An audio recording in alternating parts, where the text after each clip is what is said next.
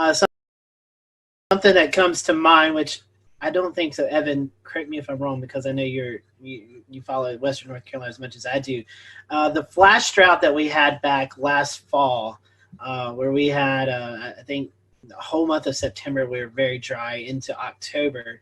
I was actually looking at some of my forecast graphics earlier today and noticed that we had high temperatures in the first week of October, still in the 80s and 90s. What was that like? How, flash droughts happen. Well, a long-term drought, you can kind of predict, we have a chance of seeing fires, but these flash droughts that are caused by the lack of precipitation, really high heat, and everything's kind of starting to die off from summer into the fall season. You guys, I guess, assuming when this happens, Hannah, you and Justin, you guys are watching this, and everybody really has to be on guard for something that could quickly happen. Yeah, and we put a lot of resources into place. There was a lot of pre-planning efforts that went into the flash drought situation from last year. So we were ready to move in the case that we had a larger fire occurrence event where we had a bunch of new ignitions. And so there were plans in place to aggressively hit those where they were, and even calling in out-of-region resources for that. Very good. So I'm sort of, going to ride along with this, Scotty, because I know one of our topics is going to be how does weather play into these fires? And we talked about wind earlier, right? We talked about the lack of rain, talked about droughts. You mentioned something earlier, Hannah, about winds, and sort of, we saw what happened in Western North Carolina a few years back. We saw what happened at Gatlinburg, and we saw what happened ahead of the cold front where convergent winds drove that fire. What sort of factors are you looking for severe type events to occur, severe outbreaks, or these fires are spread very quickly? In other words, how is weather playing into everything that you're doing? Well, weather is a huge part of what we do every day. So you almost become an amateur meteorologist when you join the Forest Service, not even by choice. It just happens. Sure. So you're looking at all the models like us too, right? Yeah, we are. We're looking at similar products, predictive services, long range planning, long range forecasting, a bunch of different data sets that we look at. And we even have a portal that's available to anyone that wants to look at it with a lot of climate data that's in there. Very good. And Justin, are you guys working with the National Weather Service offices in the local areas, or if it's divided down the region, you go to two different offices, but you're working closely with them, correct? Yeah, that's right. A lot of these offices, we have direct numbers where we can call them. One of the products we always love to get from them is a spot weather forecast, where we can really pinpoint. I want to know what the weather's going to be at this exact location. So yeah, we're in very frequent contact with our National Weather Service guys.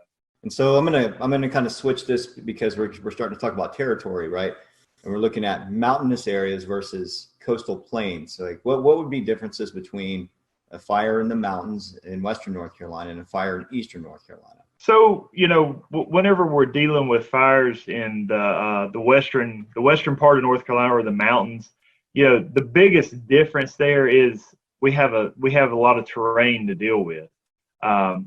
Whenever you have a wildfire on a steep slope, it's going to burn typically a lot faster going upslope.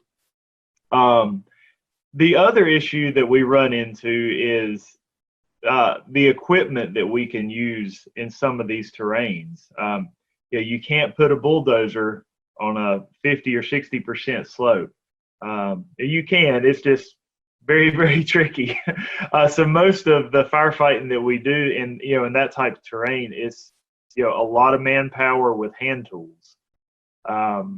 So, the actual vegetation that we have, there is a difference there. So luckily the vegetation doesn't burn quite as severely as it does in the east. And I would say Hannah will probably cover some of that. She talks about the eastern fires. But I was just going to mention, we've referred back to 2016 several times. And we definitely had a major fire problem that fall.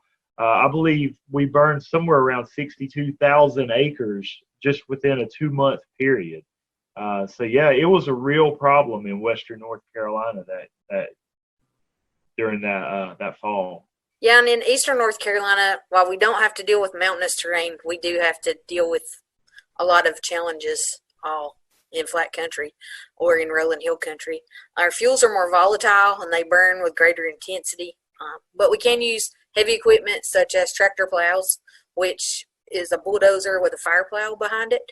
And though that equipment's used more easily in most cases, unless the soil is not, it can't support the weight of the equipment.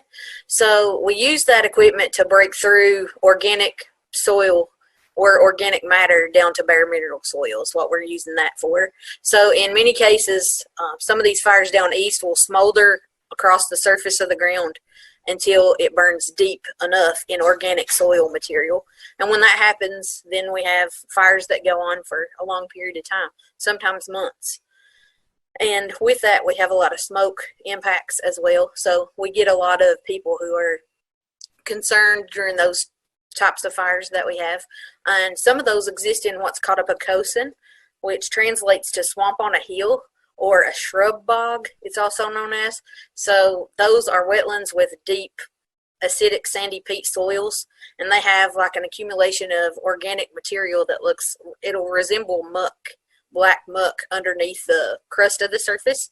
So, and that builds up over years and years and years. But those are fire adapted ecosystems, and in the east we are used to having to deal with that type of an ecosystem. I remember the fires. I'm trying to remember what year it was, where southeastern North Carolina, near the coast, and northern Myrtle Beach and the Grand Strand areas, they had a serious breakout up there, and smoke. We're going right into our next topic, which is going to be smoke management. Visibility factors, travel, the dangers of being on the road near these things and not knowing where the fire actually is and not being able to see. I mean, we've seen that out west in California. Here, what are your challenges with smoke management? How do you get the word out to folks? We use a lot of tools in the toolbox to get the word out.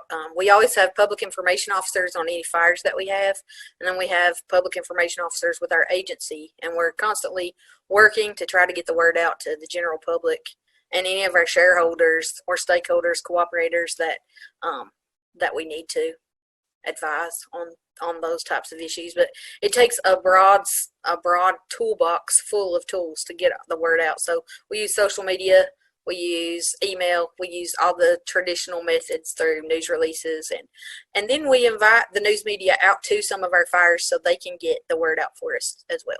One thing that I know you guys look at, and actually I'm going to share my screen here for those folks who are watching, is you guys look at all kinds of parameters. And I know we were talking a little bit about that. You have a lot of tools in the toolbox. One thing, since the wildfires here in Western North Carolina a couple of years back, I've got a tab now on my laptop that has labeled fire weather, meteorology, and kind of look at some of this stuff. So if you guys don't mind, we don't have to go through everything, but as we tie in like weather to you guys, what all indexes and things are you guys looking at? I know we have the KBDI index.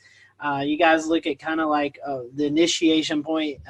You're looking for fuels, fine fuels. Kind of talk to us a little bit about that and what you guys really look at day to day for the potential for wildfires. Yeah, that's So our fire weather intelligence portal. This has been a great tool for us as fire managers. In the prescribed burn realm, but also for the wildfire realm here too. Because a lot of times when we're looking at wildfire, we're not just looking at one specific area or just one county. A lot of times we're looking at like an 8-county district, or possibly a 30-county region, or the whole state.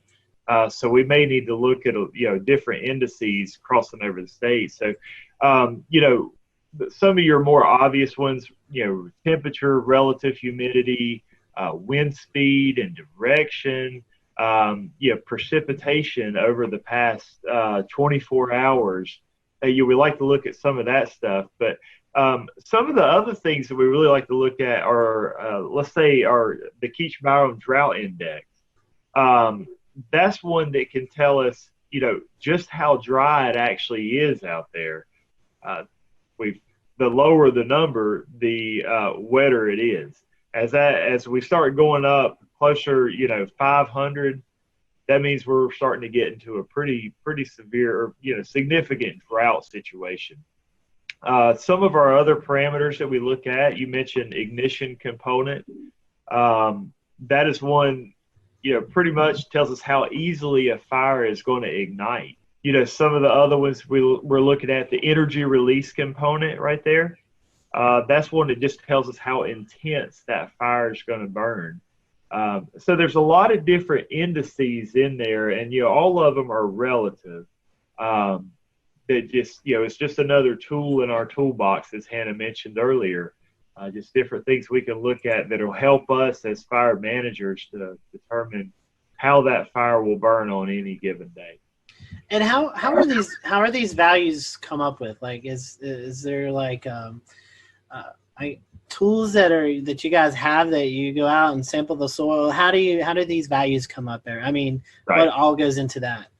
So you'll notice they're kind of placed oddly across the state there. There's actually a small weather station at each of those that are taken. We actually have small fuel sticks out there, and that takes some of our fuel moistures, and then a lot of your typical weather readings such as temperature, relative humidity, wind speed, precipitation.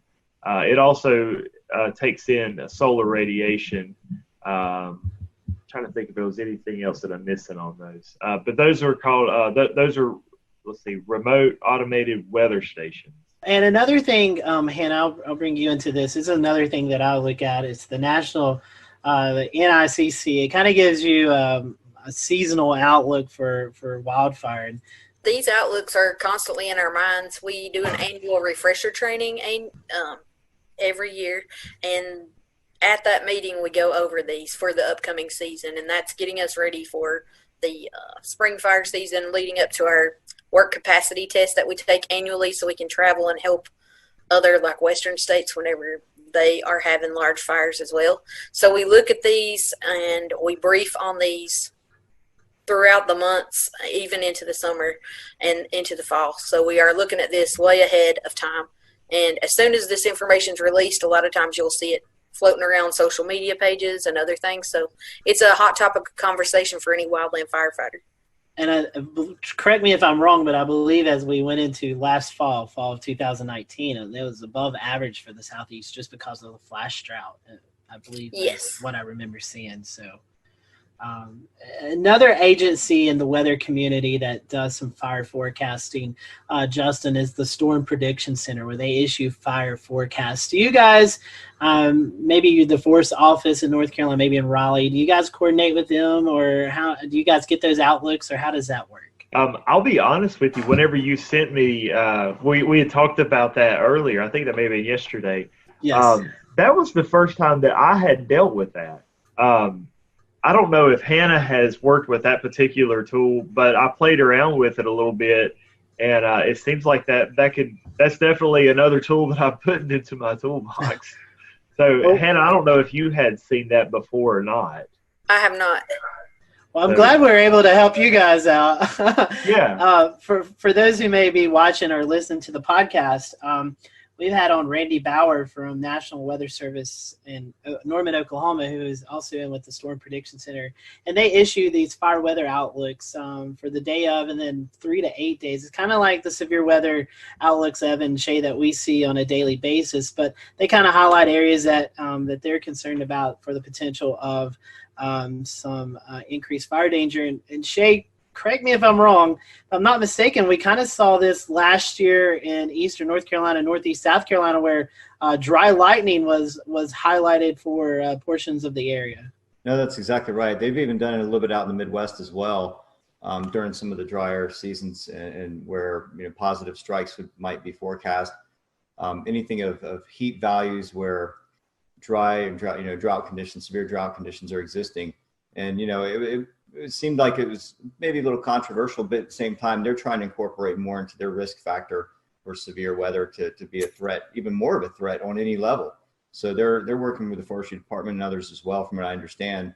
I'd like to learn more about that this year because it is kind of new with them. So yeah, I think to me, it's a good effort on their part. Definitely. So, Justin, Hannah, one reason that we wanted to invite you guys on tonight is the North Carolina Forest Service is really putting a big campaign out about being ready and prepared for fires. But one thing I wanted to talk about before we do that was the idea of prescribed burning and how that kind of helps you guys get ready for the wildfire season. So could you briefly kind of talk about the purpose of prescribed burnings, and then we can kind of go into the wildfire mitigation, what you need to do as we get into the fire weather season? I'll go ahead and grab that one. So our prescribed burns, we're going to do those anytime that we we have a forest stand out here that we want to reduce the hazard in. If you don't have a fire in there, the leaf litter, the pine litter just continues falling to the ground year after year after year, and it accumulates more and more and more. So the more it accumulates, the more of a hazard you have. Whenever you do have a wildfire come through, it's going to have a pretty extreme danger there. So what we do is we'll come through and we'll actually burn the understory and reduce that wildfire hazard. But we'll do it under controlled conditions, or we'll make a pretty strict prescription as far as the weather goes, and follow that to a T in order to hopefully control that prescribed burn like we were talking about earlier.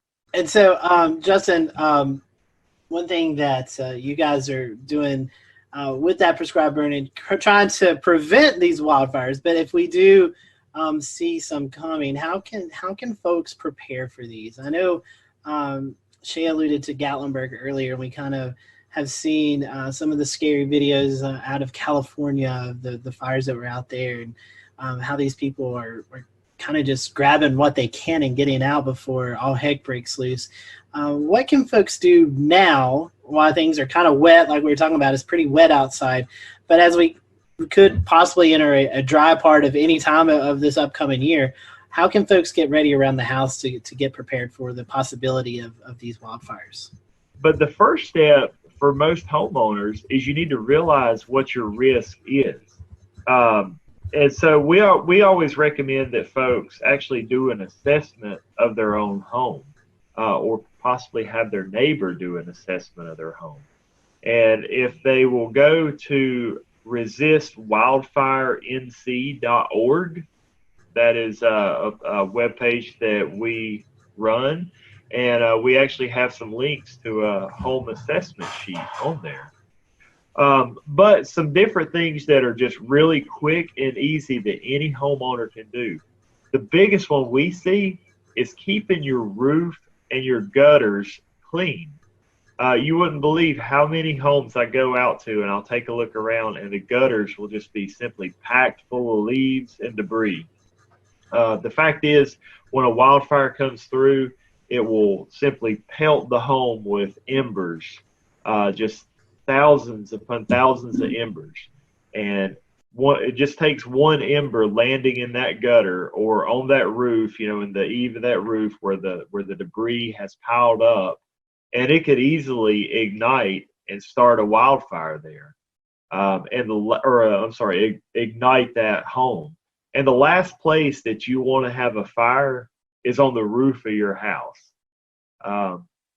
So that's one, really quick and easy mitigation strategy that folks can do. We definitely want to ask, what's the best way to see what you're reporting out? I know you mentioned wildfire.northcarolina.org. Are there any other social media sites or websites that we could go to view your material and what you're reporting out on? Yeah, the biggest one that we recommend right now is the one that we're on is going to resistwildfirenc.org. You can also go to firewise.org. That is run by NFPA. That's another great resource for homeowners to take a look at. I think that's the only two that's coming to mind right off the top of my head. Hannah, do you have any others that you can think of? Do you have a Twitter account or Facebook page or anything? Yeah, we do. The North Carolina Forest Service does have a Facebook page, and I think we do have a Twitter, but I'm not active on that one. So I know we do periodically post stuff for mitigation strategies on there. Justin, it was a pleasure having you on. Anything else you or Hannah would like to cover kind of before we close out the program? Well, I think the other mitigation strategy I was going to cover real quickly was just going to be, the one of the most important zones around a house are just the first 5 feet around the home. And that's typically where we have a lot of our flower beds, where we do a lot of our landscaping. So it's very important, the things that we put there, such as not putting highly flammable plants in that area, and then the mulch what we're putting down on the ground there is not using a flammable mulch, not using anything that's organic that can catch fire, such as pine needles or a shredded bark. The best thing we could recommend is like a hardscape, such as a lava rock or a pea gravel, or possibly even a river rock. Hannah, any other ideas that you could give folks about how they could prepare for upcoming wildfire season? It's important to work with your neighbors. It's important to recognize what type of situation you have right immediately around your house and take appropriate measures to reduce risk ahead of fire season approaching. So it's really important to work with those around you, because if they have risk, then likely their risk adjoins your risk. Because we talk about home ignition zones. So the zones around your house from 0 to 5 foot is your immediate zone, and then from 5 to 30 feet is your intermediate zone. And if those 30-foot circles, if you imagine a circle around your house at 30-foot distance, then if it touches another home's 30-foot zone, then if worst case scenario happened, there could be structure-to-structure ignition. So anything you can do to reduce the risk around your home, that's what you should be doing. Justin, Hannah, one other thing I think pops into my mind that you see a lot of people are out there when we get into these fire situations. They're trying to extinguish a fire with a garden hose that they have at their house, maybe when evacuations have been ordered. Would you guys suggest, hey, just get your stuff, follow the evacuation orders, let the firefighters, let you folks take care of the fire? Yes, absolutely. If evacuation orders have been made, by all means, go ahead and follow them. A garden hose is not going to do much for that fire. You're putting your life and your family, in harm's way by sticking around. Take these preparation tips and use them to your advantage. That way that you're prepared before the next fire. So we appreciate you guys joining us tonight here on the Carolina Weather Group. We hope you'll tune in next Wednesday for an all-new episode. Have a great evening, everyone.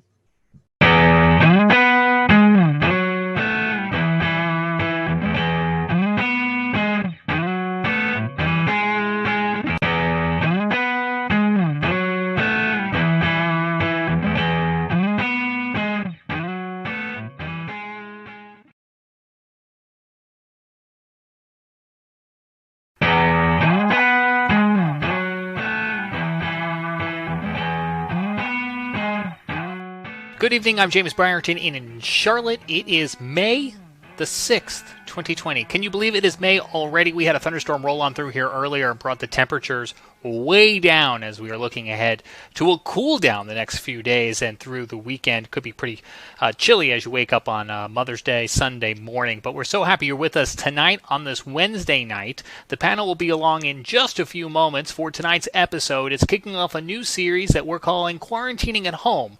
We're kicking it off with the weather team from WECT, the NBC affiliate in Wilmington, North Carolina. It's designed to be kind of a lighthearted experience among all of the serious news that is going on. But first, we do have to start on a more serious tone tonight. The National Weather Service has confirmed that an EF1 and an EF2 tornado struck southern portions of Chester County and Lancaster County in South Carolina about this time yesterday. It all kicked off at about 6:30 when the National Weather Service at Greenville, Spartanburg issued that tornado warning as a tornadic supercell was moving to the east just south of the city of Chester.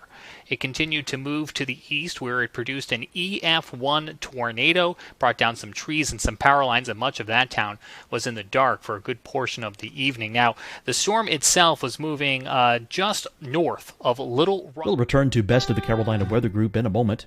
Now, your Carolina weather forecast. Here are today's forecast high temperatures for North Carolina. Here are the forecast lows for tonight for North Carolina. Here are tomorrow's forecast high temperatures. And here's forecast rainfall across North Carolina tomorrow. Here are the forecast highs for the day after tomorrow.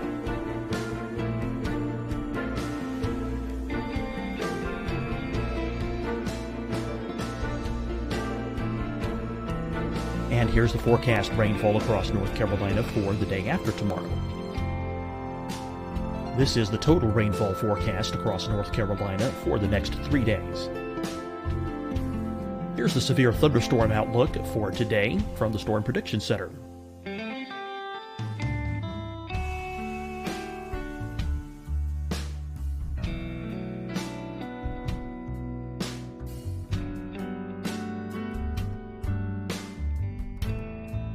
Here are the forecast high temperatures for today for South Carolina. Here are the low temperatures for today for South Carolina. Here's the probability of precipitation forecast across South Carolina today. And here are the rain chances across South Carolina tonight. Here are tomorrow's forecast highs across South Carolina. Here are the forecast low temperatures for tomorrow for South Carolina. And here is the probability of precipitation across South Carolina tomorrow. Here's the precipitation chances across South Carolina tomorrow night. Here are the forecast highs for the day after tomorrow in South Carolina.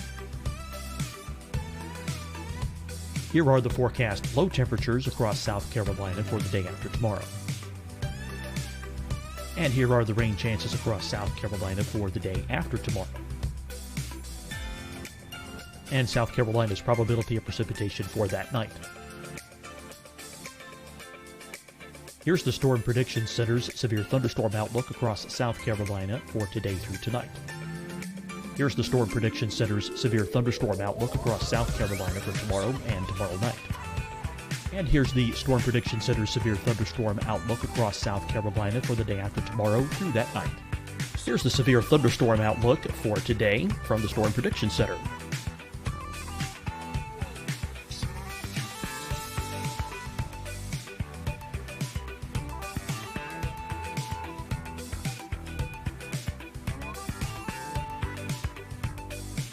And now here's a live look at weather radar across the southeast. Fight the spread and take a stand against coronavirus. Wear a mask in public. Stay at least 6 feet apart from others. And get tested. Join us and fight the spread. Visit scdhec.gov/COVID-19. Getting tested for COVID-19 helps you to take the steps needed to protect yourself, your loved ones, and your community. Find the testing location at scdhec.gov/COVID-19 testing. Hi everyone, I'm Dr. Mandy Cohen, Secretary of the North Carolina Department of Health and Human Services. And when you follow the 3 W's, you protect your family and your neighbors from COVID-19. When you leave your home, practice your W's. Wear a cloth face covering, wait 6 feet apart, wash your hands often. Wear, wait, wash. We're in this together. Stay strong, North Carolina. Deciding when to wear a mask isn't about who you know or how well you know them. Just ask yourself, will I be with anyone I don't live with? If the answer is yes, get behind the mask. Help slow the spread of COVID-19. Get behind the mask. Learn more at covid19.ncdhhs.gov. You'll see your Carolina weather forecast at 25 and 55 past. And now back to the best of the Carolina Weather Group on the all-new Carolina Weather Net.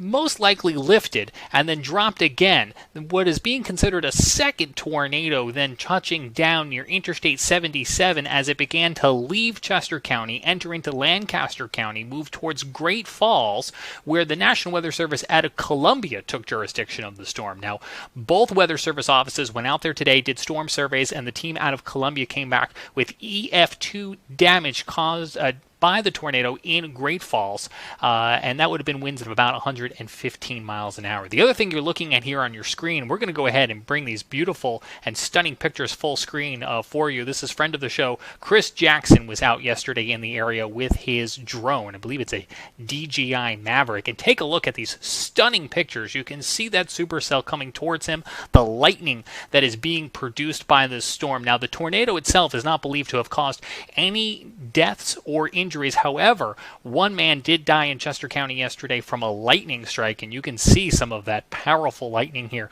being produced by the storm. And then it dropped hail up to 2 inches, golf ball size hail reported as associated with this storm, and you can see how it littered the ground. Almost looks like a winter morning here as Chris is showing us these aerial pictures, and you can see almost a fog rolling in, and it is actually a fog rolling in over the valley caused by the sudden cool of those temperatures and all of that cold ice particles now sitting on the ground. So the National Weather Service is still working to finalize most of their storm surveys, and we'll have updates for you on Facebook and Twitter as we learn more. But again, to recap, EF1, EF2 tornado in parts of Chester and Lancaster County on Tuesday evening, and thanks to Chris Jackson for these pictures. Now let's get over to Scotty Powell and the panel for tonight's kickoff of our Quarantining at Home series with the meteorologist from WECT in Wilmington. Scotty.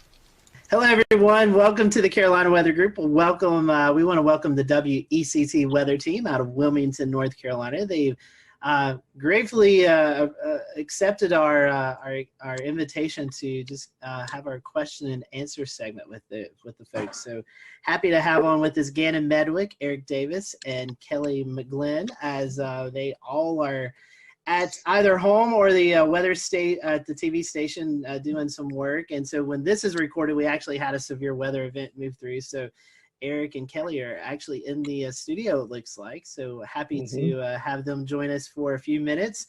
Guys and gals, we just want to start off with some quick hitting questions. So I'll throw out the first question, and I'll let Dan and Evan join in. Our first question is about social media. Which do you prefer better, Twitter or Facebook? Gannon, I'll let you start. It's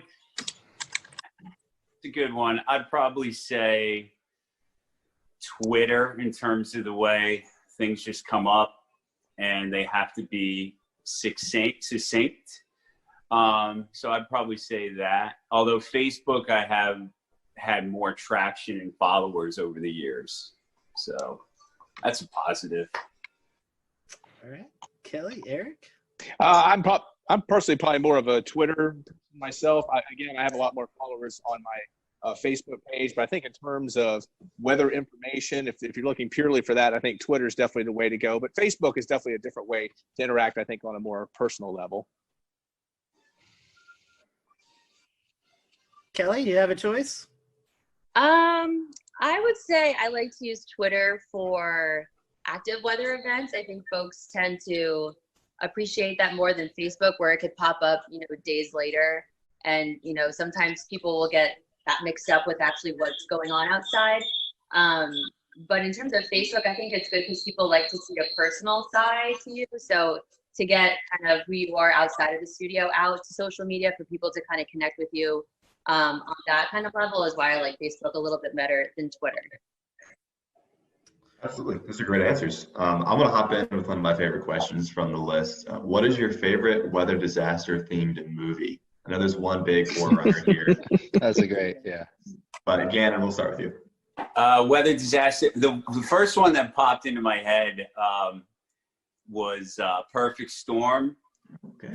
With Mark Wahlberg and George Clooney back in the day. Like Someone said that last time. That's a good choice. Yeah, and it was kind of fun. I mean, you pick out in any weather and disaster themed movie that you pick out the inadequacies of the weather and the geography. That gets you a little bit, but that one was fairly entertaining, I guess. Good. Kelly?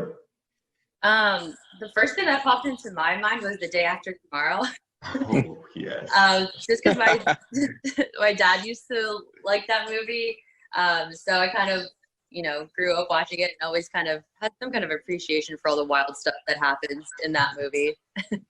Good choice. I guess mine would be Twister. That was out about the time I was graduating from graduate school or graduating from college. That's about probably aged myself a little bit, but I just love cow, flying up in the air. That's classic. And there's a lot of liberties with that movie, but it's kind of a cool theme. I like it. Yeah, absolutely. Those are great. Dan, you got one? Yeah, and I'm with you there. That Twister. Personally, I think if you haven't seen Twister at least a dozen times, you're missing exactly. out. But kind of in the same mode here. Back to you, Gannon. Kind of circling around. As far as music goes, do you have any favorite type of music, or even any music that kind of gets you in the mood for weather or weather related music?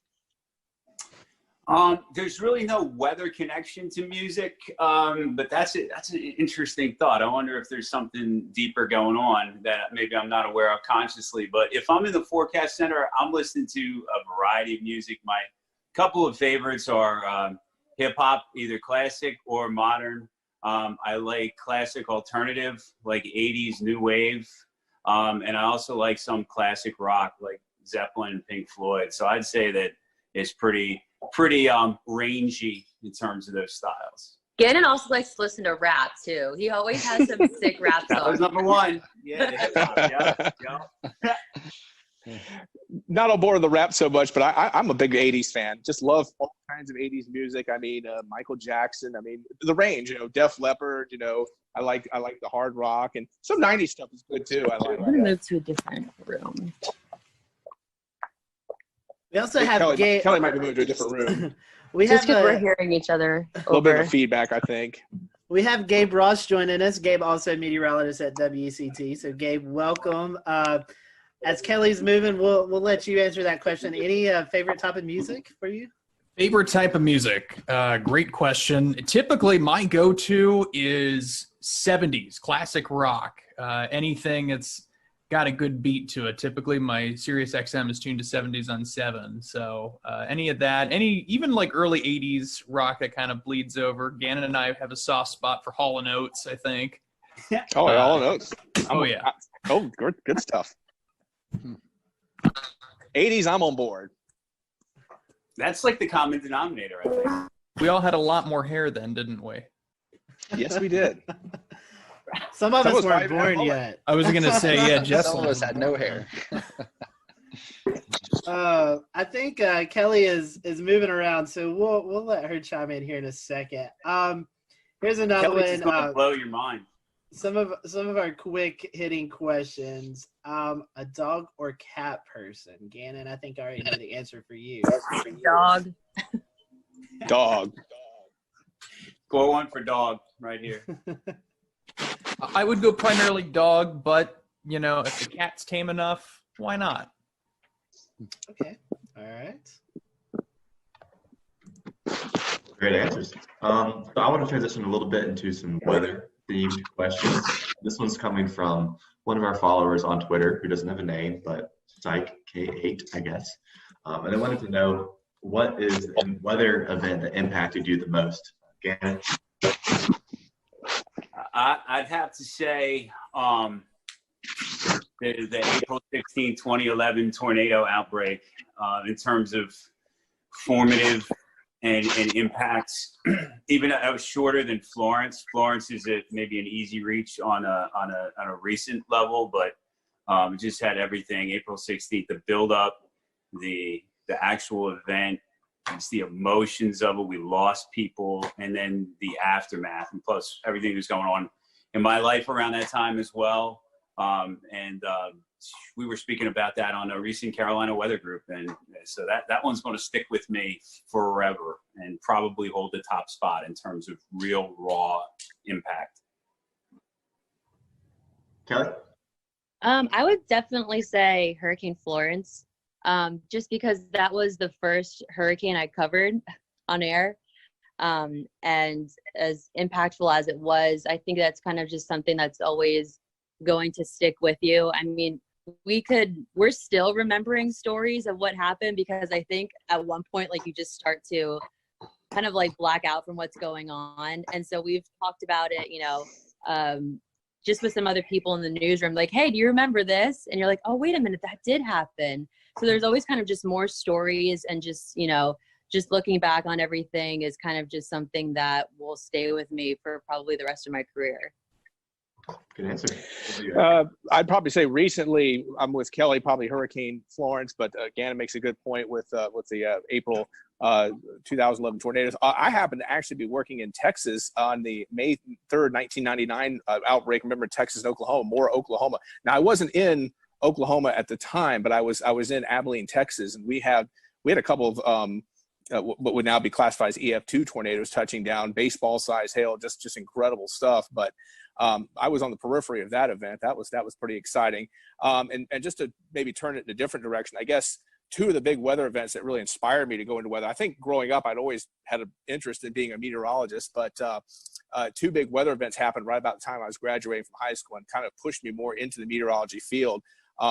The Raleigh tornado of 1988. I don't know, we're kind of going way back here, but the Raleigh tornado of 1988, I just remember the damage. And one of my friends in high school, there was only 2 deaths, surprisingly, with that tornado, but a friend of mine in high school actually had to perform CPR and unfortunately lost one of the girls who died in that tornado. So that was kind of a direct impact.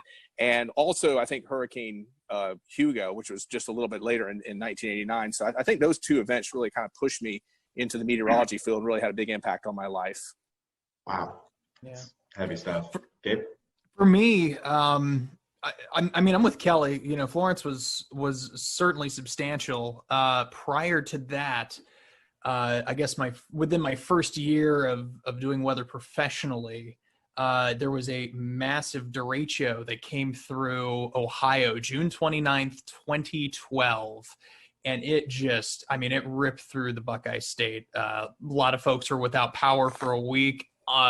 For me, memorable because I was working at a very small market TV station in Zanesville, and I was the only one working that weekend. So I basically lived at the station for 48 hours. We lost power to the TV end of things, so it was constant radio updates. I slept in the basement. Temperatures were, I would say, in excess at times of 85 degrees just in the actual studio. Outside, daytime highs were in the deep 90s, and I want to say some low hundreds, but just an incredible system to see it sweep through. Straight line winds, I want to say they were close to 90 miles an hour, if not more than that. It's been so long, but it's certainly sticking in my mind. But of course, most recently, Florence, and even a little bit with Dorian too, just the tornado outbreak that Gannon and I were covering that morning. It will stick with me for a long time. Well, and so sticking with you here, you've talked about what's most memorable, but what would be your favorite? What's your favorite type of weather to forecast? Favorite type of weather? Winter weather. That's an easy one. I love snow. Eric. Don't get to see a lot of snow, so I get pretty excited with snow. Yeah, pop-up showers and storms are pretty expected during the summer. So after a while, it gets kind of tiresome. But yeah, anytime there's a threat of snow, mixed precipitation, especially down here, we get it from our viewers all the time. They're just oh, is it going to snow? Well, a degree or two difference, and that's what we get. So it's a lot of fun. Okay. Kelly, Gannon, you have a choice on that? I love tropical forecasting. That's my jam. I don't like winter weather forecasting at all, just because people are so mean about it. God forbid you get chilly rain instead of, snow, and it's the be all end all of the Carolinas. But I've always just loved tropical weather. That's been my thing for probably quite some time now. Yeah, I would have to agree. Tropical is my favorite. Challenging weather to forecast and impactful weather to forecast. In terms of just favorite all around, though, I love those first couple of fall air masses that come down in September, October, August. Yeah. If we're lucky, we get a little taste. And I think those are fun to sort of gauge and talk about, just because you realize everybody's ready for that at that point. Even if you like summer, everybody seems to be happy when the weather just gets a little more mellowed out. So that's the kind that I like, that makes everybody happy. Hurricanes and tropical storms probably take the top spot, though, in terms of the challenge in the meteorology. It's just fascinating. So speaking of your favorite weather, kind of the reverse of that, do you take it personal when you miss a forecast? I mean, does it bother you, or do you just kind of shrug it off and say on to the next one? I'll start with you, Eric.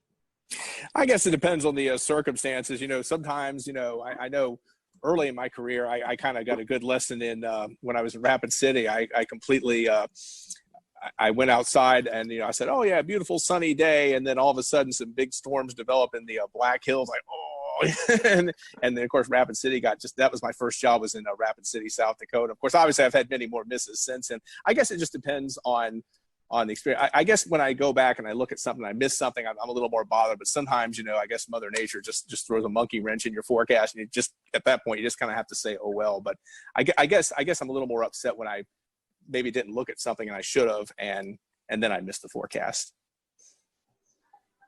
Kelly, Gabe, Gannon? Ladies first. Yeah. And I don't mean you, Gannon. No. He wants to answer. I mean, yeah, of course, it's something that, if we miss a forecast, or, the timing of a line of storms is off by a couple hours and it arrives earlier, and a lot of people work outside in the summer, like landscapers, and, people have businesses along the beaches, and they rely on those forecasts for their businesses. So, from time to time, we know how the summer goes here. Of course, we can't predict where those pop-up storms are going to be, but, I think it's a kick in the butt when we miss our own forecast, and, we let some viewers down. If you really want to say let them down, or, but I think for the most part, our viewers are very, appreciative of our forecasting and how accurate we can be in the summertime, especially during hurricane season. We get a lot of emails saying how appreciative they are of how interactive we are on social media and whatnot. So there's pluses and minuses to that too. I don't really feel like I take it personally, except for you got to put your name and your face on your product, so that when your product is less than perfect, it reflects on you that way. So you can't help but be personal. But I think I've learned to kind of compartmentalize that and shake it off, if you will, maybe more than if I was a really young forecaster. And then also you learn when you have to eat humble pie that maybe you should have messaged it different. Maybe you knew there was a possibility that the outcome could have been that. Maybe I could have articulated that better. Probabilistic approach to forecasting, as opposed to, oh, the high's going to be 75. And then if it's like 73, is that bad? No, we're talking about the same kind of flavor. So yeah, take it personally, but grain of salt. But only because we have to put our name and our face on the product. Otherwise, treat the instance as a learning opportunity to do better next time. Yeah, I think you hit the nail on the head with that, Gannon. At least in my case, probably compared to the other Mets that are on the team, I'd say I have I won't say least experience, but I know these guys could write books on the stuff that they know. by comparison. And you know, when I miss a forecast, it is just that, a learning experience. And agreed with Kelly that our viewers, I think, are very generous. They understand that what we do is difficult, and you know, if it's a huge blow in the forecast, for instance, you know, cold air is rushing in and it comes farther south than we anticipate, and so instead of seeing highs in the mid 70s, we don't even make it to 70, and that, you know, becomes tricky. And to Gannon's point, you know, how could I have messaged that differently? You know, what steps can I take to be clearer about that message going forward? We blame it on the wedge here in Western North Carolina. It's all about the wedge. All right, Evan. So last time I asked this question with the WFNY crew, we got somewhat of an unexpected answer. So this will be interesting. What is your favorite model website, if you have one? Okay, I'll jump in. I use Weatherbell.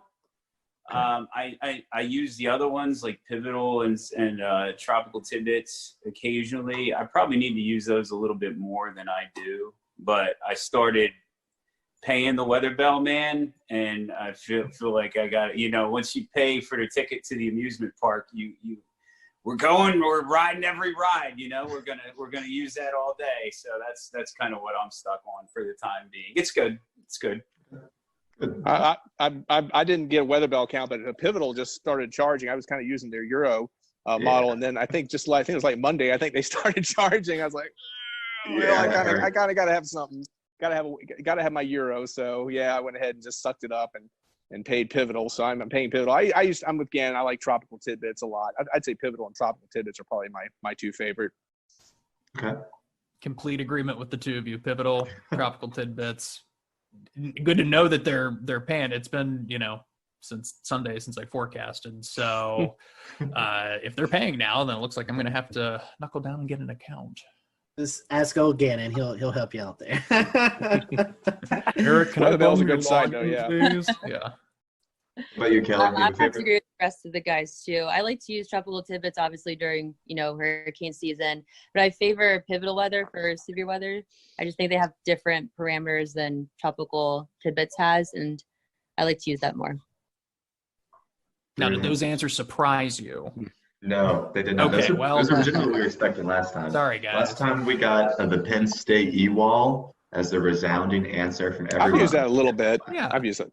And I had never heard of it before. Gannon, I mean, even with the hat, I've been using that for years, but I haven't used the E-Wall so much recently. I gotta be honest. I probably need to go back and check it out. That used to be my go-to for the HRRR mod for her. I used to go there on the E-Wall, but now I use Weatherbell. So, Gannon, here while we're on you here, the this is kind of a multi-part question. Were you scared of thunder and or lightning as a kid? And also, was there kind of a period connected to that or after that you knew you wanted to be a meteorologist? My answer to the first part was not especially. Like, I don't have one specific knock your socks off thunderstorm memory that really freaked me out. And I have a couple of thunderstorm related memories. Like, we actually had a lightning strike to a tree outside of my house, and I remember the current got in the house somehow to the extent that some electronics were messed up. And I remember thinking, whoa, how would that, you know? So I mean, it's like 3-4 years old. That kind of gets the gears turning in your head that something bigger is at play. It didn't really turn into fear. And I would say it was just a compilation of thunderstorms and other weather phenomena in aggregate that got my interest in meteorology going throughout my childhood years and in my adolescent years. Okay, great. And Kelly, do you want to speak to that?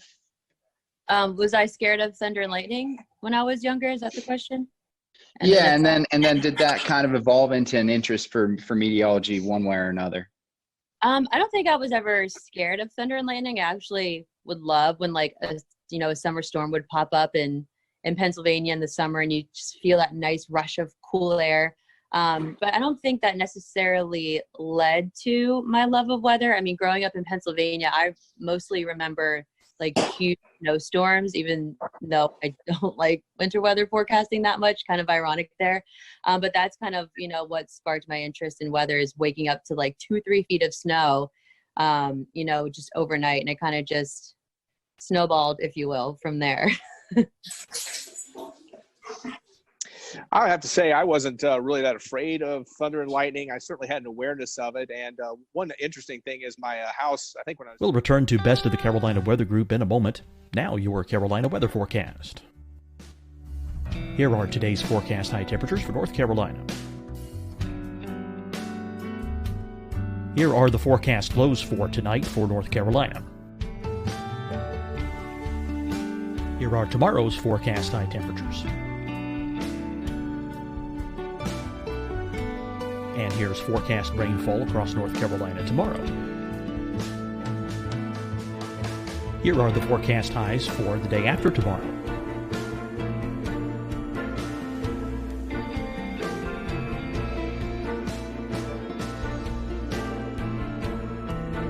And here's the forecast rainfall across North Carolina for the day after tomorrow. This is the total rainfall forecast across North Carolina for the next 3 days. Here's the severe thunderstorm outlook for today from the Storm Prediction Center.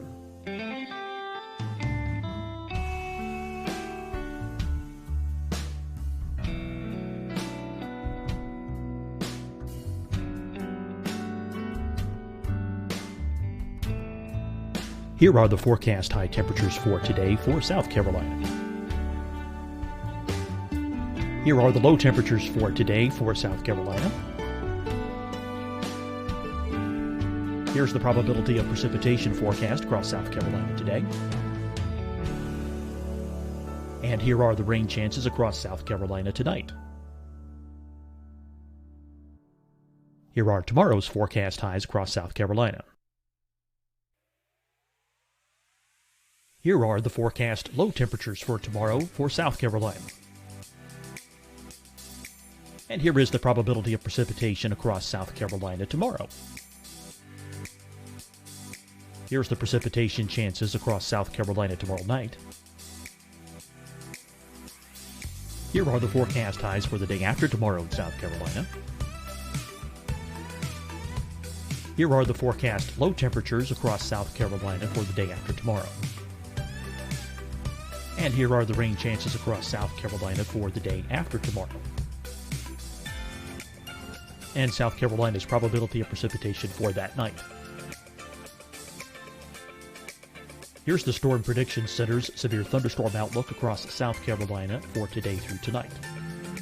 Here's the Storm Prediction Center's severe thunderstorm outlook across South Carolina for tomorrow and tomorrow night. And here's the Storm Prediction Center's severe thunderstorm outlook across South Carolina for the day after tomorrow through that night. Here's the severe thunderstorm outlook for today from the Storm Prediction Center.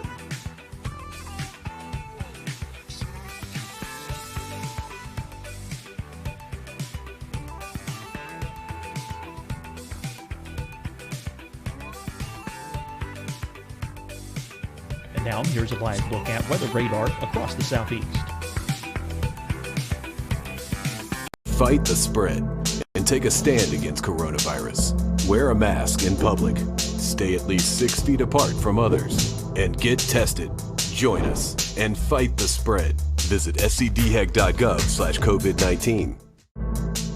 Getting tested for COVID-19 helps you to take the steps needed to protect yourself, your loved ones, and your community. Find the testing location at scdhec.gov/COVID-19 testing. Hi, everyone. I'm Dr. Mandy Cohen, Secretary of the North Carolina Department of Health and Human Services.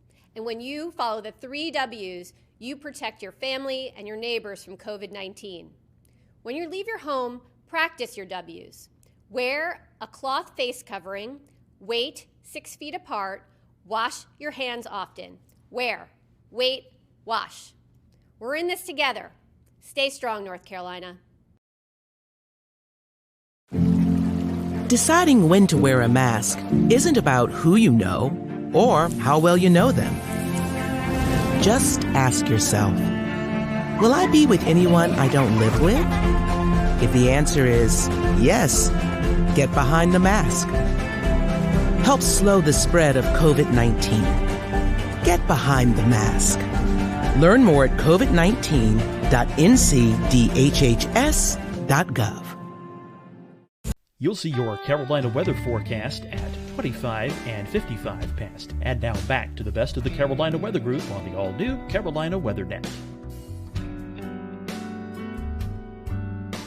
Was struck by lightning, or at least some streamers got into our house. And I remember my mom was making spaghetti that day, and she was cooking spaghetti sauce on an old cast iron pan, and the lightning actually burned a hole in the cast iron pan. I remember that very, very vividly. Well, see, I'm going to go the opposite of these guys. I was scared to death of storms growing up, and I think doing weathers has helped me over the years, of course, get over that.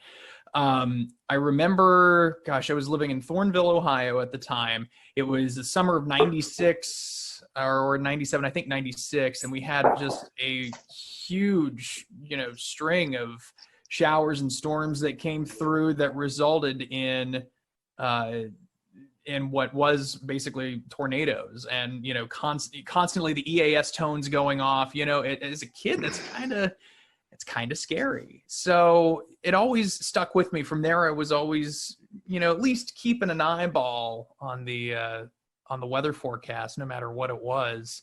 And then when I got to college, I had actually. Long story short, my folks had us grow up basically in TV. They were both TV personalities, TV managers in Columbus, Ohio. Got out of it for a little bit, and then college came around, and then got back into it. And so I started on the news end, and then I actually dated a meteorologist my junior year of college, and then that sparked the love of weather. So the relationship didn't last, but my love of weather from there on did. At least you had something lasting from that. We'll call it a nice parting gift. Another question, and then we want to kind of get to some more fun questions. While we're taping this, we've been going through some crazy times in the country with the COVID-19 pandemic. So this is kind of another two-parter question. A lot of folks have been able to do weather from home, a lot of meteorologists. So my question is, what are your thoughts on doing weather from home, and what do you think the future of meteorology looks like? Do you think we can incorporate this more into your daily routine of what you guys do on TV? Whoever wants to start, I'll let whoever. Well, my thoughts of weather from home is I think it's a great way to offer the service, the public service of distancing as you can.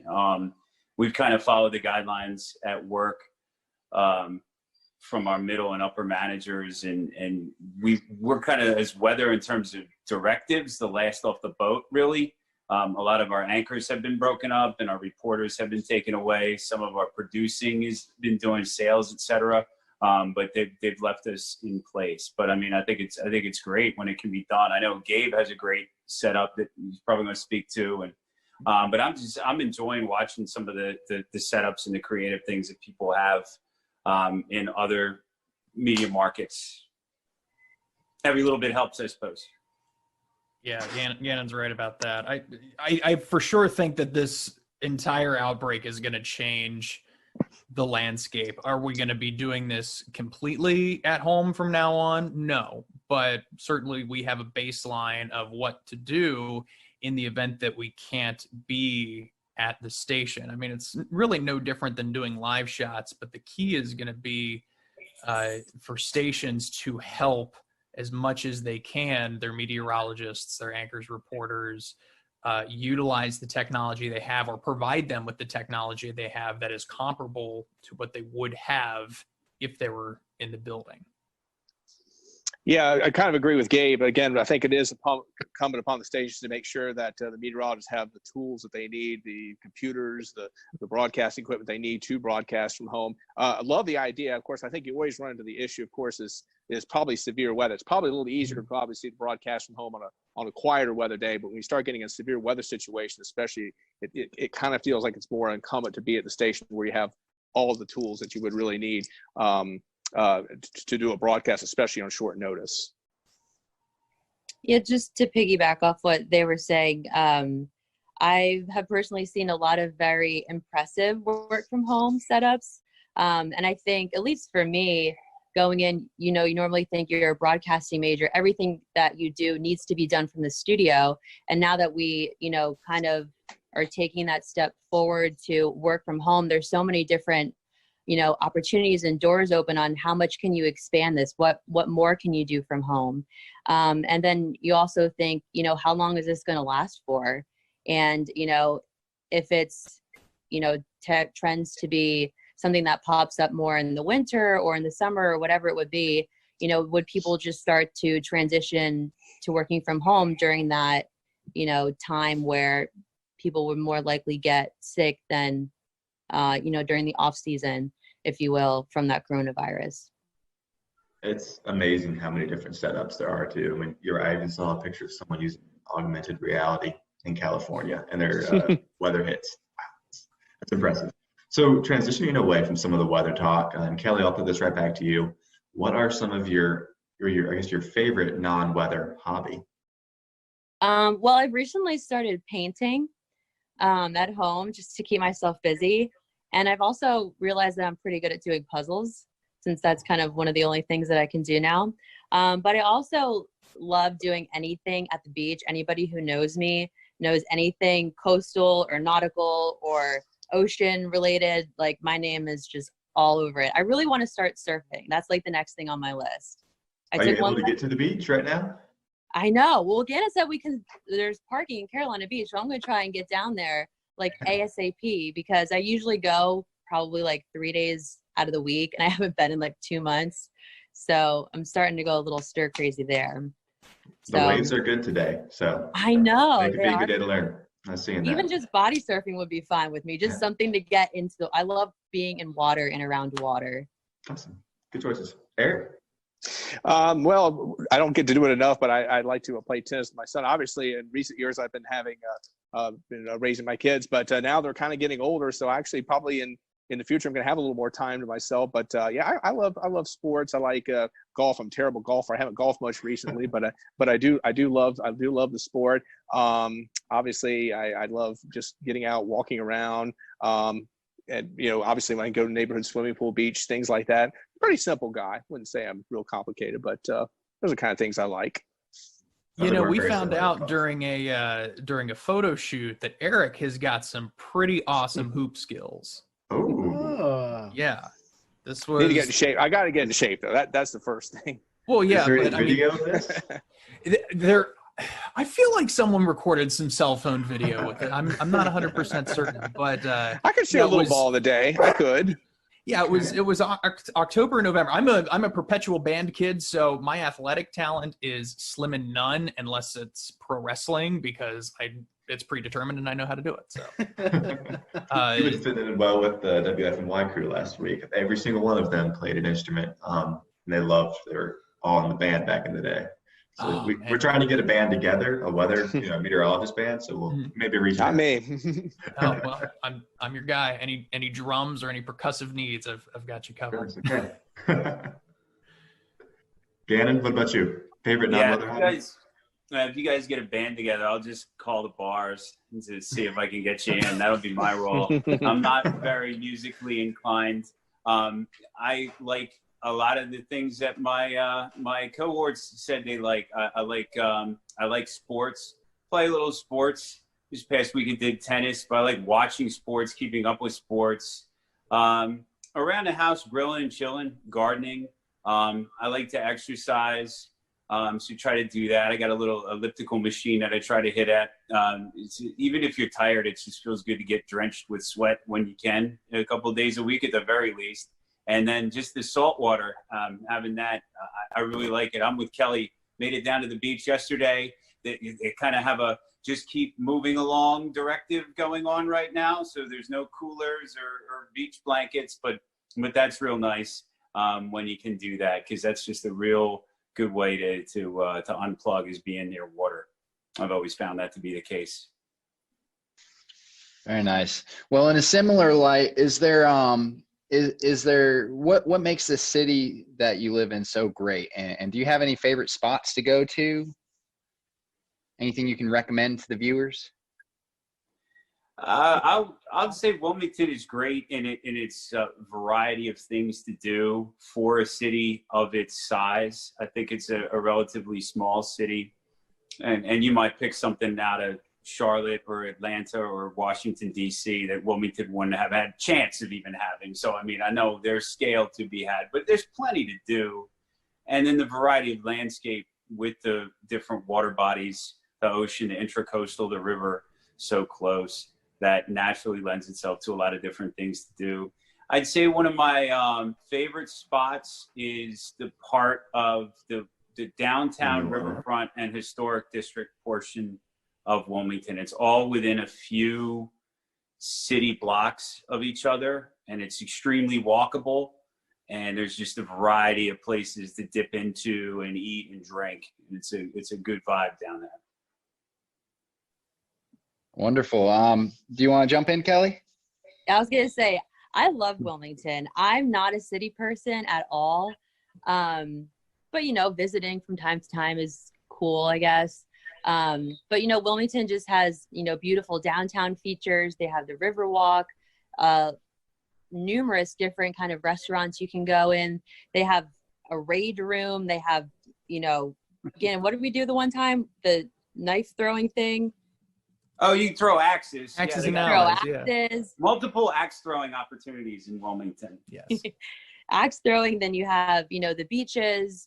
Any beach you go to is going to be a beautiful beach. I love how the people here really take care of the beaches. Like, I rarely ever see any trash on the beaches, and it's great. People pick up after themselves there, and we keep our beaches clean. And, not too far away from here, you can go to Raleigh. You have Myrtle Beach to your south. It's just a really good location, and being in a southern coastal town, for me, it's something that I've always wanted to, experience living in, and I'm glad I did it. Yeah, I completely agree with what my colleagues have said. I kind of like the Fort Fisher State Park myself. I think that's kind of a hidden treasure in a way. One nice thing about Fort Fisher is, you probably, of course, hear about, like, you go to Carolina Beach or Riceville Beach, you have to pay a lot of money to park. But obviously, Fort Fisher is a state park. You can park there for free. So that's a good beach experience. And plus, it's not quite as crowded either. So that's kind of a nice place to walk around, or if you want a little quieter beach experience. Mm-hmm. I'm for sure more of a Wrightsville Beach kind of guy. I live near Wrightsville Beach, so I can very easily run or jog to the beach and get in and around there, kind of the Mayfair area. Also, really just from here up through like Surf City, North Topsail, some of those places, they're a lot of fun. I don't want to say a lot of folks my age, but 30 somethings, you're going to find some 30 somethings, in that neck of the woods. So it's pretty cool to get out there. And yeah, most people keep to themselves. And the one thing that was remarkable, when I came down here 5 years ago from Ohio, I was just floored at just how nice everybody is. You don't get that kind of niceness in Columbus, Ohio, when you walk past somebody in Walmart. Oftentimes it's what are you looking at me for? Like, what's going on? Here it's like, hi, how are you? Oh, wow, I didn't get cursed out. That's incredible. So it was a nice change of pace. I love the people down here and the scenery just as much. Well, what they say is that people who are at the coast often are have a little bit more of a relaxed personality and are generally happier, right? That's true. And it sounds like we all need to try the Riverwalk too, if we haven't done that. I know that's I'll have to put that on my list. Worth it. But I think, Evan, you have one more question to follow up with, and we'll go with that. Yeah, so one last very short, very silly question to kind of end us off for the eve or the afternoon, I guess. Gannon, start with you. Really philosophical here. Is a hot dog a sandwich? Oh shoot! You were really going to ask that? Oh yeah, we weren't joking around earlier. Yeah. I'm gonna say yeah. Like a square is a rectangle, but it's a square. What goes on? What goes on your hot dog, Gannon? Tell us what's your toppings. Oh man, I haven't had hot dog in years, but I had like brats, so same kind of thing. It's mustard and then sometimes pickle relish, but definitely mustard. I like the rectangle is a square is a rectangle, whatever. That's good. That's good logic. I got mathematical on you. I'm going to say yes, because if it's between two pieces of bread, in my mind, that qualifies as a sandwich. Very, very simple criteria. If I have to have a hot dog, I'd probably say chili, mustard, and some onions. Got to throw some onions on there too. Okay. Well, by that criteria, quesadilla is a sandwich too, then, right? Oh, okay. Sure. That's for bread, the next bread. show. It's got to be bread. Hot dog Bread. bun's kind of It's bread. a parallelogram. Gabe, Kelly? I'm stumped. Would never consider a hot dog a sandwich, but I guess if you think about it, kind of. Yeah. I don't know. You know, in elementary school, when, they'd send out the list of what's for lunch or whatever, they actually would have for us hot dog sandwich, which is okay, small town Ohio, great. But I guess it would be considered a sandwich in that regard. I mean, if that's the same thing with, with a hamburger, I guess it's technically a sandwich between two pieces of bread, like Eric said. So in my case, I'm with Eric though. I like chili on my hot dog, and I am a cheese fiend. So whether it's nacho cheese, cheddar cheese, you name it, load it on there, good to go. So Gabe, on my hot dogs, I do the cheese rotel dip. You can mix the rotel and the cheese to get with a little bit of chili. It's good. It's good. Oh yeah. Oh, and bacon too. Duh. We're planning in my front. A little bit of bacon on there, just for some taste. Awesome. Kelly, what's on your hot dog? I'm still figuring out if a hot dog's a sandwich over here. I haven't even gone past the first question. But I guess, I don't know, kind of just the classic hot dog kind of gal, onions, mustard, ketchup. What's that one hot dog place in Southport that's now in Wrightsville Beach, guys? Do you know what I'm talking? The Trolley Stop or something like that? Maybe it. Yeah. They have a bunch of really cool, different kind of hot dogs there. So I don't know. Is a hot dog a sandwich though? This is a question that's going to have to come back every time we do this now. So, I bet I like y'all's answers. These were good. I bet for you guys watching, you never thought we was going to talk about hot dogs on this show. But we are going to start to close up. So would love to give each and every one of you the opportunity, if our followers and listeners find themselves in Wilmington, how can they find you on the social media platforms so they know what the weather's going to be like when they're visiting the Wilmington area? Gannon, I'll start with you. Thanks, Scotty, and thanks, guys, for the opportunity to hang out. I'd like to revise my answer on the hot dogs to include chili, first of all. But also, if you're in Wilmington, you have any interest in Wilmington weather, I'm at Medwick, just my last name, on Twitter, at Gannon Medwick, all one word, on Instagram, and then meteorologist Gannon Medwick -WECT is the search for Facebook. So I'm on all of those three places. Okay. Forgot my Instagram. I'm gonna have to remember that. But on Twitter, I'm at Eric Davis, WECT, ERICDAVIS, WECT. Meteorologist Eric Davis -WECT. You can find me on Facebook. I'll have to get back to you on the Instagram. I forgot for the moment. I have it, Eric. It's WX Eric D 10. WX Eric D10. There you go. That's Instagram. Thank you, Gabe. Quick search. My Twitter is at Kelly _WX. And for those that may be watching that doesn't know what WX means, it means weather. And my Facebook is just meteorologist Kelly McLinn. So if you do come to the Wilmington area, you won't be disappointed, and hopefully you won't be disappointed in what the weather is that day. But otherwise, it's a beautiful place. I try to make all my social media as consistent as possible, so you can find me on Facebook, Twitter, Instagram at TV's Gabe Ross, TVS Gabe Ross, GABEROSS, YouTube, and all the other fun stuff you can find on that too. Well, and I just want to say too, I'm not like other Kellys who spell their name with a Y. Oh yeah. My name is Kellie, so that may help you find me too. All right. There you go. Well, we appreciate you you all joining us this afternoon. For everyone who is watching, thank you for joining us, and catch us next time as we wrangle up another group of meteorologists and ask them these silly questions. Have a good day.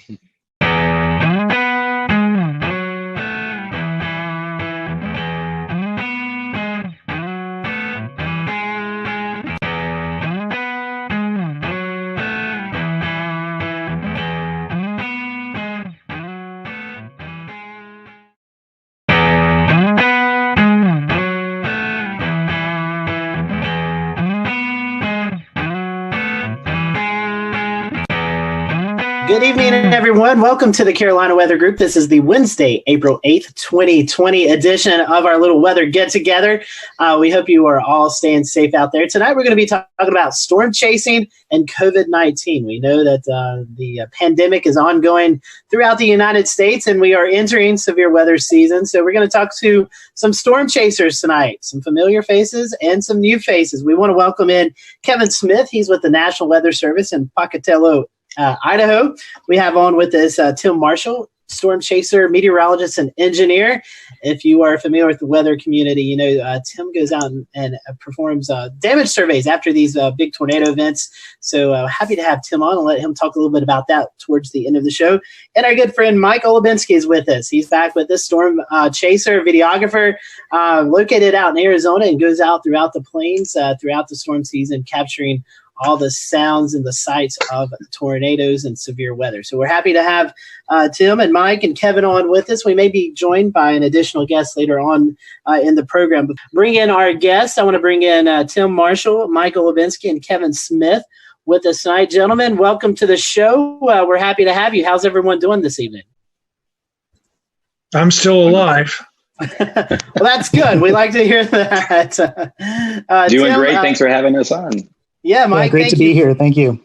Thank you for that. Tim, we'll start with you. You are in Texas right now. Tell us a little bit for your first-time guest. So tell us a little bit about your weather history, your weather background, how you got caught up in this crazy weather community that we're all involved in.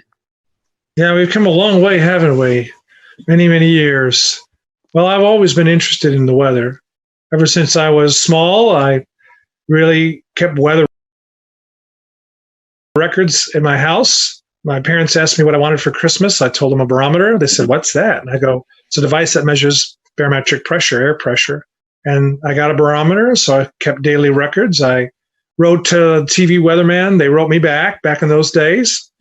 And then Ted Fujita was at the University of Chicago, and I was in a suburb of Chicago, Oak Lawn.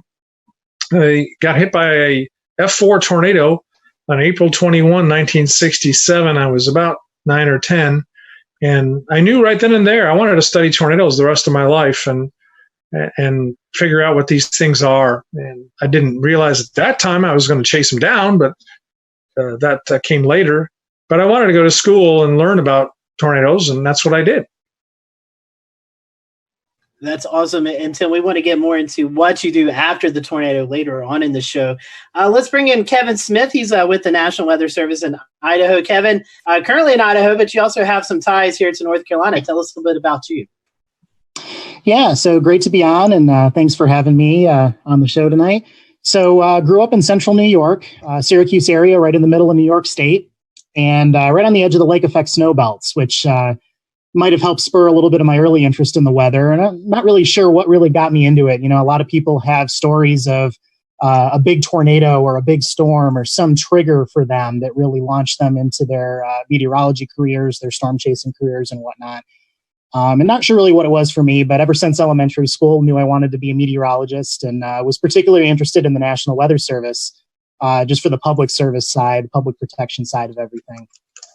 So went to college down in NC State, Raleigh. So there's my connection to North Carolina. Started in 2007, working on my meteorology degree, and was there for 4 or 5 years. So, got to know a lot of great people down there. And Dan Whitaker and I believe we met possibly doing some local chasing back during that time when I was in college. Got some exposure at the Raleigh Weather Service office, doing some volunteer work there, whatnot, and got involved in the ham radio side of weather spotting and the Skywarn programs there in Central North Carolina as well. And so graduated in 2012, and just like a lot of people are facing, very competitive these days to get into the National Weather Service.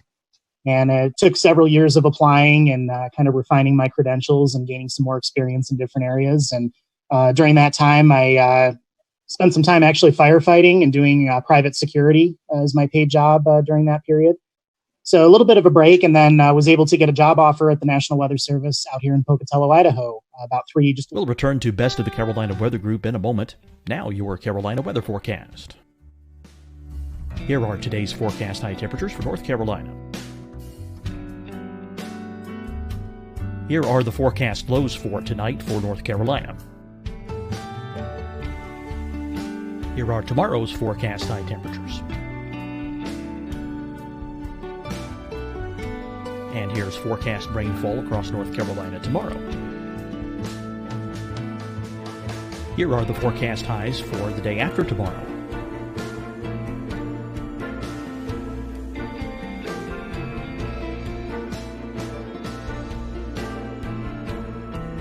And here's the forecast rainfall across North Carolina for the day after tomorrow.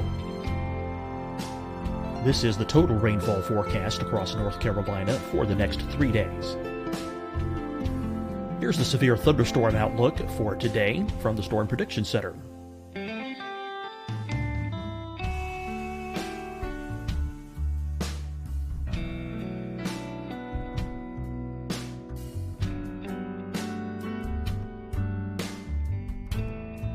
Here are the forecast high temperatures for today for South Carolina.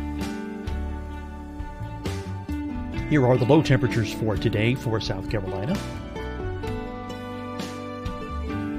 Here's the probability of precipitation forecast across South Carolina today. And here are the rain chances across South Carolina tonight. Here are tomorrow's forecast highs across South Carolina. Here are the forecast low temperatures for tomorrow for South Carolina. And here is the probability of precipitation across South Carolina tomorrow. Here's the precipitation chances across South Carolina tomorrow night. Here are the forecast highs for the day after tomorrow in South Carolina. Here are the forecast low temperatures across South Carolina for the day after tomorrow. And here are the rain chances across South Carolina for the day after tomorrow. And South Carolina's probability of precipitation for that night. Here's the Storm Prediction Center's severe thunderstorm outlook across South Carolina for today through tonight. Here's the Storm Prediction Center's severe thunderstorm outlook across South Carolina for tomorrow and tomorrow night. And here's the Storm Prediction Center's severe thunderstorm outlook across South Carolina for the day after tomorrow through that night. Here's the severe thunderstorm outlook for today from the Storm Prediction Center.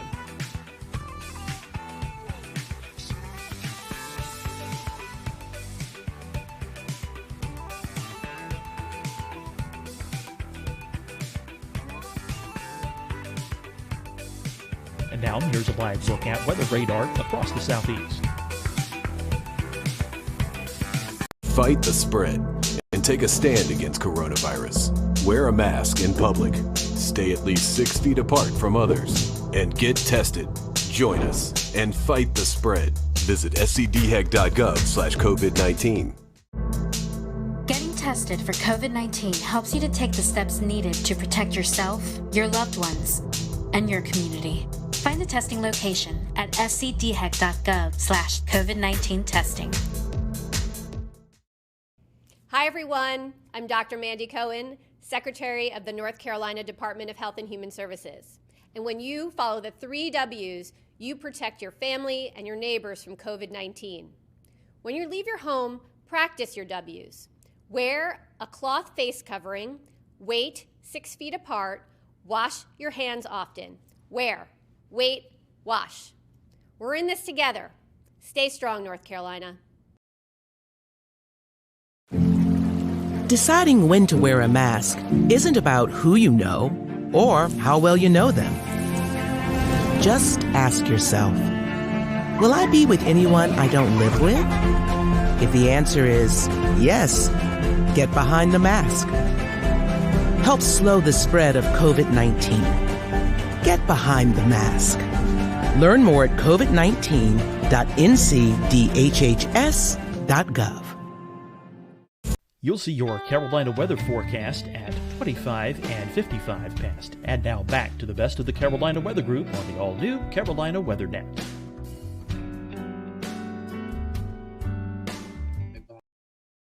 I've been out here ever since. Do you know one of my best friends out there? I'm sorry? Do you know one of my best friends out there, Jeff Hedges? Yes. Jeff was there when I first started. He's retired now, but I was able to work with him for, I believe, a little bit over a year out there. Yep, Jeff and I went to school together at NIU. Yeah, so small, tight-knit community in this meteorology world we live in. Yep. So, and I have about 12 or 13 years of storm chasing experience as well that I've continued on the side. So. Do you know Elizabeth Padian? I have met her. I believe she is or was working at the Boise Weather Service office, and I've met Boise. her. Oh, that's what it was. Okay, yeah. I shot her wedding like years ago, and she was always. She said she was up from one of those offices, and for some reason, Pocatello always seemed to be where she was from, or something in my head. So that's why I remember. Yeah. No, I have met her as well. Well, Mike, I'm going to start off with first question for you. Our guests may remember you from December. But I want to ask all three of you guys your different roles. Each one of you have a different role in storm chasing, a different agenda, idea of what you want to do. So, Mike, I'll start with you. Kind of tell us, you live in Arizona, so you make the trek out to the plains every year. Kind of tell us about the role that you want as you're out storm chasing. I was just talking to someone today. They were saying something about, I bet you'd probably still go chasing if you didn't have a camera. And I was like, I don't know. Like, I would love to watch a storm if I didn't have a camera, but chasing it and going out to the plains and all that stuff. My big thing is I love to capture that stuff, photos, time lapse, and share that stuff. That's kind of what, drives me. So my whole kind of motivation every year is to go out and do that. And it's, my job has kind of evolved since I've been, started doing this over 10 years ago out here. And I'm, from Arizona, we get amazing monsoon thunderstorms. And that's what I grew up loving out here, was lightning and dust storms and all that. And so, of course, once I saw a supercell and a tornado, I was like, well, that's the next best thing. So, but my job has kind of evolved where I'm out there mainly for me to get footage, but I've also turned into taking people along on tours. I kind of, do more like, I guess I would kind of call them private tours, where there's 1 or 2 or 3 people coming along, try to keep them small because I still want to get, the footage I want to get. And we've also played guide to having some people follow us that want to get the same kind of footage that we're getting. And we're definitely, when I say we, I mean, sometimes I have my buddy Brett ride along or me by myself, but we, we kind of have a different mindset. I know Tim, a lot of these guys are right under the tornado. They want to get close up footage. They're getting the damage. They're getting all the crazy stuff. And we're usually in front of it because we want to stay out of the rain and the hail because we want to capture these images. So the footage we're getting is a little bit of a different type than what other people get, but it's a heck of a lot of fun, and I'm hoping, badly that I will be able to get some more this spring. I'll bring in Brett Adair. He's joining us. I think he's actually out in the field right now, doing a little bit of chasing. Brett, a guest of our show, so if you've been following us, you've seen Brett before. Brett, you do live storm media, doing some stuff for Weather Nation. What's your objective? What's your goal as you go out in the fields and chase? Well, the number one objective has been report. Obviously, we want to get in front of these storms and, in some cases get close and others maybe not so close. Today, the objective was we had some inverted V type soundings earlier in the day, so we knew hail and damaging winds were going to be the key elements and components for earlier today. So we did a little chasing in the severe thunderstorm watch down in Alabama just to do a little bit of reporting if we had anything. Now we're shifting into nighttime mode where we're moving up I-65 north of Birmingham headed toward Huntsville.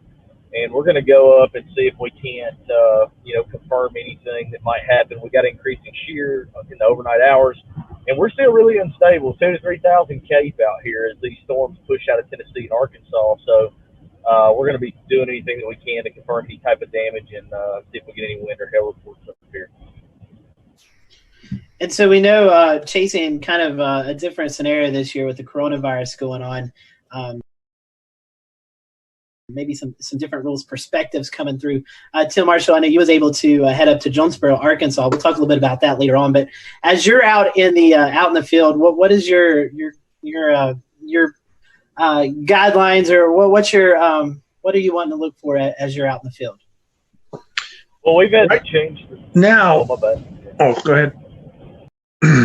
Now, right now, I'm on this EF scale committee, and what we try to do is get pictures of certain buildings that are damaged by tornadoes. So that's my mission, and that's why I was in Nashville, I was in Jonesboro and Dallas, looking for these specific damage indicators, as we call them, and get photos of that. We have plenty of photos of damaged houses and manufactured homes. What we want to do is look at more details, like your Walgreens and your cantilever lights that we have, street lights, those kinds of things that we need photos for. So that's what I'm doing, is I'm surveying to get specific photographs. Awesome. That's some great perspective there. Some good information that we get from your storm surveys. Dan, I know you friends with Kevin, and maybe you guys can kind of talk about that side of the conversation tonight. Right. Yeah, definitely. So it's nice to have a great round view of perspectives here of all the different types of chasing that the people here do, as well as the professional associations with their job in storm chasing. It's one of the perspectives that I thought was really important to have tonight was bringing on Kevin Smith, who's a meteorologist at the National Weather Service. I've known Kevin for a while. We've ran into storms together. We've in North Carolina, we both would end up on some of the same storms as we were chasing it.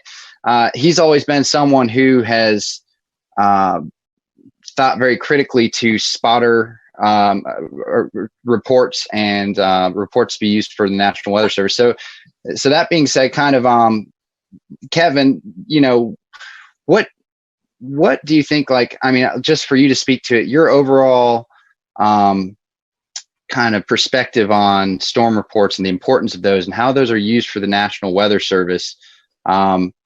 What's kind of your history and your, where you feel that importance lies with those reports? Yeah. So going back to before I was in the Weather Service, my focus chasing has always been on reporting. And I know, we all chase for different reasons. There's research applications, there's chasing with tour groups as a means of making money and whatnot. Obviously a lot of research going on and whatnot, people looking for photos and videos. My focus has always been on the public reporting side, just because I knew back in the day that it had a lot of importance for the local Weather Service offices. And I'm also just personally very driven by things that help people. So putting on my Weather Service hat, now that I'm working out in Pocatello, spotter reports are huge. And, there's this distinction. There's skywarn spotters, there's storm chasers. A lot of people kind of put them in two different bins. And there is a difference. Spotters are usually going about their daily life and just when they happen to come across something, when they happen to see something going on in their neighborhood or on the way to work or on the way to their family, they'll go ahead and report that. Whereas chasers put more time and money into following storms over great distances, counties and states and whatnot. And again, sometimes for different reasons. So from the Weather Service perspective, ground truth reports are huge.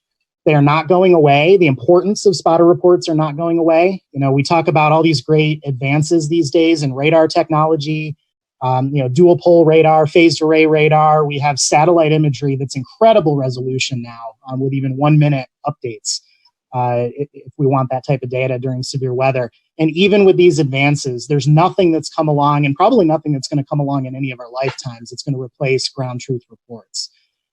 So the Skywarn program, the practice of calling in reports, whether it's to the media or directly to the Weather Service offices, remains incredibly important for our operations at the Weather Service. And I think that's going to remain incredibly important going forward, even with the advances. Well, thanks for explaining that really well. I guess kind of the purpose of tonight's conversation, how everything kind of comes back around, is how things are going to change this storm season with the threat of coronavirus and the way things are going this storm season already. And hopefully that changes in a few weeks or a month, and staying ultra optimistic that by late May or June things will be a lot closer to where they were, before all of this. But that's just the optimistic storm chaser in me. All that being said, I think one of the important things is, what if we're talking 5 years from now and we're looking back at this storm season, what are going to be the biggest takeaways? What are the most important things that may have happened weather-wise from a lot of people staying home, from a lot of research potentially being halted. So that being said, Kevin, kind of back to you about this reporting. Just kind of starting there, as we're all trying to make sense of severe weather and try and figure out the best way to make sense of ground reports and get those in. How do you think that might be affected this storm season? Of our security, and that we just have. It's really hard to tell. So obviously, and probably everyone on this panel is aware, there's a lot of debate right now going on among the spotter community, storm chaser community on to chase or not to chase, and CDC guidelines, and how is the overall season going to be impacted? With everything going on with COVID. In terms of the reports that are streaming into the Weather Service offices, it's hard to tell. We get a lot of reports from the local spotters in each CWA. So each county warning area, the area that each Weather Service office is in charge of in terms of forecasting and warning operations. I don't speculate that would change significantly, particularly with a lot of people at home. Our spotters that usually call in reports are hopefully going to continue to call in reports throughout the pandemic, as long as they can do so safely. In terms of maybe having less chasers out in the field, it's really hard to speculate on that. Whether that's going to have an impact on the overall verification process or just the amount of reports that are coming in. Officially, from the Weather Service standpoint, we strongly recommend everyone to follow all the CDC guidelines and all the local guidelines related to the pandemic. That's kind of a first priority before we get into, I need to report the wall cloud. But outside of that, pandemic or no pandemic, we want those ground truth reports whenever they can be sent. Kevin, one of the things that you said that stuck with me was the importance that in normal times these observations can provide to you guys at the National Weather Service. I'd like to have you speak a little bit more to that in just a second, but what I'd like to do to kind of draw a parallel between the two conversations we're having is play a sound clip today from here in Charlotte, North Carolina, where Mecklenburg County Health Director Gibby Harris actually drew a line between what hurricane forecasting is like and what trying to forecast the coronavirus is like, and it plays off of exactly what I think you were just talking about how today's observations determine tomorrow's forecast. This runs about a minute. It's a little long, but I want to let our weather-centric audience hear this sound. We have built the modeling that we're using in this community based on methods that were developed by a team of researchers at the University of Pennsylvania. The CDC has also used this model. We're working with our partners at Atrium and Novant, and it requires data from all three of our systems to run these models. We've adjusted the models with our local data and are monitoring the projections daily. Every time we put in new data and adjust the assumptions based on what we're seeing in our community, the forecasts can shift. These models are not unlike what you see when we have a hurricane. When you see models from a hurricane, you see where the hurricane is and then the cone that goes out from the hurricane.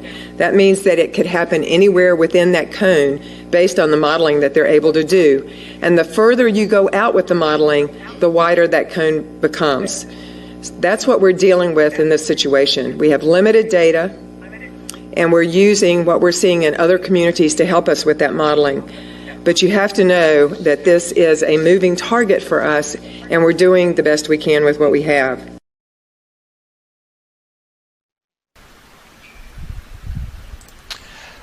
So, Kevin, those observations, whether they come from humans or machinery, really do play a role in the weather world to help with tomorrow's forecasting. Is that right?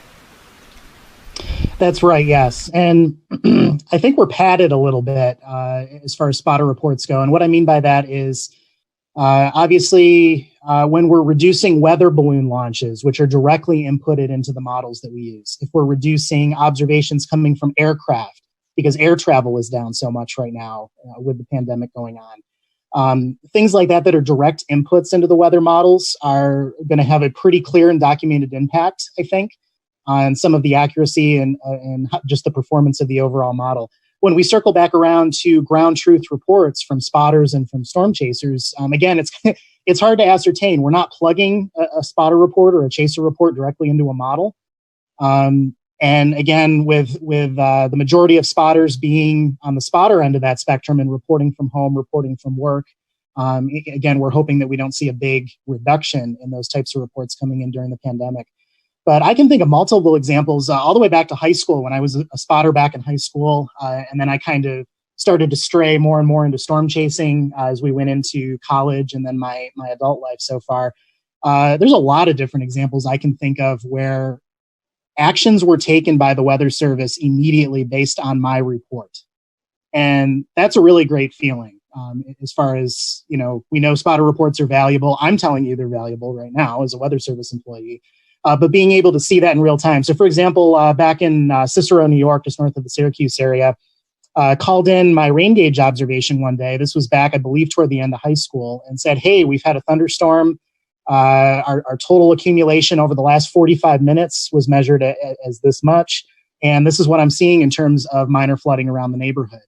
And within 3 minutes, an urban and small stream flood advisory was issued. And when you read into the text of the advisory, it said, at such and such a time, a trained weather spotter reported this much rain fell in 45 minutes. The weather spotter reported there is street flooding in Cicero.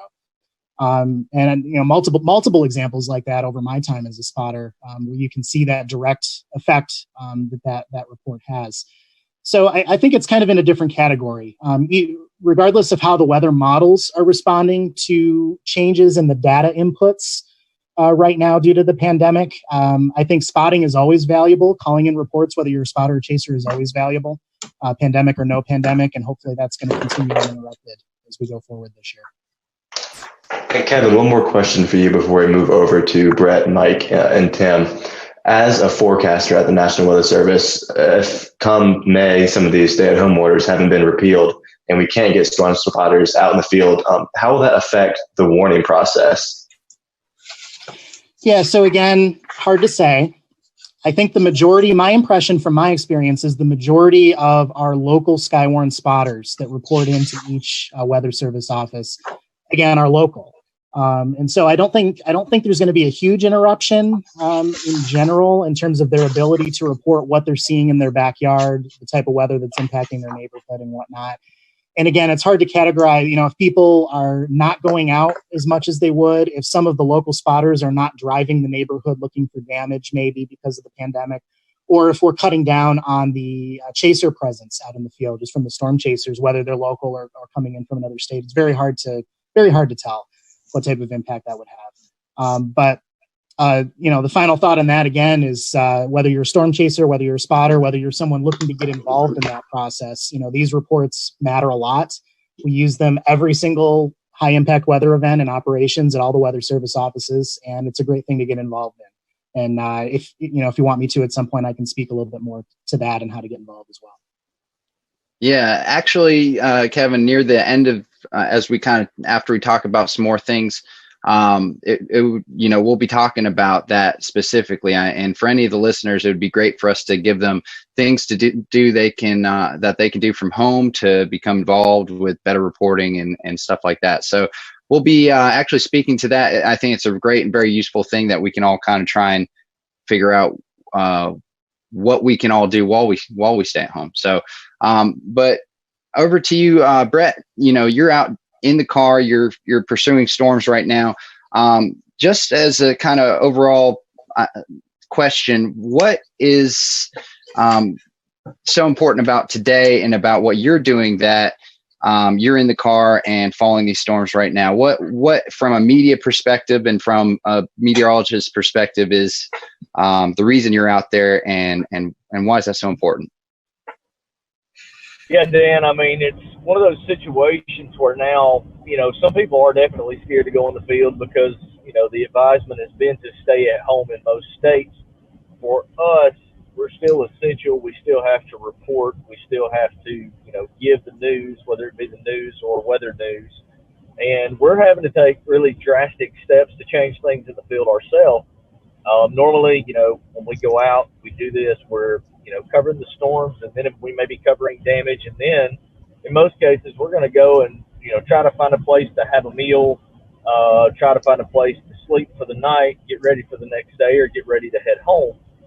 For us, over the last month and a half, my wife already has a bit of an issue with lupus, so she has an underlying condition. So I'm having to be extremely careful. We have tons of hand sanitizer, gloves, N95 masks. We've been sleeping in tents on air mattresses at campgrounds that were open. Now we're going to likely have to do some primitive type camping when we go out for the next month or 2 months or however long. We also are having to bring our own food because in many cases we just don't, either A, you don't have restaurants open to do curbside when we're finished with our day, or B, the comfort level of trying to get food right now is just not there because personally I think you could easily spread a virus through, food contamination. So, I mean, we're just having to be extremely careful wiping down gas pumps before we use them, wiping down credit card readers because we've still got to pump fuel. It has really changed the way that we operate, and we're having to really slow down and be more attentive to the things that normally would be second nature to us when we're in the field. So personally, I'm a little more worried about other things than the storms, and you have to pay attention and really think about things more in depth. And it also, I second guess myself sometimes. I don't want to become complacent about the weather and then have an issue there as well. So it's becoming very challenging, but we still have to be out here, reduce number of spotters. One thing that has not happened yet, and luckily for all of us it hasn't, what if we had a radar failure during, a time of this where we don't have as many spotters and eyes out in the field on storms if we had severe weather? Luckily our equipment hasn't failed us yet. Let's just continue to hope we get through this without any of those type of issues as well. Yeah, that's right. So Tim, to kind of speak to you, you've already been out chasing as well. You've done your damage assessments. You've seen some of these effects probably as well. Is there anything like what Brett was talking about that you think you've had to change, or that's limited your ability to do your job or to pursue the storms? Absolutely. Everything Brett was saying with regard to carrying hand sanitizer. I have an N95 mask and have gloves, have surgical gloves, have a whole box of them. So every time I go to fuel up, I put on a surgical glove and then go ahead and proceed to use that and then throw it away after I fill up the vehicle. Fast food is the order of the day, obviously, and that's not good for my health. My doctor would certainly frown on that, but that's the way chasing is. So some of the fast food restaurants are still open fairly late at night, and even the Sonics we found are open, and not my first choice to go eat there, but if it's the only thing around, you want something warm there you go. Hotels, I have not found to be a problem yet. I've been finding that many hotels welcome to have a visitor because they don't have hardly anybody in the hotels. So I'm not too concerned about that. So far, we've done pretty well. We've had a couple chases already, and it's been fun. But I think what happens is we'll see how things work over the next few weeks and months, and see how bad it gets or if it improves any. And so, Mike, I want to bring you in because Tim lives in Texas, Brett's in Alabama.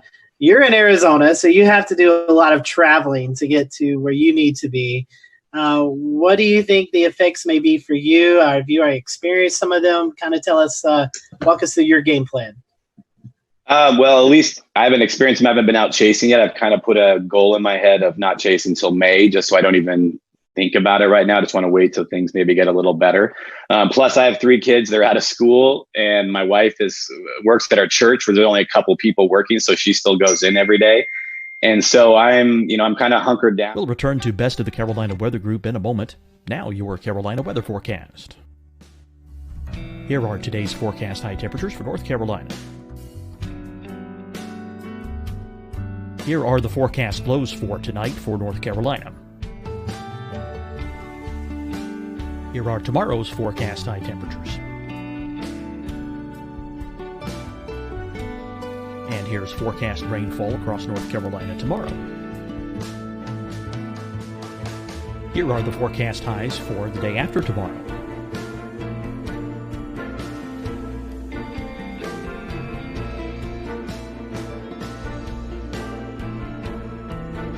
And here's the forecast rainfall across North Carolina for the day after tomorrow. This is the total rainfall forecast across North Carolina for the next 3 days. Here's the severe thunderstorm outlook for today from the Storm Prediction Center.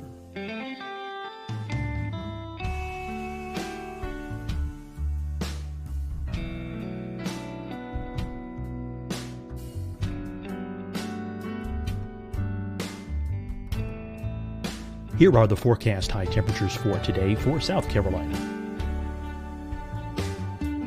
Here are the low temperatures for today for South Carolina.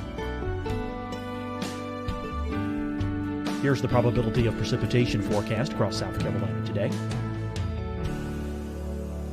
And here are the rain chances across South Carolina tonight. Here are tomorrow's forecast highs across South Carolina. Here are the forecast low temperatures for tomorrow for South Carolina. And here is the probability of precipitation across South Carolina tomorrow. Here's the precipitation chances across South Carolina tomorrow night. Here are the forecast highs for the day after tomorrow in South Carolina. Here are the forecast low temperatures across South Carolina for the day after tomorrow. And here are the rain chances across South Carolina for the day after tomorrow. And South Carolina's probability of precipitation for that night. Here's the Storm Prediction Center's severe thunderstorm outlook across South Carolina for today through tonight. Here's the Storm Prediction Center's severe thunderstorm outlook across South Carolina for tomorrow and tomorrow night. And here's the Storm Prediction Center's severe thunderstorm outlook across South Carolina for the day after tomorrow through that night. Here's the severe thunderstorm outlook for today from the Storm Prediction Center.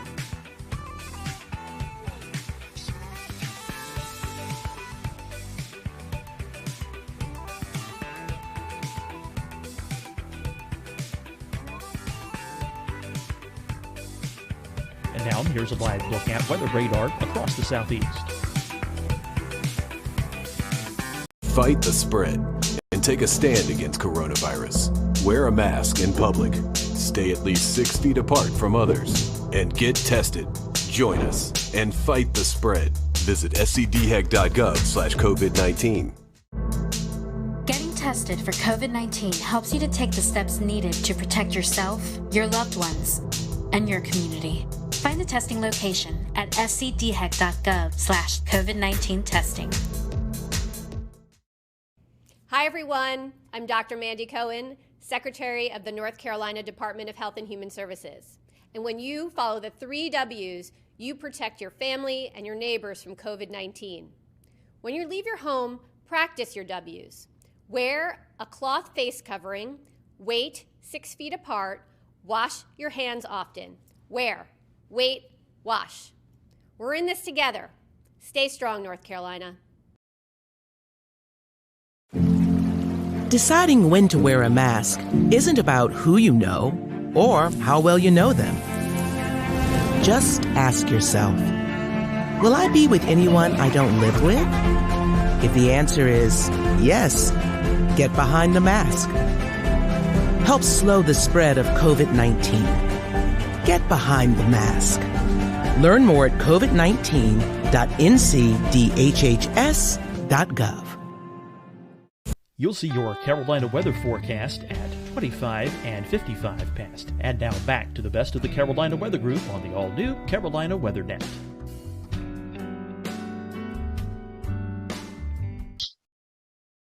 Get caught up on schoolwork that they need to do.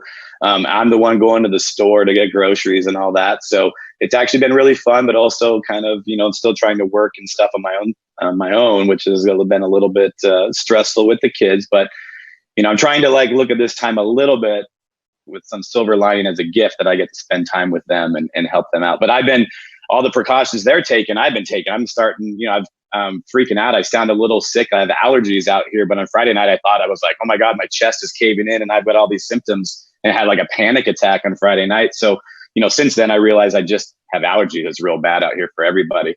But I do everything, go to the store and wash my hands before I go in. I try not to touch anything. I've trained myself not to touch my face. And it's just crazy how much your face itches once you've trained yourself not to touch your face inside a grocery store.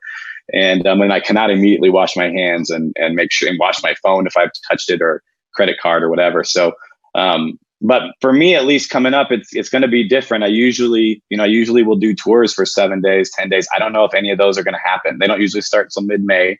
So right now I'm, one of the guys coming, he was a 77-year-old man who's come on a couple of my workshops before. He's like, I don't want to come and I don't want to stay in hotels, and which is great. I don't want him to risk anything he doesn't want to. But, for me, when I started doing this, I started in Arizona chasing by myself. And when I started coming out the plains, I had a buddy or two, but really my first time ever coming out was by myself. And I learned to chase solo and how to navigate, look at radar, and do all the stuff at the same time. For me, I'm almost thinking, it's going to be kind of like a flashback to how I used to chase. And right now, the plan is to bring a cooler of food and a sleeping bag and a pillow and sleep in the back of my 4Runner. And if I need a, motel, I might even go in and bring my pillow and my sleeping bag, so I don't really have to touch the bed, and make sure I wipe everything down. And like Tim said, I have a neighbor who works with hotels, and, I know that some of them out there, they're going to need money. They need support as well. And so, in a way, hopefully we're kind of helping them out at the same time of being, safe and all that. So, my plan is to just kind of try to do that as much as I can. I've gotten used to driving out there, especially to, kind of to Denver, chasing, coming back to Denver, leaving my truck somewhere and flying home for, $100 a flight one way, which is pretty cheap, staying home for a few days, flying back out and chasing. So I don't have to do the crazy drives back and forth across New Mexico and everything. But this year I'm probably going to have to get used to doing that again. So I think it's possible it's going to be a little bit different than before, but my plan really is to, hopefully wait till May, maybe first, second week of May.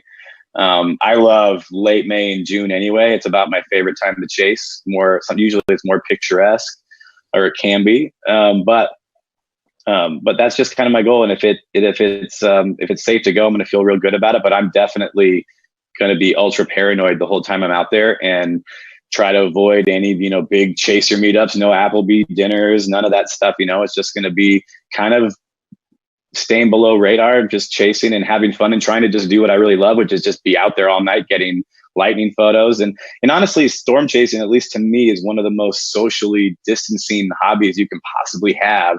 That also, at least for me, is a job. So I get to go do that and really have an excuse to be away from everybody and not have to do anything. But other than, Tim and Brett said, wash your hands before touching the gas pump and avoid, that kind of stuff as much as possible. So at least that's my plan right now, but we'll see. It's only early April. Who knows what's going to change?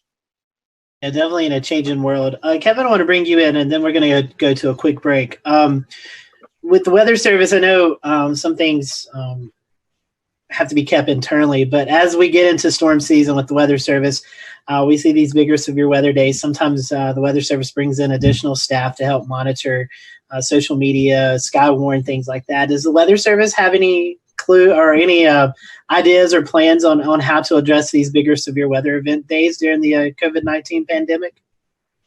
Yeah, so the guidance we've been given is operations continue. So broadly in the Weather Service, we have a lot of people teleworking if they can, particularly on the management side, upper management, even some of our IT support and electricians type positions, electronic support, are trying to telework as much as possible. As far as operations goes, doing the forecasting for the airports, providing support for our partners, all of the severe weather outbreaks, all of that. I say business as usual. We're washing our hands more. We're spraying down the workstations. We're trying not to sit next to each other. So we're trying to practice social distancing and disinfect as much as we can. But we're going to bring in everybody that we need to work a severe weather event or a tornado outbreak. And it kind of comes down to risk. If we have the potential for big tornadoes to start wiping people out, there's a point where that risk potentially, particularly if we can't warn for it, that risk is going to become pretty big and be a pretty big threat to life and property. And, right alongside the pandemic, that needs to be addressed. So, we bring in everybody that we need on the operational side to handle the big events, just like we normally would before the pandemic. So, Tim, you were in Jonesboro just recently in the past few days surveying. Did you notice any effects of the COVID-19 outbreak and how that influenced storm surveying as well as storm recovery? Well, the people there were very cognizant of the stay-at-home order, but they also wanted to go out and see the damage. So there was, two types of people out there. There were people who did stay home, and then there were people who were out in their cars taking cell phone pictures of the damage and destruction. The police were all over there, and funny because talking to the police there, one police officer shook my hand, and then we both thought, wait a minute now, we shouldn't be doing that. And then other officers would say, well, we could just, say hi or something like that. And that's great. So there was some of that. And then the hotel I stayed at up in Jonesboro, they said that before the tornado, they had 20% occupancy. But then after the tornado, it went to 60%, and they expected to be sold out as more first responders and contractors come into town. So in a way, it brings back some business.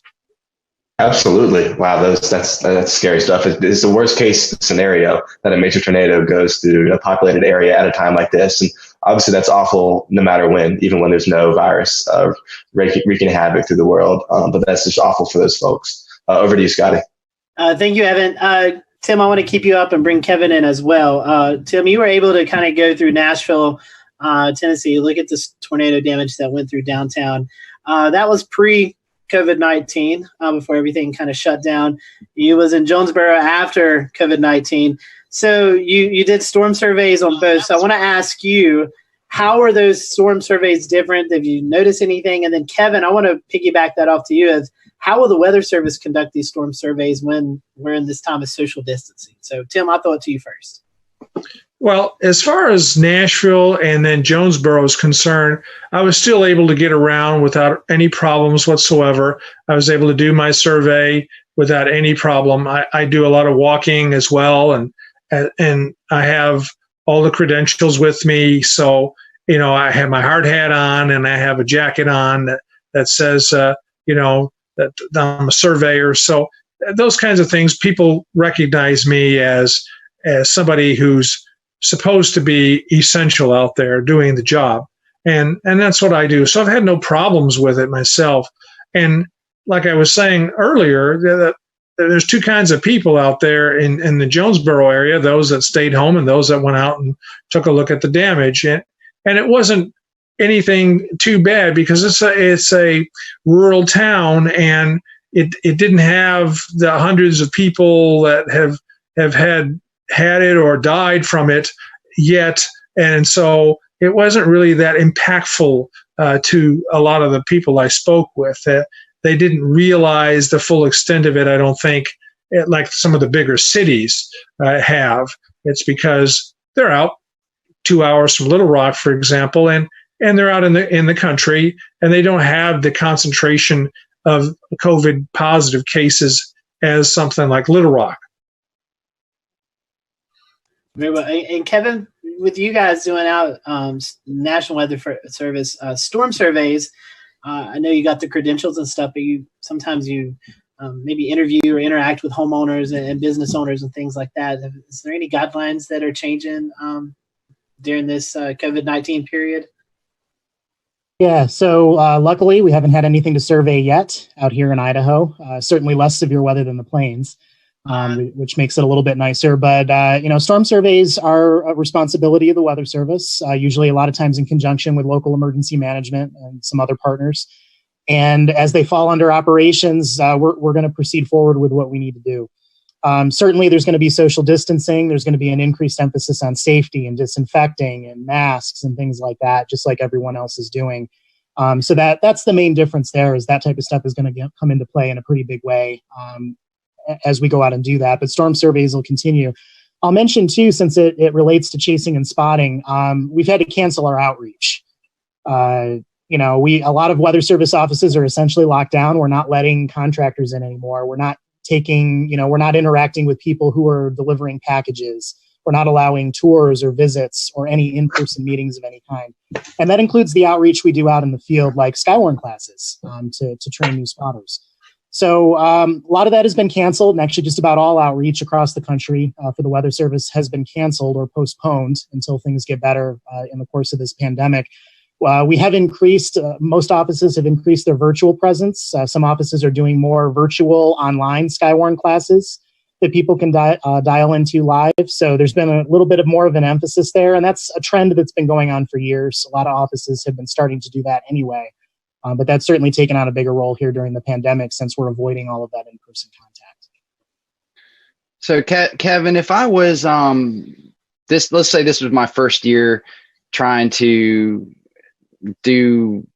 get involved with severe weather, whether that's the information or the spotting or and I have to do most of that from home. What other things would you recommend that I could get into to be able to kind of enhance my knowledge and also my ability to report from my local area for home? Things such as CoCoRaHS or MPing, anything like that you can think of?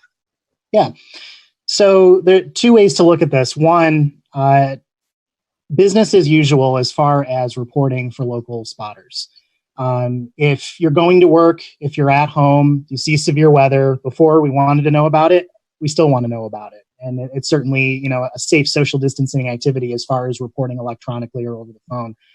CoCoRaHS is great. We use that data at the Weather Service offices across the country routinely for precipitation events. So getting involved in CoCoRaHS, whether the pandemic was happening or not, is certainly something that's encouraged. Getting involved in your local Skywarn program and becoming a spotter, certainly encouraged. And then there's other technologies out there such as Spotter Network and MPing that are both pretty popular among the spotter and chaser community. And those are fair game as well during the pandemic. So if you haven't gotten involved in Spotter Network, there's a little training that you can take online to get involved there, and that's a way to submit reports. And those reports do process into a lot of our systems at the Weather Service offices, like NWS Chat and some of our other systems. And then on the MPing side, MPing, it can be a little less useful at times depending on the category you're using. In terms of whether we can directly use that for storm verification. So for example, if you're reporting quarter size hail in MPing, perfect. A lot of Weather Service offices have started using that data on a regular basis in an official capacity. Some of the wind damage categories in MPing are a little more binned. They're a little more broad and not very specific, and that isn't always the most helpful as far as verification goes. But remember, MPing is being used for research by the NSSL, by OU, and I believe SIMS is involved in well. So outside the Weather Service, there's a lot of applications for the MPing data. So that's still a great, valuable way to report. And they're still looking to really push that and get more and more reporting through MPing. Utilizes crowdsourcing to really provide its value. So all of these are on the table, regardless of whether there was a pandemic or not. And we certainly encourage people to continue to take those routes and get involved if you're interested in getting involved. Tim, in years past, you've been involved in projects such as Vortex 2 and more recently Rotate. How might this diminish travel and being more careful about what you do while you're out chasing? How might all of those things affect severe weather research this season? Well, there will be no project this year for me. I was informed that the folks that are in charge, Josh and Karen, lost funding, unfortunately, with NSF, so there's not going to be any kind of program this year. But they have asked me in past years to go along with them and to serve as one of the lead probe vehicles out there to deploy those instrumented pods. And the reason for that is because of my long years of experience and how I had this passion for getting up right in front of tornadoes. And we've had some good success over the years with them. It's just, I wish that we'd go every year instead of kind of waiting on the whims of funding. But I guess that's the way it works. So there won't be a project this spring, but I'll be out. I'm always out every spring, have been since 1978, and I will continue to go out and chase. Brett, I want to talk to you. I know you, Live Storms Media, you guys are out shooting video and different media outlets contact you about that. Do you think that might be a bigger thing this year to kind of break the COVID-19 news cycle, people wanting to see something besides the coronavirus with severe weather video? It's already been that way. We've been kind of noticing an uptick lately. A couple of other issues though with it. Unfortunately, some of our clients, particularly within the CBS News headquarters in New York City, have actually died of COVID. So it has created internal challenges on the administration side for the bigger networks. As you can imagine, treating their people and covering the story as much as they can. Another issue that we have actually ran into this year is we covered the Eufaula, Alabama tornado last week as it roared through. And, your first thoughts are to get out, check on people, number one. Number two, when people start talking to you and coming up and telling you about how the storm was, and then, from my media background, my perspective is, okay, well, would you like to do an interview? And it's very, very hard for me to try and retrain myself. Wait, I can't mic this person up, or we're going to have to take a different approach. We're trying to stay 6 feet back. Well, the boom mic pick up the audio, those type of things. So the actual coverage element has had to change overall as well due to COVID. But back to your original question, yes, we've seen an uptick in weather video. I think really and truly, there's so much doom and gloom with the curve and the number of fatalities nationwide, the number of cases, that anything that is different that's going on television, people are kind of glued to, because they know the seriousness of the situation, but they're getting burned out on hearing about it. Definitely so. Well, I know we're running up on the hour. I want to invite you guys to stick around for just a little bit more. We're going to do a weather roundtable. But before we do that, I would love to give you an opportunity to promote any website, social media that folks can follow you on. Mike, I'll start with you first. How can people keep track with you as we get into the storm chasing season? Pretty much, unless it's something called TikTok, which I've never understood what that is, you can find me. So Twitter and Instagram and Facebook and my name for my website and all that. But if you Google my name, you'll probably find it. I think we may see Mike on TikTok before long. Tim, how about you? Well, I'm on Spotter Network. When a storm gets going, then I put my beacon on, but not until my target storm is going. So people cannot follow me until there's a target storm there. And I'm on Facebook. That's the only social media I'm on. Even though I do have a Twitter handle of Tornado, I don't really post very much on Twitter. So it's best to follow me on Facebook. I put out a forecast in the morning if I'm going chasing, and I show kind of the setup and show you my target. So that's not done by too many other chasers, but that's what I do. So at least they have an idea of where I'll be in the afternoon. I always enjoy seeing your Facebook posts, drawing the target area of where you are headed towards. Brett, how about you? How can we follow you? Yeah, we're on Facebook. Obviously, I have a personal Facebook, but Live Storms Media, you can see all kind of cool videos, and then the YouTube channel, Alabama Storm Tracker on Twitter. And if you got an iPhone, Android device, which most people do these days, the live chasing app. That's one thing where people are going to be able to get some entertainment. We're going to have a lot of new live streamers streaming storms this year. And we're going to be running on livestormchasing.com. Also, lots of cool new features coming as we go through the season. And then, Kevin, if we find ourselves in Idaho up in your area, how can we follow you? Well, unfortunately, with my focus always being on calling in reports, and that's been, always been kind of my core focus. I haven't really dabbled much into having social media pages for people to follow me on. So not super helpful there. I have a personal Facebook page. I post some photos and video, mostly for friends and family. And I'm on Spotter Network. So for the chaser community and the spotter community, you will see my beacon moving around when I'm out on chases on Spotter Network. I'll toss out there too, since I don't have a personal page that's public. The last question I kind of said, well, there's two different things here. One of them, like I talked about, is the spotting and chasing side and calling in reports. But for people who are home teleworking right now, or maybe just have more free time on their hands because they are isolated because of the pandemic, one way to get involved if you want to expand your knowledge a little bit in the world of weather, weather.gov/learning is one of our official websites where we've collected together a lot of different things. Some of it designed for children, some of it designed for everybody. And I believe there's links to like Comet Med Ed and some different programs in there where actually you can take Skywarn spotter training online and get that to your local office. But a lot of different resources there for anyone looking to pick up a little extra knowledge or learn a little more about weather if you have extra time at home during the pandemic. Climatologically, this is the prime time for severe weather in the South. So we'll definitely be keeping our eyes on that. And James, today, the National Weather Service, NOAA, Weather Ready Nation ambassadors, all were promoting Safe Place Day, Safe Place Selfie Day. I'll say it that right the second time. Safe Place Selfie Day. And so, James, I know you were able to capture a few selfies. Yes, the first one comes to us from the National Weather Service in Greenville-Spartanburg, making mention of social distancing. Have you thought about where your safe place is at work? For that point in time when we actually went to work. For them, it would be their break room, which doubles as their storm shelter. And you'll notice that it is empty here, as we've talked about with so many of them working from home. This guy's going to look real familiar to you.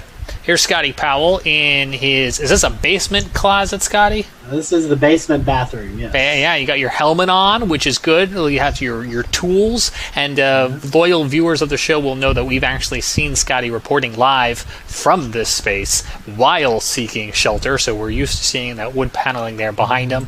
And then, what are you going to say? Remind me, it happened about this time last year, right? Yes, I believe we were talking it was about that earlier. A year ago, coming up, not the 16th, because that's a different tornado outbreak, but it was about a year ago that it all took place.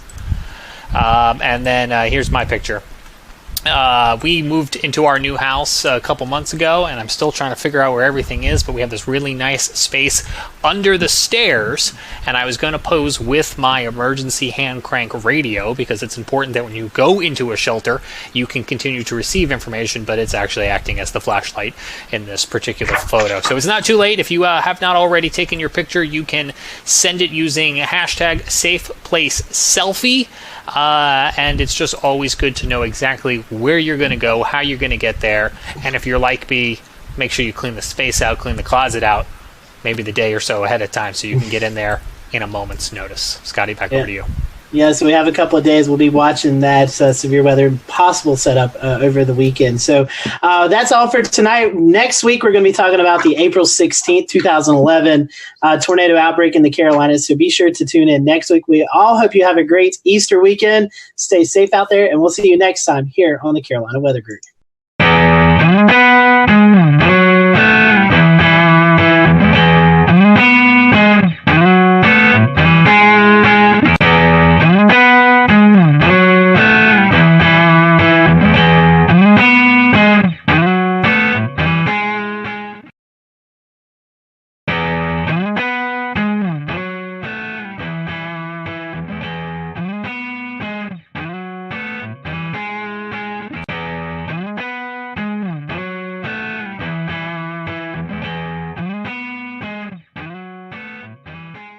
Hello, everyone. Welcome to the Carolina Weather Group. We're happy to have you on this Wednesday evening. We're going to be talking with Dr. Phil Klotzbach, meteorologist and professor out at Colorado State University, as well as Mr. Carl Schreck, who works for NC State University.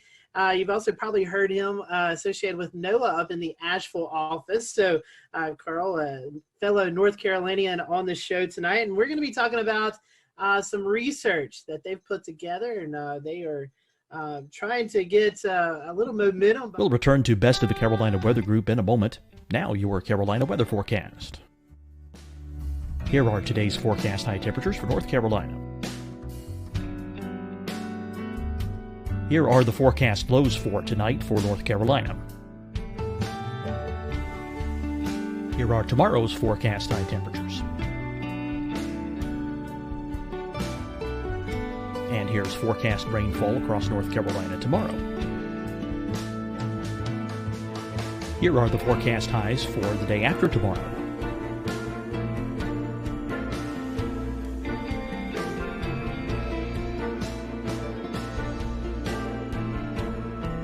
And here's the forecast rainfall across North Carolina for the day after tomorrow. This is the total rainfall forecast across North Carolina for the next 3 days. Here's the severe thunderstorm outlook for today from the Storm Prediction Center.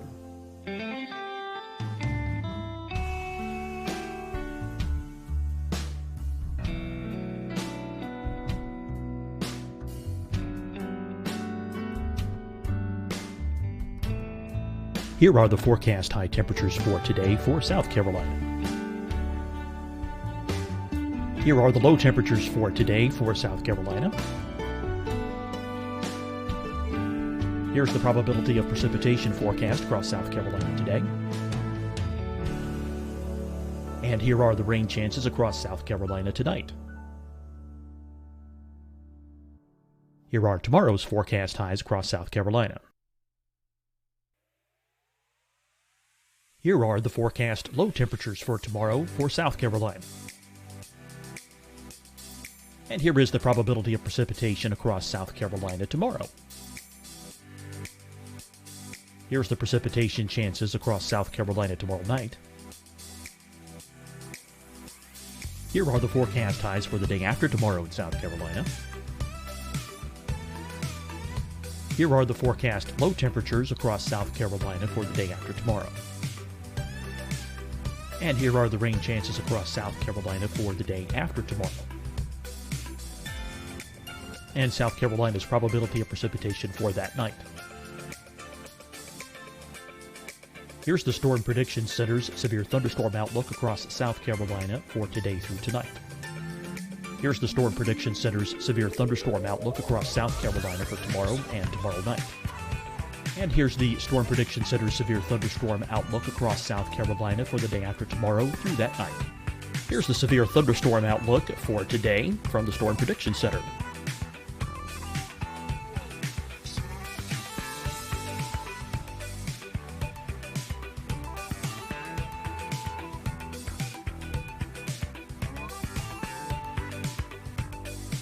And now, here's a live look at weather radar across the southeast. Fight the spread and take a stand against coronavirus. Wear a mask in public. Stay at least 6 feet apart from others. And get tested. Join us and fight the spread. Visit scdhec.gov/COVID-19. Getting tested for COVID-19 helps you to take the steps needed to protect yourself, your loved ones, and your community. Find the testing location at scdhec.gov/COVID-19 testing. Hi, everyone. I'm Dr. Mandy Cohen, Secretary of the North Carolina Department of Health and Human Services. And when you follow the 3 W's, you protect your family and your neighbors from COVID-19. When you leave your home, practice your W's. Wear a cloth face covering, wait 6 feet apart, wash your hands often. Wear, wait, wash. We're in this together. Stay strong, North Carolina. Deciding when to wear a mask isn't about who you know or how well you know them. Just ask yourself, will I be with anyone I don't live with? If the answer is yes, get behind the mask. Help slow the spread of COVID-19. Get behind the mask. Learn more at covid19.ncdhhs.gov. You'll see your Carolina weather forecast at 25 and 55 past. And now back to the best of the Carolina Weather Group on the all-new Carolina Weather Net.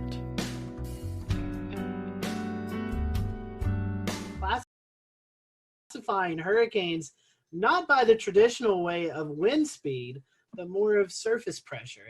And that is something that we've seen over the past couple of years with, you guys know, living here in the Carolinas, we've had our fair share of tropical weather. So as always, we appreciate you following along. And if you have any comments throughout the show, feel free to drop them in the perspective outlets that you're watching on tonight. So Phil, we've had you on the show several times. We're happy to have you back. Carl, this is the first time for you. So I'll start with you first. Kind of give us the background of your weather history, and then Phil, I'll turn it back to you since and let you kind of give our audience a little bit of background behind you too. So Carl, I'll let you go first.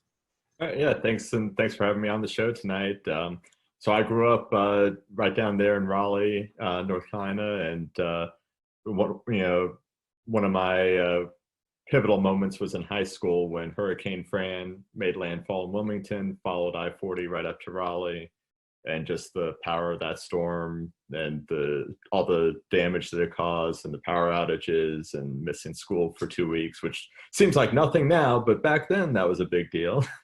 So decided to go on to grad school. And to this day, my parents don't understand why I went from North Carolina up to Albany, New York to study tropical weather. But Albany is actually kind of one of the hot spots for tropical meteorology. And I did my PhD, master's and PhD in tropical meteorology up there, mainly large scale things, equatorial waves and the Madden-Julian oscillation on subseasonal scales.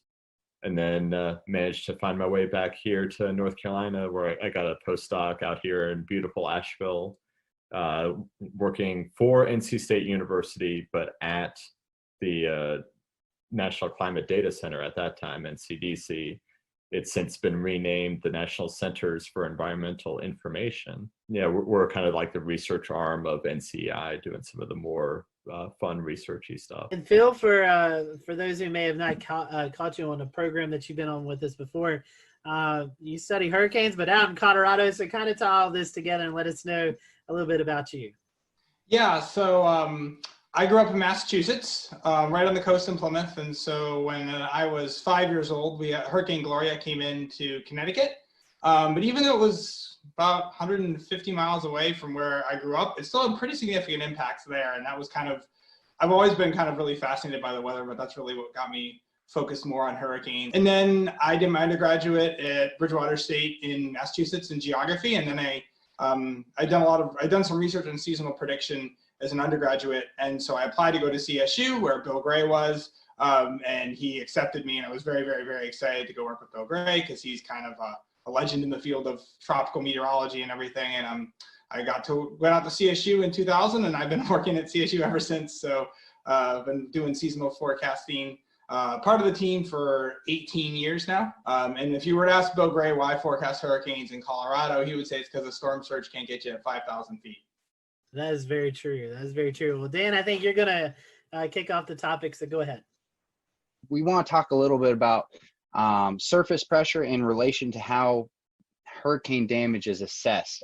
Currently, hurricanes are based mostly on wind speed, but it would be great if you could tell us a little bit more about how the pressure is actually related to the hurricane damage assessments, or how that comes into play at all, other than just forecasting. Yeah, so this was some work, and some of this actually came a little bit motivated from me growing up in the Northeast U.S., where the Hurricane Center has been reanalyzing all those historical hurricanes, and all my major hurricanes from New England are gone. They're taking them away. They know they're only Category 2s by wind speed. And so, if you look at hurricanes hitting in the East Coast, especially from, say, like Georgia northward, the Carolinas, especially up in New England, their structure is somewhat different from a canonical hurricane like the ones you normally see, like a hurricane hitting Texas or Florida.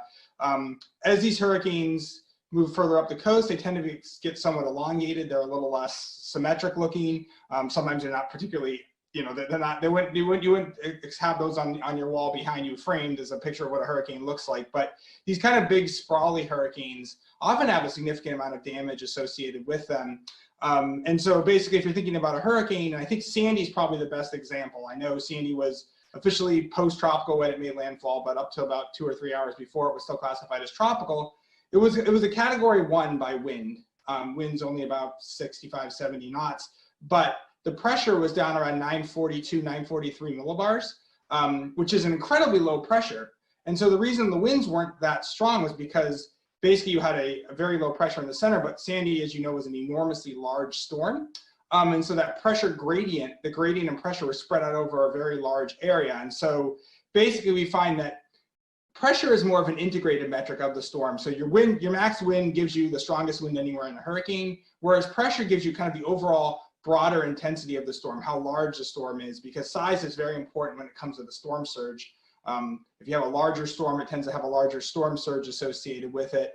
And in our paper, we kind of talk about both Charlie and Katrina, how you had Charlie, which was a Category 4 by wind, a tight little storm, very damaging, very devastating, but over a very small area, had very little storm surge, even though it went into one of the most storm surge prone parts of the US. Whereas Katrina, obviously we all know it did in New Orleans, but even say the levees it held in New Orleans have been 100% fine, killed several hundred people on the Mississippi coastline with a storm surge that approached 28 feet. Because even though its winds were slightly lower, it had a low pressure, 920 millibars. So we argue from our pressure classification scale that Katrina actually would have been a Category 5 hurricane. And consequently, if you look at the damage from Katrina, even putting aside the New Orleans damage, certainly had the damage more you would expect with the Category 5, just basically complete devastation and surge going miles inland. And so, Carl, we're talking about categories. This is all based off of the Saffir-Simpson scale currently. Can you just give us a brief rundown? I know it's not all, not quite as complicated as perhaps the pressure categories you guys have produced, but can you just give us a rundown of the Saffir-Simpson scale? Yeah, so the Saffir-Simpson scale was developed back in the, I think it was the 60s, based mainly on damage assessments, and it was tied very much to the wind speed. Originally, it was set for wind speed, pressure, and storm surge, but as the decades went on, they started to realize that those aren't always one-to-one. So the Hurricane Center is really narrowed in on using just the wind speed to define each level of the scale, going from 1 to 5.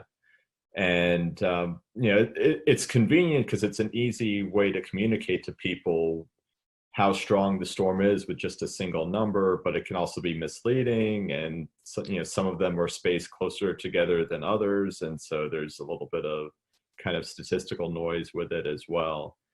And so that was, all part of why a lot of folks have really been starting to turn away from this really simple, just based on the maximum wind speed.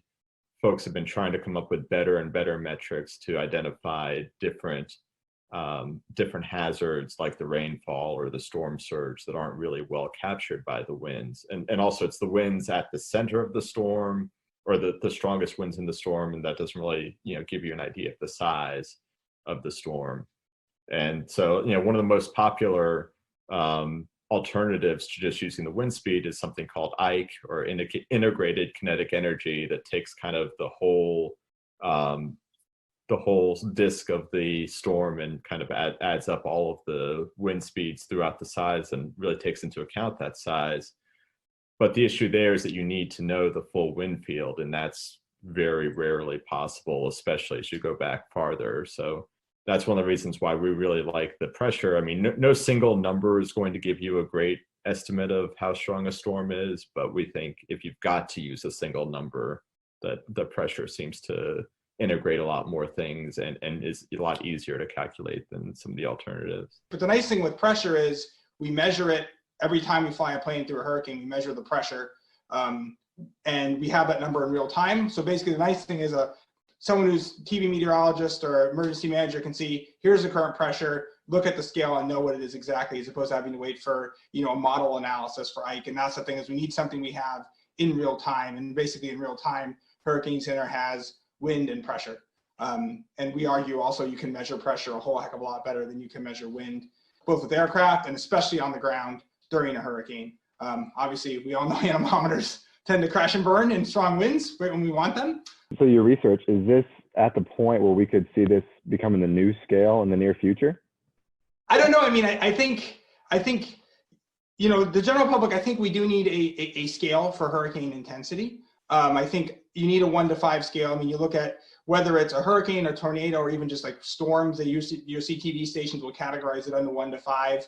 I think really what we find is that it gives you an overall better indication of, one, how much damage the storm is likely to cause. If you look at the historical relationship between wind and damage versus pressure and damage, pressure works better. And we've seen that. You see it also with fatalities. The storms with lower pressures have higher fatalities compared with the storms with lower. I mean, higher winds cause more fatalities too, but the relationship is better with pressure than it is with wind. When it comes to storm surge in general, lower pressures, you're going to see higher storm surges, even with a stronger relationship than you do with wind.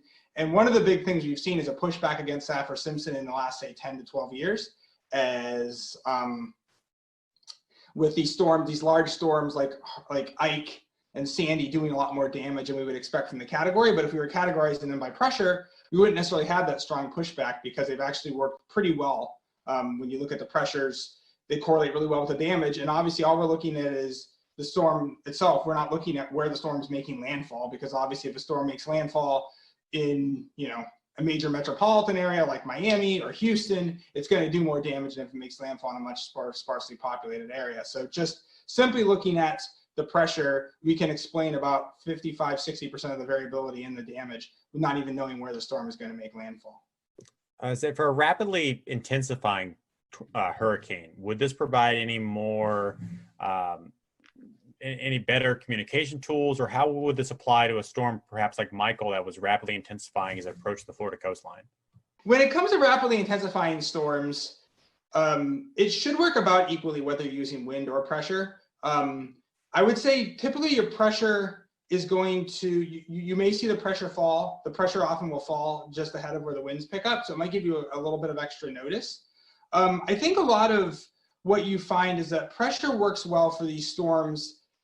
I would say that pressure is going to work a little more robustly than wind when you have an eye wall replacement cycle. Because when you have an eye wall replacement cycle, the storm grows in size, the winds come down, but the pressure will maybe go up a scooch, but it's not necessarily going to go up. You're not going to see as big a dramatic a variation in the pressure as you do the wind. And so often when these storms go through eye wall replacement cycles, it's like, oh good, the winds are coming down, but the pressure is staying the same or even going down at the same time. And so it's not, things are getting better, it's the storm's getting larger. And basically kind of the way I always figure it is that the pressure's falling, there's other things that come into play, but in general, if the pressure's falling, the storm's either the winds are picking up, the storm's getting larger, or a combination of both, all of which is bad. We saw this a bit with Hurricane Dorian last year, is that once it emerged from the Bahamas, it was it had weakened, the winds had come down and the pressure had gone up. But then we had a few hours where the winds were still coming down and the pressure was actually dropping at the same time. And so you kind of see the wording that the Hurricane Center was using, where it's like, okay, the category may have come down, but the storm is growing in size, so it's not like the risk is getting is getting any lower. And so I think that's why we argue it's a smoother and more continuous function than is the wind overall. It's a lot less volatile. And again, I think really one of the key things is we measure it a whole heck of a lot better too. Well, and you touched on earlier how the winds were, they're always going to be concentrated kind of in a smaller area. The strongest winds, as where the wind field itself can be a lot larger and still be very damaging. And how does, assigning a number to a hurricane, a category number, obviously, when it comes to research purposes, you're going to be able to look at a lot more factors. But when it comes to emergency management and assisting funds that are associated with these storms, can either of you speak to, how putting a number to that storm might affect that system if you have a 4 versus a 2, and how many funds you would be able to get from that, and why it would get better to have a better rating system? Yeah, so I'm not sure exactly how the numbers are used in that scenario. I know that like the Hurricane Center has been increasingly trying to kind of de-emphasize the Saffir-Simpson scale. So like if you look at the warning graphics, the cone of uncertainty, nowhere on there, you have to really dig pretty hard to find the Saffir-Simpson category. It may not actually be in there usually. They usually just give the wind speed and the pressure. They'll put, hurricane, major hurricane, which is category 3 or greater, but they don't really get beyond that because people seem to focus too much on the category, and they'll see, like Florence as it was approaching Wilmington, we've got downgraded from a category 4 to a category 2, but we all knew that the rain threat wasn't going away at all. And with pressure, the downgrade wouldn't have been as significant. So really where the Hurricane Center seems to be moving is, and I think this is similar to other parts of the Weather Service, where it's really warn on hazard instead of warn on the hurricane itself. So they're really more focused on having this custom suite of different storm surge products and wind products going farther inland, and the rainfall and the flooding, like having each individual component warned on. And that's really, I think that's what the emergency managers probably really need, because they really care about what's going to happen in their county, not necessarily what's happening at the coastline if you're not, right there on the beach. But if you're on the nightly news, going through all those details is going to take a lot longer than you probably have. And so that's why boiling things down to just one number still is valuable. It's just a matter of trying to figure out what one number is going to be the best for it. And we think this is a better solution, but we'll see how quickly people pick up on it. Have you guys looked at applying this to typhoons in the Pacific or any other basin? I would love to do that, but unfortunately we don't have really independent pressure measurements from wind. So in the Western Pacific, almost all the assessments are based on satellite. So they have basically what's known as a Dvorak scale, intensity estimation scale. And basically it and all its derivatives are based off of like satellite presentation, and they assign a wind and a pressure based on that. So unfortunately, the Atlantic is really the only basin we have independent pressure measurements to actually be able to do this analysis.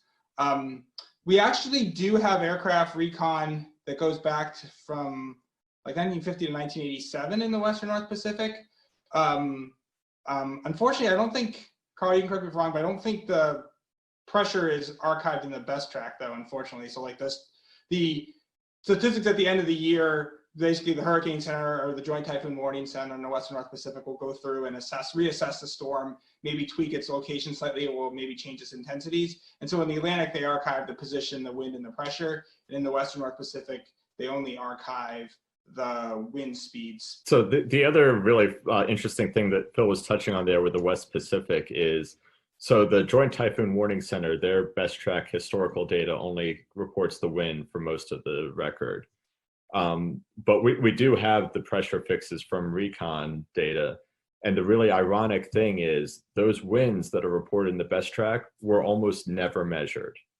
Because if you think about it, right now, most of the winds that we get are primarily coming from dropsons. And, we look back in the 50s, we found a schematic of what a dropson looked like in the 1950s. It literally had a record player in it, like a turntable dropping down out of the sky. How accurate do you think that was for measuring the wind speeds? Not very. So, really what they were doing for most of the recon era in the West Pacific was they were actually measuring the central pressure and then using their best guess of a wind pressure relationship to estimate the winds from that pressure, because the only way they could really measure the winds was to look down at the ocean and see how much spray was coming off of the waves. And again, not a very accurate way to do things. My, how the technology has changed. You guys have poured a lot of time and effort into this research. If some of our followers who are watching tonight, they want to kind of look at the research, where can they find that at? Where's the best spot? So it's been accepted. It's currently in early online review or early online for publication. So you can view it. It's currently the way it was accepted, the way it's currently formatted. They'll actually put a nice new formatting on it. It was supposed to come out in April, but I still haven't seen like the final version. So I suspect it's now going to be May. We have some other stuff going on in the world, so a lot of stuff has been delayed. If you search Phil Klotzbach, Carl Schreck, and wind pressure, you'll definitely find it from that. There's not a lot of us roaming around. Well, gentlemen, we certainly appreciated your time tonight talking about this as we get into the tropical season. I know there's a lot of conversations going on in the weather industry about the Saffir-Simpson scale and maybe adapting or changing a little bit. I think tonight you've got a little bit of an idea of what a future scale may look like as we go throughout the next few years. So, gentlemen, we certainly appreciate your time, and hopefully this tropical season will be a little bit quieter, but if not, when you hear about surface pressure, hopefully tonight's episode will kind of give you a better idea about how we're determining the damages that these hurricanes could cause. So thank you for watching the Carolina Weather Group. We hope you have a great evening, and we will see you back here next time.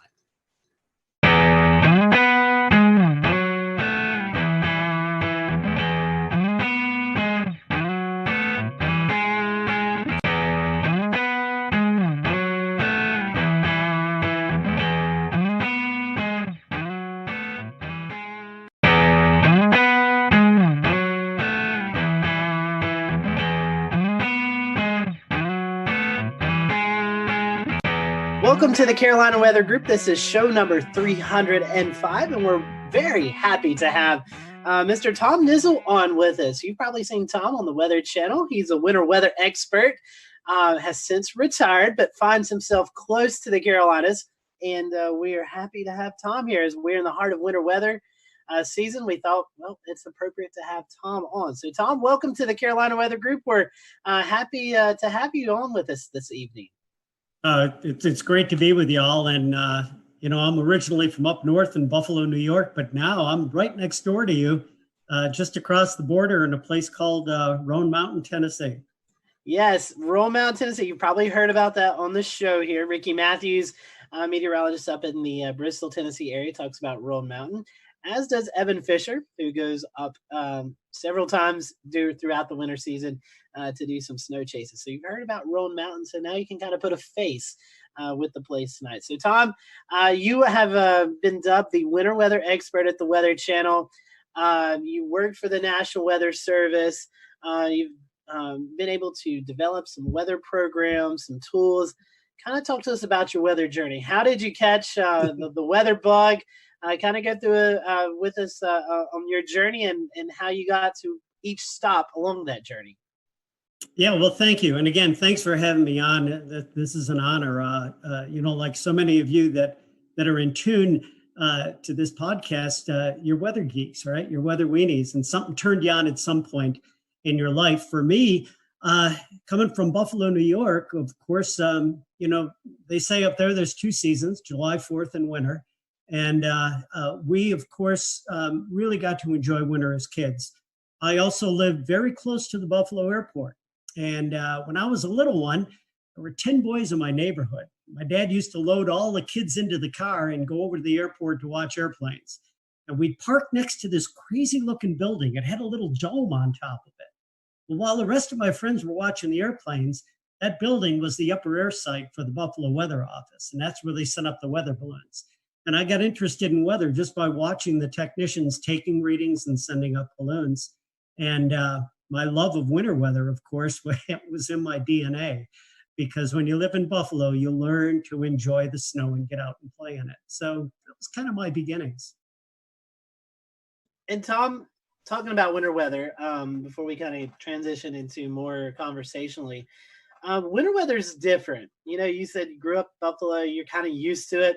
Now you live here in the South in Tennessee, where the mountains of Tennessee obviously sees more snow than when, let's say, you lived in Atlanta, Georgia. So can you talk a little bit about the differences of how people perceive snow maybe in Buffalo compared to here in the Southeast? Well, yeah, it is fascinating. And, you know, when I lived up north, we used to, and I mean this in sort of a respectful way, but we would laugh at the people down south having all kinds of problems with a few inches of snow. Well, then I moved down to Atlanta, and we got a couple of interesting events with only a couple of inches of snow, but temperatures below 32 degrees that turned that snow immediately into ice. Atlanta's a pretty hilly area. I came from flatlands up in Buffalo, and I very quickly found out that when there's no salt to salt the roads and treat the roads, and you're in hilly conditions, I don't care how good a driver you are, you're going to be stranded. You can't get around in that kind of weather. And so it's not as much that people are wimpy in the South and can't handle the snow. You're just not set up for it. So it was a really interesting education to me. But it was also fascinating when I first got to the Weather Channel that when we would talk about snow in the South, I would kind of just push it off like, yeah, there's going to be a little bit down here. And everybody would say, no. That's the point. We'll return to Best of the Carolina Weather Group in a moment. Now your Carolina weather forecast. Here are today's forecast high temperatures for North Carolina. Here are the forecast lows for tonight for North Carolina. Here are tomorrow's forecast high temperatures. And here's forecast rainfall across North Carolina tomorrow. Here are the forecast highs for the day after tomorrow.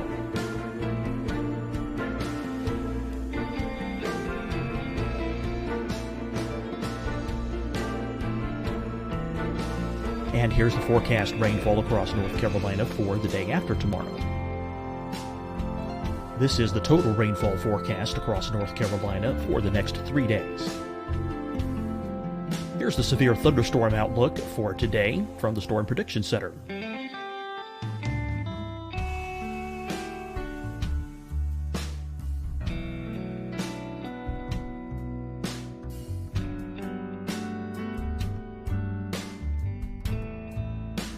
Here are the forecast high temperatures for today for South Carolina.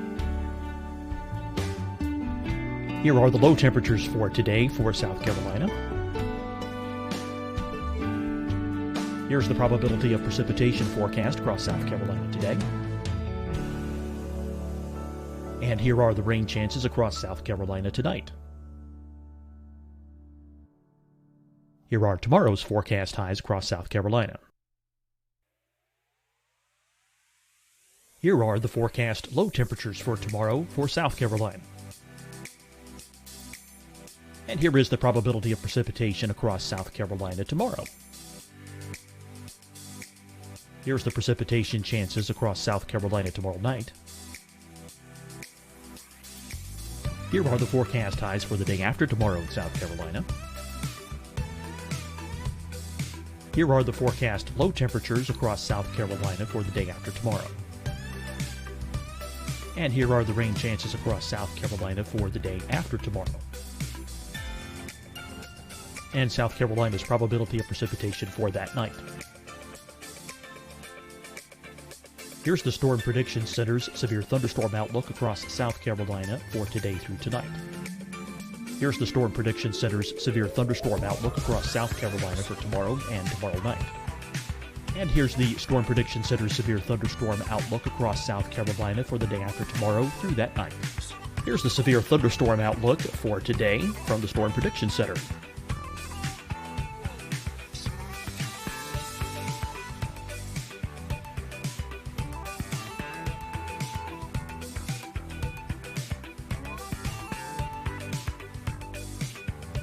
And now here's a live look at weather radar across the southeast. Fight the spread and take a stand against coronavirus. Wear a mask in public. Stay at least 6 feet apart from others. And get tested. Join us and fight the spread. Visit scdhec.gov/COVID-19. Getting tested for COVID-19 helps you to take the steps needed to protect yourself, your loved ones, and your community. Find the testing location at scdhec.gov/COVID-19 testing. Hi, everyone. I'm Dr. Mandy Cohen, Secretary of the North Carolina Department of Health and Human Services. And when you follow the 3 W's, you protect your family and your neighbors from COVID-19. When you leave your home, practice your W's. Wear a cloth face covering, wait 6 feet apart, wash your hands often. Wear, wait, wash. We're in this together. Stay strong, North Carolina. Deciding when to wear a mask isn't about who you know or how well you know them. Just ask yourself, will I be with anyone I don't live with? If the answer is yes, get behind the mask. Help slow the spread of COVID-19. Get behind the mask. Learn more at covid19.ncdhhs.gov. You'll see your Carolina weather forecast at 25 and 55 past. And now back to the best of the Carolina Weather Group on the all-new Carolina Weather Net.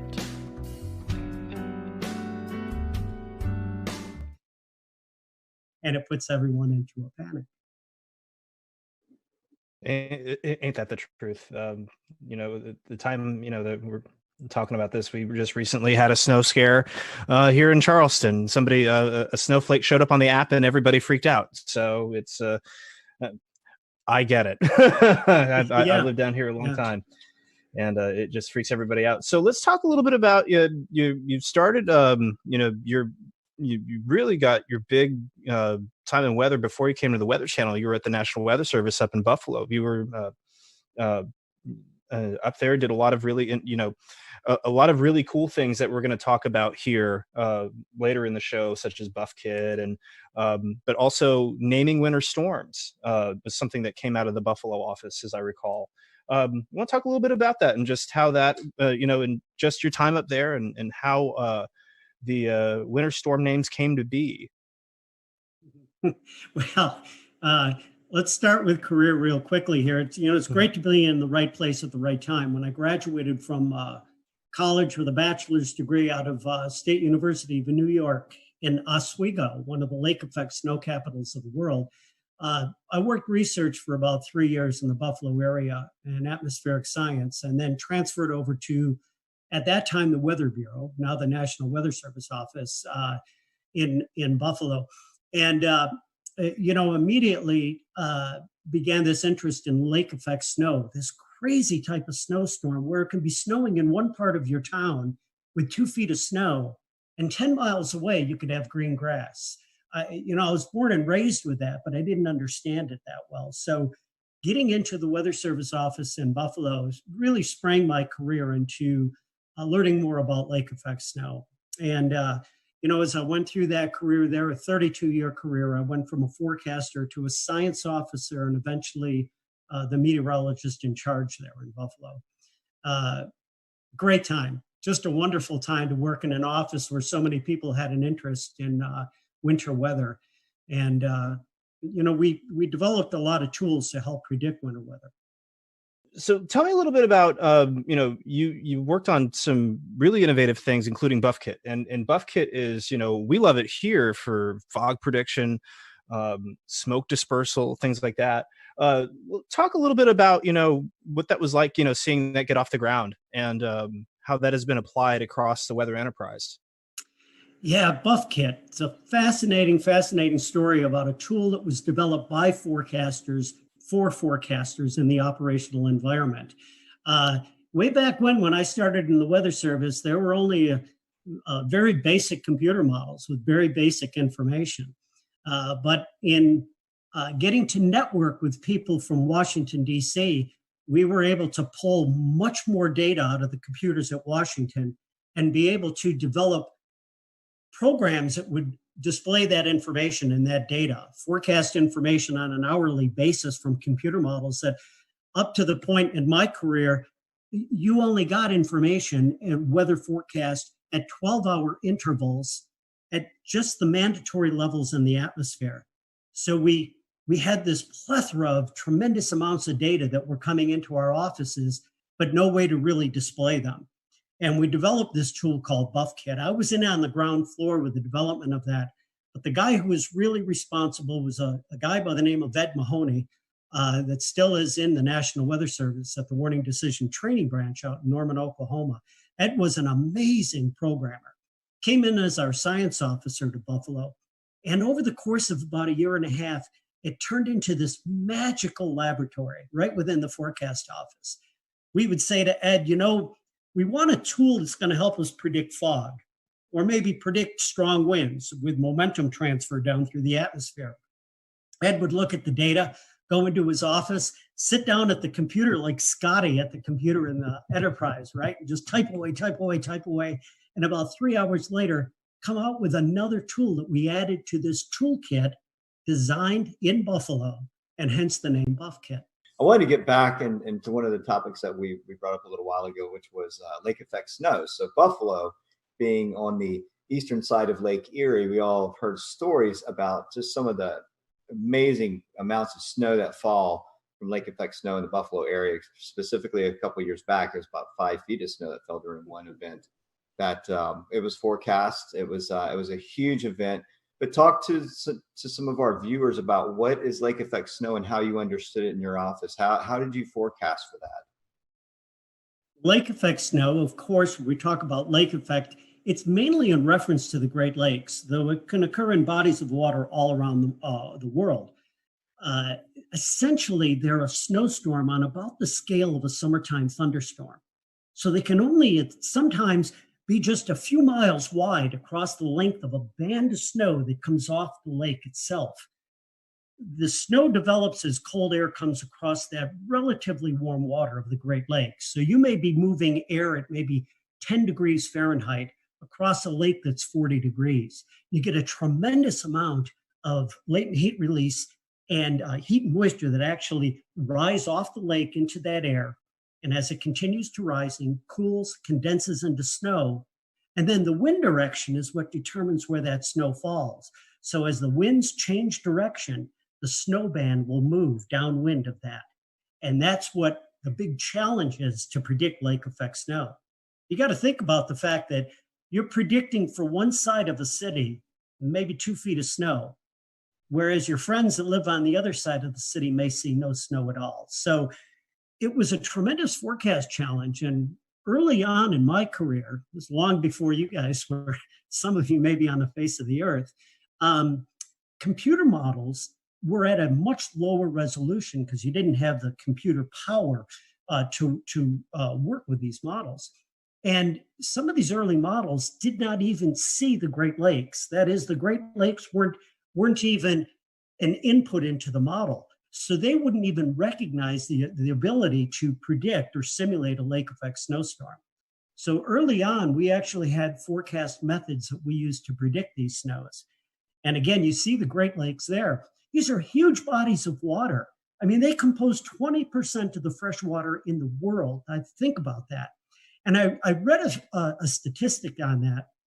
If you take all the water in the Great Lakes and you spread it across the entire United States, it would be 9 feet deep. So put that in your head and think about it. These are huge volumes of water, and they actually control the weather, and not only on a local scale, but on a regional scale across the eastern United States. And yes, and we may touch on this a little later, if you get the right wind direction off the Great Lakes, you can actually see lake effect snow down along the Appalachians. Very, very interesting. So a little bit, I just want to dive a little bit more into this, right? Because we touched on what the lake effect snow is. Wind direction for Lake Erie. If you look at the length and the width of the lake, not so much the depth or the longitude, but the latitude, you think west-southwest winds. And then how do you forecast the time that it's going to occur? Say, like you said, 10 degree Fahrenheit air moving over 40-degree waters. At what point does that stop? And we're looking at what kind of difference in the for maximum occurrence to happen, and then for how long is this going to occur? How do you know when the valve shuts off? Yeah, it's a very interesting and important question there. I like the question. The question is, how long is it going to last? What's the intensity going to be, in addition to where it's going to occur? What's important is you need cold air moving across the Great Lakes, but that cold air has to be deep enough to allow clouds to grow to a great enough depth to produce snowfall. If the cold air is really, really shallow, like that cold air that dams here on the east side of the Appalachians and is really shallow, you're not going to develop the clouds to produce lake effect snow. So that's a very important parameter. As far as how long is it going to last, once again, once that layer of cold air becomes shallow enough that it gets squeezed out by high pressure that moves across the area and begins to produce subsidence, that will cut off the lake effect snow. But in any particular locale, any location, it's the wind direction that determines where the snowband is going to be. So that snowband may be going like crazy over your little suburb, your area, and as little as a 10-degree shift in wind, just like that, will kick the snowband 10 or 15 miles north of you or south of you, and you'll go into clear skies at times. So it's a very, very intricate set of parameters that produce lake effect snow. Again, temperature difference to get that heat and moisture off the lake, the depth of the cold air to allow clouds to grow, and then the wind direction, which determines where that will all occur. And if you put all those parameters together and keep the winds in one direction for a long period of time, then you get pasted with snow. If you're under that snow band, think about the fact that it can produce 4 to 6 inches of snow an hour. Put that snow band over you for about an 8-hour period, and you're looking at anywhere from 32 to 36 inches of snow. Very insightful. Thank you for those answers. I got one more topic to ask you about, and then I'm going to hand this off to Scotty. Tell us about some of your most memorable winter events. Being from up north, probably can give you one a year from up there. But, and again, many of you too young to remember this, but one of the coldest winters on record in the eastern United States was back in the winter of 1976-77. And in January of 1977, everything came together in the right or wrong place, depending on how you would define it, at the right place at the right time into upstate New York, western New York off of Lake Erie, and produced a 5-day blizzard known as the Blizzard of 77 in Buffalo, New York. Unfortunately, 29 people died during the blizzard. Many of them were found frozen in their cars that had gotten covered over by snowfall from 5 days. And think about this, 5 days of blizzard conditions. Blizzard conditions that stranded people on roadways. Back then, you didn't have cell phones. You couldn't get on that phone and just call someone to help you. The conditions occurred with temperatures down near the freezing or the zero mark and wind chills down to 20 to 30 below zero. Anyone caught outside in that storm was in peril. And again, unfortunately, there were many, many people that died from that. That was probably the benchmark storm for me because the intensity and the duration of that event. But we've had other really interesting lake effect snow events that have occurred. Back in Christmas week of 2001, I was working at the office in Buffalo, and during that week, we picked up 82 inches of snow.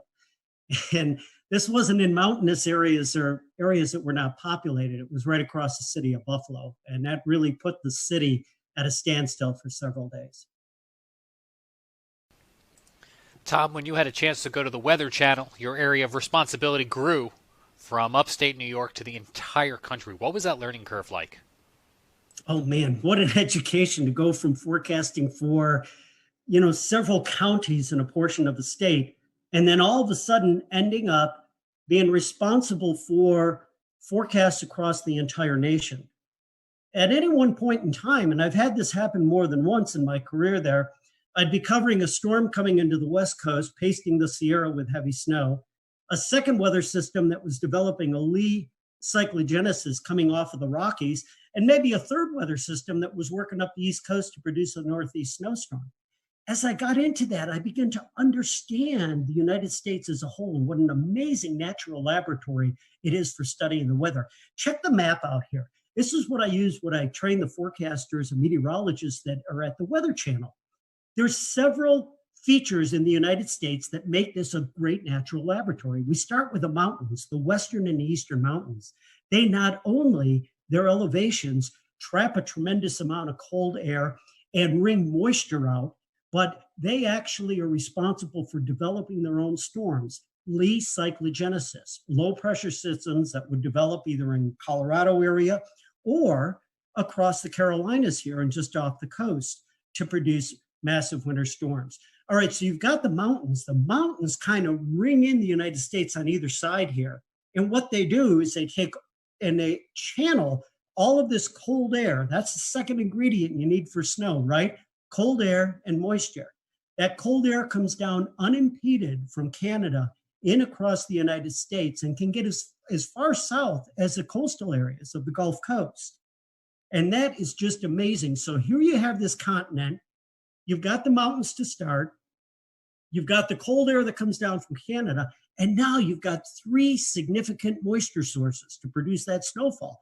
The Pacific Ocean, it hammers the Sierra in through the Cascades with the most snow that we see in the United States. Paradise Ranger Station up Mount Rainier in the Cascades gets over 1,000 inches of snow in some seasons. Think about that fact. Now, that's your first source of moisture coming off the Pacific. Your second source is the Gulf of Mexico. What an amazing source of moisture that comes northward into that cold air and is responsible for the tremendous snowstorms we see from Colorado working its way right up into the Great Lakes region. And down in the southern United States, that cold air can be shallow enough that the Gulf air rides over it to produce some major ice storms. And then we've got our next feature, and that is the Atlantic Ocean. We're all familiar with that because that's what's going to fuel a lot of the snow that occurs here along the east coast of the United States. And by the way, what I call the turbocharger is the Gulf Stream. That'll take that storm that's really firing up off the Carolinas and infuse it with so much more energy that it really cranks as it develops into a nor'easter going up into New England. So all in all, that education in the 7 years at the Weather Channel taught me just how amazing the United States is and the North American continent for producing winter weather. Tom, let's take a little bit of that and translate it into the Southeast here in the Carolinas, Tennessee, Virginia, Georgia. For us to get winter weather here, you kind of talked a little bit about the CAD situation. What are our typical setups? We hear Miller A, Miller B systems. Talk to us about what we need to see here in the Southeast to get a winter storm. Well, again, I always talk about two ingredients, right? You need cold air and you need moisture. And it doesn't have to be exceptionally cold air. It just has to be cold enough. But my gosh, that temperature profile in the atmosphere, where the air is cold and where the air is warm, means everything as to the type of precipitation you get. Now, you get across the Carolinas in the Southeast, you're east of the Appalachian Range. And so very often you will end up seeing events that set up that bring really cold air from New England down along the east side of the Appalachians. And many of us are familiar with the term cold air damming or the wedge. That cold air that slides down, it's very shallow. It's kind of like molasses. It moves its way down along the east side of the Appalachians and it sits in there. All right, there's ingredient number one. We've got the cold air. If the cold air is really, really shallow, then that can be a real serious issue for the Carolinas. Because ingredient number two is typically going to be a system that is coming somewhere out of the Gulf of Mexico. Well, we talk about the Miller Type A, Miller Type B systems, but let's keep it even more basic than that. Low pressure system coming out of the Gulf of Mexico is bringing all of this moisture northward along the east coast of the US. And it's not exceptionally cold. There's a lot of moisture there, but it's relatively warm. Oftentimes we see in the Carolinas that this moist air will move northeastward along the coast. And what I've got next to me is one of the most interesting storms I had looked at in the years that I had worked with snowstorms and ice storms along the southeastern part of the United States. And this storm is back from December 2nd through 4th. And I think this was back in, trying to look at the exact date on there. I can't see it on there. I think it was 2002. That's right. This is one of the worst ice storms that occurred in the southeastern United States in many, many decades. In fact, in the Raleigh area, I think you had over an inch of ice that occurred from this storm. There were hundreds of thousands of people without power. I believe there were 24 deaths attributed to this storm. But it's a classic setup from a meteorological standpoint here. You've got very cold air to the north of that storm that comes down along the east side of the Appalachians. It's very shallow. You bring warm moist air above that.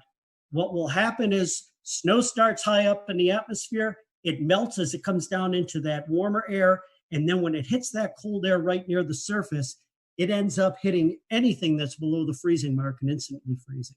And because there was so much moisture with this storm, it moved relatively slowly, so there was a long duration.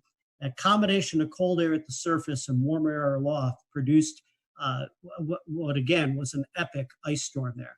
As of here in January, mid to late January, much of the East Coast, Southeast, I would even say the Tennessee Valley, has not really seen a lot of winter weather. We've had really warm conditions. As we go back, I know for a lot of locations in western central North Carolina, it's been over 400 days. You'd have to go back to December 2018 since we've seen measurable snowfall outside of the mountains. Obviously, the mountains have seen some snowfall. What is contributing to that? Why do you think over the last couple of years, it seems like the snow chances are decreasing in much of the Southeast? Well, obviously, there can be a number of parameters that contribute to that. You can certainly have weather patterns that operate on many different scales, from more of a local or regional scale to a hemispheric scale, that certainly modulate the winter weather across different parts of the globe and across our latitudes. We've had up to this point, two relatively mild, and I might say very mild winters across the southeastern U.S. We've had a jet stream that has been defined by oftentimes a trough in the western U.S. and a ridge over the eastern U.S., which is not allowing much in the way of cold air to get down into this part of the world. But you can't neglect the fact that all this is occurring on a background of a warming globe. And that climatic change, that warmth, is going to produce certain results. We don't know exactly what that is contributing to in the way of modulating our seasonal weather patterns here, but it certainly has to be doing something. We'll often look at other factors on a large scale that help to modulate seasonal weather across parts of this continent. ENSO is one example, okay? And we're always quoting El Nino or La Nina, whatever phase of ENSO that we might be in, and looking at that as a possible modulator for seasonal forecasts across the United States. But there are so many other factors that come into play from mid to high latitudes. And when you talk about the eastern United States, you talk about other factors that can influence that pattern in the season. It can be anything from ice cover in the Arctic to snow cover in Siberia to other factors that influence the mid and high latitude flow across North America. Features that are indexed or measured by things such as the NAO, North Atlantic Oscillation, the Arctic Oscillation. Those types of factors in there also play a role in the seasonal weather. But there's no doubt that the past two winters here, I mean, for someone like me who's a snow lover, it's been few and far between. Even extrapolating that over the last decade or so, we kind of transitioned to northwest flow snow and how that pertains to the Carolinas. There's been a serious decrease in bigger northwest flow snow events over the western North Carolina, eastern Tennessee area. That affects you because you've just recently moved to Roan Mountain, a place of legend in the Northwest Flow conversation. Can you tell us a little bit about what it's like to live there, and also how Northwest Flow snow is similar to lake effect snow? Yeah, well, again, I'll go back to the fact that you need two ingredients, right? For snowfall, you need cold air and you need moisture. And there's a couple of ways that you can get cold air. You can move to the far northern parts of the country to get in where it's colder, right? Going up toward Minnesota or Maine in those areas. But you can also get to colder air by elevation. All you have to do is go up in the atmosphere. And so that's why these mountainous areas are so great for skiing, right? Because the temperature drops about 3 degrees per 1,000 feet on average. And so as you get up in elevation here, there's a much better chance for the precipitation of fall as snow. You talk about northwest flow events. These are winds, northwest winds that will come down across the Appalachian Range and produce snowfall. The Appalachians run from the southwest to the northeast. So if you have a northwest wind, it's hitting that mountain range just about perfectly perpendicular, isn't it? And that's the best chance to get lift in the atmosphere, to get what we refer to as orographic lift. And that lift can help squeeze out any moisture in the form of precipitation across the windward side of the mountains, where that wind is coming from. But what's interesting is northwest flow also emanates from an area called the Great Lakes. And so oftentimes, if the flow is very well aligned, it comes off the Great Lakes, you can actually get channels of moisture that will propagate hundreds of miles downstream. When that little area of moist air is moving along and it gets that little kick going over the mountains, that's when the snow can get kicked out. And so oftentimes we get some pretty significant snow events in what otherwise would not be a snowy setup across this part of the world. Well, Tom, we've certainly appreciated your time tonight. If our followers want to follow you on social media, I know you like to tweet and you tweet out articles. How can they do that? Well, it'll be at Tom Nizzle. And we'll return to Best of the Carolina Weather Group in a moment. Now your Carolina weather forecast. Here are today's forecast high temperatures for North Carolina. Here are the forecast lows for tonight for North Carolina. Here are tomorrow's forecast high temperatures. And here's forecast rainfall across North Carolina tomorrow. Here are the forecast highs for the day after tomorrow.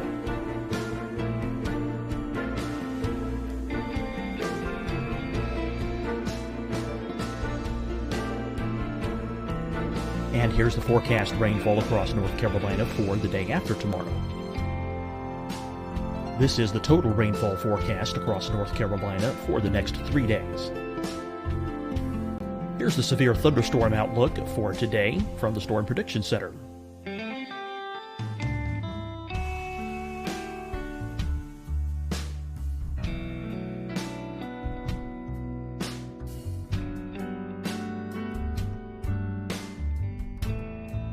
Here are the forecast high temperatures for today for South Carolina. Here are the low temperatures for today for South Carolina. Here's the probability of precipitation forecast across South Carolina today. And here are the rain chances across South Carolina tonight. Here are tomorrow's forecast highs across South Carolina. Here are the forecast low temperatures for tomorrow for South Carolina. And here is the probability of precipitation across South Carolina tomorrow. Here's the precipitation chances across South Carolina tomorrow night. Here are the forecast highs for the day after tomorrow in South Carolina. Here are the forecast low temperatures across South Carolina for the day after tomorrow. And here are the rain chances across South Carolina for the day after tomorrow. And South Carolina's probability of precipitation for that night. Here's the Storm Prediction Center's severe thunderstorm outlook across South Carolina for today through tonight. Here's the Storm Prediction Center's severe thunderstorm outlook across South Carolina for tomorrow and tomorrow night. And here's the Storm Prediction Center's severe thunderstorm outlook across South Carolina for the day after tomorrow through that night. Here's the severe thunderstorm outlook for today from the Storm Prediction Center.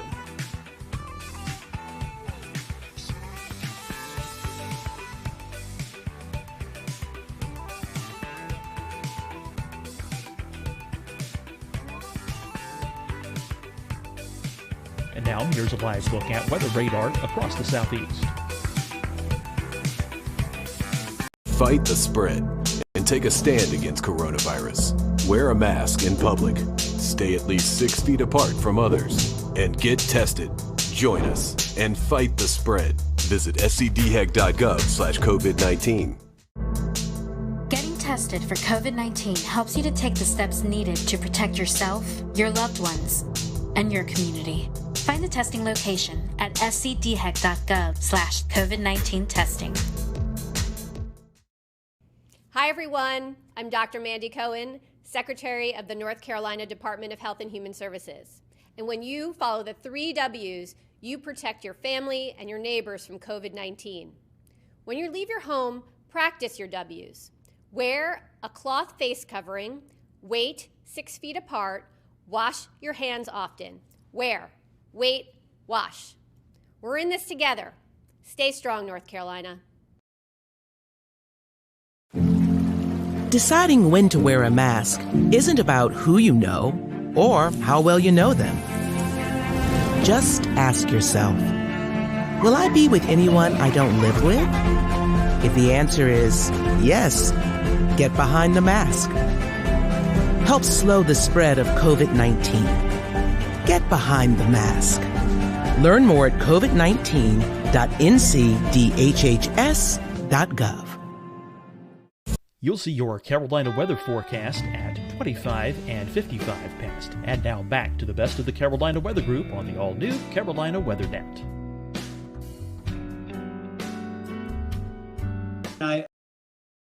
I have my Facebook page as well. And if you're interested in snowflakes, I have a Facebook page called Mother Nature Snowflakes. So you can hit me at all those spots. And yeah, I'll friend you for sure. Awesome. Well, go follow Tom on social media. Great follow. Check out his snow photography. Hopefully we can get you a few more snow events up there in the East Tennessee Mountains before winter ends. And we've appreciated you being with us tonight. As always, we thank you for watching the Carolina Weather Group. Remember to like and subscribe our podcast. Send us any requests. If you have any guests or topics you'd like for us to talk about, send them our way. Until next time, have a great one.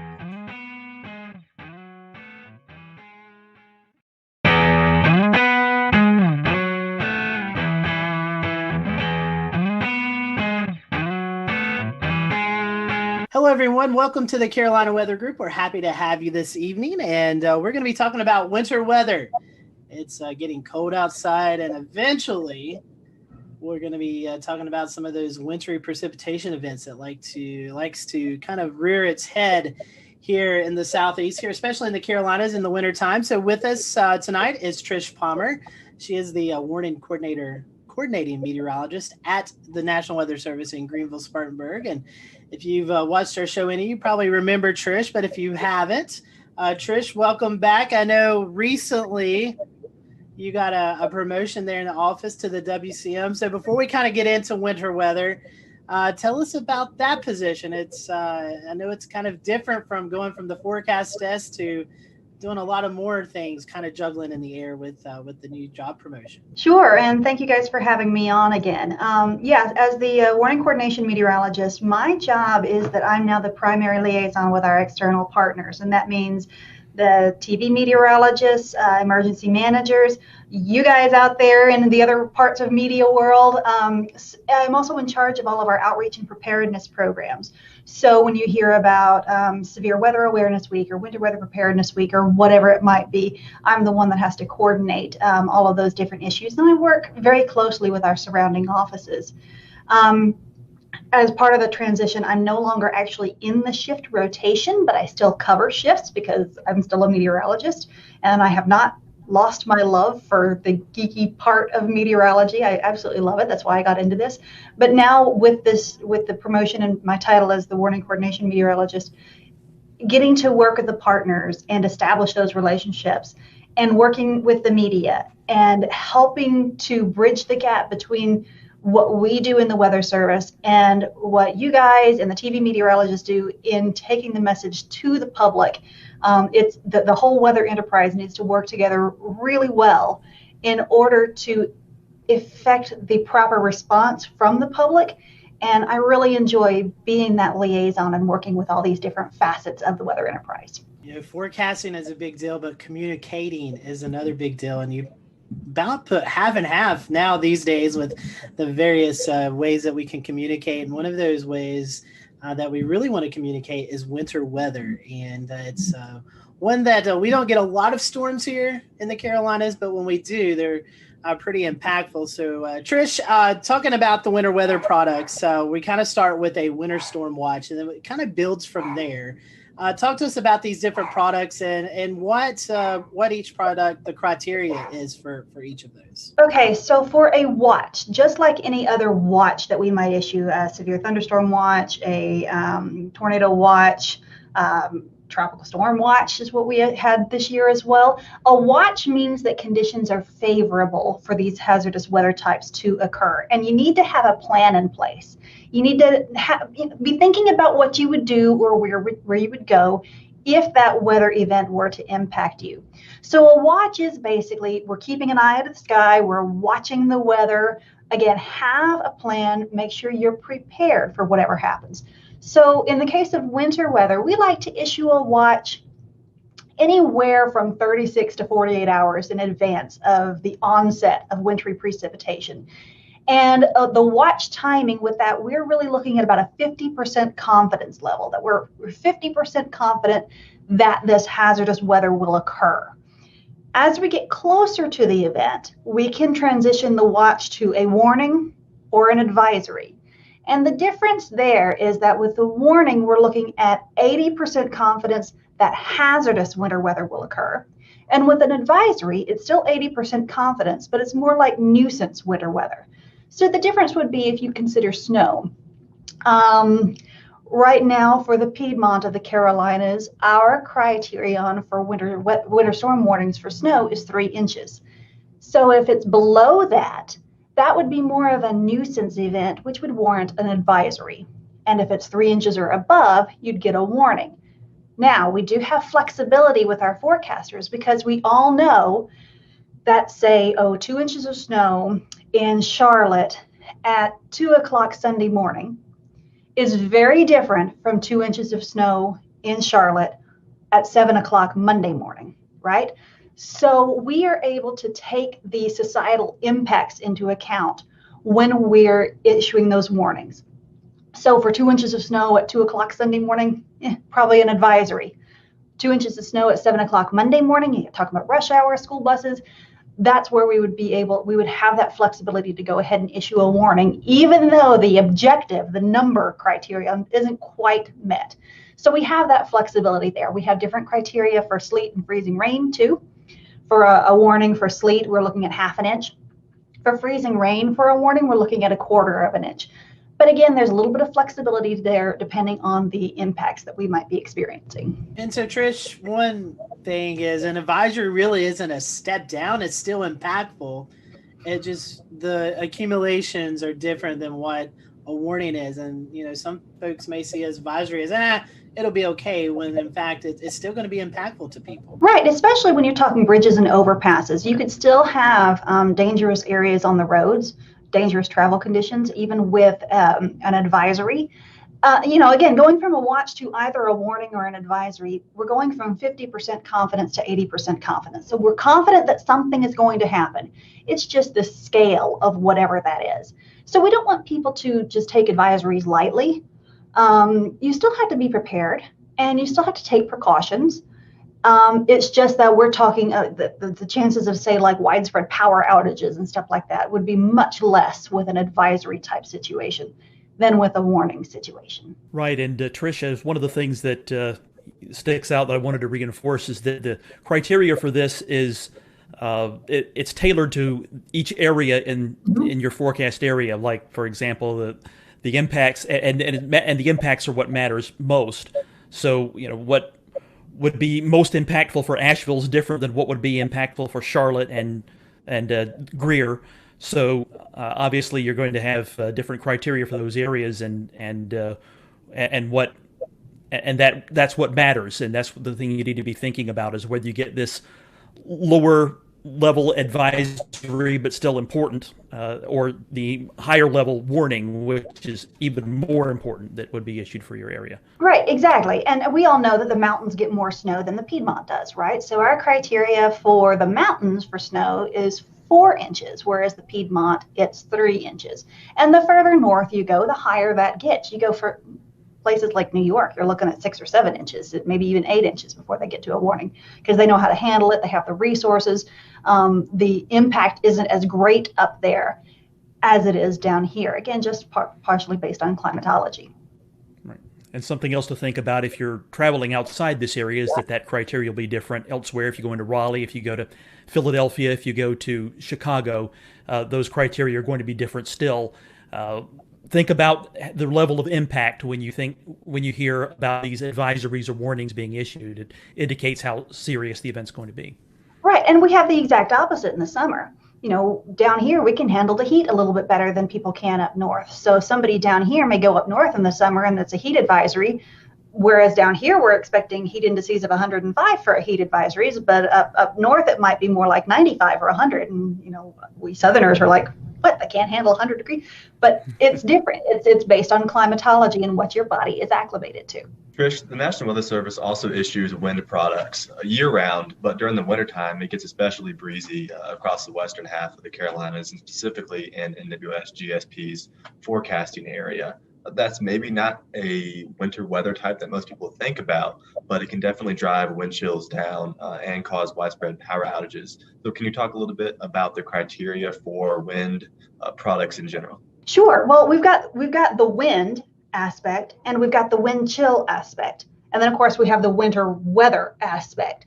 So when we have a winter event, lots of times we roll them all into one product rather than issuing a whole bunch of different products, because as you guys are probably aware, a wind product is handled by one set of products. It's called a non-precipitation warning, whereas the winter storm and wind chill products are handled by the winter storm products. So it can get very confusing. So we often wrap these in together. And so we can sometimes tweak our criteria to make it match what the weather is looking like. And again, just to make more sense to the residents across the Western Carolinas and Northeast Georgia. So for example, when we issue a high wind warning, that's when we're expecting frequent gusts over 50 knots or 58 miles per hour. That's not uncommon in the northern mountains in the middle of the winter, because we have the jet stream coming down. We've got some really tight pressure gradients that set up often. And anybody who's watched the weather at Grandfather Mountain knows it can get very, very, very windy up there. So you'll see those products a lot. The step down from there is a wind advisory. And that's really when we're expecting winds, 30 to 39 miles per hour with frequent gusts over 40 to 45 miles per hour. Again, we have the flexibility to adjust that. It's been kind of a wet season, so maybe we might issue a wind advisory at wind speeds just a little bit lower. We also know that once we get to wind speeds that are over 35 miles per hour, school buses have a real hard time driving in that. So we're trying to line up our products a little bit more with what the schools are needing from us. And that's part of the communication between us and those decision makers. So they let us know what they need and we tell them what the weather is going to be. And sometimes it's just easier for us to issue a product based on those more widespread impacts. So when we take the wind and the temperatures into account, then we get the wind chills on top of that too, right? So once we're looking at wind chills below 0 Fahrenheit, that's when we're going to start looking at wind chill advisories, wind chill warnings. Again, it's going to be a little bit lower in the mountains than it would be in the Piedmont.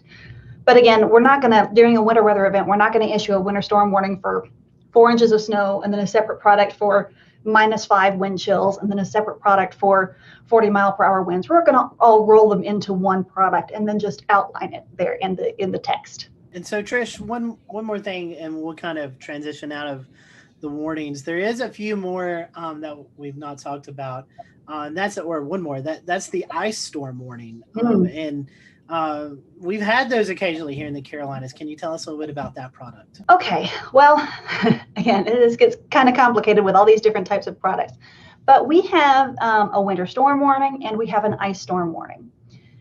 The difference is that a winter storm warning is considered, either a mix or a mostly sleet or snow event, whereas an ice storm warning is mostly freezing rain. The difference is, again, in the impacts. When we have snow, we don't have quite as many widespread power outages as we might with a freezing rain event, because the freezing rain is accumulating on the power lines, whereas snow doesn't always accumulate on the power lines. The difference is, like, if we could look back to December of 2018, that was pretty kind of an earlier snow event. So there were still some leaves on the trees that hadn't fallen off. And so we had more widespread and prolonged power outages just because, I mean, the leaves were brown, but they hadn't all fallen off. So there are some, again, impact-based issues that we're dealing with there. But freezing rain can often be a bigger hazard for travel than snow can, because if we can get the roads treated for snow, lots of times the road crews can keep up with it. But ice is a totally different beast, because you've got the power lines, you've got the tree issues, you've got bridges and overpasses. Sometimes you can't even walk. Whereas with snow, you get a little bit of traction just based on the snow itself. So ice storms are a slightly different beast. And we're happy we haven't had a big one in a while. NOAA released their winter weather outlook not too long ago. And it all kind of, it takes everything into consideration, the La Nina state that we're in currently, as well as other factors throughout the year. Can you tell us a little bit about that outlook and how it might impact the Carolinas? Well, the outlook, like you said, it takes a lot of big picture seasonal things into effect. And the outlook is developed by another branch of the National Weather Service called the Climate Prediction Center. And these are folks who are climatologists by training. They have a lot of experience in seasonal forecasting, and they look at all of this stuff and they produce this outlook.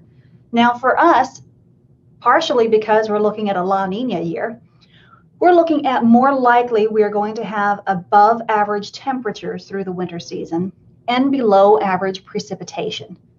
Now, I want to be clear that that doesn't mean we're not going to get any big events. If anybody remembers back in 2011, January of 2011, I mean, here at GSP, we had 6.5 inches that year, and that was a strong La Nina year. So it doesn't mean we're not going to get any big events. We actually had somebody call the office and said, well, we're going into a La Nina winter. Does that mean we're not going to have any flooding? No, that doesn't mean that at all. It just means on a seasonal basis, the average temperatures will likely be above normal and the average precipitation will likely be below normal. But here on the local level, we look out 7 days and we are forecasting for these high impact weather events. And we're going to issue watches and warnings no matter what the seasonal outlook is, because you could still have an extreme event any time of year. Very important to consider when we live in the South here that one snowstorm can bring you double your normal snowfall in a year. So even though on average we're likely to see a warm and dry winter, it only takes a 1 week long cold pattern to give you above normal snowfall. So keep that in mind, because what's normal is actually not much. So you can actually get a lot well above normal snowfall for a year just because you got one big snowstorm. Yep. And it's really important for your viewers, your listeners, to understand that they need to be prepared for all types of high impact weather. Don't take a seasonal outlook of, above normal temperatures, below normal precipitation, and say, I can let my guard down. No. You always need to have an emergency kit ready. You always need to be prepared. And so, Trish, talking about that, the forecast, it seems like, with tropics, we get a little sector of that. But with winter weather, we get a bigger sector, seeing these fantasy weathercasts that go out 10, 15 days in advance and kind of show these big monster winter storms developing. But honestly, tell us how hard it is to forecast winter weather here, and how those Fantasyland storms that some people like to post, hardly ever verify here. You can find a model run that'll say basically anything you want it to say. And what's the saying that even a broken clock is right twice a day, or even a blind squirrel catches a nut every now and then. So there may be some extreme forecasts out there, and maybe somebody gets lucky and it gets right. But the important thing is for people to rely on trusted sources of weather information. So don't just look at one social media post from Joe Blow out there. Talk to your, you guys have a huge Twitter following, and you guys have reliable sources that you tweet and retweet, whether it's your local favorite TV meteorologist or us here at the National Weather Service. It's really important that people rely on trusted sources of information. And in the end, when it comes to watches and warnings, we in the National Weather Service are congressionally mandated to issue those products. And then we rely on you guys on the media side of things, whether it's TV media or internet media or whatever, to get the word out there to the public. I mean, some people will get it through our website. But our interface is more working with the media and emergency managers. So we really rely on you guys to be the go-between between us and the public. So again, we're the ones that are issuing the watches and warnings, but often it's you guys in the media that are communicating that to the public. So that back and forth interaction is really important. And when it comes down to some random social media post with some random forecast, anybody can be right every once in a while. And a lot of that is just clickbait. They want people to click on them to get likes or followers or whatever. And there's really no point in scaring people with crazy forecasts all the time. Again, go to your reliable, trusted sources of weather information. Absolutely. Know your meteorologist. Or if you're finding weather information from someone you don't know who is actually posting it, it's some anonymous type of weather site, you may want to take that with a grain of salt. But exactly. If it's the National Weather Service, a company like the Weather Channel or AccuWeather, or a local meteorologist, those are the ones you can trust, especially if you're hearing the same or similar message from all of them. Trish, we were talking about that. Obviously, winter weather gets everyone excited. But there's also some aspects here in the Southeast where we could see severe weather in the wintertime. We have seen, severe weather aspects. And even when you mention La Nina, you in the back of your mind, late winter, early spring, you think of potential of an active fire season. So there's other things that we're looking at in the wintertime besides snow, sleet, freezing rain, and high winds. Yes. We live in a very active portion of the country. We don't really get a break here. There's not really much of a down season. Sometimes October, early November can be kind of quiet. It's actually kind of quiet out there this week. But certainly recently it hasn't been. We've had a lot of rain and some big flooding events. So there's always something that could be happening. So like you said, winter, we're going into winter weather. That doesn't mean that there's not going to be tornadoes at some point. February 6th of last year, we had a pretty big event back then, this past year. We had tornadoes back in January of 2020. So tornadoes can happen any time of year. And again, that's why people need to be watching the forecast, be prepared for anything. And you mentioned fire weather. We've been lucky in the fire weather aspect, and that we haven't had much of a fire weather season in the past few years. It's been 2016 since we've had a really big one, and that was a bad one. To avoid fire weather, we've got to have a lot of water, right? So you get 6 of one, half dozen of the other. But that is certainly an issue before the leaves start greening up, the big spring green up. As we get into late winter, we still got leaves on the ground. It's not quite as wet anymore. We still got some big wind systems that are coming in that'll continue to dry us out. So yeah, fire weather in the early part of the spring is a big issue. This time of year also in the late fall, it's also a big issue because all the leaves are falling down. So it's also always important to be monitoring fire weather conditions as well, especially if you need to do some outdoor burning. Check with your local officials to find out if there's a burn ban. Please do not burn a brush pile without checking the forecast. I have personal experience with this. A few years ago, our neighbors did not check the forecast and went to burn a brush pile. And they left, there was one guy there with a tractor to watch it, and it got out of control. And we noticed more and more smoke. We all happened to be home that day. There was more and more smoke coming by our windows. Our baby girl was up taking a nap. And so my husband goes and he looks, and there's a fire in our yard. So we actually had to call 911, and there were 2 different units that had to come out. We had a 2-alarm brush fire around our house. And then they're first concentrating on our propane tank. And, in the heat of the moment, you don't think about it. But looking back, if I had realized that if I had put the 2 and 2 together, fire, propane tank, I would have completely panicked. In that case, they got the fire out, but it could have been a devastating situation because our mulch was on fire. It was very scary. Our little boy was terrified. The little baby slept through it all, but you've just got to be careful. You've got to watch what you're doing and pay attention to the forecast. So Trish, what are some of the sensible safety precautions that the public can take? We talk about putting together a kit so that you can be prepared, but what would go into that and really tailored towards winter weather? Well, it'll depend on what you're doing and what you need to be doing and your life situation. So if you're at home and we have a winter storm warning and you don't need to be anywhere, and hopefully not, you're going to want to have your standard, gallon of water per person per day in case you lose power and can't get water, especially if you're on a well. You're going to want to have any medications. You're going to want to have non-perishable foods, and make sure you have a manual can opener for any cans that you have. You're going to want to have extra blankets and stuff nearby.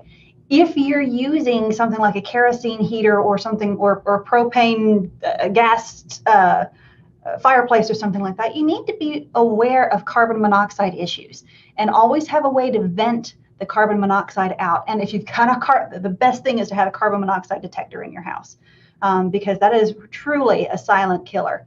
Because people go to sleep and they never wake up. They have no idea, they don't know what happened. So again, have a way to stay warm, have a way to stay fed, and have plenty of water. If you have babies, make sure you have plenty of baby supplies with you. Again, your medications. If you need oxygen or something like that, maybe you need to have some extra supplies with you there. If you have pets, that's another thing. You need to have a way for your pets to have water and food, and maybe bring them inside. Or if you have like farm pets, make sure that they're taken care of. If you need to be out on the road for any reason, if you must be out on the road, we got a lot of first responders that have to be out on the road. Make sure you have a bag of kitty litter or ice melt or something like that in your vehicle. Make sure you have an ice scraper. Make sure you have a blanket in case you get stuck. Make sure you have some food and some water. Make sure you have a snow shovel, maybe even. So there's a lot of different things that you can have with you to help you should the worst case situation arise. And it's important to do that in advance. We'll return to Best of the Carolina Weather Group in a moment. Now your Carolina weather forecast. Here are today's forecast high temperatures for North Carolina. Here are the forecast lows for tonight for North Carolina. Here are tomorrow's forecast high temperatures. And here's forecast rainfall across North Carolina tomorrow. Here are the forecast highs for the day after tomorrow.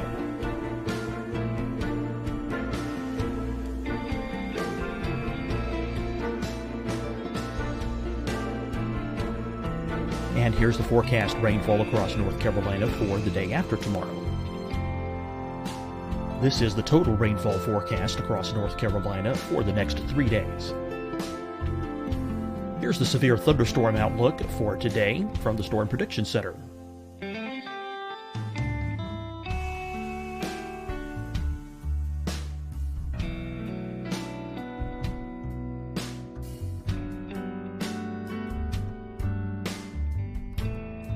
Here are the forecast high temperatures for today for South Carolina. Here are the low temperatures for today for South Carolina. Here's the probability of precipitation forecast across South Carolina today. And here are the rain chances across South Carolina tonight. Here are tomorrow's forecast highs across South Carolina. Here are the forecast low temperatures for tomorrow for South Carolina. And here is the probability of precipitation across South Carolina tomorrow. Here's the precipitation chances across South Carolina tomorrow night. Here are the forecast highs for the day after tomorrow in South Carolina. Here are the forecast low temperatures across South Carolina for the day after tomorrow. And here are the rain chances across South Carolina for the day after tomorrow. And South Carolina's probability of precipitation for that night. Here's the Storm Prediction Center's severe thunderstorm outlook across South Carolina for today through tonight. Here's the Storm Prediction Center's severe thunderstorm outlook across South Carolina for tomorrow and tomorrow night. And here's the Storm Prediction Center's severe thunderstorm outlook across South Carolina for the day after tomorrow through that night. Here's the severe thunderstorm outlook for today from the Storm Prediction Center.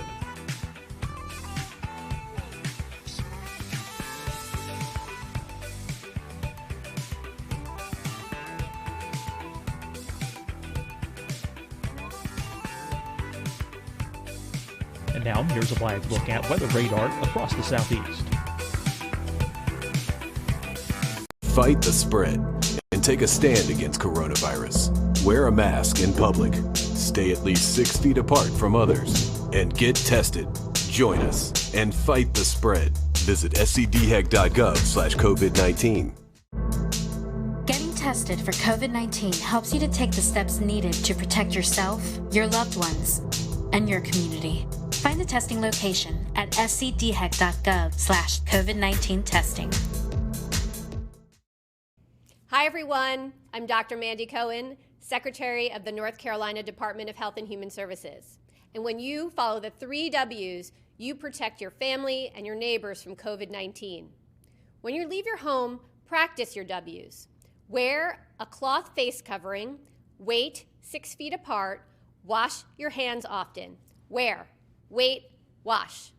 We're in this together. Stay strong, North Carolina. Deciding when to wear a mask isn't about who you know or how well you know them. Just ask yourself, will I be with anyone I don't live with? If the answer is yes, get behind the mask. Help slow the spread of COVID-19. Get behind the mask. Learn more at covid19.ncdhhs.gov. You'll see your Carolina weather forecast at 25 and 55 past. And now back to the best of the Carolina Weather Group on the all-new Carolina Weather Net. Example, current times when the weather's relatively quiet. Advanced planning is the key to being ready when things happen, be them a weather disaster or something else. Get ready in advance. That way, for one thing, you can actually secure the supplies. They might be in short supply when we're close to an event and something bad's going to happen, a big snowstorm or whatever. Be ready in advance. And ready.gov is a good place to go and look for other tips for not just weather emergencies, but also other kinds of disasters too, earthquakes and so forth. Exactly. And always have your phones charged up. Always have these charged. Even if the cell phone networks get clogged up, often text will still work. So if something were to happen and you get stranded, maybe you don't have a cell phone signal, you might be able to still send a text to a family member or something like that and ask them to ask for help for you. But always have your phones charged up. That's a big one too. Especially going into a big event, just keep it plugged in overnight and just have it there. There are lots of like manual battery chargers that you can get. You can get crank chargers, crank radios, and stuff like that. So there's lots of different options out there. Well, Trish, speaking of winter weather, we'll kind of close with this. For those folks who live in Western North Carolina, upstate South Carolina, and far northeast Georgia, how can they follow you guys? What's the best way for our followers and listeners to get information from the Weather Service there with winter weather coming up? I know your website, you've got social media. What's the different outlets they can check out? Well, like you said, our website, weather.gov/GSP for Greenville, Spartanburg, weather.gov/GSP. That's going to have all of our latest information, the most official information. We do have Facebook and Twitter at NWSGSP. Facebook and Twitter, social media is not an official source of warning information, okay? Because sometimes that can go down. Sometimes our meteorologists get overwhelmed and we can't always keep some of that updated. A lot of that auto posts. The other thing is that Facebook algorithms sometimes don't always show you the most recent posts. So we have stopped posting warning information on Facebook because we've had a lot of complaints from people getting old warning information instead of new warning information. So we'll use Facebook more to post precautionary and preparedness activities and actions. And we might use Twitter more for the actual warnings and advisories, those kinds of real time, what's going on right now situations. We love to get reports from people. We don't know what's happening basically anywhere except outside our office. And we have these little bitty windows. We can't see very far. So it's really important for people to tell us what's going on out there. And that's not just winter. That's all year round. If you see a tree that comes down, let us know. If there's a thunderstorm out there and it's causing, there's flooding on your road, let us know, because we don't always know what's going on at the ground. So get out there with a ruler, take a picture of the ruler. Those are the best. If you can take a picture of the ruler in the snow and then tweet it to us at NWSGSP, or if you go to our website, there are places that you can report your weather there. We really, really, really appreciate that information because that helps us to understand what's going on out there so that we can then adjust our thresholds. That's all good information. Trish, we certainly appreciate you joining us, and fingers crossed. I know I like winter weather. I believe you like winter weather. I know Evan loves winter weather. Frank, I know you've had your winter weather in Pennsylvania, so you might want a little bit of a break. But yeah, I'll take this La Nina winter. Hopefully it's at least 60 degrees every day for now through March. I'll be fine with that. But for the rest of us who are wanting winter weather, we hope that we'll get some. And Trish, we thank you and your crew down at GSP for all you do. I know it's been a very busy year, and maybe we can get one or two winter weather events and then let you guys get a little bit of a break. Maybe we can. And we really appreciate you guys because, like I said earlier, we really rely on you guys in the media, whatever type of media it is, whether it's television or social media or podcasts and videocasts and all of this stuff. Again, we rely on you guys to be the go-between between us and the public. And we appreciate the efforts that you guys make to help in that regard. We're honored to do it and honored to help you all out any way we can. And we thank you guys, our followers. Give us a like on this podcast. Let us know if you found this information valuable to you. And be sure to follow GSP on Facebook and Twitter and let them know what you are seeing this winter season. So for everyone here at the Carolina Weather Group, hope you have a great evening, and we will talk to you soon.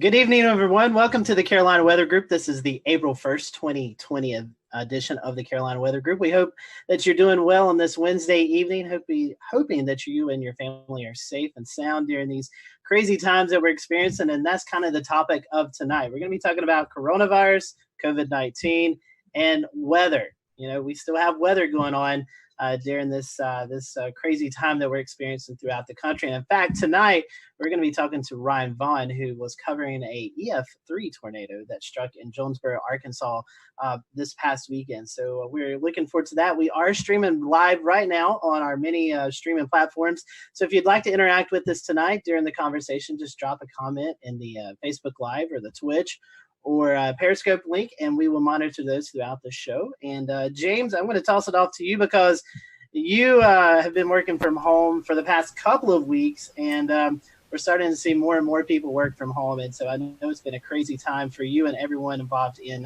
TV media. You know, it's been a very interesting time indeed, Scotty, because everyone has kind of moved very quickly, whether they liked it or not, real fast into the cutting-edge technology of 2020. Everyone suddenly knows what Zoom conference is. It wasn't but 3 weeks ago when we would be booking guests for the show saying, hey, we're going to send you a link to a Zoom conference, and then had to proceed to explain what Zoom conference is. We do not have to do that anymore.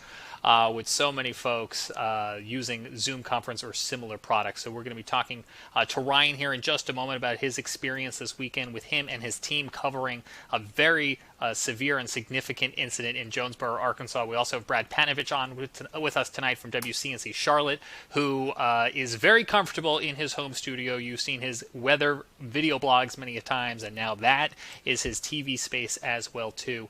And we're also going to be talking with somebody here in Mecklenburg County who does some paramedic work about what this means, the coronavirus means for their line of work too, because as Scotty mentioned, the weather is still continuing to happen. We had a line of storms roll through South Carolina yesterday, prompted numerous severe thunderstorm warnings down in the Charleston area. Luckily, we didn't have any tornado warnings to account of, despite having a tornado watch, but it was a much different story this past weekend in Arkansas. Let's bring in Ryan.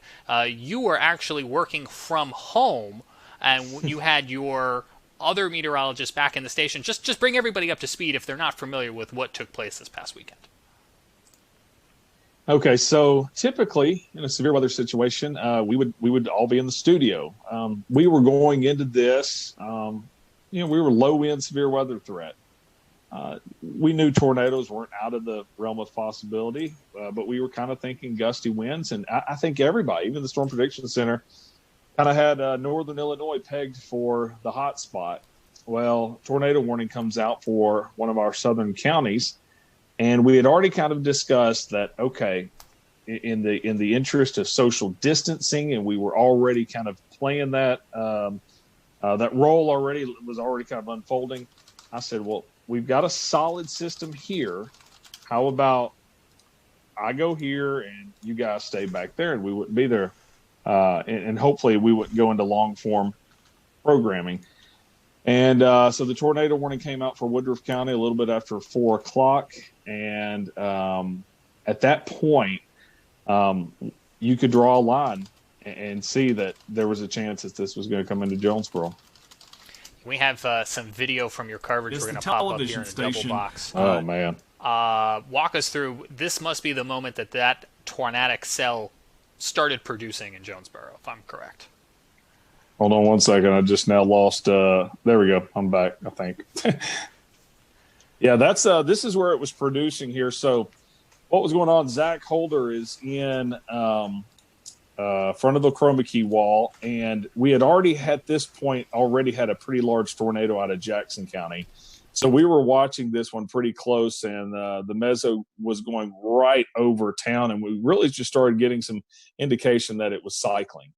And sure enough, we were concerned that it was going to, if it cycled through and it produced a tornado, it would be right in the middle of Jonesboro. And you see what unfolds here. Now, for Zach, he's in his 20s. He hasn't covered a ton of, tornadic storms, especially like that in front of a weather camera.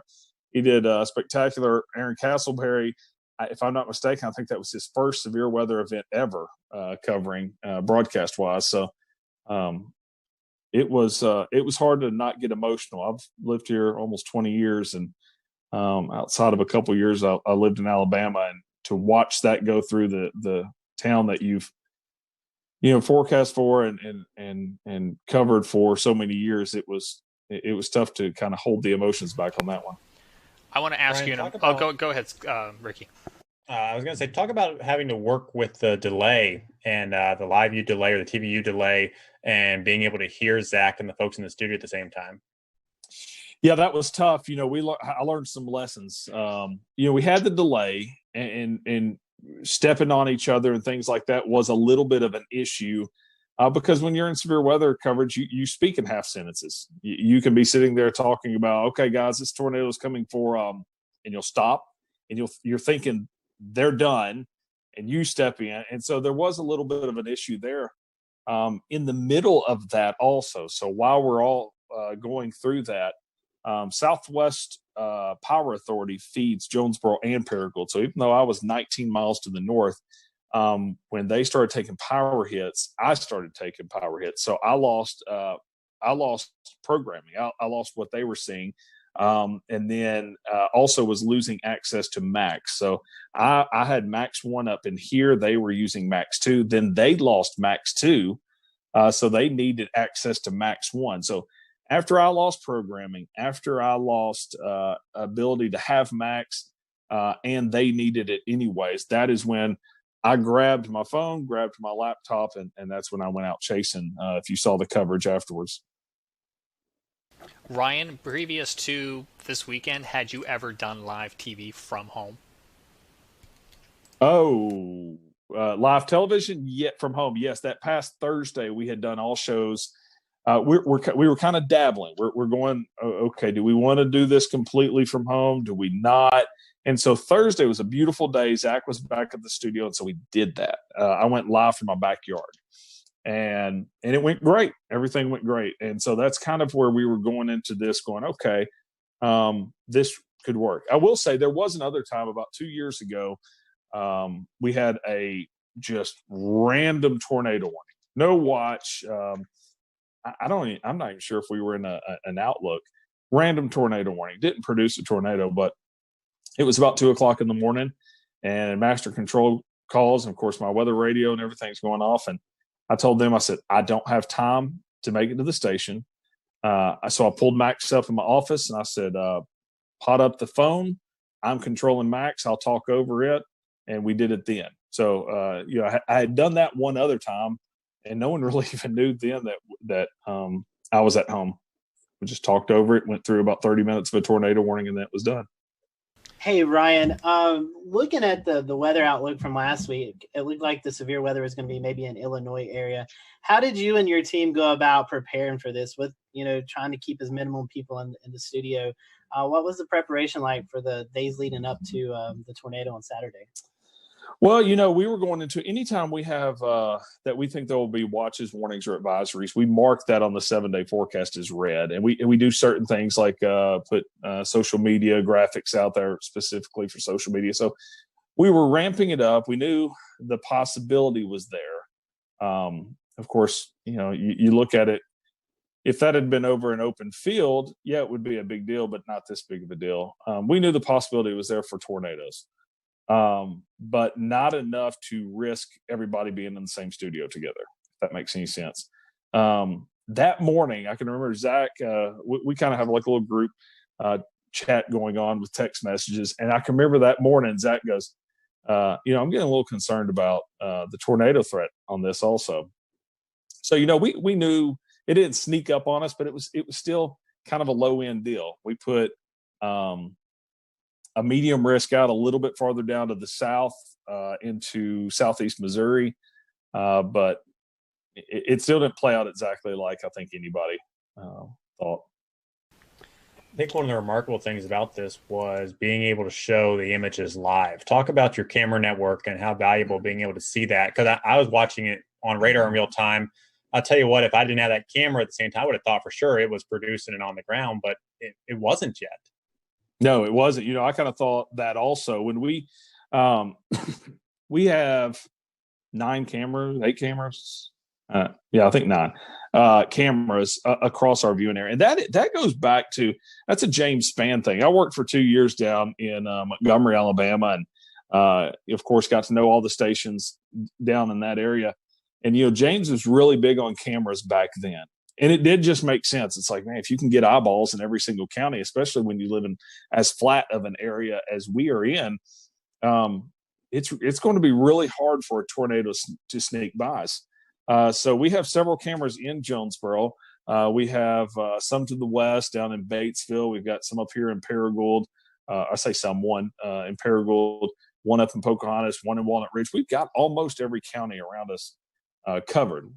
Now after this, I want 2 or 3 more. But I've always been a big fan of cameras. This is actually our second tornado in about a year that we've caught on camera.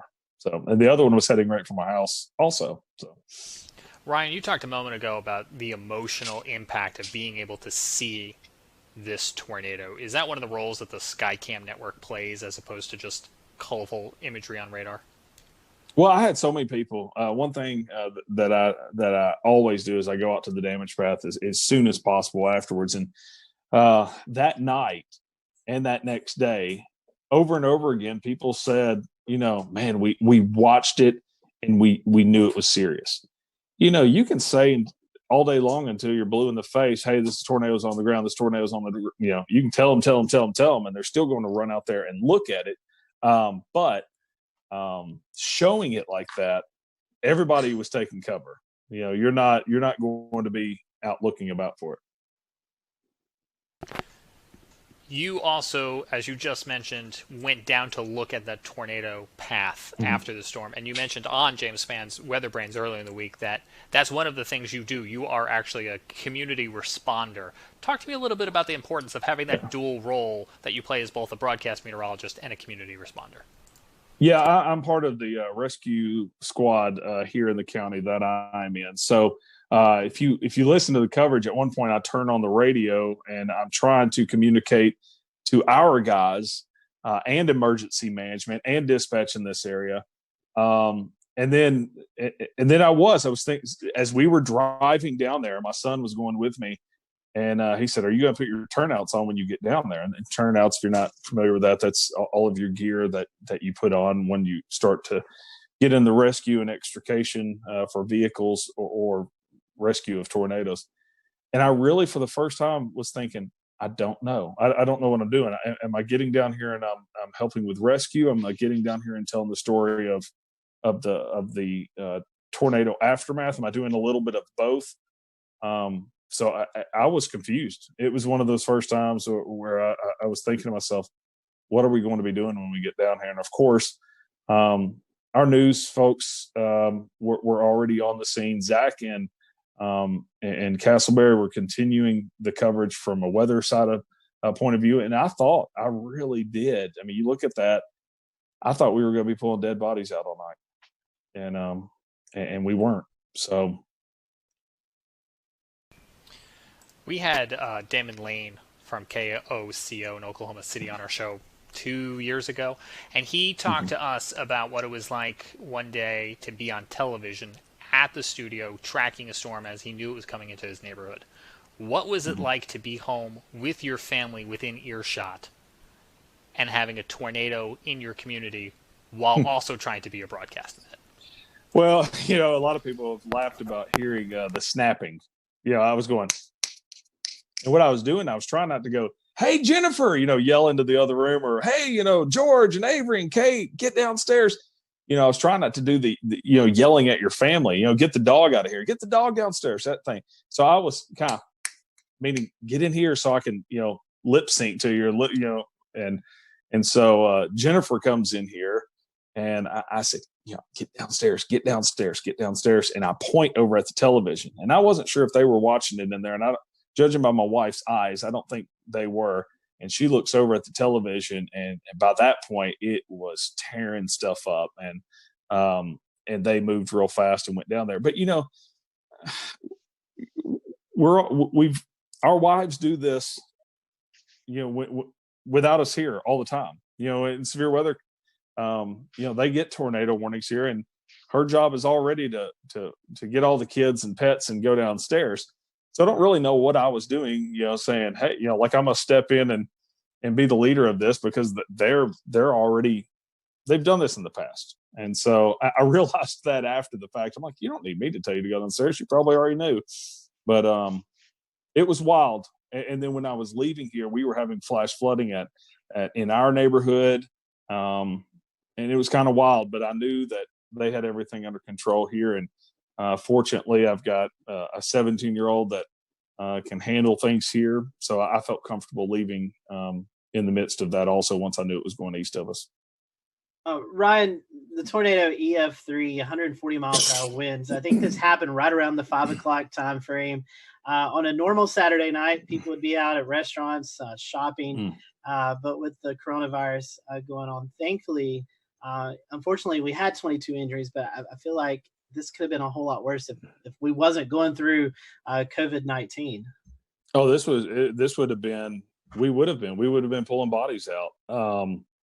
Of those 22 injuries, only 2 of those were hospitalized. So you got to think of a large part of those were probably just scratched up arms and things like that. But, I just think I had just left the mall about 2 hours earlier. We went and picked up a cake right beside the mall, right where it hit. And I can remember going by Best Buy. My wife and I were even talking about it. We were like, wow, look at that. They've got a tent out front. And what they were doing is she goes, yeah, I bet they're, you pull up and you say what you need and they run in and get it and check you out. And I was like, oh, yeah, that's kind of cool that they're still open. We even commented, talked about it before we were heading home. And so you had, just a handful of workers in the mall. The rest of the mall was closed. So if you look at the aerials, I mean, it just tore up the mall. JCPenney, the roof completely ripped off, and you really can't tell until you look at the aerials how messed up JCPenney was. Dillard's ripped out. A Saturday at 5 o'clock, all those places would have been busy. You think of Cheddar's. I think that's a national chain that you guys may know about, but Cheddar's is a restaurant that would have been completely packed with probably about an hour wait with people sitting all around it on a normal Saturday at 5 o'clock. Instead, they had a couple of workers that were cooking to-go orders. You had Academy Sports. You had several restaurants through there. And it also went through, and I'm going to check the numbers on this, but I venture to say the busiest intersection in Jonesboro, Arkansas, if not the top three. I mean, definitely. So you just had an extremely populated area that if this had hit on a normal Saturday night where people aren't staying inside, it would have been very bad. You know, Ryan, you've had a crack at this before with back in the day when you had that other situation where you were home and you had to broadcast real quick. And you've prepared some, and everyone's prepared, but last weekend was something no one has ever experienced before, and certainly to a greater degree than the last tornado that you covered from home. What did y'all learn from that? Well, I learned, the power hits. For one thing, I learned that we need an UPS system even here at the house if we're going to do that. I learned also that I want an over-the-air antenna, which I've already gotten now. But more than likely, even doing all of that, there's going to come a time where we just all need to be in. I know we're trying to take the steps to be socially distant and things like that, but I think if we have another severe weather event like this, we probably just all need to be in studio. Ryan, talking about the coronavirus stuff for a second, what challenges did that present after the tornado with rescue crews, with the recovery aspect and things like that? The scary part of it is, and it's really part of the reason why I decided that I need to start broadcasting from home, is that everybody forgot about it.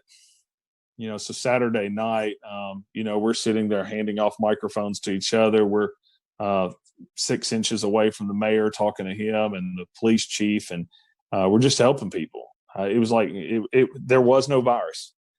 Late that night, we start thinking about it a little bit, and start thinking of, okay, we need to stay a little farther apart. We need, think. We'll return to Best of the Carolina Weather Group in a moment. Now your Carolina weather forecast. Here are today's forecast high temperatures for North Carolina. Here are the forecast lows for tonight for North Carolina. Here are tomorrow's forecast high temperatures. And here's forecast rainfall across North Carolina tomorrow. Here are the forecast highs for the day after tomorrow.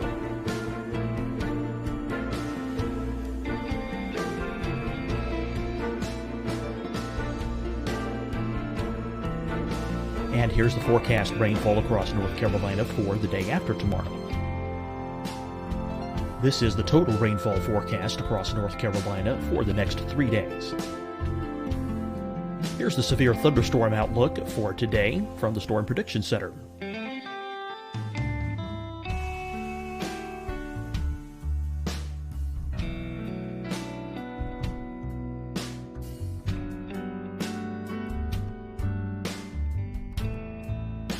Here are the forecast high temperatures for today for South Carolina. Here are the low temperatures for today for South Carolina. Here's the probability of precipitation forecast across South Carolina today. And here are the rain chances across South Carolina tonight. Here are tomorrow's forecast highs across South Carolina. Here are the forecast low temperatures for tomorrow for South Carolina. And here is the probability of precipitation across South Carolina tomorrow. Here's the precipitation chances across South Carolina tomorrow night. Here are the forecast highs for the day after tomorrow in South Carolina. Here are the forecast low temperatures across South Carolina for the day after tomorrow. And here are the rain chances across South Carolina for the day after tomorrow. And South Carolina's probability of precipitation for that night. Here's the Storm Prediction Center's severe thunderstorm outlook across South Carolina for today through tonight. Here's the Storm Prediction Center's severe thunderstorm outlook across South Carolina for tomorrow and tomorrow night. And here's the Storm Prediction Center's severe thunderstorm outlook across South Carolina for the day after tomorrow through that night. Here's the severe thunderstorm outlook for today from the Storm Prediction Center.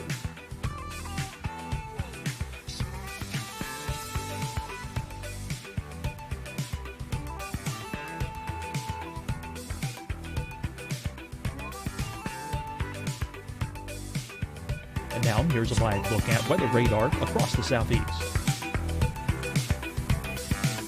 Fight the spread and take a stand against coronavirus. Wear a mask in public. Stay at least 6 feet apart from others. And get tested. Join us and fight the spread. Visit scdhec.gov/COVID-19.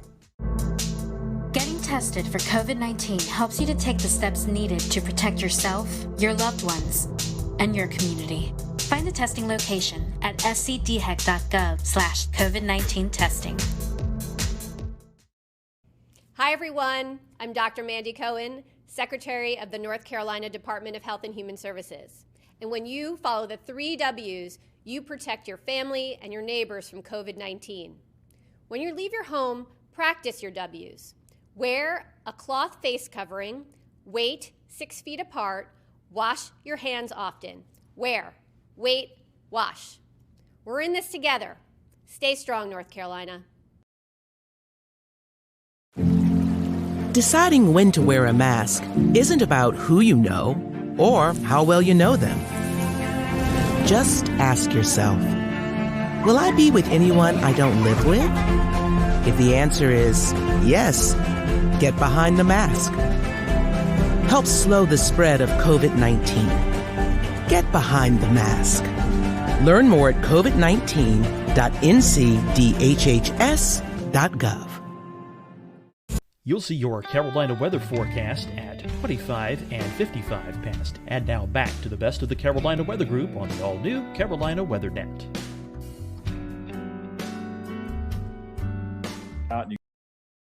You get into the damage. You start helping people and you start talking to people, and everybody's just hugging each other and just happy that everybody's alive. And I had one lady come up and just give me a hug. And it was like, well, I'm not going to sit there and say, no, coronavirus. You're not going to say, well, I'm not going to go in this person's home and help them clean up because of the coronavirus. But later in the day, everybody just kind of starts thinking, well, this could be really bad. We've got people coming in from out of state. We've got people that are older. We've got, just everything started coming around to where you slowly started seeing people taking more precautions. You slowly started, people are elbow bumping instead of hugging and crying and things. I did notice, in fact, Tim Marshall, I met up with him at the tire store, and that's the first time that I saw they were separating out the cleanup and rescue into groups of 10. And they were telling all of them to stay 6 feet apart. So it took a while. But for a period, everyone forgot it. As I said, I'm on the rescue squad, and we 3 weeks back were handed masks, and we were supposed to be wearing masks and responding. Well, I wasn't rescuing people at that point, so I was just like, oh, I'm not doing that. So I don't have to follow any rules because I'm not doing that side of it, and I'm back on the media side of it. But I look back and I'm like, man, I hope 10 or 14 days from now, we're not looking at this going, we all got a little too close. So. And that's it'll be very interesting to see how that goes. And you're right. It is weird. I mean, even me personally forecasting on a day-to-day basis, I've kind of had to tell myself, hey, this is still important, but it feels less important on a day-to-day basis with everything going on. So I want to bring in Corbin here real quick to kind of talk about maybe something that you guys experienced too, Ryan. And it was trying to shelter people during severe weather and with the whole coronavirus situation going around. And Corbin, you kind of work in the emergency management field a little bit. Talk about what scenarios would play out and what problems play out with sheltering people during severe weather events while this virus is going around. So obviously that's one of the things that we really want to look into. Is sheltering in general is never a good situation per se, especially in severe weather events. And we're all very aware that, life goes on even though the coronavirus is our main focus right now. So one of the main things, obviously, is social distancing. There are some guidelines out from FEMA as well as DHS or DHHS that say, basically each person needs anywhere from about 50 to 80 square feet. So that's going to limit how many people we can put in a building and create shelter for. And especially if we're looking, 6 feet apart, so we don't, sneeze and cough on each other to limit the coronavirus spread at this point. So that's some of the things we're thinking about and we're actively working through in the Emergency Operations Center. I think in North Carolina, currently at the last count, there are 46 emergency operations centers active. So it's definitely something that's on the forefront of our mind. What about masks and stuff like that? Has that been given any thought? I know CDC's been reconsidering some of their thoughts, and Los Angeles tonight recommended their citizens wear masks when going out and about. Is there any benefit to that? Is there any downside to that? So that's obviously another one of the hot topics from the CDC. It's one of those things that's changing every 12 hours. For emergency responders, the protocols in North Carolina just changed to where we were only wearing masks on suspected COVID-19 patients. Now we're wearing masks on every patient encounter. And now, you're starting to see some direction from the CDC and from Pence's, from Vice President Pence's coronavirus task force that may say different. So there's conflicting stuff out there right now, but just for the everyday person, wearing a mask all day long doesn't seem to have an effect yet. But we'll see what the data shows as the days come. Corbin, we learned today that a paramedic with Medic tested positive for coronavirus. You mentioned a minute ago that more people might be wearing masks as they go out and tend to emergency responses. Did that decision to have everyone wearing masks as they're responding to calls come as a result of that positive coronavirus case, or more in line with the CDC updated guidelines? So just to clarify one thing, I'm a paramedic relief supervisor in Cabarrus County, but I did see the news about Medic's case in Mecklenburg County as well. And that was actually put out yesterday by the North Carolina Office of OEMS prior to, I'm assuming, that case testing positive. But you got to remember, so an N95 is to protect the provider. A surgical mask also protects the provider, but it's better to kind of put on the patient because it's going to prevent them from spreading their germs, just like a surgeon in surgery. Patty, I think you had something. Yeah, I was wanting to ask Corbin. I'll ask you and Ryan both. Ryan, you live in Tornado Alley per se, the Arkansas area, kind of prone to tornadoes, especially this time of the year. As the CDC and as we hear about the doctors, they're talking about we're going to continue to kind of see that spike happen over the next 2, 3, 4 weeks. Do you think this will become more of a concern, Ryan, when you're talking to your folks? I know I'm not sure about your particular area, but I know places like Kansas and Oklahoma, they have these public storm shelters. How do you think I don't want to say you guys have fear of tornadoes because you're more used to them than we are here in the Carolinas, but how do you think preparing for severe weather days as well as dealing with the coronavirus, how do you think the psyche is going to play on people out in your area, Ryan? That's a great question because we have had some of the public shelters closed, and because a lot of them are, some of them are in basements of hospitals and stuff. And you say we're used to them. Saturday night has scared a lot of people, and the storm anxiety is going to be really, really high. And I don't really know how that's going to go. As far as public shelters, even some that are open, it'll be interesting to see. Or even, there's a lot of places where, like our house, we have a basement here. Not everyone around us has basements. So we've always just, hey, come on over, take shelter. Will we all continue to do that? I think in a tornadic situation, I think you throw it out. I know that may not be the right answer, and I'm sure my doctor friends may say, I don't know, but I don't know. Corbin, to you guys are dealing with the COVID-19. We're getting into the Carolina severe weather season where maybe not as many tornadoes, but we still have those threat of severe storms. and you're trying to message the threat of severe weather, but also trying to communicate about the COVID-19. So how are you guys in the emergency management spectrum are dealing with the preparation of severe weather and dealing with the ongoing virus? So one of the things we have set up in Mecklenburg County, the Emergency Operations Center there, is we have a decision support services line set up with the National Weather Service, which we set up in all like of our special events and things like that. We do have the ability to have the National Weather Service in the EOC with us, just a phone call away, a request away. But it's something that our Joint Information Center that deals with all the public information is looking at as well as we progress into our summer season, our storm season per se. We're going to start messaging, obviously, coronavirus, COVID-19, but also our severe weather messages as well. Before the coronavirus hit, we did participate in the nationwide tornado drill day at fire headquarters and everything like that. So we're still trying to do our normal stuff as well as focus on COVID.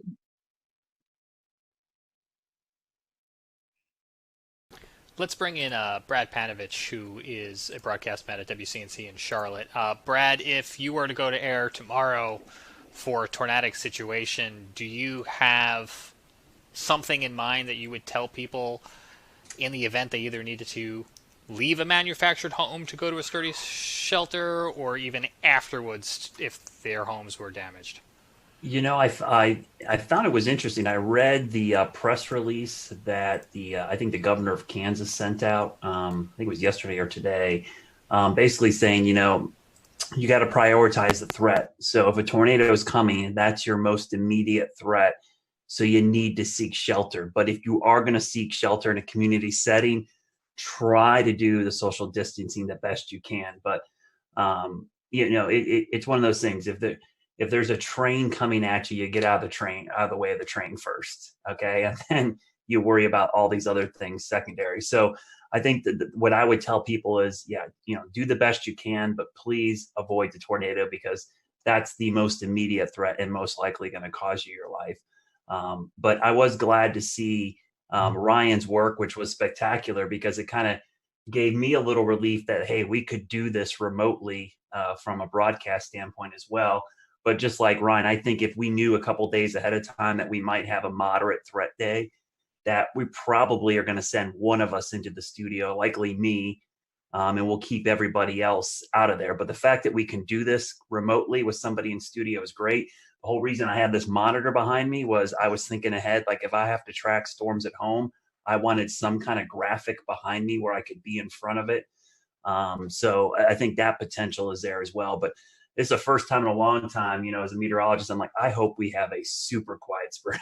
I'm just like, I do not want to have the added worries of severe weather. And I've already been thinking about hurricane season as well. I don't want to have to deal with any hurricanes.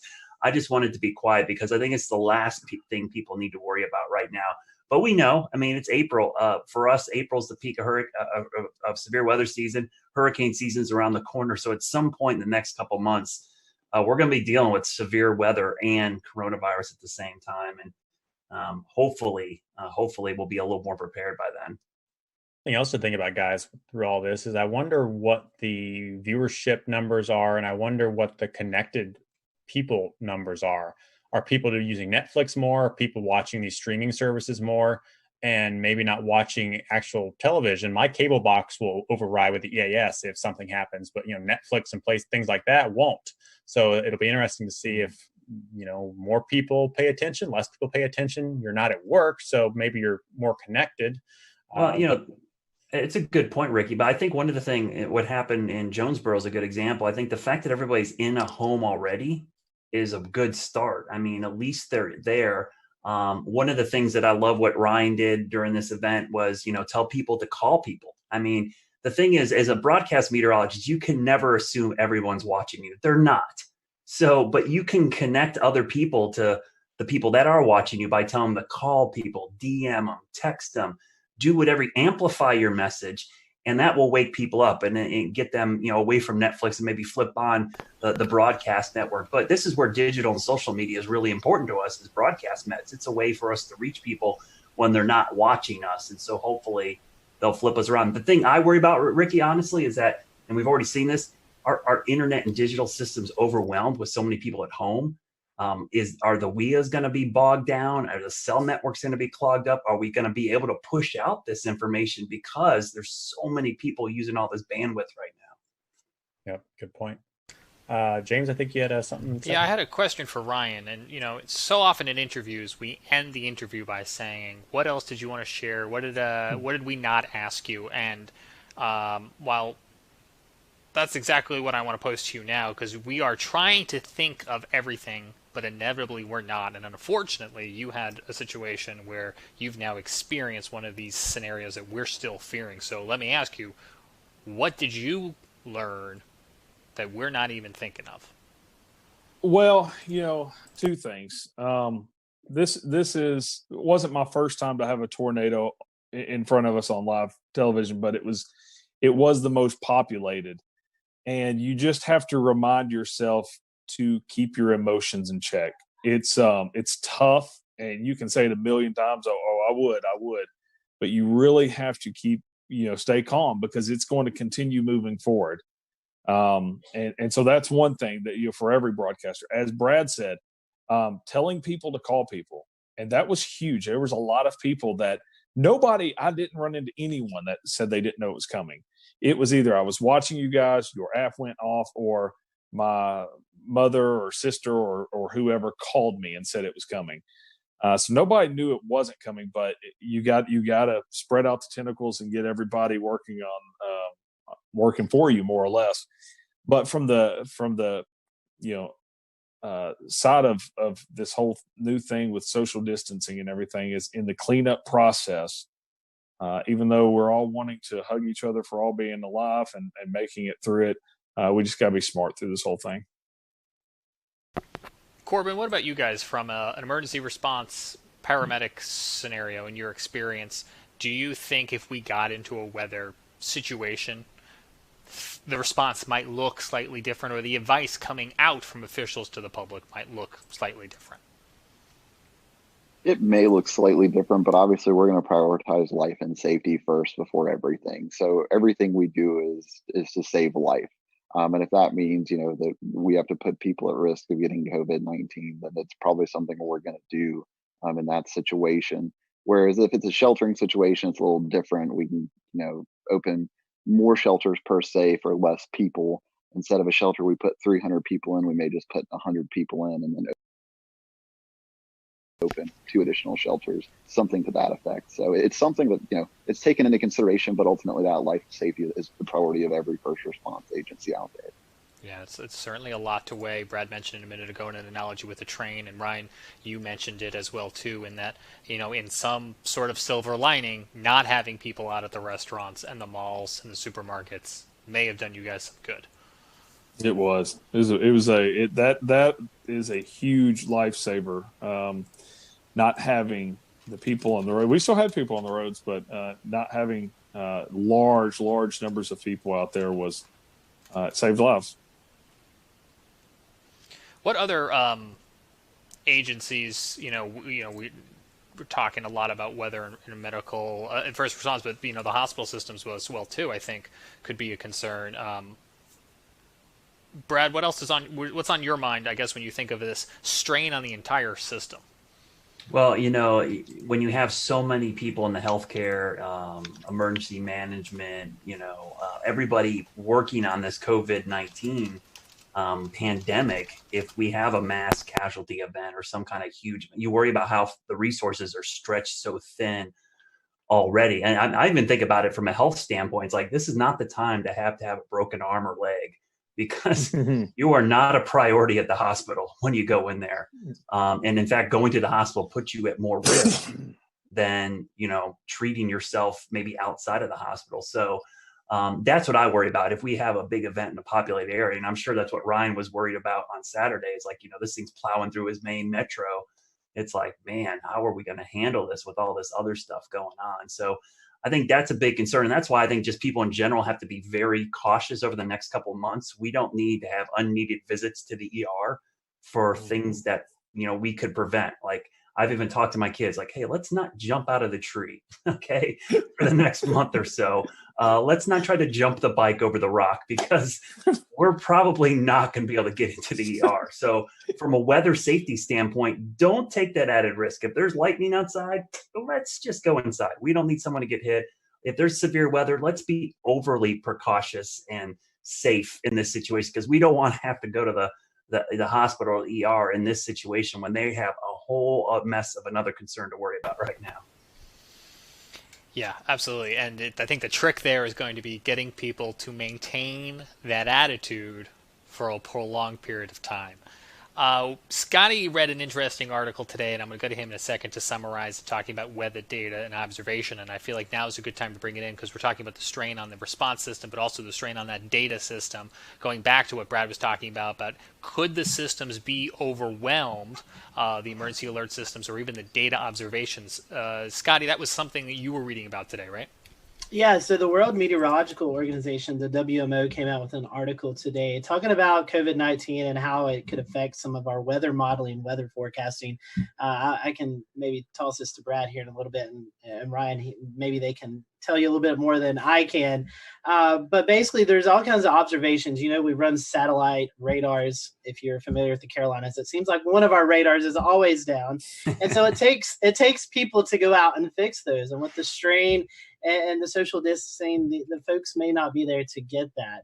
There's also another concern with the airplanes that are taking off, just everyday flights.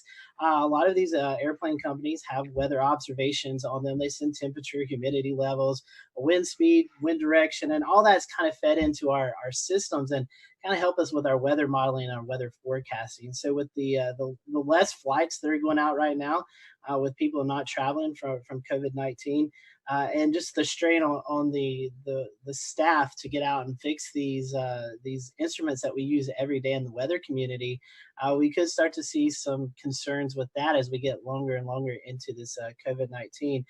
Brad, I know you love to talk about weather models and how we get all that data in. I know you've actually done some weather school talks about that, which we'll talk about in just a little bit. But can you kind of tell the public a little bit about how we could start to see more inaccurate weather data as we get through this process? Yeah, so I actually posted some graphs the other day. This is called what we refer to as AMDARB data. It's basically aircraft data. And I'm going to try to share my screen here. I don't know if this is going to work, but we'll try to do this. You guys can see my screen. Oh, maybe it's not going to share. I'm going to share it here, hopefully. Not yet. Otherwise, is it something you tweeted? I can double box? No, it's let me see if I can bring it up. It won't let me share it. But what it was is a chart basically showing the lack of upper air obs from aircraft. People don't realize that every commercial aircraft that takes off and lands collects, data for us. And so what has happened is that we have actually, let me see if I can share it. There we go. You guys see it? Yeah, we got it. So what you're looking at here is, I made it a little bigger. This is the GFS model. And that red line is the drop in observations from aircraft going into the GFS model. You can see pre-COVID, which is earlier in the month, we were getting about 15 to 18,000 observations into the 12Z GFS.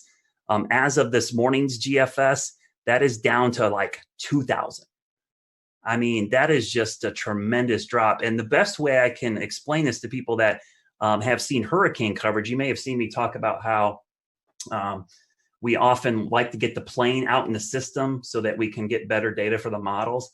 Well, this is what these planes are doing. When we have that lack of upper air data, some of the accuracy and the guidance can drop by 20% or so. And it's just not the US, that's just US data. That doesn't include European data, Asian data. I mean, and that article you're referring to, Scotty, all those aircraft, I was amazed how much some of the European airlines added to this. It was crazy, the drop in upper air observation. So this is going to be a real task that we're going to have to watch and see how much this impacts severe weather. Day-to-day weather, it might not have an immediate impact on us, but I think for high impact events like severe weather outbreaks, tornadoes, flooding, this might have a pretty significant impact, because the difference between something being 20% more intense or less intense is pretty significant in the weather world. Brad, do you think it would impact high-res models more, or models like the global forecast system? it seems like it'd be more the global forecast, because the upper air data is really key for, big, long wave troughs and ridges. You're looking at long wave pattern. I think the CAMS models are going to do fine. Thank goodness we have the GOES 16 and 17 sounder data, and now we have the polar orbiting data. The only problem is you need clear skies for good sounding data from the polar orbiters. But that sounding data, back after 9/11, we saw a similar drop in this aircraft data, but we didn't have the satellite data that we have now. So I think the satellite data is actually offsetting some of the issues, but this is going to be a much longer period of time that we'll start missing this data. It's only been, about 2 weeks now.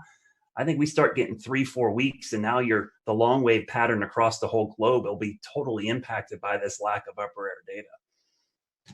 Well, you've been teaching us some stuff now, and I think, James, part 3 of our episode tonight was about teaching folks about weather. Do we want to transition over to that? Sure thing.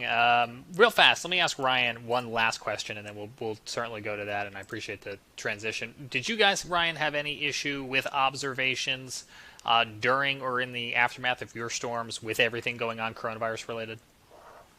You talking about from weather observations? Yeah, Jonesboro Airport took a direct hit, and there's going to be some interesting things come out of that, because KJBR did take a direct hit, and you can go back and look at the data and see the winds backing as it was coming in. And the interesting thing is, it looks like power was knocked out, and it looks like the altimeter was knocked out, but was in kind of a separate area from the actual ASOS. So we probably, like you said, with the weather service being stretched thin and social distancing and stuff, we probably won't have observations from Jonesboro for quite a while. That's interesting, and I think that's going to play into this bigger picture as we're just trying to use whatever we've got available, and everyone's trying to do their best and safely to restore all of this. As Ricky mentioned, I know Brad Panovich here at WCNC has started to do some at-home weather classes. Brad, how did this come about? Why is it an important thing with so many kids at home? We'll return to Best of the Carolina Weather Group in a moment. Now your Carolina weather forecast. Here are today's forecast high temperatures for North Carolina. Here are the forecast lows for tonight for North Carolina. Here are tomorrow's forecast high temperatures. Here are the forecast highs for the day after tomorrow in South Carolina. Here are the forecast low temperatures across South Carolina for the day after tomorrow. And here are the rain chances across South Carolina for the day after tomorrow. And South Carolina's probability of precipitation for that night. Here's the Storm Prediction Center's severe thunderstorm outlook across South Carolina for today through tonight. Here's the Storm Prediction Center's severe thunderstorm outlook across South Carolina for tomorrow and tomorrow night. And here's the Storm Prediction Center's severe thunderstorm outlook across South Carolina for the day after tomorrow through that night. Here's the severe thunderstorm outlook for today from the Storm Prediction Center.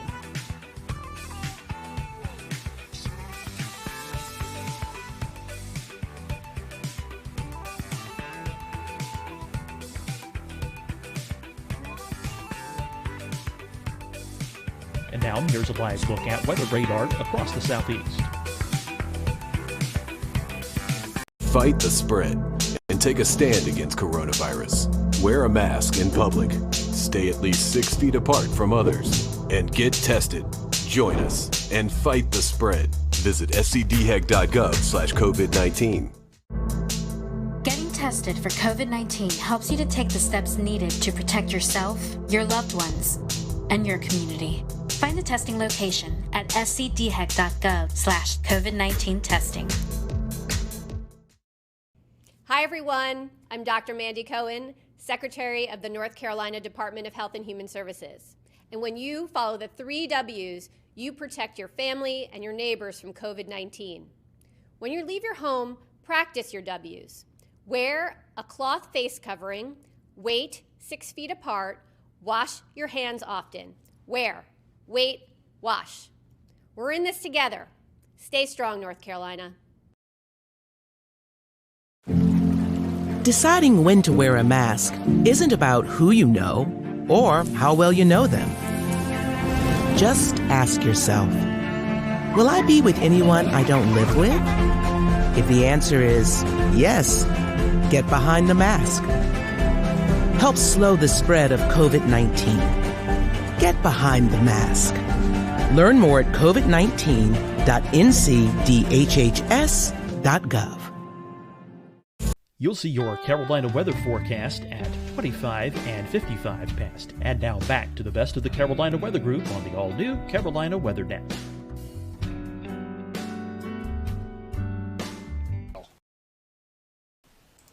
Well, yeah, Ryan could speak to this as well. We do a ton of school talks throughout the year. I think last year I added up, and I thought I did a lot last year. I did 76 last year. I know some folks, like our good friend Ed Piotrowski down in Myrtle Beach, I think he does like 200 a year. I mean, it's a crazy amount. And so initially when this happened and all the kids were stuck at home, I thought, man, I had to cancel a bunch of my school talks. I do a 1-hour presentation where I go out, and I had a ton scheduled in the spring for 2nd and 5th graders here in North Carolina, which is weather is part of the curriculum in those courses.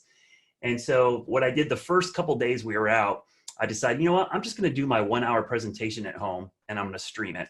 And I did it with my kids, and it did pretty well. And then my general manager in the station said, hey, let's do this every day at 1 o'clock. I'm like, every day? I was like, an hour? They're like, no, we're going to do small, one topic at a time. Let's break that hour thing down to one topic, and we'll do it every single day.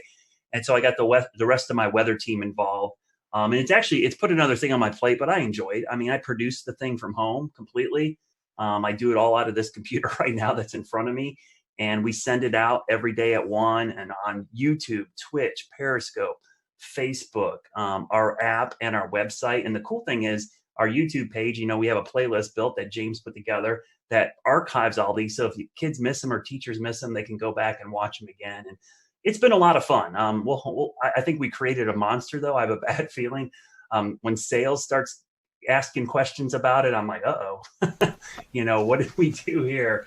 So we've already had that inquiry. I know nothing about this.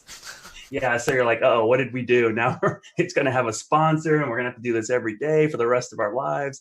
But I think it's really important because the cool thing about weather, I'm a weather geek. We're all weather geeks, right? We love it. But to me, it's one of the few sciences for a kid. It's just not something in a textbook.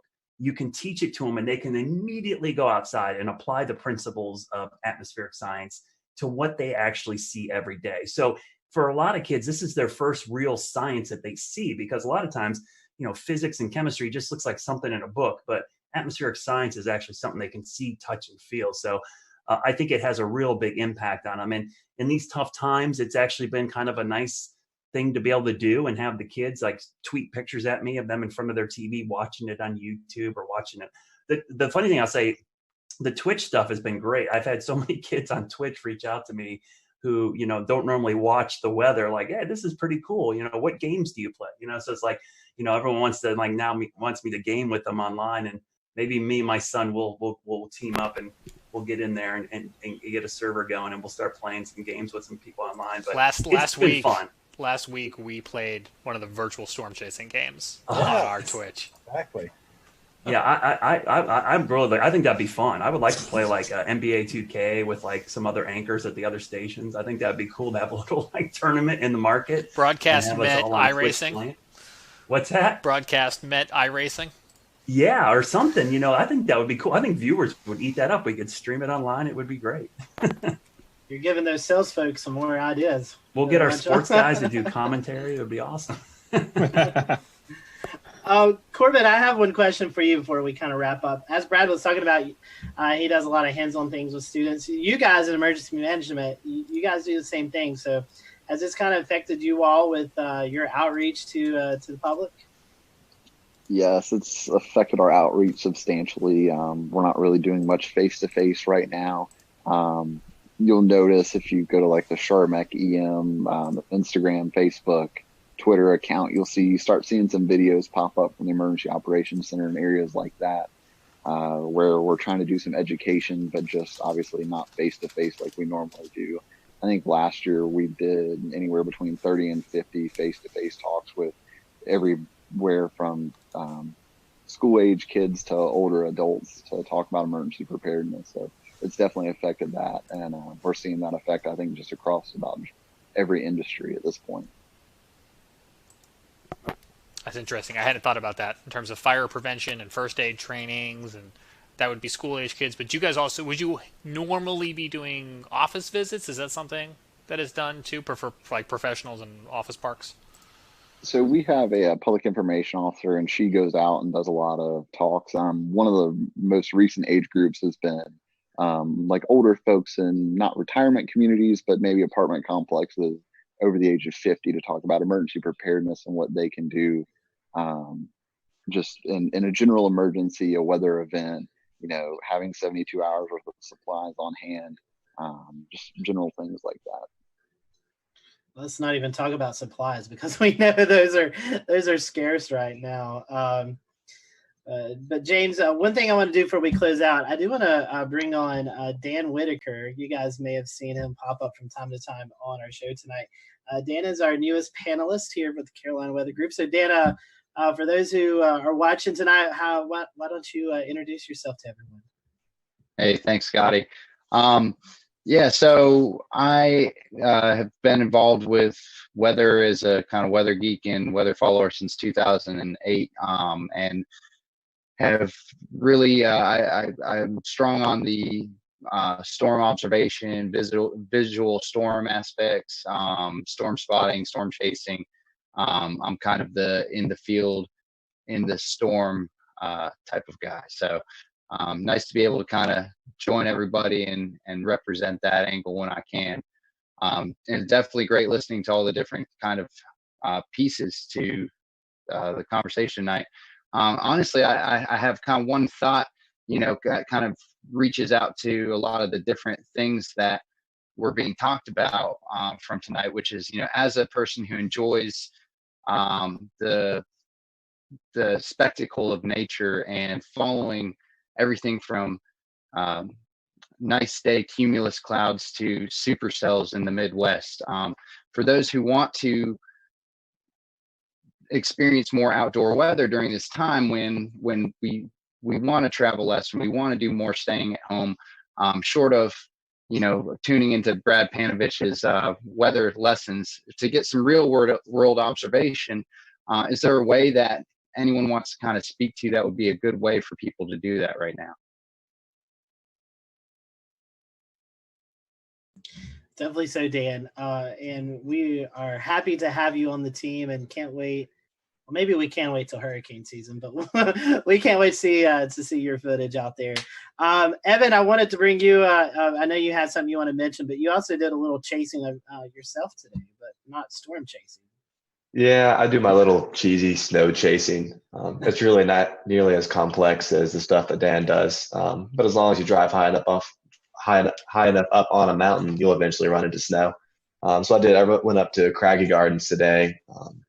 Parkway was closed at about 4,900 feet, but I ended up running the rest of the way up to Craggy Pinnacle at 5,900. And it was beautiful, about 3 inches of snow up there, real windy. I'll share a picture since I can see James yearning and trying to share a webcam. I was trying. Yeah, so then that's what it looked like up on Craggy, right near the Craggy Pinnacle Tunnel. It was real pretty. But you're right, Scotty. The one other thing I wanted to mention tonight before we close is that we've talked about a lot of the challenges that have been presented to us over the last couple of weeks as we suddenly get thrown into this new coronavirus situation. But there are some opportunities and some good things. If Melissa Griffin were here from the South Carolina Climate Office, she would be talking about CocoRoss. I know we just finished up March Madness, but this is an excellent opportunity for people to be joining CocoRoss and submitting precipitation reports every day because everyone's got to stay at home, right? So why not get up at 8 a.m. for work or school and check the rain gauge? So she would want us to mention that. And just because it's not March doesn't mean we can't do it. But go join CocoRoss. We'll tweet out a link later tonight. That sounds good. That's a great point, Evan. We definitely, I think I read a tweet, North Carolina second in CocoRoss reporters, so that's pretty cool. And I know South Carolina is up there as well, so the Carolinas representing really well. So anybody have anything else before we kind of close up shop tonight? All right. All right. So I appreciate you guys watching tonight. We hope that you stay safe out there. Continue to practice those best practices of social distancing and kind of just staying inside. Eventually, hopefully sooner rather than later, we'll get back to normalcy and be able to enjoy what what we've not been able to enjoy for the last 3 weeks. So we're thinking about everyone. We hope that you stay safe out there. We appreciate you watching the Carolina Weather Group tonight. Be sure to follow Ryan and his folks if you're ever out in the Arkansas area. Ryan, once again, great coverage Thank you. this weekend for you and your team out there. Spectacular. And we hope that everyone in your community will get back to normalcy with the cleanup from the tornado. And we extend our thoughts and prayers to your folks out there as well. So we hope you all have a great week, and we'll see you back here next week for another episode of the Carolina Weather Group.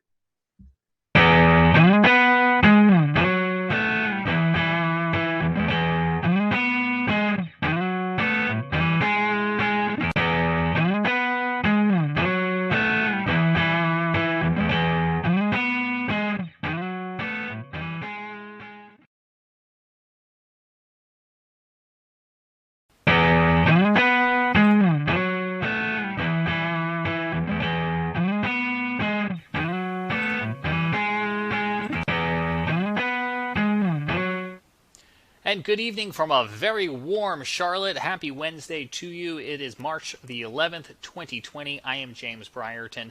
It is Severe Weather Awareness Week carrying on here in the Carolinas. Last week, it was Severe Weather Awareness Week in North Carolina with a tornado drill on Wednesday, and we were lucky enough to bring you some special snippets from our friends at WCNC Charlotte. Well, joining us again this week as Severe Weather Awareness Week continues in South Carolina is Chief Meteorologist Brad Panovich, back from WCNC. Brad, thanks for taking the time out again for us. So you got an opportunity last week, Brad, to go visit the Insurance Institute in Chester County, South Carolina. The rest of our audience is going to get familiar with it if they're not already, with a rerun of our 2019 interview. But tell us a little bit about what you saw down there at this great facility they've got. The interesting thing was how they test roofs in particular for hail. The standard test for hail was actually done with just a steel ball that dropped on a horizontal surface, roof surface. Well, what they did is they try to recreate actual hailstones, how they are in nature. And so what they've done, they've gone out and done field studies where they try to measure hailstones in the wild, if you will, to get a more accurate measurement of their density. And then they shoot them out at speeds that are more similar to what you see in a strong storm. Because what happens in most hail events is the hail is wind driven. It doesn't just fall.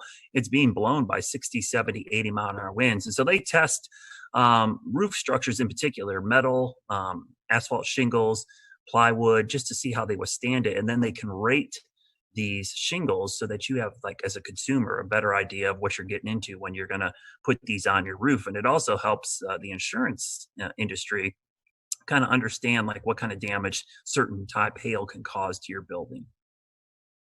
Well, let's talk a little bit about that roof, because you just put a brand new roof on your home about a week before that EF1 tornado came through Charlotte. Did you get some ideas from the Insurance Institute? Yeah, so last year I went down there for one of their tests where they were taking a roof and they were submitting it to a hurricane, basically. What they did is they took wind and rain and they blew it at a home that had half the roof using what's called the fortified roofing system, and the other half a typical roofing system. So what they did is for several hours, I think the test went on for 8, 10, 12 hours, which is typical for hurricane winds. They're going to last a long time. The winds went up and down and they blew rain. And so they wanted to see how much water intrusion they would get through the normal roof versus the fortified roof. And when I saw that demonstration, and at the end of last year, my roof needed to be replaced, I said, you know what? I'm doing that fortified roofing system. So every contractor who bidded on my house, I basically said, hey, I want this fortified roof. And a lot of them had never heard of it. So I had a PDF that they actually can print out on their website, disastersafety.org. And I gave it to my roofers and like, okay, we can do that. And basically what they do is they tape the seams of the plywood, or in my case, the roofer decided just to put ice and water shield on the entire roof. They also use underlayment that's synthetic with cap nails instead of just regular nails or staples. And then they use double shank nails, which don't pop out when the wind rips on them. And the reason you do this is in a big storm, shingles are going to fail. But with this fortified roofing system, if water gets underneath the shingles, you have the layers of protection that will keep the rain out of your house. That's the goal, is you don't want water getting into your house to cause further damage if the roof gets damaged. So I had just got my roof replaced a week before the tornado came through my backyard. I lost 15 trees in my yard. And we only ended up losing 10 cap shingles, which are the shingles on the peak. Those are weaker shingles, and the nails held. The shingle was actually ripped off the roof. The nails did not pop out. And because I had that ice and water shield underneath, it actually kept the rain out of my house. So my roof held up pretty well. Considering I had a 71 mile an hour wind gust, I was pretty impressed on how well it did. And our viewers right now on our Facebook and our Periscope and our YouTube feed are looking at pictures from your neighborhood from February the 6th. What have you seen in your neighborhood in terms of neighbors helping neighbors over the past month? You know, that event is going to be crazy. It was by far the worst weather event in my neighborhood. And, you know, it seems now after the Nashville tornado, it doesn't seem nearly as bad because most of the homes escaped with minimal damage. Most of the damage in our neighborhood was all trees. And obviously, so those trees came down and did cause quite a bit roof damage. We had, I think, 50 or 60 roofs damaged. And you really didn't notice until the following days when you started to see the blue tarps go up everywhere. And we had one house that was heavily damaged because a tree fell through their kitchen in the back of their house. But what's amazing is that here we are, you know, over a month removed. James, there are still tree guys all over my neighborhoods. There's still the sound of roofers nailing stuff. I still hear chainsaws and chippers and fences being put up. So it's a long process. It is still going to be a while. And these trees, you know, there was just so many of them down that there's just wood everywhere. There's tons of firewood in my neighborhood and trees still stacked up all over the place. So I really, the thing that struck me most about that storm is how long it's taking for the cleanup process to be completed. And to remind folks, this is the same line that came through South Charlotte, starting over in that Pineville area, through South Charlotte, and ended up in Matthews, where we showed you some pictures here on the Carolina Weather Group. But Brad, I'm wondering, this is obviously really close to home for you and your neighbors. The next time we get into a weather awareness day, do you think the perception's a little bit different now for so many people who've came so close to this? Yeah, and I mean, honestly, for this event, people did a pretty good job. There was some schools that didn't evacuate their students, but in general, I think it was a pretty good success story considering we had an EF1 tornado go through the heart of South Charlotte and no injuries or deaths is pretty amazing. I hope that it serves as a wake-up call for a lot of people just to have a plan. I mean, that's the thing I preach all the time. It's like the warning times, I wish they were longer, but the average national warning time, lead time for a tornado is like 12 minutes. And we were about 16 minutes with those tornadoes back on the 6th. That's if you get the warning right at the beginning. What happens if you don't get the warning until halfway through or 3/4 full of the way through? You only get like 5-10 minutes. And that's not the time to look at each other and go, where do we go? A lot of people, especially in businesses and structures they weren't familiar with, had no idea where to go or didn't know what a tornado safety protocol is. So that's one of the things I think going forward I'm going to work on is try to educate people on getting that plan together. But I think you're right. I think people are going to take these more seriously. I used to have a saying all the time at the coast when I did hurricane coverage, but you know, people's level of preparedness is only as good as their memory of the last disaster. And it's just human nature. If people are going to remember this tornado and the next one, they're going to take it much more seriously because they have that recent memory of this event. And we unfortunately had another incident last week in Nashville that will be on a lot of people's mind with a deadly late night, overnight tornadic event that came on through, playing out right in the middle of what was North Carolina's severe weather preparedness week. So for Brad, so anyone who may have missed some of the material that went out last week, what are some of the items that you would recommend that people have on hand to be informed and be prepared? The most important thing, first and foremost, is have at least 3 ways to get a warning. And I mean 3 minimum. That would include watching us on WCNC. That would include weather apps, text alerts, social media, radio, a weather alert radio, have at least 3. And the reason I say that is because often in these cases, 1 or 2 of those might fail. So you need some redundancy. So first and foremost, think about, do I have 3 ways to get a warning? And the WCNC Charlotte Weather app is great. Our news app is great. Text alerts are awesome. The WIA, which is a wireless emergency alerts, are great.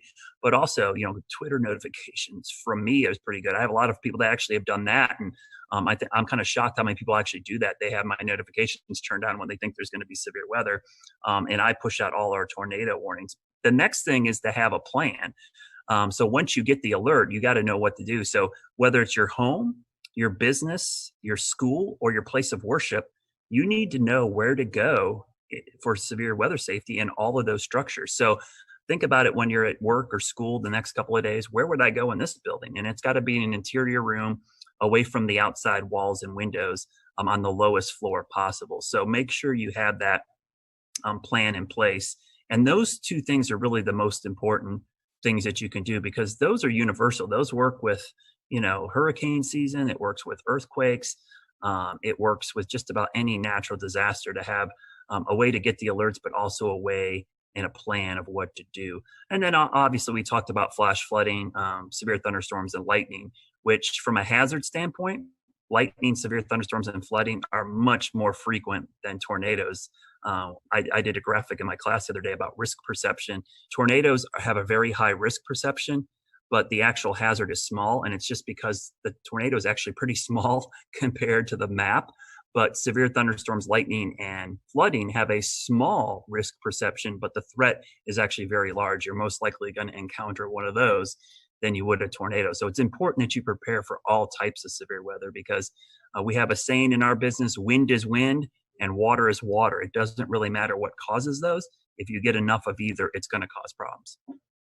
And for anyone who missed any of those explainers, you can find them at wcnc.com/prepare. There's the plug. You can also find them here in the Carolina Weather Group feed by scrolling up or checking out some of our latest posts. So, Brad, appreciate you coming on. So happy that you were able to get that work done on your home just before those storms, and hopefully other people will follow that lead. As we mentioned at the beginning of our broadcast, we want to revisit our 2019 interview when we had a chance here at the Carolina Weather Group to learn about the Insurance Institute. They've got one of the coolest jobs in the Carolinas, and it's so great that we get to call this place home and that they constantly are welcoming you guys on down there, Brad. Yeah, and I would highly recommend go to disastersafety.org. They have a great site of all the things you can do to make your home weather ready, and a way to talk to contractors, because some of these things, James, they're super cheap. Like the things I had done to my roof, it only added an additional couple $100. When you're talking about, a 6-figure roofing job, a couple $100, it could save you a long history of having issues. And the other thing is, my insurance company actually offers a discount for having a fortified roof installed. So really a good way to get a discount on premiums. And I should ask you before we go, Brad, tomorrow, Thursday, slight chance of seeing some storms? Yeah, I think Tennessee, unfortunately, looks to be the area that's going to get hit the hardest, but that line of storms is going to move into the Western Carolinas late tomorrow at some point. So a wind and hail threat certainly possible, especially along and west of I-77. So we're getting in that time of the year, James, where, March, April, May for us is big severe weather season. So we're kind of entering that, and it's a good time to use those severe weather safety tips we just gave you to kind of put them into action over the next couple of weeks. Stay tuned, stay weather aware. They're tips that you could use tomorrow, and if not tomorrow, it never hurts to be prepared for the next go around. Absolutely. Thanks, Brad. We're going to go ahead now and take you to that 2019 interview and check out this place in Chester County, South Carolina.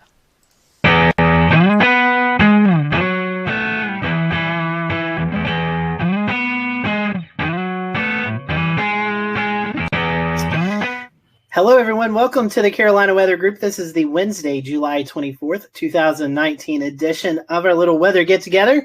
Tonight is show number 285, and tonight we have with us Dr. Ian Giametko. He is the lead research meteorologist at the Insurance Institute for Business and Home Safety.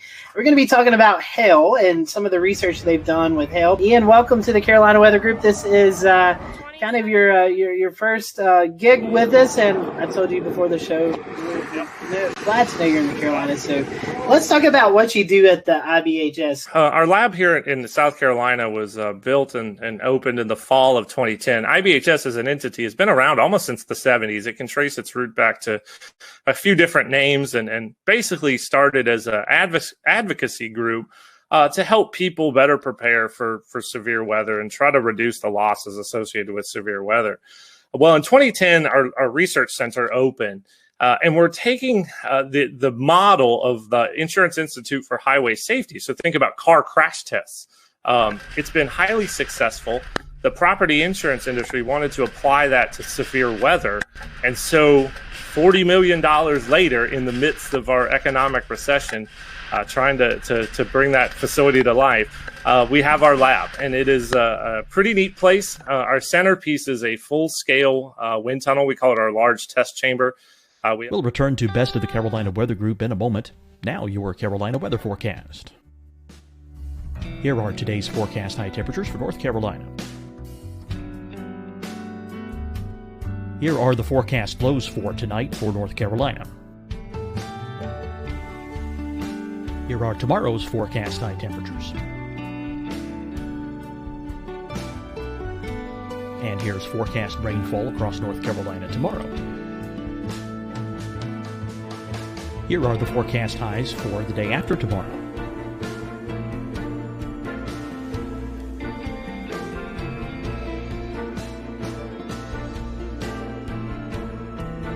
And here's the forecast rainfall across North Carolina for the day after tomorrow. This is the total rainfall forecast across North Carolina for the next 3 days. Here's the severe thunderstorm outlook for today from the Storm Prediction Center.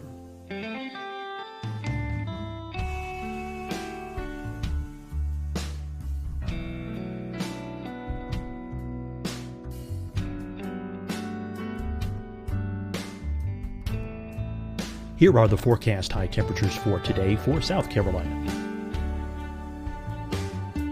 Here are the low temperatures for today for South Carolina.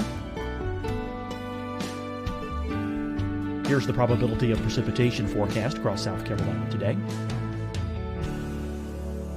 And here are the rain chances across South Carolina tonight. Here are tomorrow's forecast highs across South Carolina. Here are the forecast low temperatures for tomorrow for South Carolina. And here is the probability of precipitation across South Carolina tomorrow. Here's the precipitation chances across South Carolina tomorrow night. Here are the forecast highs for the day after tomorrow in South Carolina. Here are the forecast low temperatures across South Carolina for the day after tomorrow. And here are the rain chances across South Carolina for the day after tomorrow. And South Carolina's probability of precipitation for that night. Here's the Storm Prediction Center's severe thunderstorm outlook across South Carolina for today through tonight. Here's the Storm Prediction Center's severe thunderstorm outlook across South Carolina for tomorrow and tomorrow night. And here's the Storm Prediction Center's severe thunderstorm outlook across South Carolina for the day after tomorrow through that night. Here's the severe thunderstorm outlook for today from the Storm Prediction Center.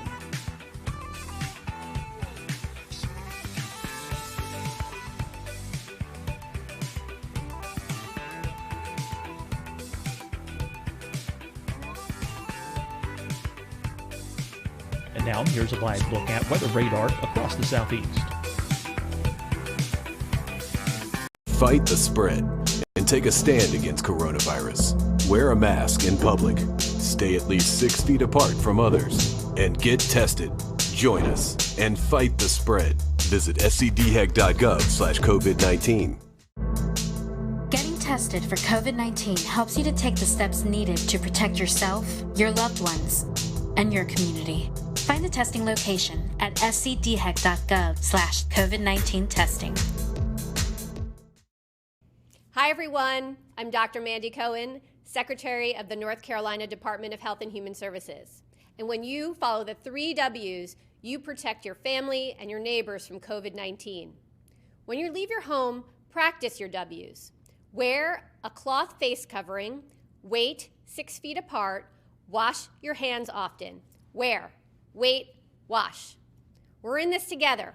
Stay strong, North Carolina. Deciding when to wear a mask isn't about who you know or how well you know them. Just ask yourself, will I be with anyone I don't live with? If the answer is yes, get behind the mask. Help slow the spread of COVID-19. Get behind the mask. Learn more at covid19.ncdhhs.gov. You'll see your Carolina weather forecast at 25 and 55 past. And now back to the best of the Carolina Weather Group on the all-new Carolina Weather Net.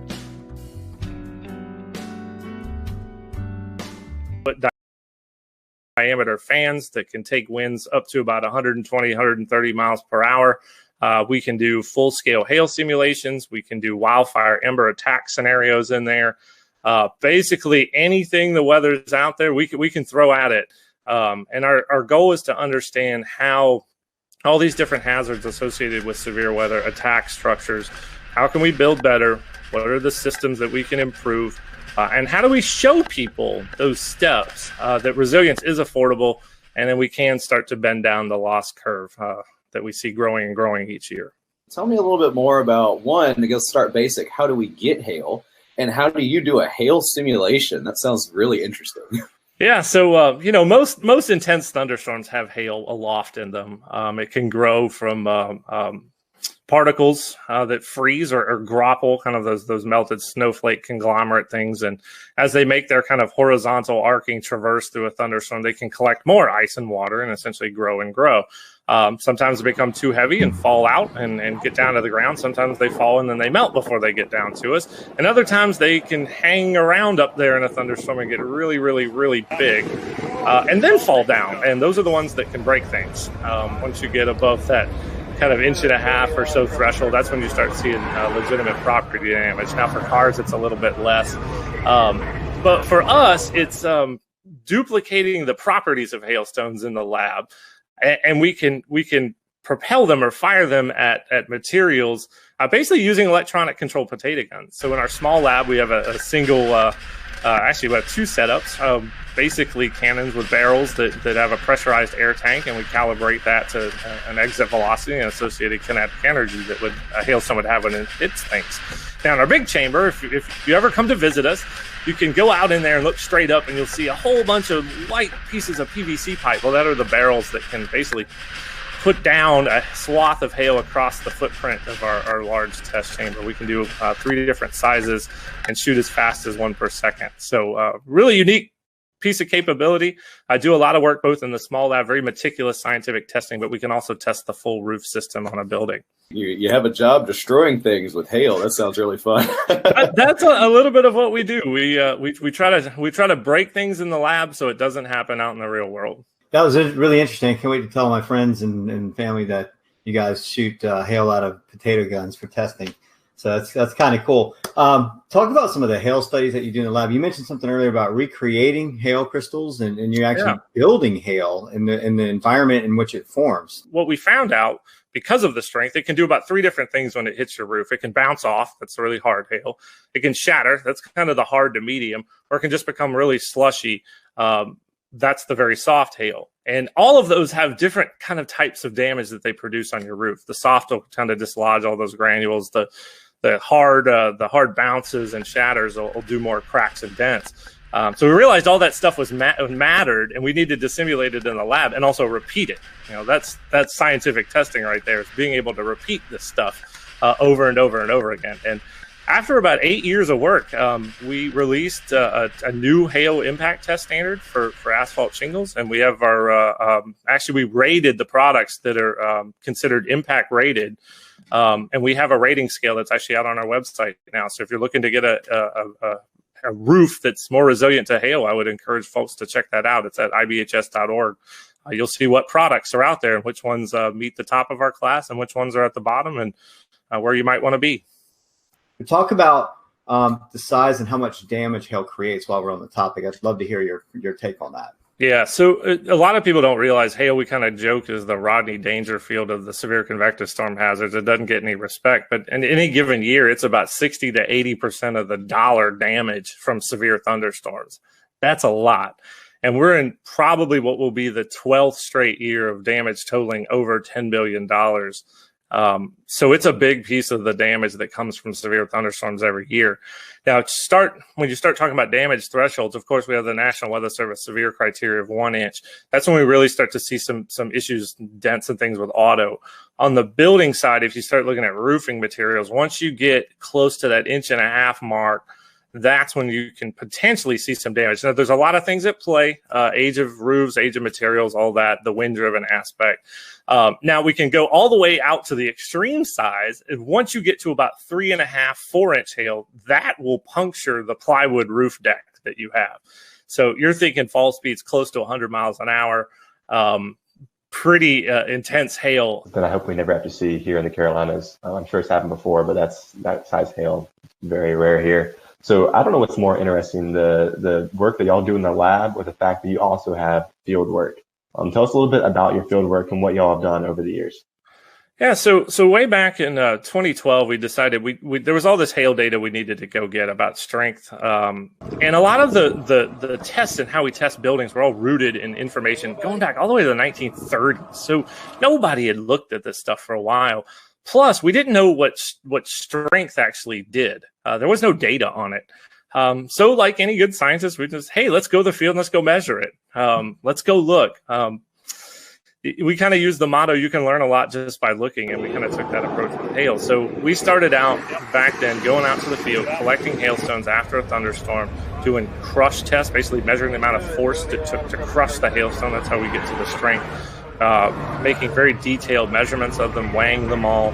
And we did that for about really 4 or 5 years. That was our focus, to collect this really big data set, which is now somewhere over, near 4,000 different hailstones that we've tested. And to guide how we did the lab work that we just talked about. We needed that guide to be able to give us that information.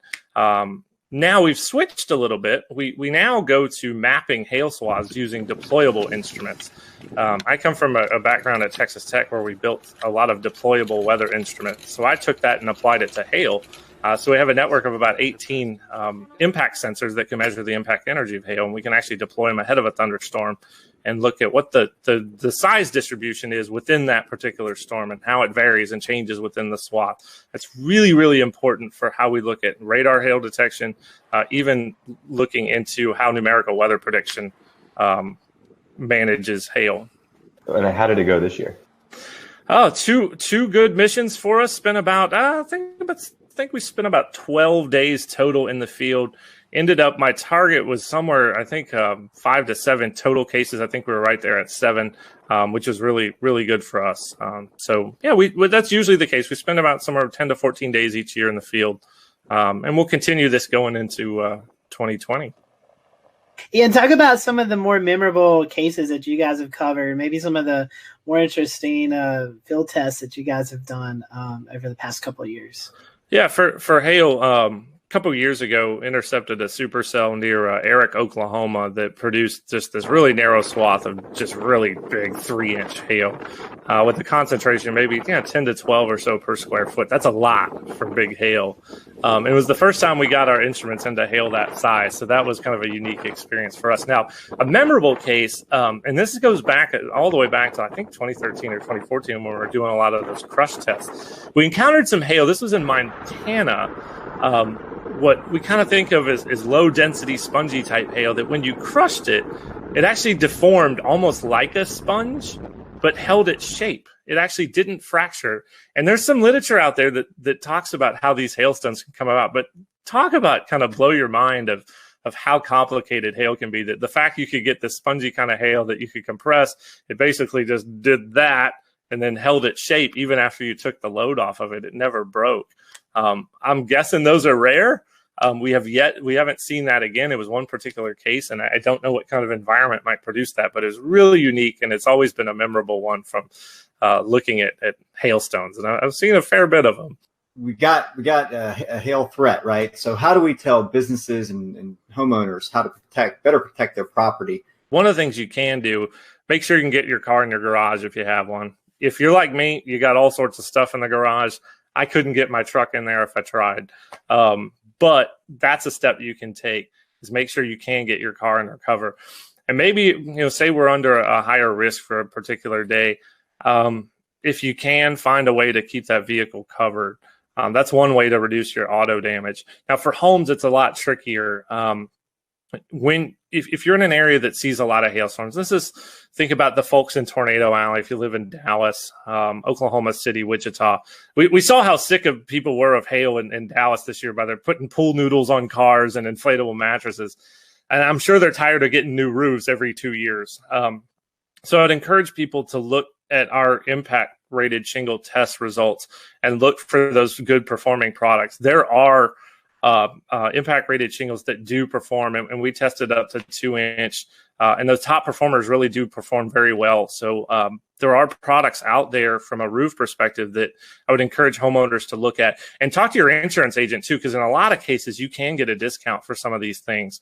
You own a business, you have a building, you have roof, you have items up on the roof, you have your HVAC units, you have satellite dish. I mean, whatever instrumentation you have up there, is there anything we can tell business owners? For HVAC, that's a very good point, because there are some shields that can be made that actually surround HVAC units that, from what we've been able to tell, looking at their performance, they do a decent job. And HVAC, just the damage to the fins and coils in an HVAC system can be very, very expensive. So there are a few steps you can take if you're a business owner there. You guys are located here in the Carolinas, and many folks may not know that. How did you guys choose the Carolinas? The lab came about in the Carolinas. There was kind of a little bit of a bidding process, and this is before my time at IBHS. We wanted to be away from the immediate hurricane coastline. That's having a facility like that could be damaged by a significant hurricane was a concern for our membership. So that's one reason why we're a fair bit away from the coast. We had a power requirement, and we wanted to be within a certain distance, basically an hour's drive from a hub airport. So what was settled on was essentially kind of the general Charlotte area. And we had two sites that were the original ones. One was closer to Gastonia just across the South Carolina border up on I-85.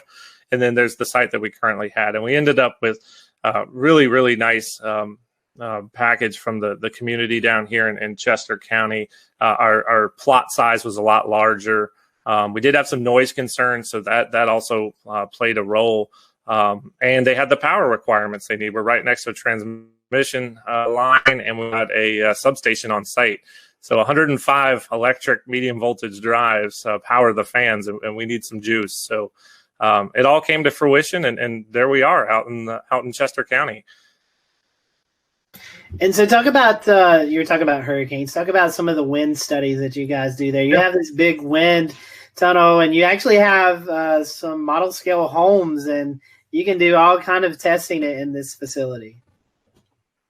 A very unique thing about our facility is that we can do full scale home testing. We can look at a full home system, and that's really important from a wind perspective to understand how the wind forces are essentially transferred through all the different connections that are within your home, roof to wall, through the walls, wall to foundation, and all the connections in between. You have to really look at it in a system perspective to understand how wind essentially attacks structures and what you can do to mitigate it. So we do a bit of garage door vulnerabilities. We've seen that garage doors can be a huge damage amplifier. Think about it, they're a big hole, really, if they fail in your house. That allows wind to get in and start acting inward, pushing up and out, and can lead to failures. Once you start the damage cascade, it just goes. Tornadoes, it happens very, very fast. Hurricanes, it can happen over the course of, say, 6 to 12 hours. But that cascade is what we're trying to stop the start of that. And we think we can find those mitigation solutions that are not only useful, but also affordable too. So before we kind of wrap up the interview, can you tell us a little bit about how you forecast and how you decide where you're going during your field studies? Yeah, the logistics are actually a fair bit challenging. So we are a good distance away from essentially what is Tornado Alley or the Great Plains. We like it out there, good road networks, good visibility. Although we are going to try to explore some southeast hail. There's some environmental questions that we have that I think we're going to try to tackle that. So we basically have to rely on medium range forecasting. So we're looking for just general pattern support for severe weather. So is the Gulf of Mexico open? Is there good moisture transport northward? Maybe not necessarily if there's a trough, but is there just generally enough flow aloft to support supercells? Sometimes you didn't have the surface features underneath the best flow aloft. It kind of became a day-to-day, almost a mesoscale type forecasting scenario, which is very hard for us in terms of when we pull the trigger. So we work our teams on about a 48-hour leave or 48-hour kind of go, no-go scenario. Using GFS output, Euro output, try to get our best feel that we're going to get at least 3 operation days out of a mission. We got to have some kind of confidence that we're at least going to get 3. It's just not worth shipping equipment out and bringing the team to the field. So, okay, say we give a go. We actually ship 5 big Pelican cases of equipment. FedEx is fantastic. Out to some target cities, and it's usually where we can store equipment. So Norman, Oklahoma at the National Weather Center, have lots of colleagues there. We've used my wife's grandma's garage in Wichita to store all the cases and equipment. So we do that, pick our target city, fly in. We use rental vehicles. We do try to stay out of the hail as much as we're researching hail, and we've done a pretty good job of that. And we outfit them, get our instruments ready, take all the equipment we need, leave the cases behind, and off we go. And usually each mission is about 7 days. So there's some logistical challenges there, given our distance, but we've managed it quite well over the years. When you're renting the car, do you have to kind of stay quiet about what you're really doing with the car? There's one hail. We were out in the field for a hail event in Cheyenne, and the rental car dealership at the Denver airport, they were dealing with a whole bunch of people who were bringing back hail damaged cars, and I kept thinking to my head, I'm like, we're running a hail research project, and we got perfectly fine vans here. But yeah, for us, it's a safety concern to stay out of the hail, and we do a good job of that.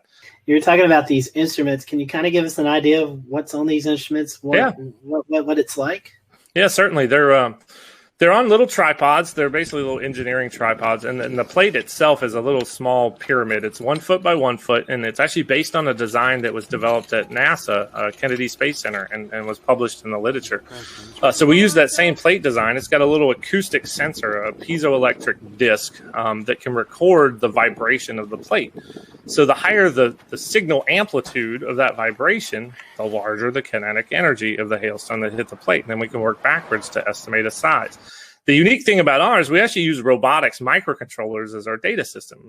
We use an Arduino Do. It's about $35. A lot of maker components. We needed to make them cheap so we can have a bunch of them. And it samples really, really fast, about 5,000 times per second. So we can actually resolve impacts at 0.05 of a second. So that's pretty neat. And it's got some switches for on, off, and data control to make it easily user-friendly. I think we set a record for deployment time of one of these this year in under 20 seconds. I'm going to give out a shout out to Hank Pogorzelski, who's in our Tampa office, who's been with us in the field every single year since we started.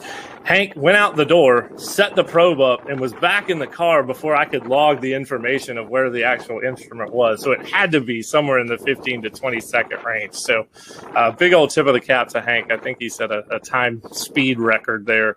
Well, Ian, we've certainly appreciated you giving us some of your time tonight. If our followers want to continue the research you guys are doing or follow along, how can they do that? Yeah, so we got a couple ways. So first of all, if you're a consumer out there and you want to see some of these DIY resilient type solutions and things you can do for your home, go to disastersafety.org. That's our kind of front-facing consumer website. For some of the research work, you can go to ibhs.org. But please follow us on Twitter at Disaster Safety. You can also follow our hail research specifically at IBHS Hail Study. You'll get a kind of an inside look on that Twitter account as to what we're doing in hail. We've had many guests on this show, and I think you've got one of the coolest jobs because you get to use potato guns and mix it with weather. I mean, I don't know how much better that can be. So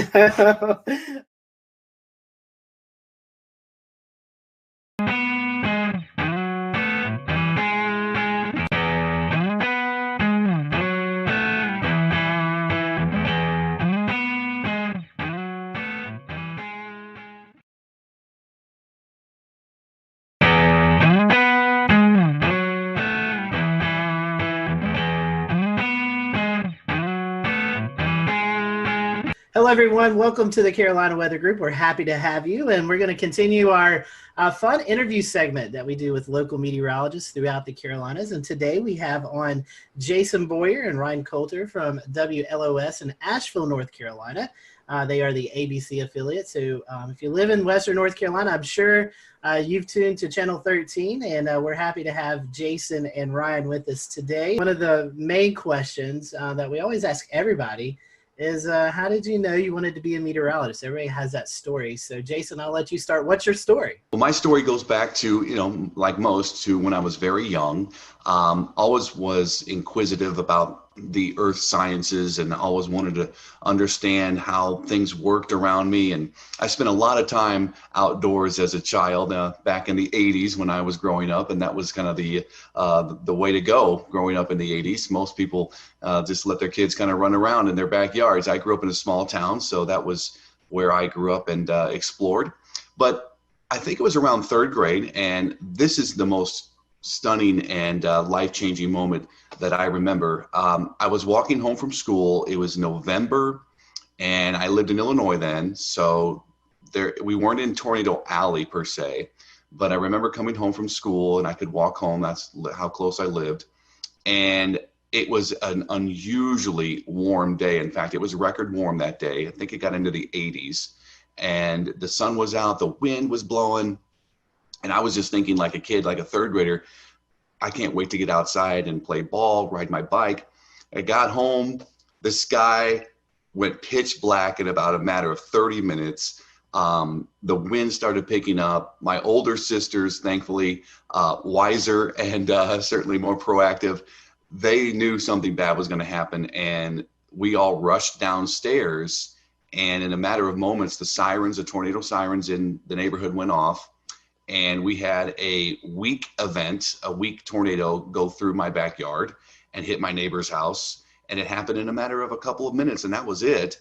And it was a life-changing moment. When I walked outside, the birds were no longer chirping, and you could see the destruction of my neighbor's house in the backyard across the street. His entire roof was peeled off. You could see into the house, and the insulation was gutted out. And that was amazing. I mean, frightening, but also to me, an amazing display of what Mother Nature could do. And I think from there, I was really hooked. I knew I always liked science. And then from there on, I kind of just built on that, and had a great teacher in fifth grade, Mr. Morris, that set me on the right path too, and inspired me to continue to study science. So that's how it started for me, and I just pursued it. And what about you, Ryan? Yeah, I mean, thank you guys for having me, first of all. Yeah, I mean, my story is really not unique from anyone else who does this either.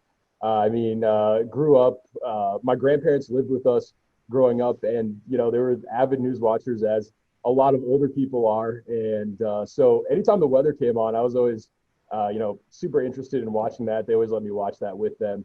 I grew up in Colorado, so as growing up, we had a little bit of everything, wintertime snow, severe weather in the springtime, and the summertime heat, wildfires. So kind of a mixed bag of everything. You get it all there. And so I grew up around that. And I was in about fifth grade. We had a science fair project, and I actually wanted to make a homemade barometer. And so I figured out how to do that. And I actually wrote into one of the chiefs in Denver. She's still there. And she actually responded to my email. So, as a fifth grader, that was pretty exciting. But I knew, kind of like a lot of other people who do this, I knew that from the time that I was a little kid that, this is what I want to do. It's a fun job, and you get to study science, the weather, all of the above. And it's a great, it's ended up being exactly what I wanted it to be. Those are great and very classic weather stories, I feel like. Super interesting. So keeping on kind of the same track of weather before we deviate off to some more unique conversations. Did you guys ever have a meteorologist that you looked up to as a kid or as you were coming up through school? Ryan, I guess we can start with you. Yeah, interestingly enough, there was a meteorologist in Denver, and he was really cool. He ended up being on both the stations. I grew up watching him on TV. And when I got to school, he ended up actually being my advisor at school when I got into the university. So I learned so much from him, and it was really cool. Of course, he always I always told him, I grew up watching you, and that doesn't go over very well when you say that when you say that to him. But no, it's true. He truly helped me along the way a lot, and then I got to learn from him, so even better. I did have a role model as well, and growing up, I would watch Channel 4, the CBS affiliate in my market, St. Louis, and yeah, I grew up watching a particular meteorologist there, and he was the chief, and kind of wanted to mirror him and grow up to be like him as well. So it was a unique situation, but I got to meet him actually in person. We had a old-time power show in my rural town, and he flew in a helicopter, and I mean, it was the biggest thing that ever happened in my small town, seemingly, at that point in my life, and got to get an autograph, talk to him briefly, and so that was a moving situation for me too. So Jason, I'll pose this question to you. We'll return to Best of the Carolina Weather Group in a moment. Now your Carolina weather forecast. Here are today's forecast high temperatures for North Carolina. Here are the forecast lows for tonight for North Carolina. Here are tomorrow's forecast high temperatures. And here's forecast rainfall across North Carolina tomorrow. Here are the forecast highs for the day after tomorrow.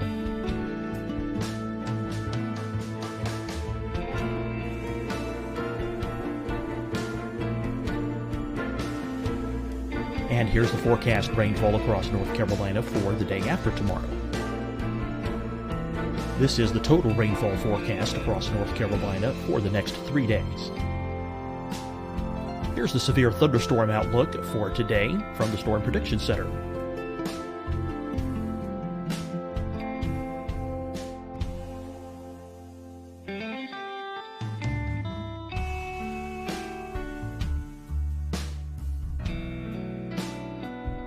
Here are the forecast high temperatures for today for South Carolina. Here are the low temperatures for today for South Carolina. Here's the probability of precipitation forecast across South Carolina today. And here are the rain chances across South Carolina tonight. Here are tomorrow's forecast highs across South Carolina. Here are the forecast low temperatures for tomorrow for South Carolina. And here is the probability of precipitation across South Carolina tomorrow. Here's the precipitation chances across South Carolina tomorrow night. Here are the forecast highs for the day after tomorrow in South Carolina. Here are the forecast low temperatures across South Carolina for the day after tomorrow. And here are the rain chances across South Carolina for the day after tomorrow. And South Carolina's probability of precipitation for that night. Here's the Storm Prediction Center's severe thunderstorm outlook across South Carolina for today through tonight. Here's the Storm Prediction Center's severe thunderstorm outlook across South Carolina for tomorrow and tomorrow night. And here's the Storm Prediction Center's severe thunderstorm outlook across South Carolina for the day after tomorrow through that night. Here's the severe thunderstorm outlook for today from the Storm Prediction Center.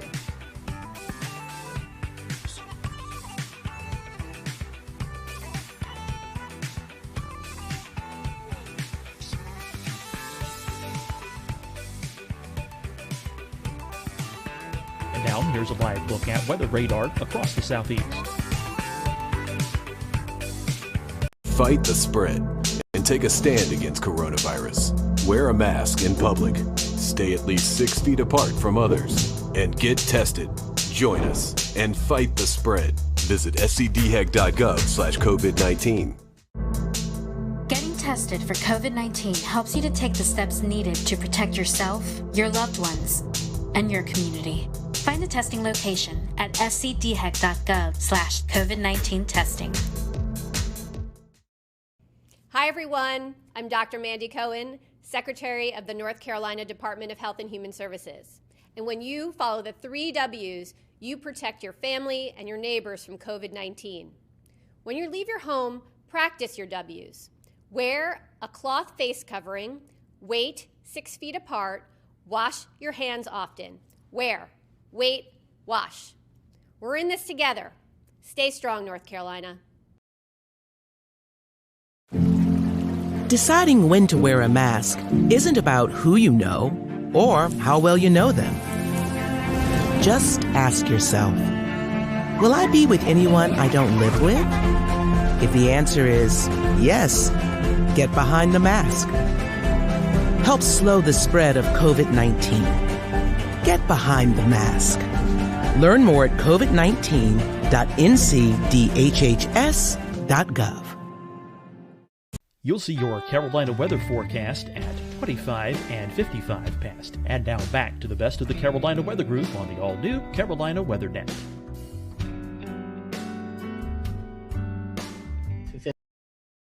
Finish up. So, Jason, you've been in Western North Carolina a while. We have all types of weather. So this question is, would you rather forecast for severe weather or the dreaded winter weather that we face here? Yeah, they have their unique qualities, obviously, and they're very different when you're trying to forecast those two situations. And the most challenging, I think, would be winter weather, because it usually is much more of a large-scale system. So it affects many more people than just, say, localized severe thunderstorms.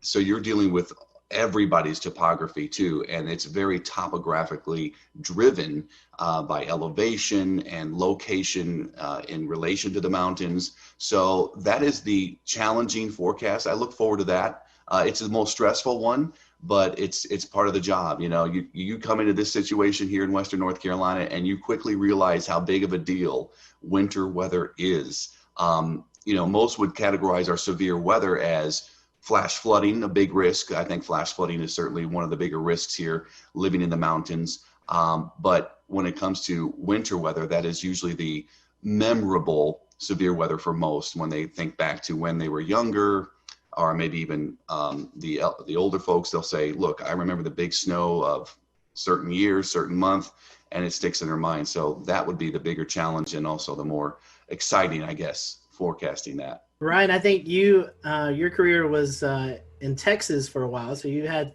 to deal with forecasting winter weather and severe weather there. So tell us, which one do you prefer? Yeah, I guess it's kind of a similar answer. I mean, there's definitely a lot more challenges with winter weather than there is severe weather. Where I was at in Texas, we would get severe weather. We would be, wall-to-wall coverage for, sometimes 6 hours at a time, or even longer than that. I don't even remember what our longest stretch was on air. I would say, though, there is more challenges in winter weather, and I would say there's more that can go wrong when we're forecasting for winter weather as well. So, we can say we think we might get 2 to 4 inches for Asheville, for example. The temperature comes in a degree or two warmer. We're not getting that. And people get a lot more upset when you miss winter weather forecasts versus severe weather forecasts. So I would say, I would rather, I guess from that standpoint, I would rather be forecasting for severe weather. It's usually, I want to say easier, but usually you can have a better idea of exactly the elements that could be coming at you. There's, people are, again, they're more mad when you tell them 2 to 4 inches of snow and we only get an inch of snow, or you get, on the other end, you get 3 to 6 inches of snow, and then they don't like that either. So, yeah, definitely severe weather would, I guess, be my preferred.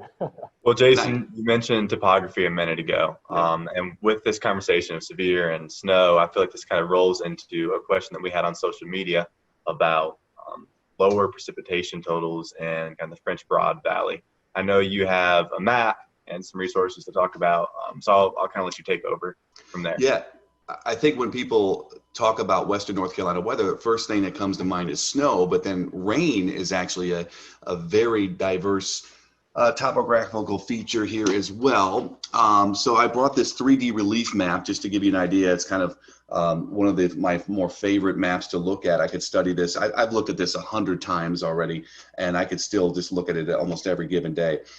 So here's the French Broad River Valley right here. This is I-26 running through, and it's a valley. So it's the Broad River Valley. So it's pretty wide considering the other features here.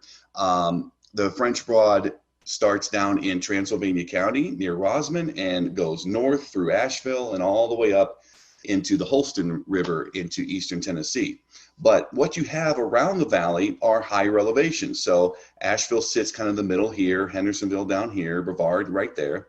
And the prevailing winds during the spring and summer months are south and southeasterly winds.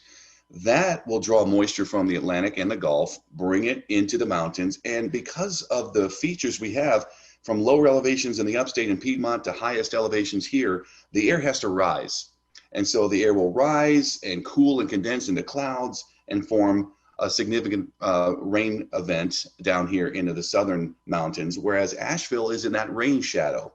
And the rain will fall mostly to the west and south or to the north and east because we have the Black Mountains and the Craggies up here. So that prevailing wind will certainly help rain form more over this area of the county, Buncombe County, eastern side, and into Yancey. So there's a rain shadow here. There are other rain shadows like in Waynesville. They're surrounded with the Balsam Mountains to the south and west. They don't see nearly as much rain in the valley as they do just west and south of Waynesville as well. So that's kind of how it works in the summer months. In the winter months, the prevailing wind is much, much different. It's from the northwest. So the wind is blowing into the Smoky Mountains and the higher elevations along the Tennessee border. And that's where most of the precipitation is going to fall, near and along the border, whereas there's another shadow effect down here in the valley. So this is why Asheville usually averages a foot of snow a year, and places up in Madison and Yancey County can get up to 50 inches of snow, like Mount Mitchell averages in a particular year. So big difference with the prevailing winds during the different seasons. But that's pretty much how the shadow affects us here in the French Broad River Valley. In fact, south of Virginia, east of the Mississippi River, I believe Marshall is the driest point in that eastern U.S. So it's pretty neat. Cool. Do you guys have any, what was your most embarrassing moment while on TV? I'll take this one. It happened pretty early in my career. I was working in Tennessee. I started out in the Tri-Cities, Johnson City at WJHL. And I filled in for the morning guy who went on vacation. And I was working one morning, and the newsroom was downstairs. The studio was upstairs. So there was always this climbing the flights of stairs. And one morning I was filling in, and I remember being down in the newsroom, and I looked up and I saw the national weather cut-in. And I knew that there was going to be a local cut-in shortly after. And I remember it was Tony Perkins. He was the meteorologist at the time. I believe he's in DC right now. But he was on CBS This Morning at the time. And then I had to run upstairs, end a quick conversation I was having with my news director. I ran upstairs, 2 flights, ran into the studio, ran over to the computer to make sure it was set up, ran over to the chroma key, the green wall, and I had about 10 seconds to situate myself. I was out of breath. I was trying to calm myself down, and I remember I just started talking, and almost instantly I was exhausted.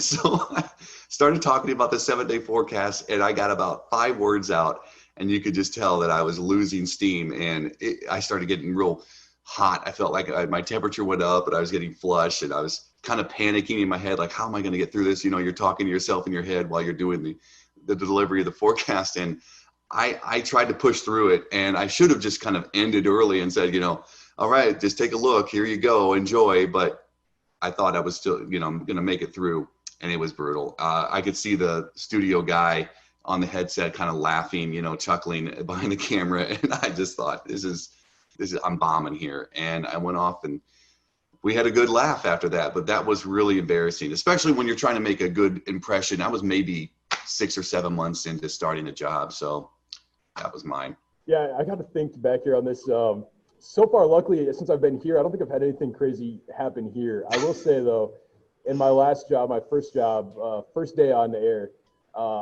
we have a system. It's called Max. I don't know if you guys are probably familiar with it, WSI.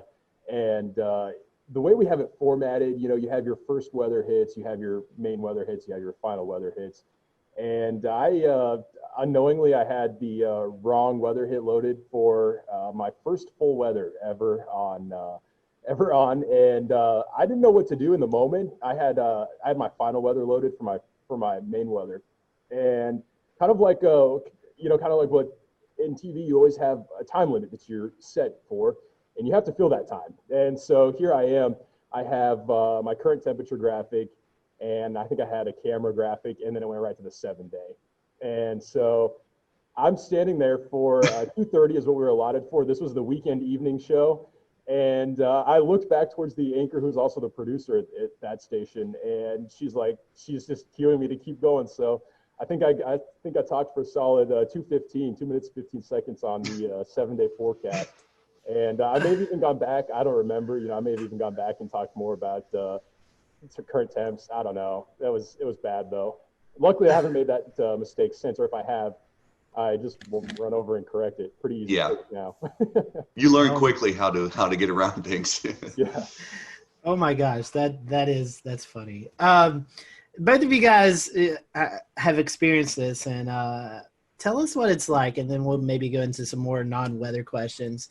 A lot of folks may tune in when the weather's at its worst, and you guys are doing wall-to-wall coverage.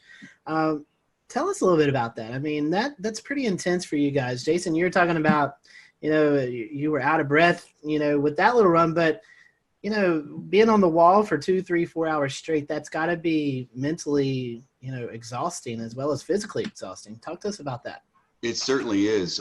Most recently, I think this year we had so many of those early season tornadoes, especially for the upstate, and we had wall-to-wall coverage almost every time, obviously, when those were occurring, because our protocol is to stay on when the warning comes out until it ends. And what do you do when you have a tornado warning that goes for 30 minutes and then another one comes out in between and another one comes out in that? So we were going on and on and on. And a couple of times during this early spring season, I was there waiting for, backup to come in and help out as well. Like Ingrid would come in or Ryan, and you have to go. And if you're solo, you are just essentially repeating a lot, but you're trying to get new information at the same time you're giving the current information. So that's a challenge. You're literally on a computer talking, looking at data that's now happening and trying to analyze that data on the fly, as we say, and also looking at other pages of weather information on the internet, trying to get information from the National Weather Service sites and observers, and then you're on social media pages looking for information from people that are sending you pictures or updated information from what they're experiencing. So yeah, it's a lot of information. And nowadays we're able to get social media information, and years ago when I started out, there was none of that. You had to wait for somebody to call or email you a weather observation, and that would have made it even more challenging, I think, looking back, because what other information are you going to get? The more information you get, the better it is to kind of have things to talk about. And that is, it's unique, and it doesn't happen that often here in this market. We don't get widespread severe outbreaks like they do in the West or the central US. And a snow event, a winter weather event, you see for days coming, typically, and you can just lead up to it and get into it and talk about it. You don't really have to be breaking news and breaking into programming for a weather event like, say, snow. But the severe weather events are certainly challenging, and you just you learn from each one. Even somebody like me in the business for 22 years, you still learn from these experiences. Ryan, you dealt with that in Texas. I mean, that's these are what we face, or could be more rain-wrapped tornadoes, but you guys out there see these massive tornadoes, or you saw could see these massive tornadoes. So is there a little any different perspective of that, where you guys have storm chasers out in the field and you can kind of relate to those folks out in the field? Yeah. So when I was in Texas, that's a station that really drove the market for severe weather coverage, and so it was more built for that kind of thing. So yeah, we had storm chasers out in the field, but you still need to have 2 people at the station during these kinds of events, because you have one person off camera that can help to look at and analyze that data, look at radar, see what's going on. We also had in that market, we had a crazy amount of cameras. I think there was like 50 or something like that. And we could move those around during severe weather events. That's what we used them for. And so, you have the other person off camera that can see that. But yeah, I mean, you're going for hours at a time. And I think, Jason already mentioned it, but the biggest challenge is trying not to be repetitive. In some cases, you have to be repetitive when there's, potentially life-threatening storms out there. I mean, we're talking about tornadoes that could be affecting communities. There could be communities in the path. And I think one of the hardest things with these kinds of storms is people don't like it when we cut in, and they don't like it when we interrupt their show. And especially being an ABC affiliate, that's what I was at in Texas too. We have a lot of basketball. We have, big shows. I mean, the Bachelor. I mean, heaven forbid we ever have to interrupt any of those kinds of shows. But, we don't want to interrupt them. But at the same time, we have a job to do, and, we have to. It's important that we get that information out because, you never know when that information it could be helping someone who is in the path of that storm. And so I think when you're in the midst of all of that coverage, you don't realize all the time that's actually going by, especially when you get into that rhythm. I think that, especially in some of those more long duration events, you get off the air and you're like, oh, we were just on for, 2 hours or whatever the case may be. So yeah, definitely one of those things though, that it can be stressful for sure.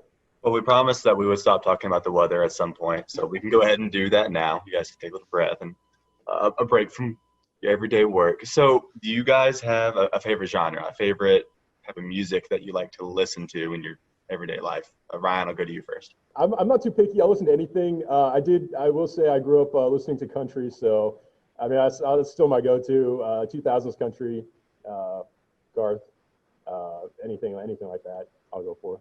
I'm with you on that. What about you, Jason? I went through that country phase many years ago, and I got to get out of that. But I listen to a lot of different genres as well.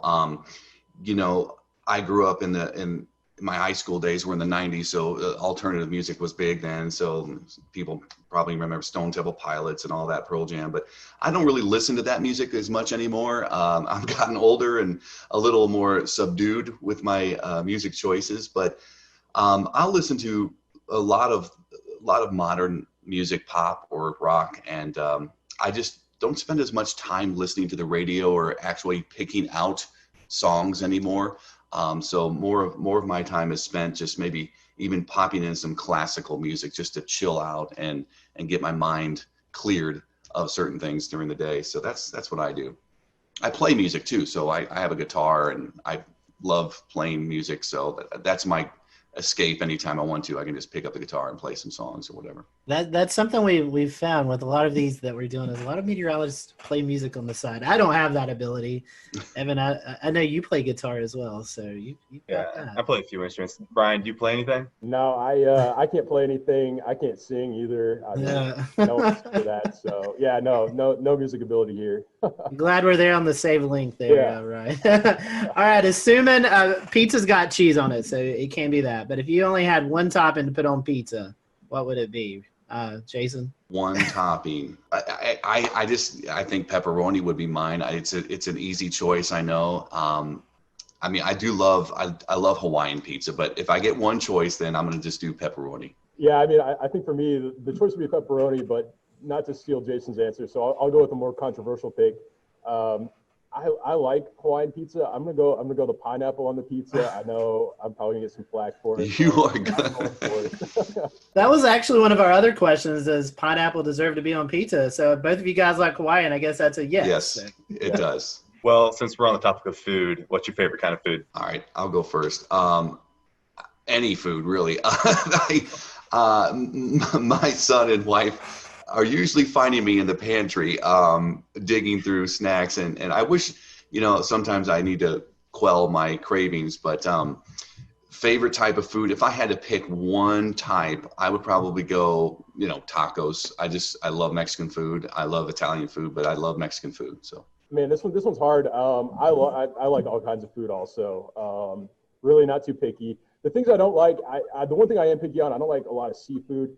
But I have a major sweet tooth, and it doesn't matter the time of day.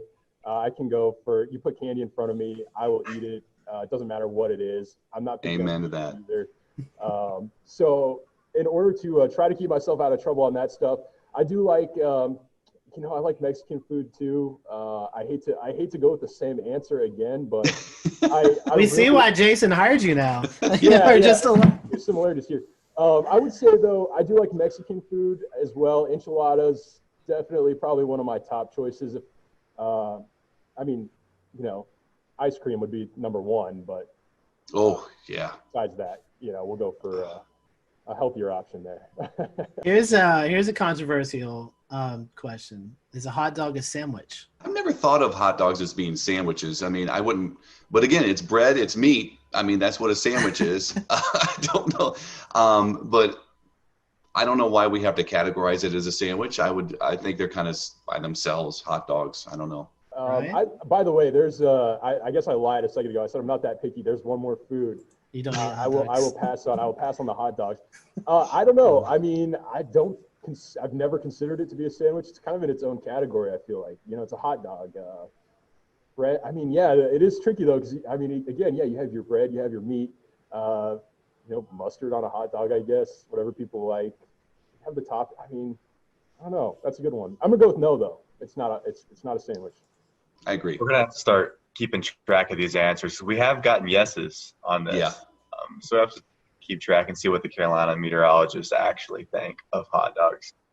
So coming back to the Asheville area and away from food, you guys have a favorite location to go visit or hike, something like that in Western North Carolina? Gosh, so many. Convenience-wise, we love the Arboretum. It's close to our house, and we could just jump on there with the bikes and ride. It's pretty easy trails for Hudson, my son, and that's a good go-to. Just hopping on the Blue Ridge Parkway, that's also very convenient. We love going to Grandfather Mountain. It's a little more out of the way, but we love going up there. I love the uniqueness of the rockscapes and the swinging bridge, and seeing off to the east, you have this completely drop off in the elevation, and then you have your mountains around. So those are my two big places, but I could go almost anywhere, and really be happy as long as there's a trail or hiking or biking trail and some vistas. I'm good to go. Yeah, and I'm still new to the area here. I haven't had a lot of time to explore a whole lot, but I will say the close place for me that I could go to any afternoon would be DuPont State Forest. It gets kind of crowded this time of year, I've found, but a little bit of everything there. You can get some elevation. You got the waterfalls, so a lot to do there. I've actually spent a little bit of time in South Carolina here more recently. I found some cool places, cool pockets down there. So there's a short drive down there as well. Ryan, you're from Denver. Evan and I, we went storm chasing. We was based out of Denver. We flew in and kind of went from there. So we took our last day. We took our trip into the Rockies, and it was June the 3rd, and it started snowing on us, Evan, I believe. Yeah. So what's your favorite place to go in the Rockies? Oh man, it depends on the time of the year. Rocky Mountain National Park, it's such a stereotypical answer. That's a great place to go in the summertime. In the wintertime, I mean, I'll take any of the ski resorts. Love skiing, so I'll take any of them any day in the wintertime. Probably not Loveland. I would say more of the Copper Mountains, maybe Keystones of the state. Steamboat Springs is another great place, but even Denver. Man, I know I'm not narrowing this down very well, but Denver's great. Love Denver as well. So I don't know. Amen. Well, guys, I know we're nearing our kind of end time, so I'm going to ask one more quick question, and Scotty will close this. So the last one for me is going to be, do you have a favorite weather disaster movie? It can be super cheesy.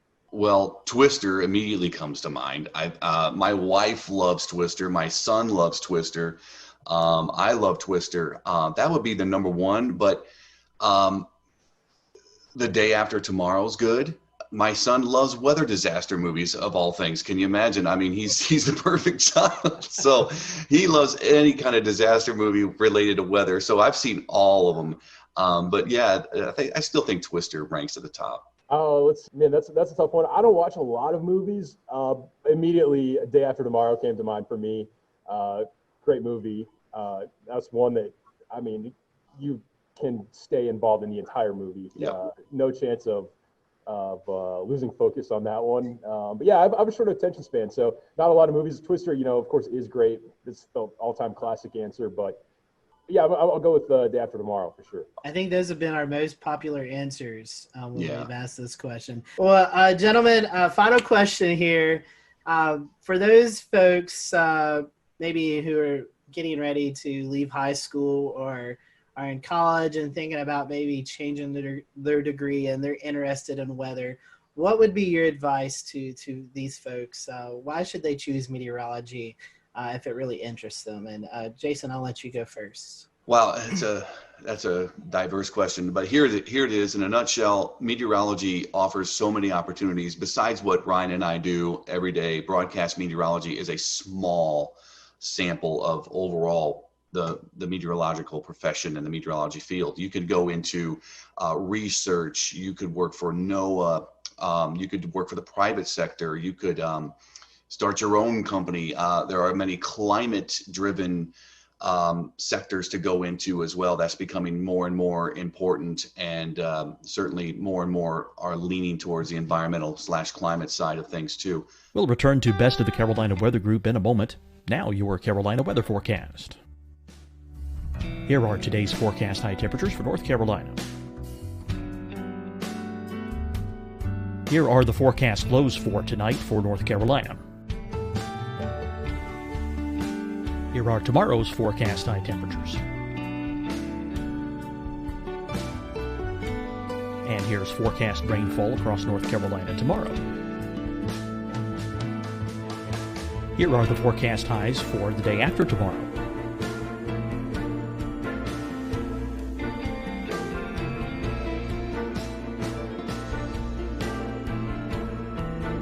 And here's the forecast rainfall across North Carolina for the day after tomorrow. This is the total rainfall forecast across North Carolina for the next 3 days.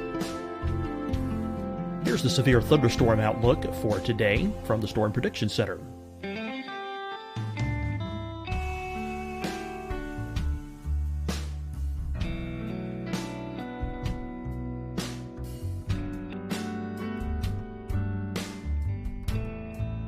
Here are the forecast high temperatures for today for South Carolina.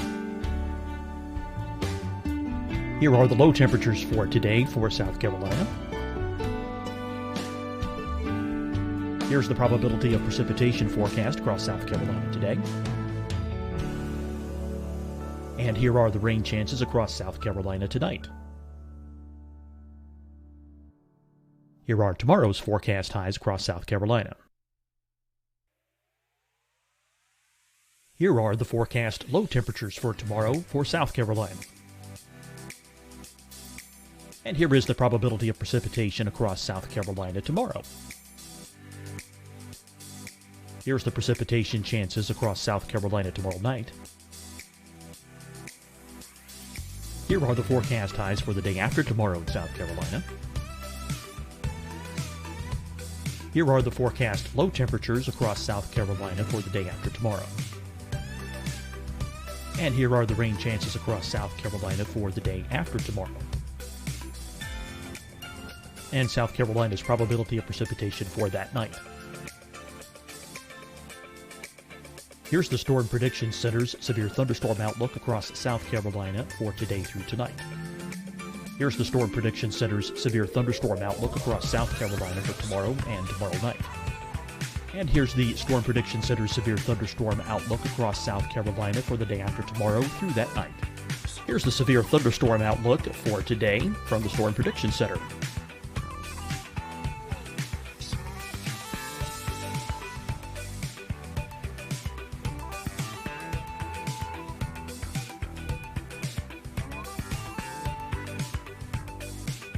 And now here's a live look at weather radar across the southeast. Fight the spread and take a stand against coronavirus. Wear a mask in public. Stay at least 6 feet apart from others. And get tested. Join us and fight the spread. Visit scdhec.gov/COVID-19. Getting tested for COVID-19 helps you to take the steps needed to protect yourself, your loved ones, and your community. Find the testing location at scdhec.gov/COVID-19 testing. Hi, everyone. I'm Dr. Mandy Cohen, Secretary of the North Carolina Department of Health and Human Services. And when you follow the 3 W's, you protect your family and your neighbors from COVID-19. When you leave your home, practice your W's. Wear a cloth face covering, wait 6 feet apart, wash your hands often. Wear, wait, wash. We're in this together. Stay strong, North Carolina. Deciding when to wear a mask isn't about who you know or how well you know them. Just ask yourself, will I be with anyone I don't live with?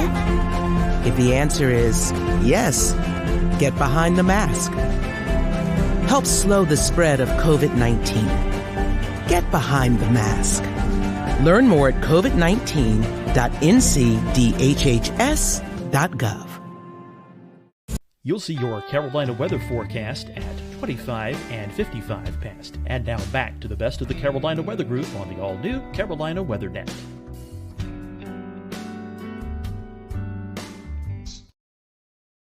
Area of study. It's great for somebody that loves science, and you got to stick with it. It's challenging. I mean, many people don't understand how much math and physics goes into meteorology unless you've taken those courses. It is a very challenging profession and study, but I think it's wonderful. So yeah, just stick with it. If you love science, meteorology is one of the best fields to get into. I mean, I obviously haven't been at it for very long. I'm still, pretty young myself, but I would say the biggest thing is, there is a lot more work involved than I think that people realize. It's something that is fascinating. It's interesting. There's a lot to look at. And again, TV is not the only thing. In fact, I would say if someone wants to go into meteorology just to be on TV, that's maybe a bad idea because, there's so much more to it than that. A lot of math, a lot of science, but it is fun. And, every day for us looks different. And I'll disagree and agree with the statement to a certain degree. Everyone always says you can be wrong and you still get paid. We're right most of the time. But you know what, even if we miss a forecast, it is true. We still get paid. So that part's kind of cool too. It would be challenging if they did pay by the accuracy of the forecast. Some people, you never know, right? Goodness, great. I can imagine now dealing with the Carolina wedge and at least a temperature forecast. That would be horrible if that was true. It's challenging. minus $100 every degree you're out. Oh my goodness, yeah, that would be brutal some days. Well, guys, we're going to let you do your social info so folks can follow you if they're not already. Ryan, how can our followers follow you on social media? Yeah, I'm on Facebook and then Twitter. I should know what my handle is, but I don't. But you can find me on there as well. And I'm on Instagram, and same thing. I gotta figure this out. But I don't know what my handle is on there either. Not much help. Well, I'm Ryan, sure if you just your handle on Twitter, it's Ryan_WLOS. So if y'all want to follow him, you can find it there. I think it's the same on Instagram. So there we go. All right, well, Ryan, thank you. Jason, how can our folks follow you if they're not already? I believe, I'm on all three too, Insta, Twitter, and Facebook. I won't get into the uniqueness of each demographic and socioeconomic thing, but the idea is that I'm pretty simple. I think it's just at Jason Boyer WLOS. We appreciate you guys joining us, and for you guys who are watching, thank you for watching. Until next time, we hope you have a great evening.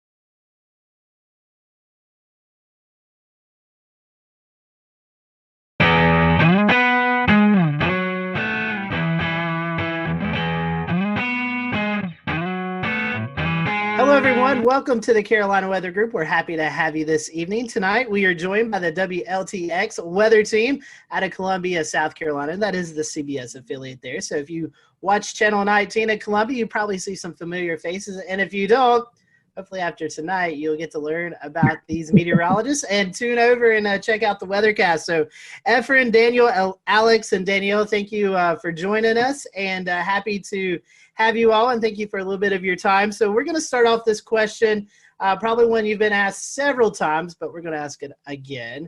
How did you guys, how did you know you wanted to be a meteorologist? What persuaded you to do that? And Everett, I'll start with you, and I'll just let the team continue after that. Actually, the interesting thing is that when I went to school, I actually wanted to be an aeronautical engineer. Then I had an interest in weather, but I never had an interest in meteorology as far as a study. And I took one class, and it was an orientation to professional meteorology. There was one credit class, and I got hooked. It came down to really the same thing. I'm always talking to kids, high schoolers, college students, and come down to the one word I always say when I talk to people about meteorology. It's why. Why is it sunny? Why is it hot?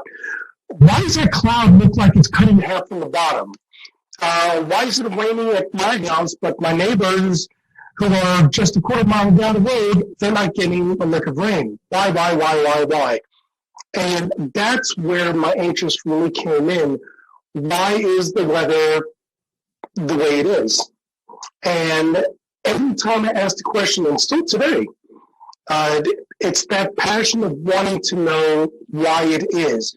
And even finding out why it is, I just still wanted to know more. It's like those little kids who, when I was 8 years old and sitting on the lawn and looking straight up and going, that cloud looks like a dog, and that cloud looks like a tree. Those are the things that, really got my interest peaked when I was a kid. But it wasn't as an adult that I realized that there's a very big interest, and I just want to know more. So I always knew I loved the weather. For me, it was, flying to Florida for the summer and seeing all those big puffy clouds and just wondering, how do clouds that produce so much rain, stay afloat, as a kid. I was just so amazed by the idea that it was just totally sunny along the approach when you're flying into, let's say, like Orlando, for example, and then by the time you're at the airport and you're getting the taxi, it's pouring, So just the power of the weather in the Southeast was actually what started it. But I'm from New York originally, so it wasn't the snowstorms and things like that that initially did it for me. So that was kind of a surprising thing, because a lot of my, fellow colleagues and friends that I went to school with, it was snow for them because I went to school at Rutgers in New Jersey. So yeah, I originally wanted to be kind of more of the operational forecasting side of things, but then I realized when I was in school after Hurricane Sandy that I wanted to do more television and communication, because a lot of people were impacted by storm surge because they had no idea what it was. It wasn't well communicated, as far as the city evacuating people from for Sandy. Hurricane Sandy wasn't a hurricane when it made landfall. So there were just so many communication things. I mean, we see it now with the derecho in the Midwest. People don't know what a derecho is. And so there's all of these different things that kind of go into the communication aspect that I was like, that is absolutely where I feel comfort. I need to, kind of explain what's happening because I love learning about the weather and why it's happening. So that was sort of what did it for me. I'm kind of like Alex. I grew up outside of Philly, but it wasn't snowstorms that did it for me. I have a lot of good memories of snowstorms, but kind of like the two big things I remember growing up was sitting on the back porch, dangerously close, just listening to thunderstorms and this is the coolest thing ever. And then just kind of growing up, the news was always on in my house. And for my 15th birthday, I think my mom took me to the Today Show so I could meet Al Roker and do that whole experience. So I knew I kind of wanted to do news, but I hated writing. And I naively thought weather's cool. I love science. I'm never going to have to write as a meteorologist. Wrong. But I kind of just combined a lot of different interests and it really worked out and it's been great. And it's fun, like Alex said, communicating, while also like being a scientist and kind of digging deep with the math and science was always kind of what I leaned towards growing up. Well, I'll go ahead and tell you, back in 1984, a tornado destroyed the school I was in. And so that kind of sparked a little bit of interest for me. And then Hugo back in 1989, that was a big deal as well in South Carolina. And all y'all know it as well. That's still the litmus test for hurricanes is Hurricane Hugo. But I think those are the two things that kind of sparked my interest. I do apologize. I'm sitting in the car. They don't like for us to stay in the station. So I'm sitting in the car kind of holding the phone. You look good, Daniel, and you sound good. Appreciate that. Hugo, definitely one of those benchmark storms for the Carolinas. Speaking of that, Daniel, I heard you mention Al Roker. So our next question, was there a meteorologist that you looked up to growing up, or maybe even in college with internships, someone that you looked up to as you went through your career? I can start. So yeah, Al Roker, like when I was growing up for sure. And then, so I got to go to school at UNC Charlotte. And so being in Charlotte, Panovich is who you kind of watch and who you're kind of like following along. So on the more local scale, Panovich was definitely a really good mentor, and then ended up being a teacher at school. So he was one of the people that definitely helped solidify that for me. Daniel? When I was a kid, I watched a lot of Weather Channel. Anytime I was sick at home, I was so excited that I could just watch that all day long and, just hear the forecast around the country. So honestly, growing up, seeing a lot of those meteorologists, all of them, I was just totally attached to and interested in because I felt that they were very knowledgeable and that they dug in deep to the weather. So I appreciated that always. I have to say, probably in high school, Stephanie Abrams her career was really starting to rev up. And I probably looked up to her the most because she was just so, her personality was just what it was. She wasn't really afraid to hide it on air. And I was always, in high school, the kind of person who just said whatever came to mind. So I felt like I could kind of relate to her. And she also, was big on the science and on the math. She was from Florida. I loved Florida weather, so there was like that connection I always felt with her whenever I would watch her on TV, because she was really into the science, but she also had like this personality where she was like unapologetically herself, And so I think Stephanie Abrams was definitely a person during my formidable years that I looked up to. Well, I'll jump in. Crazy enough, since I live where I work where I grew up watching Jim Gandy. So that was kind of a guy that I always enjoyed watching. And crazy enough, he came to my school when I was in third grade. That was like seeing a rock star. And then luckily I was able to work with him for, almost 14 years. So that was kind of cool. Kind of dating myself because the Weather Channel was not necessarily huge when I was coming along. So I do remember watching Ken Torrey, and I met him a few years ago, and he seemed to be a pretty nice guy as well. Something that you guys have dealt with already this year, severe weather in the Columbia area. So our question is, which one do you find more challenging forecasting, severe weather or winter weather, which we get a little bit of in the Carolinas? Alex, I'll let you start.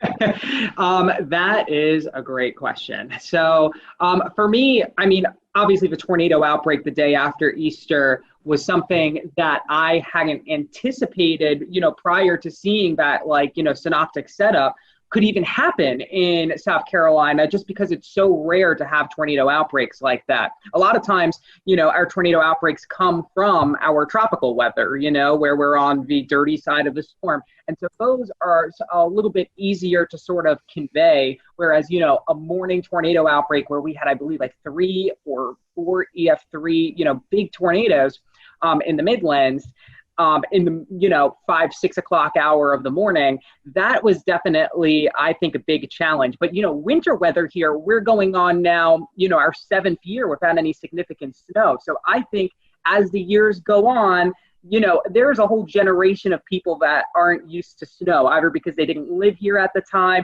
or because they weren't grown up yet at the time. So I really think now, and as the years continue to go on, that we go without snow, I really feel that winter weather is perhaps one of the trickiest, because severe weather, a lot of times it's isolated, the impacts, but if it snows, everybody's feeling that. I'll jump in. Winter weather, I've been around I've been doing weather in Columbia since 2007 at this point, and winter weather is always the big thing. And I remember in 2013, we forecasted 1 to 3 inches of snow in Columbia, and we missed by 50 miles. The city was shut down, and it was blue skies outside. And even now, it's become even a bigger deal because of social media and all the bad information out there. So in my opinion, for a snow or ice event in South Carolina, that's the bigger challenge. Maybe not from a forecasting standpoint, but from the standpoint of social media and people getting the wrong information out there and calling us names because we're not buying into the hype sometimes. Good point. Danielle, I want to bring you in. You graduated from UNC Charlotte. You didn't prepare for doing weather from home, I'm assuming, and class there. So what are your thoughts? No, I barely made it 9 months into my career per se that I had to like transfer to my 500 square foot apartment. So I definitely was not equipped like other meteorologists have their green screens, blah, blah, blah. I didn't even have this map here. The station was like, we're going to throw something on your wall for you. So I was not prepared whatsoever, but I think I really do like what it has offered. Now that we're going back to the station, it's showed like how much flexibility we could potentially have in our job. Like we can work and build our graphics and do everything at home on a quiet weather day. And I live across the street from the station. I can pop over, do my show and come on back. So that's kind of been nice. And with like Alex's setup, it has been so cool to see him like, just like, that'll be great if he could stay home on a nice weather day and say, check out my plants, check out the beautiful sunshine. It's fantastic. So I didn't really prepare. Thankfully, it had been kind of smooth. There hasn't been a ton of hiccups with it. My dog has only barked on air once. So like that has all been positives. But I don't think we're going to stay like this. But I think it does show that we could have more flexibility in our jobs that we didn't really think we had beforehand when it comes from like working from home. Yeah, just beyond this window is my porch, and I have hundreds of plants out there. So it's been really fun to show off, the different plants and how they're growing. Like my banana tree is growing a new leaf every single week because of how hot and humid it's been. And so there is this opportunity to tell the forecast in a different way. Sometimes during the morning show, the wind will actually shift from behind me, which is my south, to in front of me, which is my north. So I can talk about the reason why there is maybe some fog because, the temperature has now reached the dew point because of this northerly breeze that's coming in. It really has been a good opportunity. And a lot of people have come up to me and said that they really like that I'm out on my porch because I'm wearing a jacket when it's cold out and, I'm wearing my windbreaker when it's misting. Luckily, I have a roof over my porch, so I don't have to worry. And since it's the morning show, I don't have to worry about storms very frequently getting in the way either, because if there was lightning, then I would not be outside. And that's only happened once during the morning show. So yeah, it's been a good opportunity to sort of change things up a bit. I still have my forecast graphics. I'm still doing, still showing the same things, but now I get to like bring the weather outside where it's happening.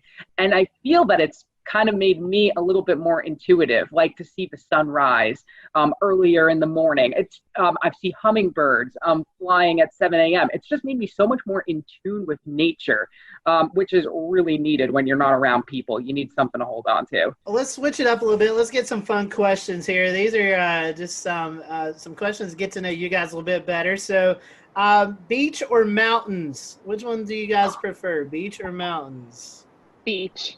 Beach, all right. Easy. I'm beach. I'm with Danielle. That's good. We're all beach. I love the beach too. Favorite food? Anything pasta for me with cheese. That's my anything Italian food is great. Pizza and everything pizza. I really like just a good like baguette and some nice cheeses, a little charcuterie spread. That's what I'm gonna say. Everyone's talking about pizza, so we had a few questions about pizza here. A, does pineapple deserve to be on pizza? And B, if you only had one topping besides cheese, what would it be on pizza? Pineapple does not belong on pizza. I actually, surprisingly, do like pineapple on pizza. I didn't first have it until after I left New York because that's just not something you tend to see up there. But I love the sweet, salty. So, and I'm like not afraid of, some odd and unusual kind of toppings. So on the topic of toppings, I think the one that I would really like to keep is basil. I know it's simple, but I just love that little herby kind of feel that it gives. I think pineapple can stay on pizza. I'm okay with that. We can leave it there. My topping would be black olives. Like growing up, my sisters and I would have like extra double black olive pizzas, and that was it. So I'll keep the black olives with the pineapple. Favorite type of music? What do you listen to while you're preparing your forecast, or just kind of out every day? What's your favorite type of music? Oh, I go through all the decades personally. And I do listen to music in the morning. A lot of times I'll listen to our other sister stations to see what they were talking about, because we have sister stations across the country. But when I'm not doing that, I'll listen. I think this morning I was listening to Fleetwood Mac. I was listening to the Supremes last week. It's just like all over the place. I love it. But generally my favorite music is kind of like that alternative rock kind of thing. Like I still listen to like the Foo Fighters and the Killers, like all those bands that were popular in the 90s and 2000s. They're still releasing pretty good music, so I like them. I'm country all the way. And then whatever Spotify will like say is popular, I'll like shuffle, because I don't think I'm a good playlist maker. But if I have to pick, it's going to be country. Favorite disaster or weather-themed movie? I agree with Twister. We actually did a senior project about all of the things that were wrong with Twister. That was our final assignment in mesoscale meteorology, and that was a lot of fun because, I mean, you got to watch Twister and, you know, kind of pick it apart with the things you learned. It was really fun. I'm going to go Twister too, just because I know I've seen it. I don't like disaster movies. They stress me out. I feel like I heard a couple of weeks ago there may be a Twister 2 coming out soon. Oh. So we may all have to get together and kind of do what you did, Alex, and kind of point out the inaccuracies of the movie. I'm down. That sounds so fun. All right, we have one more controversial fun question, and then we'll kind of start to wrap up. This is one that we've done with all of our specials here, and it goes back to food. Is a hot dog a sandwich or not? Oh. A hot dog, is it a sandwich or is it just a hot dog? Some people say it's a sandwich, some people no. What's the definition of a sandwich? Well, they say it's two pieces of bread and a meat, but a lot of people say that doesn't qualify. A hot dog doesn't qualify. Bread. It's one bread. That's one bread. True. That's a good point. I'm with Efren. That is a really good argument. Final question. This is one to promote your city, Columbia, or your forecast area there in the Midlands. Tell us why we should visit your area. Give us maybe your favorite spot to hang out at, something that anybody should go out and see if they're in the Columbia area. We have so many river walks. Those are like my favorite places to like take my dog and exercise or like go tubing down the river, and you're still like right next to downtown. So I feel like there's a really good mix of like, you can do your downtown thing, but you could also like kind of get out in nature. I really like that aspect of the city. I was going to say the same thing, the rivers. And we have some great parks too. And so you have like awesome geography. Like I'm up towards the Sandhills, which is totally different than Riverwalk, and they're all like a 15-20 minute drive, and sometimes I'll go to both of them in the same day, and in one of them, you know, my feet are all sandy, and then in the other you're, you know, at the bottom. So it's a great place to sort of learn the fault line because we're right on it, and sort of what the difference is. Plus it's, you know, literally the dead center of South Carolina, so if you want to go to the mountains or to the beach, you're kind of like in a good territory to go to either. Truly say this to a lot of people. I live in North Carolina, but South Carolina is like a second home. It's a beautiful state, and it's definitely a place that you need to check out. So y'all, we appreciate your time today. I'll let you be able to promote your social media, Facebook, Twitter, Instagram, if you guys want to do that. So if our followers aren't already following you, they can there on social media. Alex, I'll let you go first. Sure. It's Alex Calamia WX. That's my Twitter, and my Facebook is Alex Calamia as well. My Instagram is very plant focused. We have Gandy's Garden here at WLTX, which is all about climate and the garden, and it's applicable to everyone in the Southeast. So Instagram is a big place for you to see all my plants. So that's Alex Tropical Pics. But you'll also see it on my Twitter and Facebook. We're always talking weather and plants. It's fun. I am at WX_Danielle on Twitter and Instagram. Lots of forecasting on there. And then on Facebook, I am meteorologist Danielle Miller. So come on over. Nice and simple for both my Twitter and my Facebook. It's Efren WLTX. EFREN WLTX. You can find it on both of them. It's easy. As long as you spell my first name correctly, you'll be able to find me. Daniel just emailed me, said his phone was overheating, so he wasn't able to stick around. But if you want to follow Daniel, it's Daniel_Bonds on Twitter, and then on Facebook, I think it's the same thing. You can follow his weather page, Daniel Bonds. Just search it up, WLTX. So we want to appreciate you guys watching us here at the Carolina Weather Group.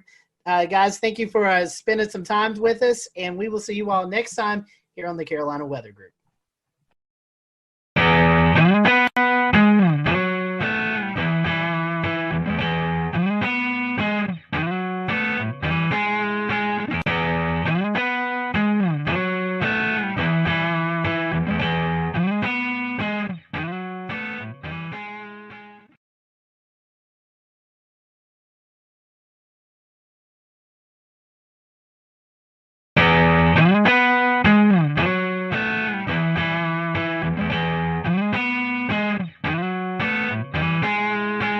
Thanks, James, and welcome everyone to the Carolina Weather Group, Quarantining with Mets. We're happy to be joined by the WMBF weather team out of Myrtle Beach, South Carolina this afternoon. We have on with us Jessica Dobson, Robert Whitehurst, Andrew Dockery, and hopefully Jamie Arnold will be joining us here in just a little bit. So over the next 40 minutes or so, we're going to be getting to know your local forecast. We'll return to Best of the Carolina Weather Group in a moment. Now your Carolina weather forecast.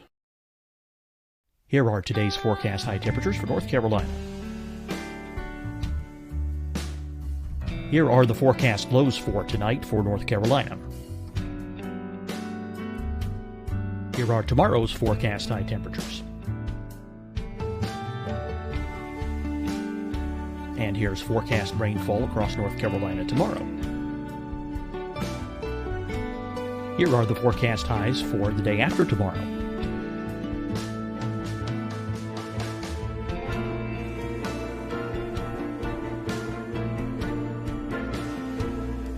And here's the forecast rainfall across North Carolina for the day after tomorrow. This is the total rainfall forecast across North Carolina for the next 3 days. Here's the severe thunderstorm outlook for today from the Storm Prediction Center.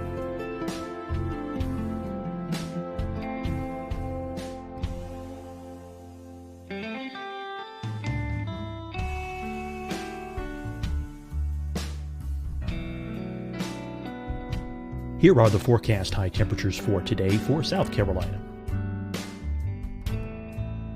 Here are the low temperatures for today for South Carolina. Here's the probability of precipitation forecast across South Carolina today. And here are the rain chances across South Carolina tonight. Here are tomorrow's forecast highs across South Carolina. Here are the forecast low temperatures for tomorrow for South Carolina. And here is the probability of precipitation across South Carolina tomorrow. Here's the precipitation chances across South Carolina tomorrow night. Here are the forecast highs for the day after tomorrow in South Carolina. Here are the forecast low temperatures across South Carolina for the day after tomorrow. And here are the rain chances across South Carolina for the day after tomorrow. And South Carolina's probability of precipitation for that night. Here's the Storm Prediction Center's severe thunderstorm outlook across South Carolina for today through tonight. Here's the Storm Prediction Center's severe thunderstorm outlook across South Carolina for tomorrow and tomorrow night. And here's the Storm Prediction Center's severe thunderstorm outlook across South Carolina for the day after tomorrow through that night. Here's the severe thunderstorm outlook for today from the Storm Prediction Center.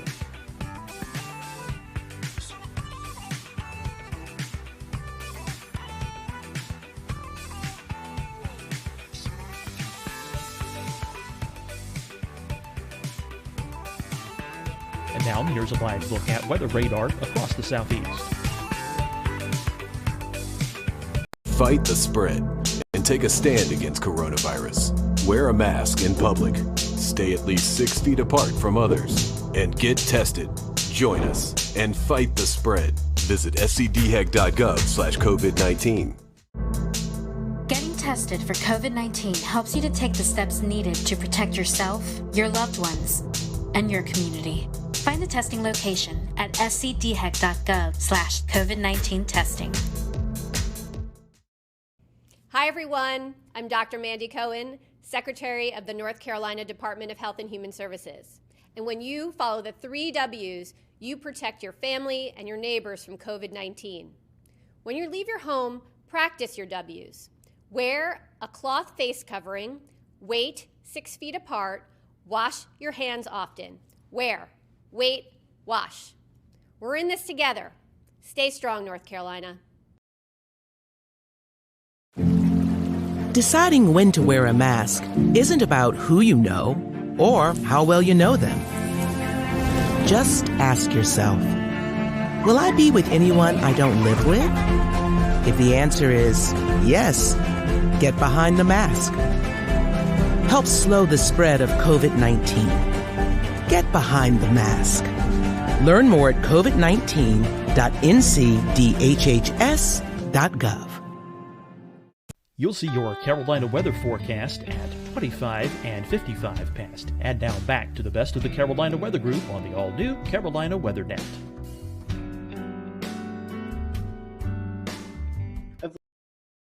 We'll reveal some fun things that you may have not known about those. So welcome to the show. We appreciate y'all joining us. And we always like to start off with some fun questions. So Jessica, I'm going to start with you because you kind of talked about this a little bit earlier. Iced coffee or hot coffee? Which do you prefer? Usually iced coffee all the way. I've been on this whole whipped coffee kick. Andrew hasn't heard me shut up about it for a long time now. But iced coffee on most days, unless it's like winter outside. And then sometimes I'll go for a warm cup, but usually iced. Andrew and Robert, you guys have a choice? I would say I'm an iced coffee guy. I wasn't until I moved here into Myrtle Beach. And once you get into the humidity here, you're almost kind of forced to be an iced coffee guy. So I do hot coffee in the mornings, but if I have it in the afternoon, it's usually iced. And yeah, that whipped coffee, Jessica talks about it nonstop, and it is very good. I wouldn't steer you wrong. Yeah, I think it's 50-50. It depends on the season. And it depends on where you're getting the coffee from. Ooh, Dunkin', I love Dunkin's hot coffee. I'm not a big fan of Starbucks hot coffee, but I like Starbucks iced coffee and cold brew better than the iced coffee at Dunkin'. That is a well thought out answer. Yeah, I discovered this thing too. It's called a hyper chiller. And so what you can do is brew hot coffee at home.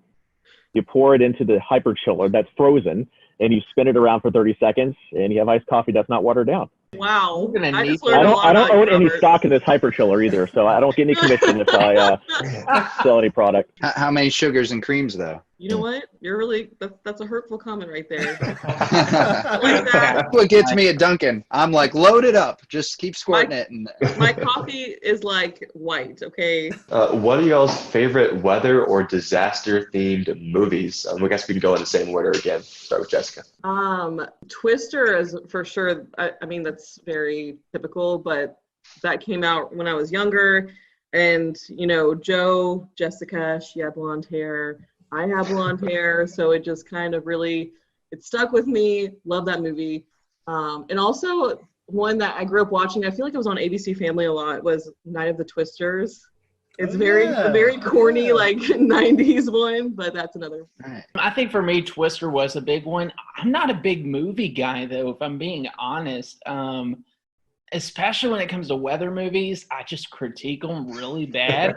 But another one that stands out that I did watch a lot, which is even worse, is The Day After Tomorrow. That's one that immediately pops in there with Twister. But as far as if I could quote a movie, the one I've watched the most, it's definitely Twister for me. Yeah, I think Twister is kind of the go-to answer, I think, for this one.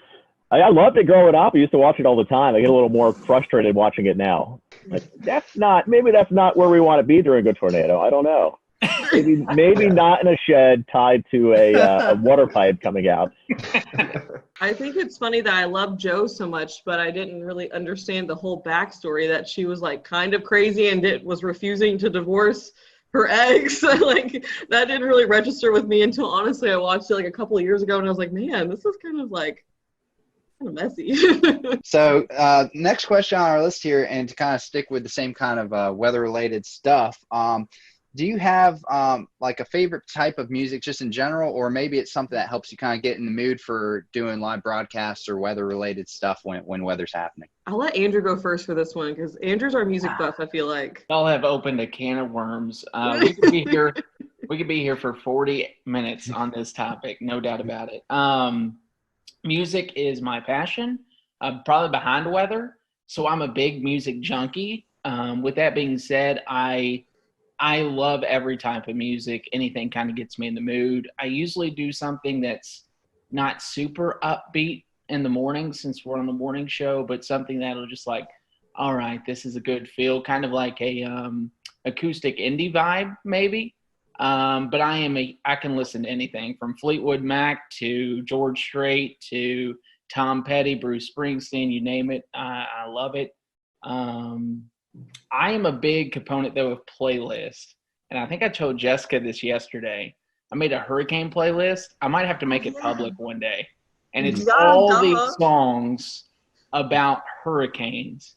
And I'm a big runner, too. So, like, right before Dorian arrived, I was just, like, rocking out to all these songs that had hurricane references in there, from Jimmy Buffett to Luke Combs to all kinds of music. And it was fun. But yeah, music is a big passion of mine. So we might have to get your hurricane playlist there to put out when we put out the show, right? Oh, for sure. Heck yeah, I can gladly do that. I don't really, I listen to a little bit of everything, but I don't really listen to music much when I'm forecasting. I think it distracts me a little bit. Honestly, so on the weekends, I'll do mornings and evenings. And honestly, it really depends on the morning show or the evening show, which one I'm doing on my mood. Because if it's the evenings, like I'm already like mostly awake and I've probably had a lot of caffeine in my system. So I'm like ready to go. And I'll listen to, honestly, like I love throwback playlists. Like whether that's like throwback R&B and hip hop from like the early 2000s or like the early 2000s hits or like late 90s hits, like those always put me like in a really good mood. But when it comes to mornings, I kind of like, what is it? I have like a couple of different ones on Spotify. Like my Spotify is so disorganized, it's not even funny.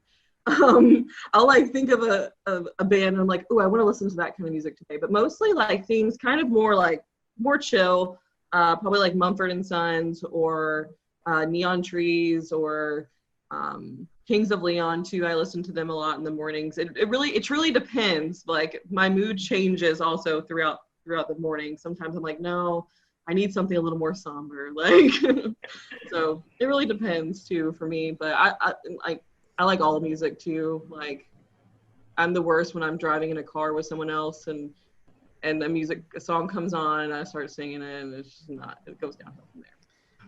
Like those Spotify playlists used to work great for me until I had a daughter, and now it'll go from Luke Combs to the Frozen 2 soundtrack.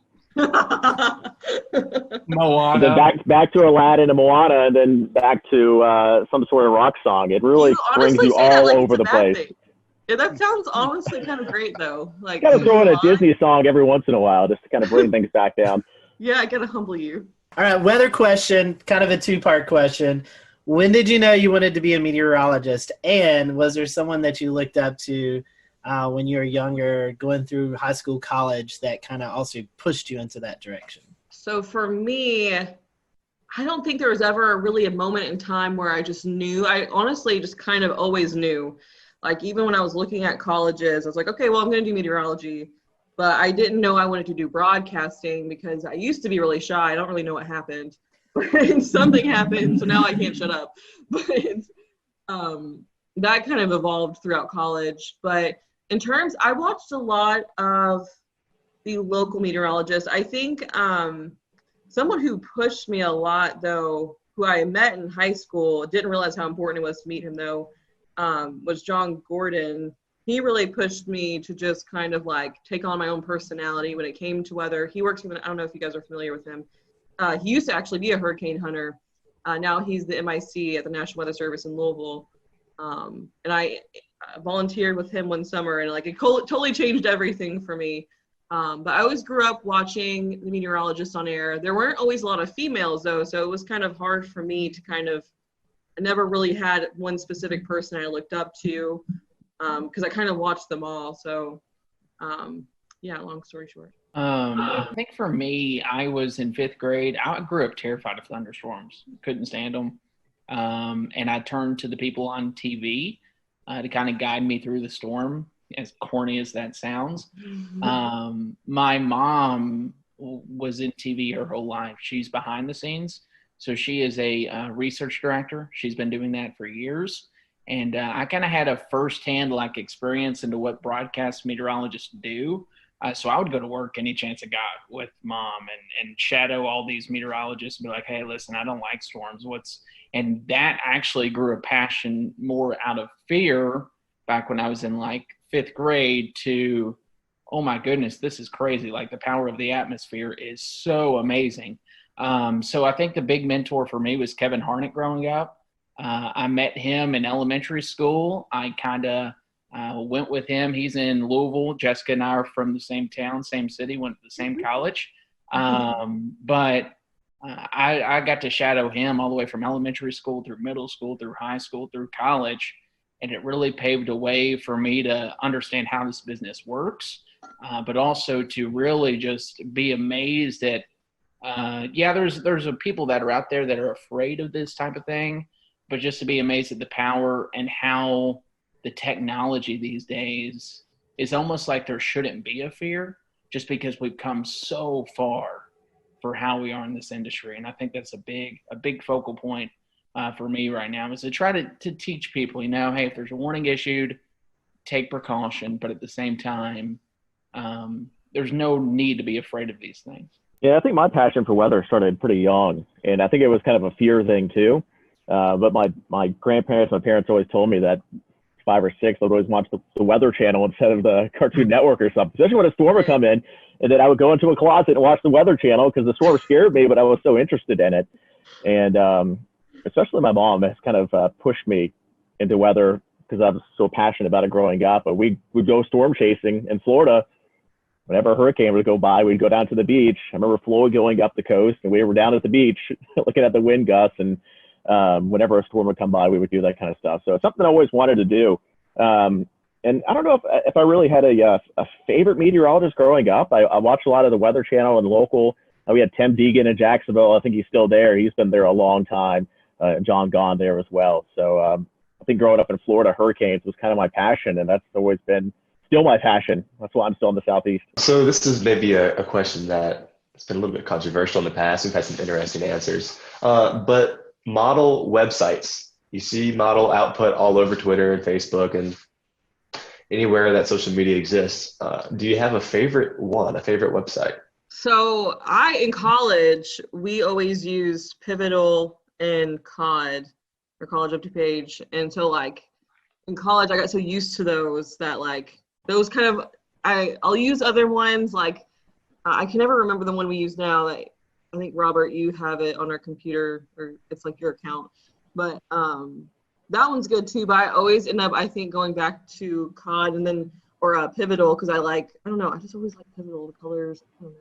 And then when it comes to COD, I like their satellite data a lot. I always go to their satellite, their surface analysis. So I am a weird one when it comes to models. Twister data, does anyone remember like that site back in the day? Yeah. Like how the color table was so great, but like the features were a little I'm a big fan of like ensemble forecast and having a ton of variety on a website. So simple is great. Otherwise I get distracted. So I try to do COD throughout like a 48-hour window. And then I transfer over to weather models, which Robert and the team use, and then Weatherbell. I love Weatherbell. I love weather models. And those two are like, I would say my 1 and 2. But if it's coming to a quick 48-hour look of a forecast, it's usually Pivotal Weather or College of DuPage. If I need to get something out quick. Otherwise, I'll spend way too much time on the other two. Yeah, I think a lot of them, each have their strengths. Yeah. Like Pivotal Weather with the clickable soundings for the Euro and the UK Met and all the extra data now. That's great.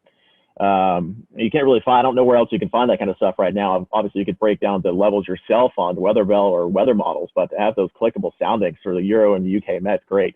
We were big into Weather Bell, and then when Ryan went over to weather models, we kind of gave that a try, and I think they're both great. The navigation certainly gotten a lot better on both of them. I think when they first started, it was like, there's all this stuff, but I don't know how to get to it. You'll find it once. You're like, I really want to save that. You come back and you couldn't find it. But I think they've kind of improved with those. So we use all three. We're kind of lucky that we have an account for all three. Yeah. I don't know if many people know about this one, but the FSU cyclone phase, that's good. That's good stuff there. You can see, kind of gives you an idea if it's going to be a shallow warm core, if it's more cold core. What would be your most embarrassing on-air moment that you can recall? I feel like I embarrass myself on a regular basis. So, I don't know. I mean, I have made it before on one of those like viral YouTube, like blooper things over something so stupid. I like just stumbled over my words and then I couldn't stop laughing afterwards. And it was just 20 seconds of me like doing the whole where you don't breathe or say sounds. You just like sitting there laughing without making any noises. I did that. That was probably up there with one of the most embarrassing. I don't really, in this, I mean, you can ask Jessica and Robert, they know. I don't get embarrassed often. That's true, yeah. So, like, I think back to, like, my job at Eastern Kentucky when I was the chief at WIMT. I would go out and do face paintings right before main weather and dance with people to learn, like, a jig or whatever it was. So I've done probably a lot of embarrassing stuff, but to me, I was just doing it just because it was interactive. But something I did not plan that happened was I did a whole main weather and Twitter blew up. This was back at Bowling Green, and it was obvious that my fly was down the entire time. So that was the only thing I can think of. I will never remember or forget that day. But other than that, everything else it takes a lot to embarrass me, but that day certainly did. This isn't a bad one, but we have a Hurricane Expo we do every year. And I went to a little girl who was with her dad and a live interview. And I asked her, hey, are you having a great time here? And she looked at me and said, no.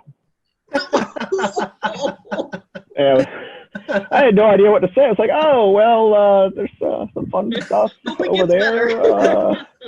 Back to you.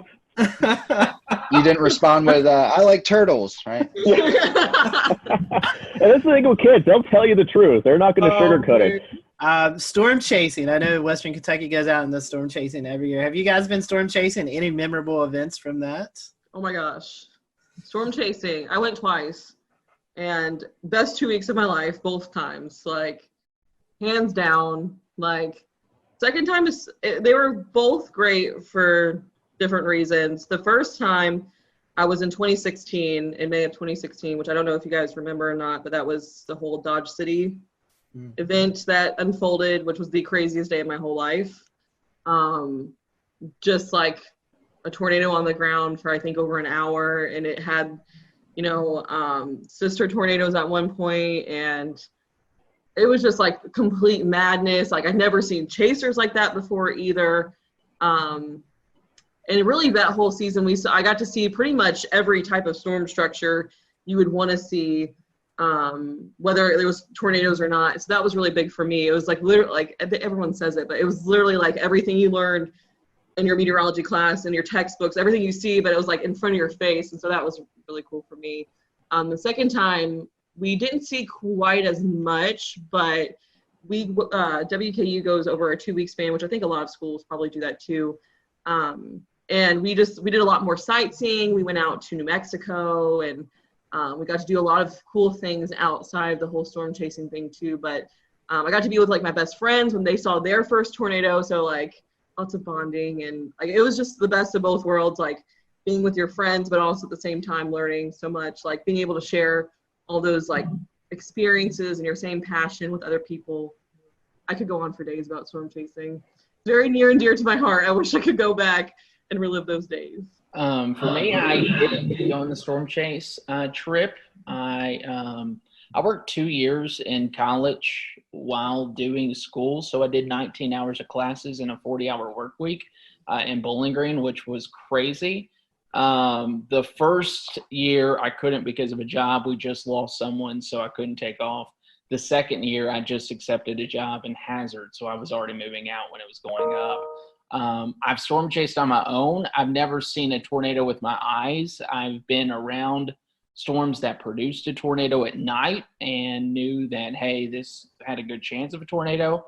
I've seen damage firsthand from a tornado. I think the most powerful experience, though, would have been when we signed up for something that's not even storm chasing. We remember March 2nd, 2012 was a big time event in Kentucky.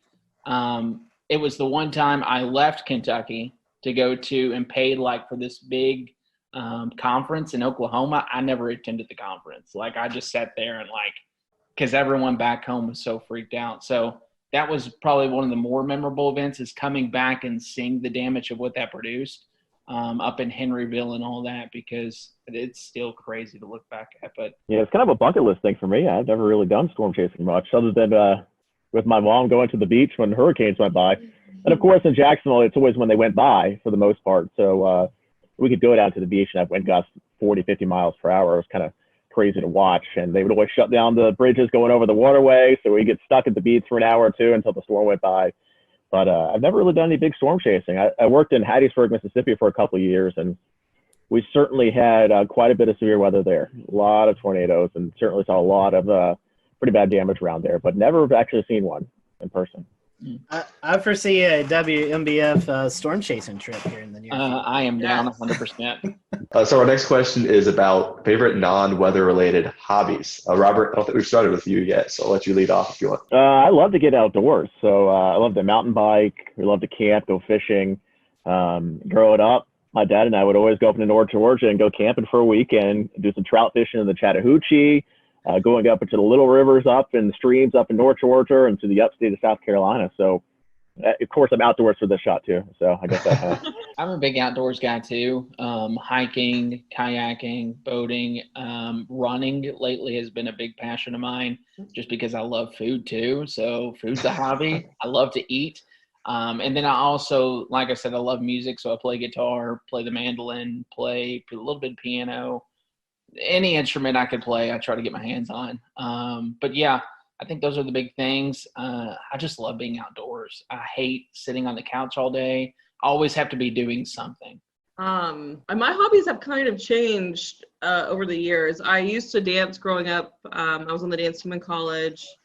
But obviously now don't really do that as much. But I now that I live near the beach, I don't ever like to be sitting in my apartment. So I go to the beach literally as much as possible. Like when I get off here, I'm probably going to try to go to the beach because it's so nice outside. I love to read. I love reading books, especially recently, like autobiographies about either meteorologists or people in broadcasting, like books that I can take a lot away from.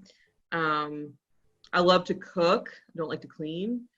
But I like to cook pretty much any chance I get, and I like to experiment and try to, like, if I can't, like, recreate like really good dishes from places I like, so I'm not as tempted to eat out as much. But it's really hard in Myrtle Beach. I plan on eating my way through this place. So yeah, and then hanging out with my cats. Since all three of y'all like doing stuff kind of around the city and stuff, is there a shout out to some of the places or things that you like the most? What makes your city so great? Can you name a couple favorite spots? Beach. Any particular part of the beach? Yeah, I mean, there's a couple spots here. I mean, everybody kind of, when they come to visit, they go to downtown Myrtle Beach, and it gets a little busy, a little crazy. I think the locals go a little farther north or a little farther south, and it gets a little quieter, and you can actually relax a bit. So maybe that's if you're going to come to visit Myrtle Beach, try to branch out from just downtown Myrtle Beach. There's a lot to offer up and down the coast, and that's the thing with Myrtle Beach. they want to stay as close to the beach as possible, the buildings and the homes. So instead of going inland, everything here is built up and down the coast. So you have to kind of go quite a bit to see everything. But it's worth a visit from North Myrtle Beach all the way down to Merrill's Inlet. Pawleys Island's beautiful, a little farther to the south of Myrtle Beach. Yeah, I will agree with that. And the food is great too. You can go all the way up into North Myrtle Beach and hit up Flourishes up near downtown North Myrtle down to Barefoot Landing. I think a Flying Fish is a great seafood place there. Highly recommend that. It's a 48 catch to plate rule, so everything is super fresh, 48 hours. And then I'm a big South Strand guy. So what we say about South Strand, south of downtown Myrtle Beach, Surfside, Garden City, Merle's Inlet, the Marsh Walk is beautiful. And then you go even further south, Huntington Beach State Park, Brook Green Gardens, Pawleys Island. It's just a beautiful area down there that I would highly recommend anyone to come check out. Come to Myrtle Beach, check out downtown, and then go south would be my recommendation. And then if you have another day, go north, because you could eat your way through this city in the Grand Strand, no doubt about it. I have not had the chance to really explore that much. I'm just now starting to be able to with all the Corona stuff going on. But I will say I have not been to a single place that I have not loved so far. All the beaches I've been to as far south as, I recently went to Surfside the other day. And that was really nice. And there, every little spot I feel like has a different feel to it. It has different character to it. And so I really like that so far. Honestly, have not really even had the chance to eat at any local restaurants except the Boathouse. That was really good, Andrew. We'll return to Best of the Carolina Weather Group in a moment. Now your Carolina weather forecast. Here are today's forecast high temperatures for North Carolina. Here are the forecast lows for tonight for North Carolina. Here are tomorrow's forecast high temperatures. And here's forecast rainfall across North Carolina tomorrow. Here are the forecast highs for the day after tomorrow.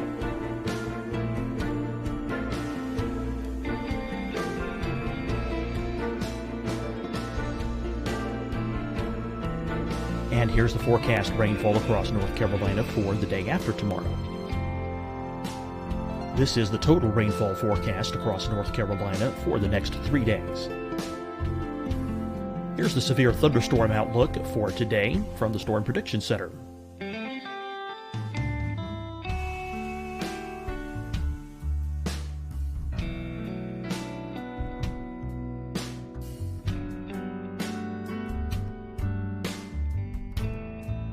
Here are the forecast high temperatures for today for South Carolina. Here are the low temperatures for today for South Carolina. Here's the probability of precipitation forecast across South Carolina today. And here are the rain chances across South Carolina tonight. Here are tomorrow's forecast highs across South Carolina. Here are the forecast low temperatures for tomorrow for South Carolina. And here is the probability of precipitation across South Carolina tomorrow. Here's the precipitation chances across South Carolina tomorrow night. Here are the forecast highs for the day after tomorrow in South Carolina. Here are the forecast low temperatures across South Carolina for the day after tomorrow. And here are the rain chances across South Carolina for the day after tomorrow. And South Carolina's probability of precipitation for that night. Here's the Storm Prediction Center's severe thunderstorm outlook across South Carolina for today through tonight. Here's the Storm Prediction Center's severe thunderstorm outlook across South Carolina for tomorrow and tomorrow night. And here's the Storm Prediction Center's severe thunderstorm outlook across South Carolina for the day after tomorrow through that night. Here's the severe thunderstorm outlook for today from the Storm Prediction Center.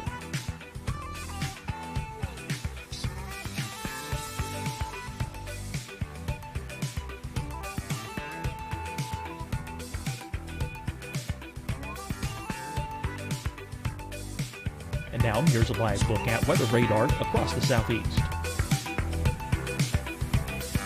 Fight the spread and take a stand against coronavirus. Wear a mask in public. Stay at least 6 feet apart from others. And get tested. Join us and fight the spread. Visit scdhec.gov/COVID-19. Getting tested for COVID-19 helps you to take the steps needed to protect yourself, your loved ones, and your community. Find the testing location at scdhec.gov/COVID-19 testing. Hi, everyone. I'm Dr. Mandy Cohen, Secretary of the North Carolina Department of Health and Human Services. And when you follow the 3 W's, you protect your family and your neighbors from COVID-19. When you leave your home, practice your W's. Wear a cloth face covering, wait 6 feet apart, wash your hands often.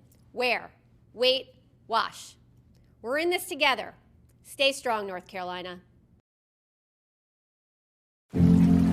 Deciding when to wear a mask isn't about who you know or how well you know them. Just ask yourself, will I be with anyone I don't live with? If the answer is yes, get behind the mask. Help slow the spread of COVID-19. Get behind the mask. Learn more at covid19.ncdhhs.gov.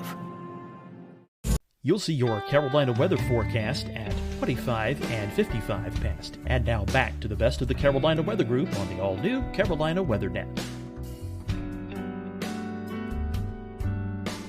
After work or during work one day, and then I went to a local Mexican restaurant the other day, Sol y Luna, which was freaking amazing. Where do you see the future of meteorology being? We're seeing a lot more non-traditional wise media with social media, websites, blogs. You still have your TV, your National Weather Service stuff. Where do you think the future of meteorology takes us in the next 10, 15 years? I think that's kind of the magic question that everybody's looking to the answer for. I mean, you think back 15 years ago, how different it was, and then you look 15 years or 10 years in advance and just how different it's going to be again. Obviously, a lot of focus is on digital now. Everybody's on their phones. Most stations have a weather app at this point, but I think we invest a lot of time into our weather app, and we've seen quite a bit of growth of that here in the last few years. And even on social media, I think when I started in 2013, we had 3,000 or 4,000 likes on our weather page. I think we're up to almost 40,000 now. And you can see that kind of growth on our digital team as well. I did a presentation a couple of years ago about digital growth, website growth, and it was something like 200% growth since we launched the station. We're a relatively new station. We've only been around for a little over 10 years.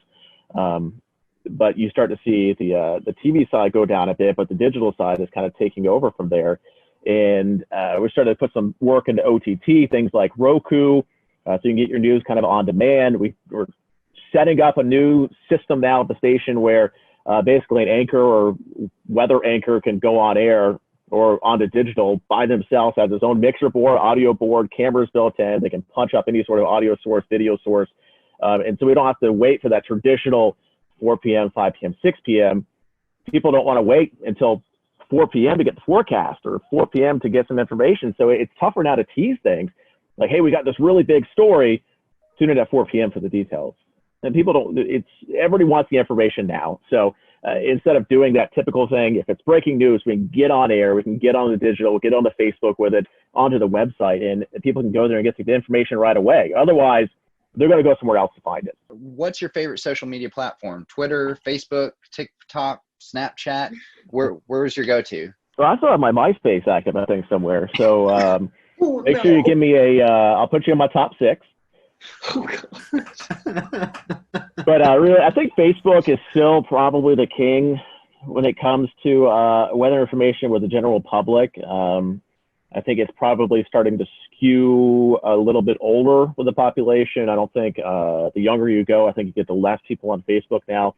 And where we go from there, I'm not sure. We've kind of dabbled in Instagram a bit, and we have decent luck with it, but I don't think we've got a huge amount of traction on there yet. But it seems like most TV stations still use Facebook as the kind of big digital social metric, and then you just kind of have Twitter and Instagram and some other things on the side. All right, we're gonna end with a couple of fun questions. So I'll end with this one. You're ordered a pizza. You're only allowed one topping. What is that topping? Pepperoni. Sausage, but this puts out a Barstool Sports one bite. Everybody knows the rules is what I thought of as soon as you said that. It's hard for me to pick one. My original thought was pepperoni, but I love banana pepper pizza. Interesting. Nobody said pineapple, so that's good. I was waiting for the pineapple. Yeah, I don't think pineapple's on a pizza. All right, then I will close this out tonight. This is a question that we briefly talked about before the show and had you all stow away your answer. So this could be controversial. There's only one right answer. Toilet paper, over or under? I had to think. It's over. No. It's over. Okay, one for over. I saw a terrifying image once, and I'll explain it after Jessica answers. It's over. Okay. And it's because of the image. Okay, yeah, I would say over, and I think of a meme, and I hope it's not what Andrew's thinking. It's like, I don't know, I can't even remember the meme. Something about a mullet, like, it had to do with a mullet. I've seen that. You know what I'm talking about? I know what you're talking about. The one I saw had a spider underneath, and like you reached underneath the toilet paper to get it on the underside, and when you do that, you're like touching the spot. Ever since then, it's over. No. All right. Yeah, we have definitely enjoyed having you for this. We appreciate it. I would hate to give up this opportunity, or would love to give you this opportunity to promote your social media accounts. So if anyone who's watching or listening, head down to Myrtle Beach. They know where to get the weather information at, and maybe some of the best places to hang out. So I'll let you guys give out some social media information before we close off. Robert, I'll start with you. No, you could. I'm big on Facebook, so if you just search for meteorologist Robert Whitehurst, it should pop up on there. And of course, our main Facebook page is kind of the one where we put a lot of our time into more forecasting, and that's going to be the WMBF First Alert Weather Facebook page. Yeah, I think we're all pretty generic in our handles. I'm meteorologist Andrew Dockery on Facebook, and then you can find me on Twitter at AndrewWMBF. We have a great team that loves social media. We would love to just even chat with you all about weather sometime. Yeah, mine's the same pretty much. It's meteorologist Jessica Dobson on Facebook, and then at Jessica Dobson WX on Twitter. You can also follow me on Instagram. I can't even think of my handle right now, so whatever. You can also follow me on Pinterest. You can also find Jamie Arnold at Jamie Arnold WMBF on Twitter. So look up Jamie. We hate that he wasn't able to join today, but certainly appreciate having you all around. And if you're in Myrtle Beach, be sure to check out the WMBF First Alert Weather Team. For everyone here at the Carolina Weather Group, thanks for watching, and we'll see you next time.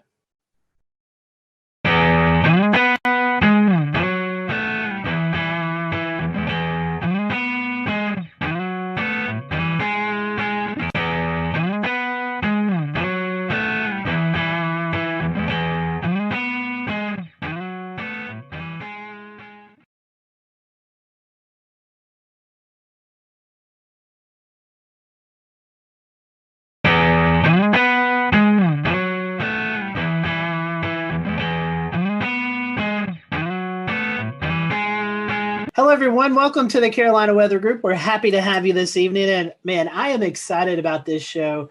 We have featured Frying Pan Shoals out off the coast of North Carolina several times during our hurricane coverage that you most likely have tuned into from one time or another. And I've been wanting to get Richard on the show, and Shay worked his magic and was able to get Richard Neal on the show. Richard is an engineer and the director of Frying Pan Shoals Tower out in the Atlantic Ocean, where he currently is right now. And it's just hard to believe that technology's come so far along that we can actually talk to Richard, who's out in the middle of the ocean right now. So Richard, welcome to the show. We are happy to have you. And, I just want to talk a little bit. Our first question for you is more of a just kind of getting to know you question. And normally it's how did you get hooked into the weather world? And though I know weather plays a little bit into what you do, but how did you get involved in this project? I mean, this is just such a fascinating story about you guys. Well,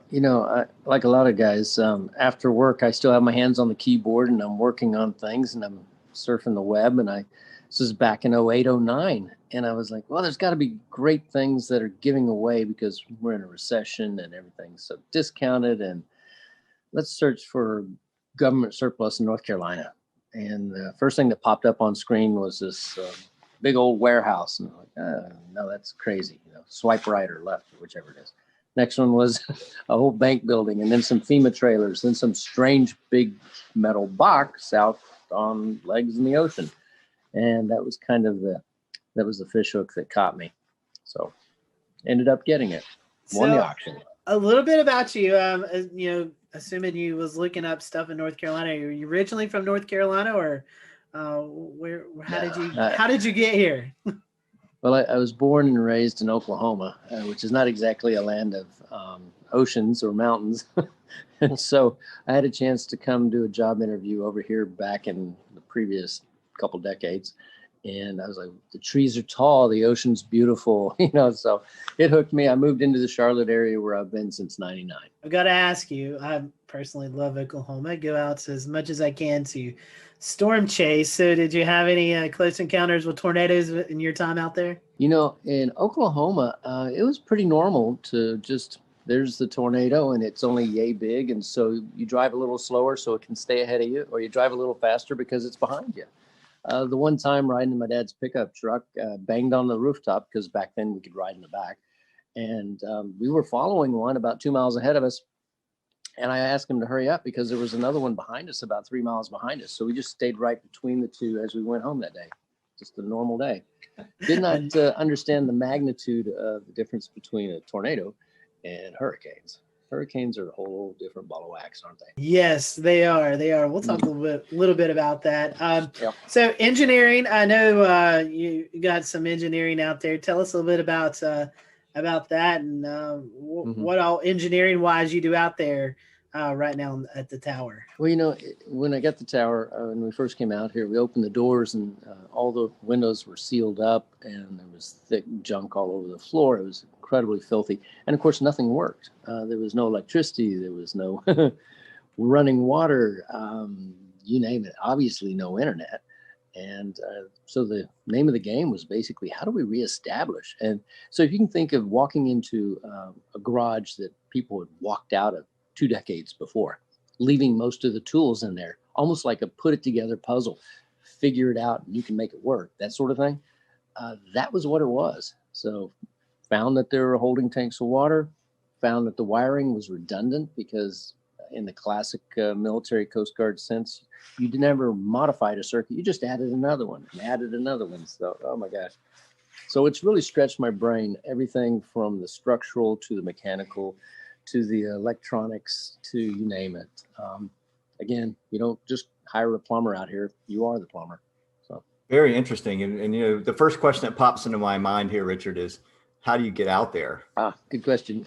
After I bought it, it took me 4 months to get here because I couldn't get a captain willing to bring me out in a boat. He said, there's no ladder on it and you can't get up on it. And I said, well, I was actually a really good climber, so just get me close. But I think what really made him laugh was when I showed up at the dock carrying an extension ladder with hooks on the top. So climbed on it that way, and we do come out by boat when we're carrying things, but more commonly we just fly out by a Robinson R-44 and land on the helipad, which is our entire rooftop. So it was here a couple times today dropping off researchers. Very interesting. So no Jacob's ladder. I mean, you're just strictly helicopter at this point? Helicopter and boat, because one of the legs does have a reestablishment of handholds.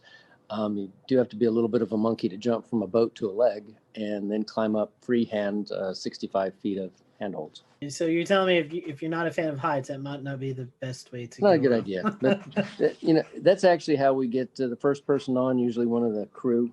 And then we snatch everybody, if you don't like heights, we snatch everybody out of the front of a boat with a hoist and just pull them straight up. And that's actually really, really safe because a person's sitting there with a harness or whatever, and until they get hooked in, they're perfectly safe. They're just sitting in a boat, right? Then we grab them, pull them right up, roll them inside, just tell them to stand up. That's all there is to it. and haven't dropped anybody yet. It's probably a good record, 10 years. So why was the tower built in the first place? I'm the old one out of probably all of us, and I remember when we didn't have cell phones, and we rolled this little circle on the phone to make it work.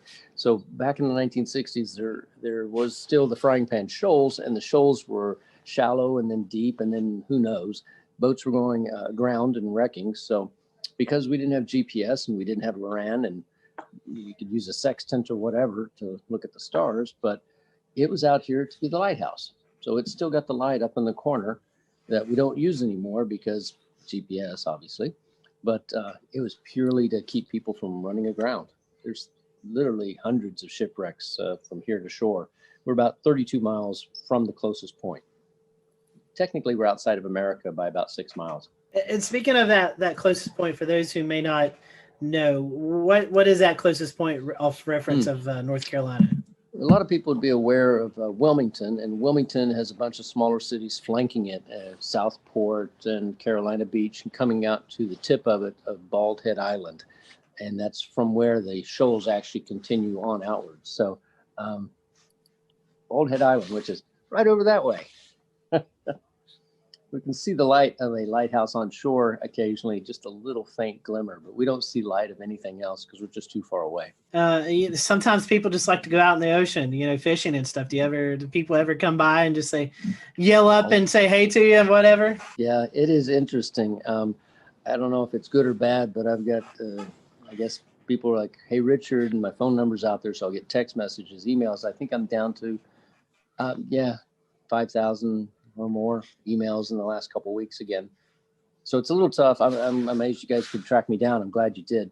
But they'll holler up, Richard, hey, this is so-and-so. And I was out there 2 years ago, 5 years ago, 6 years ago. Sometimes I remember who they are and sometimes I don't. But on a good, flat, calm weekend, we can have 30 boats around here all getting bait fish or catching fish or just hanging out. It's really quite the party. Yeah, I was going to say, I've done spearfishing at the Chesapeake Light Tower to the north up there. That's a popular spot. And there's, there's a lot of fish. There's a lot of great, fish that hang around these things. It's an object in the water. It goes in depth. There's teeming life around it. It's kind of neat. Yep. We've got a lot of bugs underneath this. And bugs, in layman's terms, are lobsters, spiny lobsters.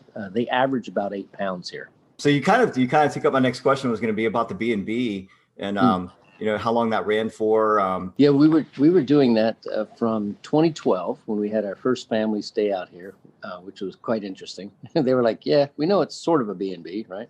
And then we shifted over in 2018 purely to the nonprofit. And we still have a lot of people come out, but it's not in the sense of coming out and hanging out. It's come out and participate. The walls in here are nice and blue because we had 3 or 4 volunteers a couple of weeks back, clean and scrape and put it all back in order. How many people do you normally average in a year, Richard, that come out and volunteer? I mean, I know it can vary, but it's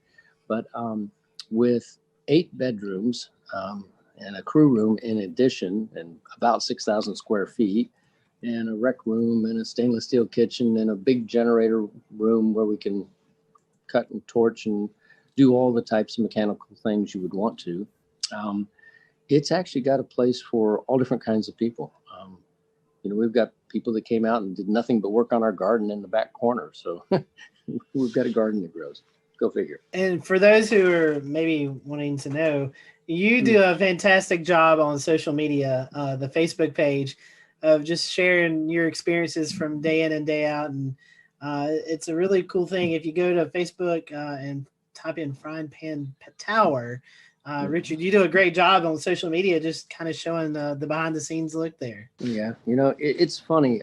People ask what the tower is really like and how it survived these hurricanes. And some of the things that I've learned is that the engineers that put it together had a fair amount of experience with what they call Texas tower or Texas oil rigs, the genre in the 40s and the 50s. So they made this thing stupidly overbuilt. I mean, massively structurally strong.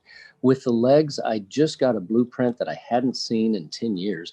And it actually indicates that when they set the base pilings down, they actually took pipes and then hydraulically rammed them through the legs down into the bedrock to the depth of, if you can imagine this, 296 feet.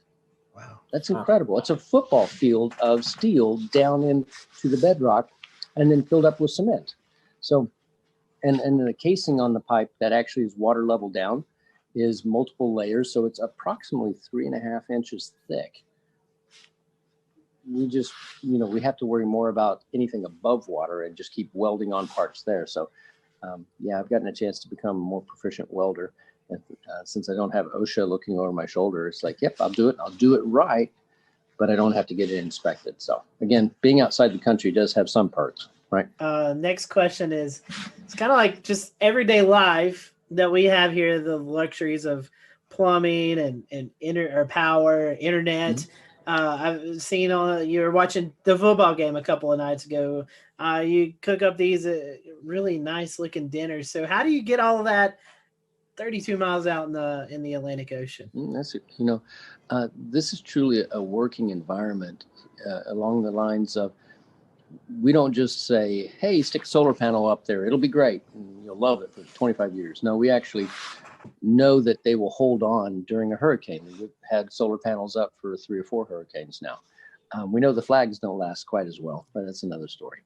And with those solar panels, we still are on conventional solar batteries. So we don't have lithium yet because we work off of a very tight donated budget, obviously. And then if we need to augment it, like tonight when everyone's using all kinds of things, I will run a small little 3K generator by Honda or something like that. But the good news is that we did also resurrect life back into the 40 kilowatt Detroit diesel that has been sitting here ever since the 1960s. And when we took it apart and looked inside at the pistons, everything was put back in almost perfect order. And then they closed the doors and walked away. So all we had to do was get it up and running again. Now we need to get the electrical part out of it, which is the diodes and the rectifiers. And guess what? I'm getting to learn something else. But once I do that, then we'll reach out to our audience and say, be nice to have some resistance heaters bolted back on the wall, and then we'll run that and be warm while we're out here working. So 99% of the time, we're just solar and wind. So we have a couple turbines, and we've got a couple dozen panels and a battery room full of batteries that we watch very closely and monitor. And everything that we do out here, we can also look at and monitor from shore. So, and that was a 5.2 gigahertz microwave dish that we set up, shot to shore, 56 miles, talked to TV station into letting us put a dish up on their tower at 1,300 feet. And, it's one of those, I can't believe they let us do this sort of stuff, but, we get really smart people and then they're excited about it. And then they tell other people, and then we get a phone call. And a gentleman just got on a helicopter today that left that made a donation, and he spent the day or two out here. I didn't make him work, but he worked anyway. Couldn't stop him. Jordan, I know you've got the big fun question for us meteorological nerds. Yeah, so as the Carolina Weather Group, I'd be remiss if we didn't talk a little bit of meteorology while we're here. So what are some of the more memorable storms that have come by in recent times? I mean, I know I'm thinking about Florence and Matthew are probably the obvious ones, but maybe you have one that's maybe not quite so obvious. Well, Arthur was an amazing thing.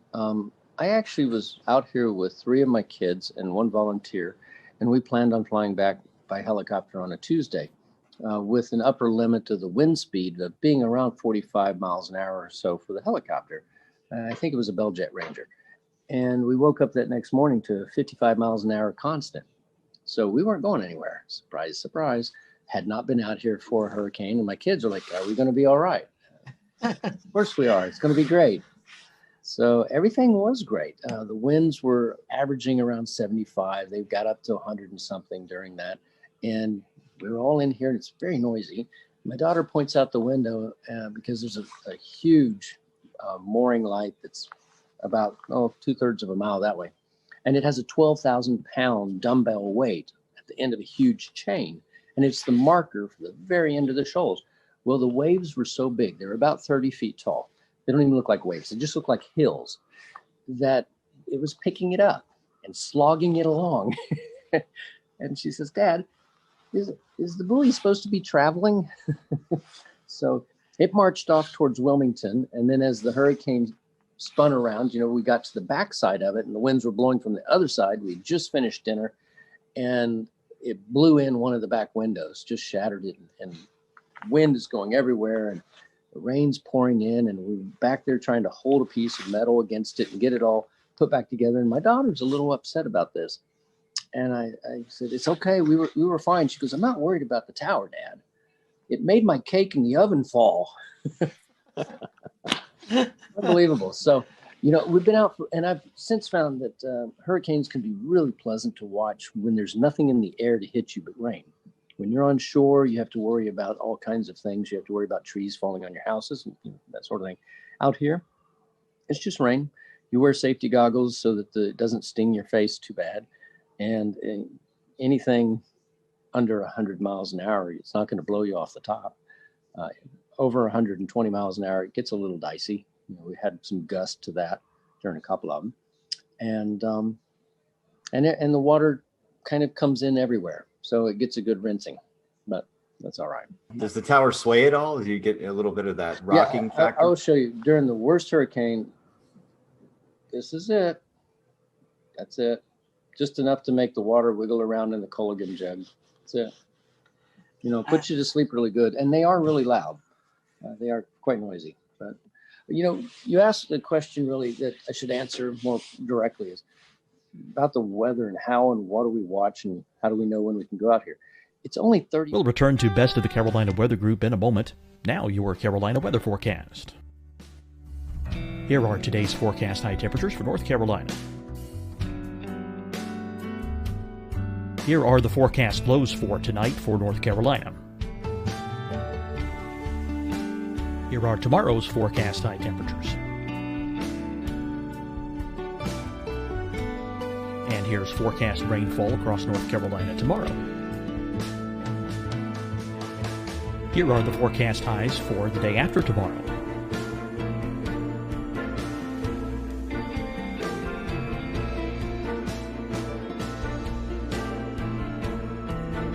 And here's the forecast rainfall across North Carolina for the day after tomorrow.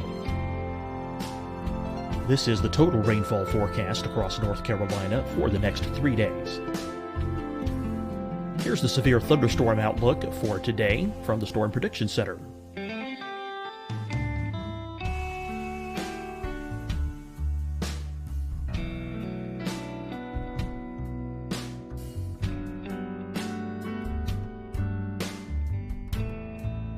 Here are the forecast high temperatures for today for South Carolina.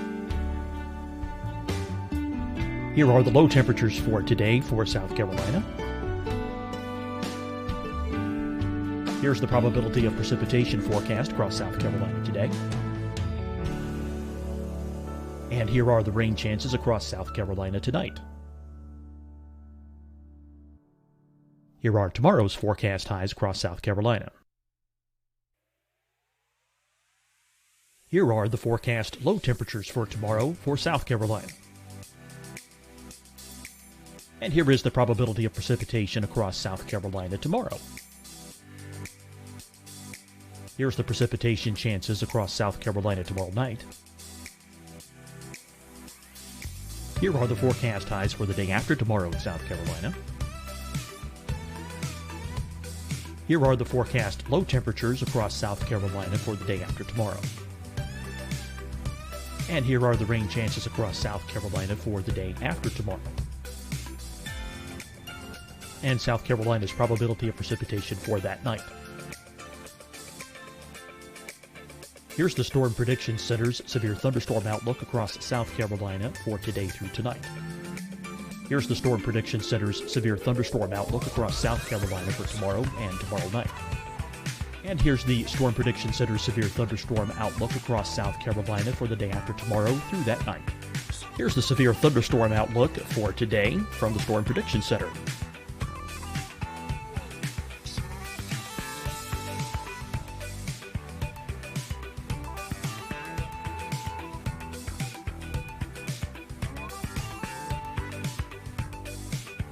And now here's a live look at weather radar across the southeast.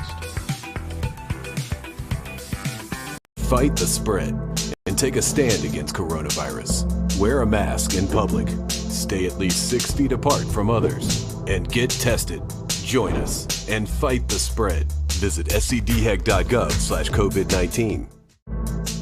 Getting tested for COVID-19 helps you to take the steps needed to protect yourself, your loved ones, and your community. Find the testing location at scdhec.gov/COVID-19 testing.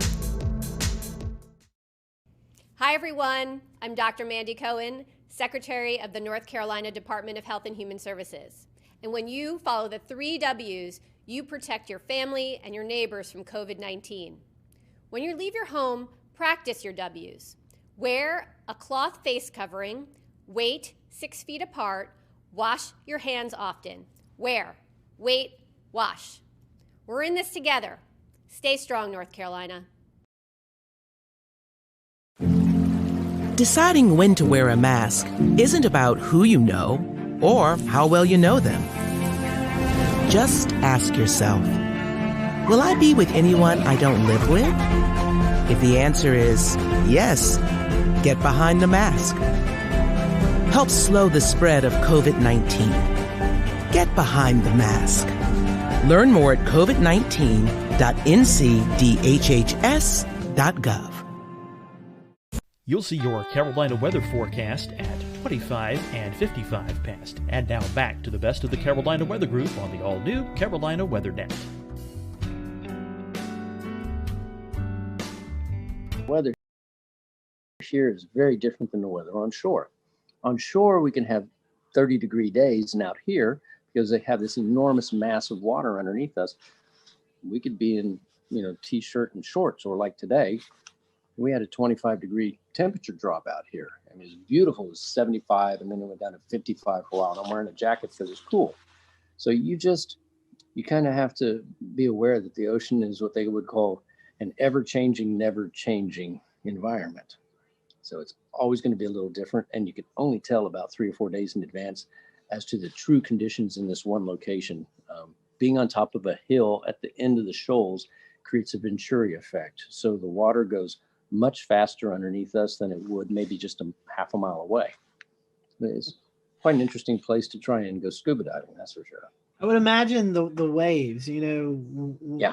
We see storm surge on the coast with landfall and hurricanes. And, we see these models that are predicting 20, 30-foot waves out in the ocean, but the normal everyday person doesn't get to see that. But you do. I mean, you were just talking about the experience with Arthur.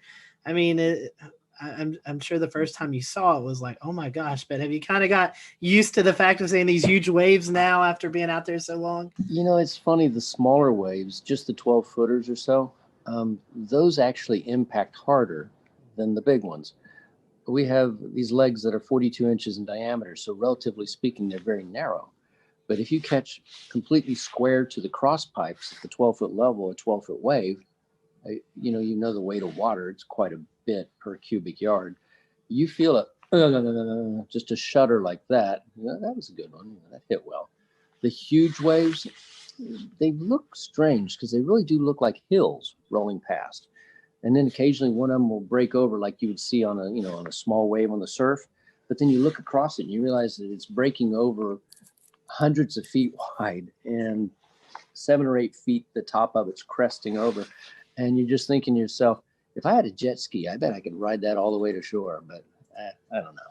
From what you've told us, it sounds like there's not many things that would cause such a concern that you'd have to evacuate. But I am curious what your emergency procedures are like. What things might it take to get you to have to bug out of the tower, and if so, what's the process? That's great one. We have about 4 different forms of communication. We have. And that's for knowing what's going on. Of course, we benefit other people out here by having that available for them too. So we shoot our signal around here. So we kind of know what's going to happen weather-wise to some degree. It's really about a decision of, do I need to get back to shore because there's people on shore I might need to help? So when Matthew came through, we left a day after it happened, just simply so we could get back to shore and help reestablish power for several houses that were out with elderly people. But, you know, it's funny. I guess it's kind of the reverse. We got plenty of food, plenty of water. If you have a string and a hook, you can't starve. It's really more a matter of, we stay away from things like COVID virus and monitor the people that come out, that sort of thing out here. People have said that this is probably the best place to survive a end of times or in a zombie apocalypse. I don't know. As long as we have our connection to shore with the marine band radio, with the internet that we have here, with emergency locator beacons, things like that, probably could sit out here and ignore the world for about a year if you had to. Nice. Not that I want to. I got family on shore. Speaking of that and COVID, I know one big thing is folks coming out there and helping you. What was there downtime? I'm assuming there was downtime where you didn't have folks out on the tower. Yeah. What was it like when the world was going crazy and you're already out on this island? I'm sure for you personally it wasn't much of a change, but you know, what was it like? A few years ago, I had finished a job of 11 years and I needed a break. So I came out here and was just here for 6 months straight. Went to shore one time. And I noticed that you don't know what day of the week it is anymore. You don't really know what month it is after a period of time. And you start just living, oh, I'm in this season. Oh, gee, I'm getting into fall now. Okay. But during the time that everyone was really locking down on COVID, I was here for a few weeks by myself and isolating. And it was odd because, you know, I turn on the TV, I get it over the air, I get it over the net, I can see everything that's going on. So, you know, you do always have the ability to communicate, same as we all do while we're still locked down. But I think it just made me really appreciate the fact that out here, I have a mask. I've got one in my pocket right now. And anybody that comes out here is going through a questionnaire of, have you been around anyone? Do you have the temperature taking? All that good stuff. They could still be carrying it, but we're trying our best to be just safe about it. So. Right. Well, speaking of that, we talked about the weather aspect. One thing I also want to mention is I was looking through some of the Twitter mentions for Frying Pan Tower. Water spouts also, I'm sure you get to see your fair share of water spouts out there.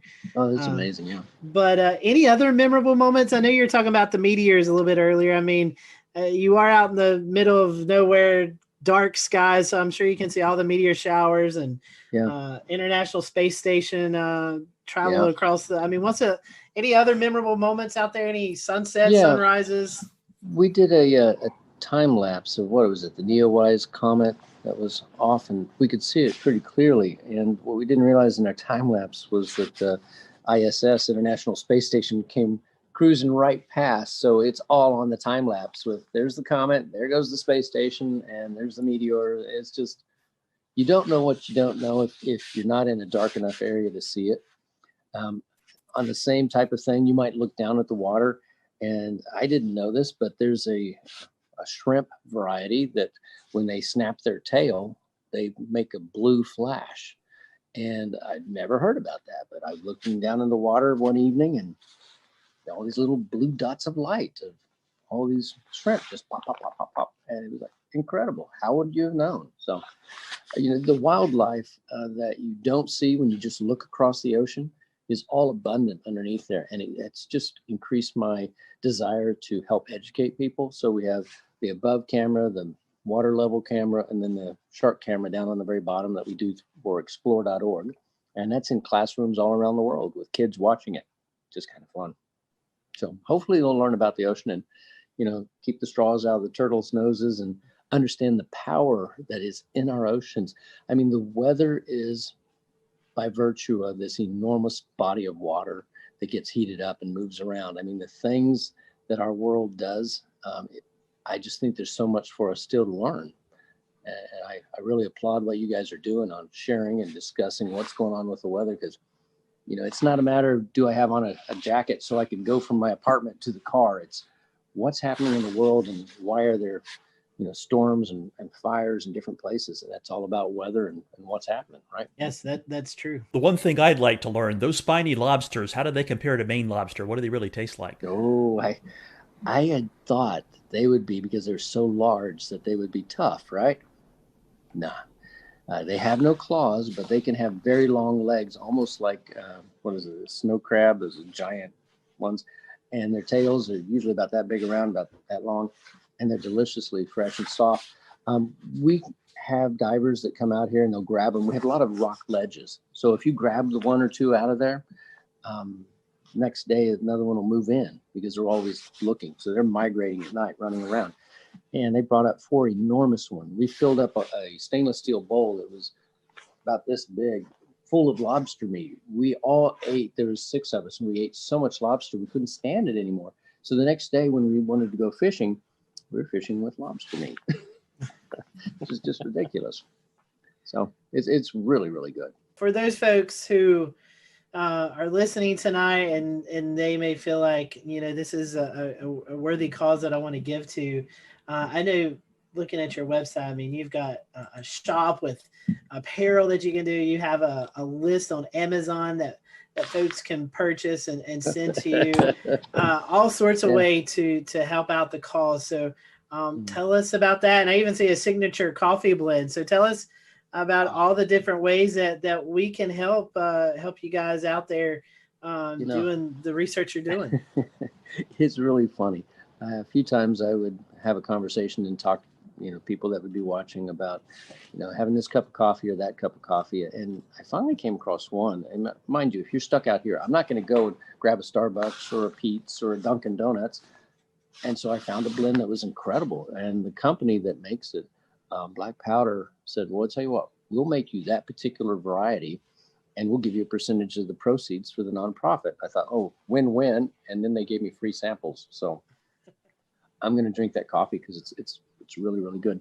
The whole goal is, it's not just a YouTube clip that makes you a few pennies, you know, or an Instagram or whatever, or a few shirts that you make $1 or $2 off of. It's whether or not we can get enough people to pay attention to this, to restore this. And that really is my goal, is how do we restore something? So it's restore, obviously, protect, which is not only the sea life down there, but also the mariners around here. We've been really lucky. We've actually helped save 3 different divers' lives out here, and over the last few years. And then preserve. Now, how do we get it so it's self-maintaining? And I think the only way to do that is basically what we're doing right now, sharing the message, educating people, and helping them understand that it's not me. You know, again, I joke, it's like I'm the chief custodian and janitor. But I'm also the one that really wants to get the world to understand that this is a rare thing that was done back a long time ago. And we typically don't do things like this anymore. We don't build big steel structures because we simply don't need to. And it's really worthwhile to save it.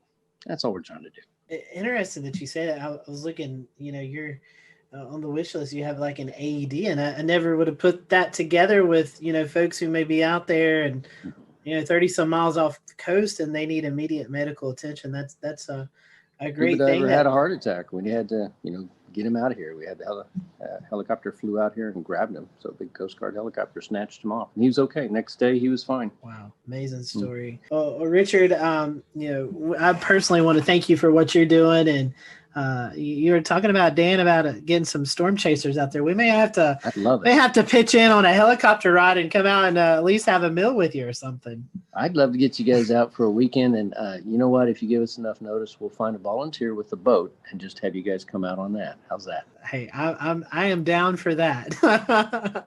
we are up for that. And again, Richard, how can we follow you? I told about your the Facebook page, but do you have Twitter or anything else that they can follow the work you're doing?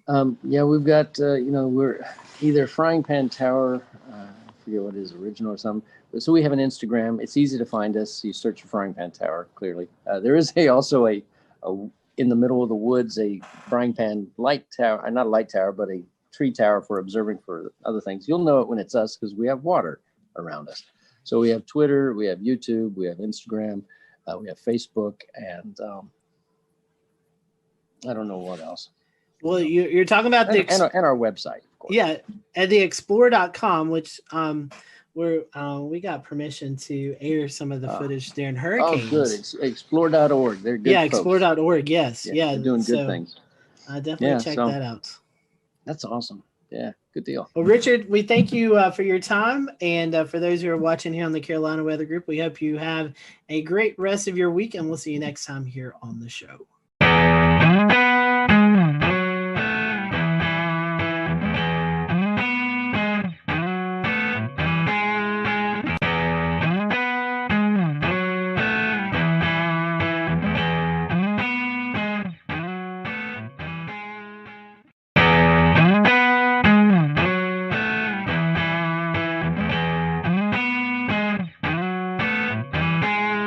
Welcome, everyone, to the Carolina Weather Group. We continue part 2 with the Weather Channel's Jim Cantori. So I think to talk to you, Jim, and not bring up the famous commercial of you going to the beach and playing beach volleyball and going to different places, and the crowds run away from you, and you're like, what? I'm just here to go to the beach, which is an amazing commercial. I think it's a fun kind of that was pretty pastime brilliant for all of us. So kind of in the sense of that commercial and kind of how we know you, how are the actual kind of emotions and reactions of communities when you do show up and they do see you? Is there sometimes some mixed emotions, or is it usually kind of just people are excited to be meeting you and in an area that is going to be on TV, or is it more of a thing where people are kind of sometimes a little bummed? No, to me, it's both, to be honest with you, Dan. And it's really both because, I mean, obviously during hurricane season, when I show up, it's not going to be good. I mean, the good news with Sally, I'm like, don't worry, I'm not going to be here. I'm going to be moving after my shots. We've been moving every day, so this is no different. So until we finally wound up in Pensacola, but some people are still excited to come out. Their town's getting some attention. I've been doing this a while now, so people have kind of grown up, just kind of getting used to, if there's going to be a big weather story, Jim's more than likely going to come to town. So if it like I've always said, if it creates the awareness and it has people react in a way that they protect themselves and their family, then great, mission accomplished. So I still kind of get both ends of the spectrum. I mean, I told you one time, I can't remember which storm it was, but I think I was going to North Carolina. I mean, this lady literally, she saw me on the plane. She hollered at me. She told me it was my fault in front of everybody on the plane. I was just like, okay. But yeah, so you run the gamut. That was probably the most extreme right there. And there's whole, I'm sure you've probably seen them or ran across them, but there's Facebook groups devoted to Where's Jim Cantori? I don't know if you've seen that, but there's a Facebook page, right? That's right. And they post pictures of what they think is you, what certain like storm chaser cars or Weather Channel cars. And they'll say, he's now been spotted at Sunset Beach. And then, it's got hundreds and thousands of members. So for the record, guys, do you know how many bald, short Italian men exist in this world? A lot. And I'm just one of them. Okay, so yeah, I get spotted a lot in places. I'm like, and I sometimes I read those in my Twitter, and I'm just like, I'm sitting right here at my house looking at this, and who is playing me, or who do they think is me? So it's cool. I mean, in a way, it's kind of cool because I never in my wildest dreams thought that a guy that just wanted to get the forecast right would be, somebody who they developed a Facebook page for. So, I mean, it's kind of fun when I can play along, I will. But, like I said, at the end of the day, if it helps people get ready and creates an awareness, then mission accomplished. Mission accomplished. All the memes that come out of that, I'll read you one. I sent. Oh, dude, the memes. Oh my God. Oh man. So one that I thought was kind of funny. I sent this directly to you because it was right in the middle, right when the COVID was just, the fear was so high at one point. And I said, if Southerners don't seem too worried about this coronavirus deal, it's because we have been conditioned to believe that we likely don't need to be concerned unless or until this man shows up and has a picture of you. So, I mean, yeah, they seem to get better every year. So it's like I said, it's very humbling. It's nice to be a meme. I like your attitude. Helps. I like your attitude on it a lot. I mean, the idea is if you can bring attention in a positive light to the storm, then you're doing a good thing no matter what, and that's great. It's really weird. Bobby Labonte is a friend of mine, and I remember when he was telling me a story about the ESPYs, where he was in the back room with Tiger Woods, and he was, they were both just kind of like, "Are you here for this?" "Yeah, we're here for this."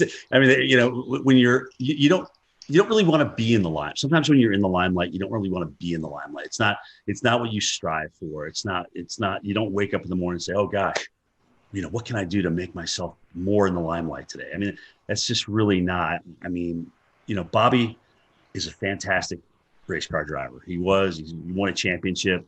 That's all he wanted to do. Tiger is a phenomenal golfer. All he wants to do is play excellent golf. And now, as you saw from this weekend, his son can play pretty good as well. It's just, I think that the true professionals, the notoriety that comes along with them is just kind of an after effect. But I do think you also have to embrace it. You can't ignore it. You have to embrace it, because I'll never forget the time as a kid I got a chance to meet Reggie Jackson. As you guys know, I'm a huge Yankees fan. And I got a chance to get an autograph from him. I stood in line just like everybody else. They used to have this big thing in Atlanta called the Super Show, which was everything and anything to do with sports. And I was like, oh my gosh, Reggie's signing for Upper Deck. I got to go get Reggie. So I had my baseball and I stood in line just like everybody else. So when I finally got up there, which was, probably 45 minutes, I was like, oh my gosh, I handed him my baseball. I said, Mr. Jackson, what a pleasure to meet you. I mean, you've been you've just been my hero. You took the Yankees to a world championship. And he turns around and looks at his publicist or whatever. And he goes, hey, how much time we got left here? 15 minutes. All right, here you go. And he handed the ball to me. It was just kind of, I don't know. It just kind of left a sour taste in my mouth. I just never forgot it. And I'm not Reggie Jackson. But the people that want to meet you and want to come out and talk to you, I think you owe them a little bit of your time, because you've been given this gift and it's there to share. And that's really how I feel about it. But I'll never forget that experience, and I always go back to it. And look at, I can't say that Reggie didn't have another thing to do. I can't blame him for that, but I just never forgot that reaction, how disappointed I was. Now, if I'm out to dinner with my girlfriend, or if I'm with my kids and we're talking and having a good time, and if you want to come up and talk about climate change or what we should do about NextRad, I'm like, hey, can we save this for another time? Pick your times of when you approach people. That would be my best advice to other folks out there. But I'm happy to talk to you. I am a true weather geek. I love talking about it. I'll give you my opinion. Sometimes it's going to be good. Sometimes it's going to be bad. Sometimes it's going to be right. Sometimes it's going to be wrong. But that's me in a nutshell. Speaking of NextRad, could you talk to those folks in Washington and get us a radar in Charlotte? Yeah, I mean, I look at, if we wait around for phased array, we're gonna have more tornadoes missed. We're gonna have more gaps. They told us not to really talk about this, but now that I'm on with you guys, yeah, let's fill the holes. Let's fill the gaps. It's long overdue. I mean, we got a nice system down now, and I know this data needs a lot of maintenance, and it's very, very expensive.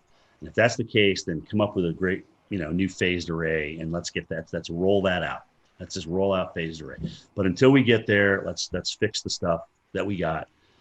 Maybe add a few mobile radars here and there to fill in the gaps, especially when you're talking about large metropolitan areas and cities. I mean, at this point, the NWS radar, the guys that are operating the radar and monitoring the radar, they know where the gaps are. They've been doing it for years. I mean, it's not like they're just coming out with this out of nowhere. So, yeah, I'm pro filling the gaps all the way. Do it. It's long overdue, guys. It's long overdue. So I have just one follow-up question here about how you deliver your message and the best way you can kind of connect with your viewers and stuff. So really, in a perfect world of your day-to-day, big storm comes around or whatnot, would you rather spend more time actually kind of doing on-camera storm action coverage where you're in the heart of the storm, or would you rather spend more time kind of in some instances being from a safe location where you can spend better time broadcasting, have clearer messages, and work more on the communication side? So studio versus non-studio, I think that's what you're asking me, right? I like a mix. I've got to have a blend because I still need, like when I was told I was going to go out to the snow the other day, I was like elated because A, it wasn't a hurricane, and B, it was just, I just love getting out in it. Because here you are, you spend all this time looking at model data and this, that, and the other thing, and reading this and reading that, but you to go out and experience it, and then to kind of bring it home to the viewers, that's the win, that's the home run. I don't want to live in the field, and I don't want to live in the studio. I got to have a blend of both, and hopefully, I'll be able to carry that to the end of the career. But it is getting exhausting out there. I won't lie. When you go through an eye wall, guys, and then you got to get up the next morning and do it, kind of tell everybody what happened. It's tiring. I mean, the adrenaline takes you through the event, and then after that, the tiredness and the lack of adrenaline.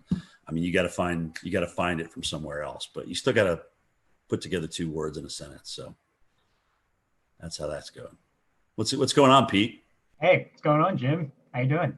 Good, man. So to kind of piggyback off of that question, take us through your workday at the Weather Channel from when you wake up to when you leave the Weather Channel for the day. So AMHQ is the show I'm on, 7. We'll return to Best of the Carolina Weather Group in a moment. Now your Carolina weather forecast. Here are today's forecast high temperatures for North Carolina. Here are the forecast lows for tonight for North Carolina. Here are tomorrow's forecast high temperatures. And here's forecast rainfall across North Carolina tomorrow. Here are the forecast highs for the day after tomorrow.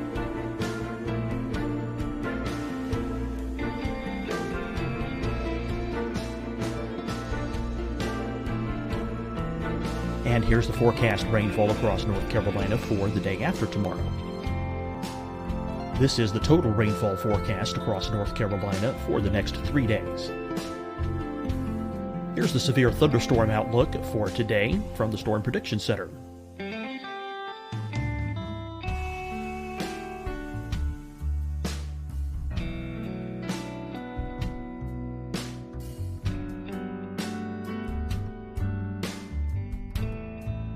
Here are the forecast high temperatures for today for South Carolina.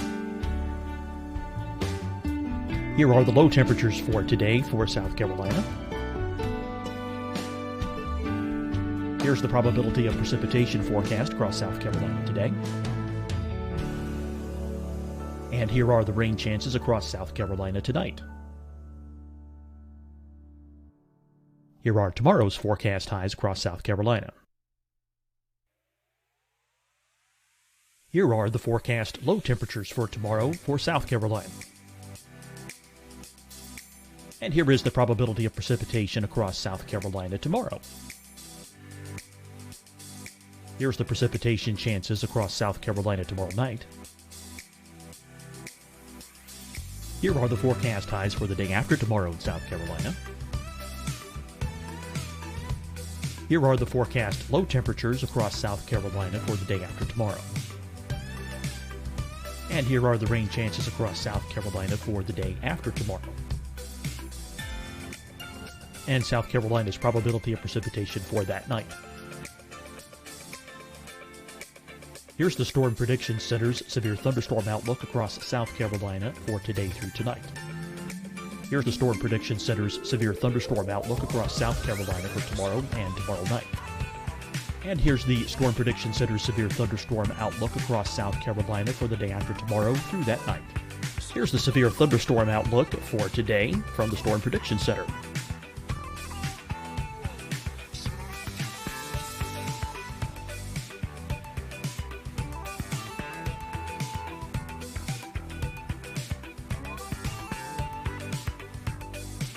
And now here's a live look at weather radar across the southeast. Fight the spread and take a stand against coronavirus.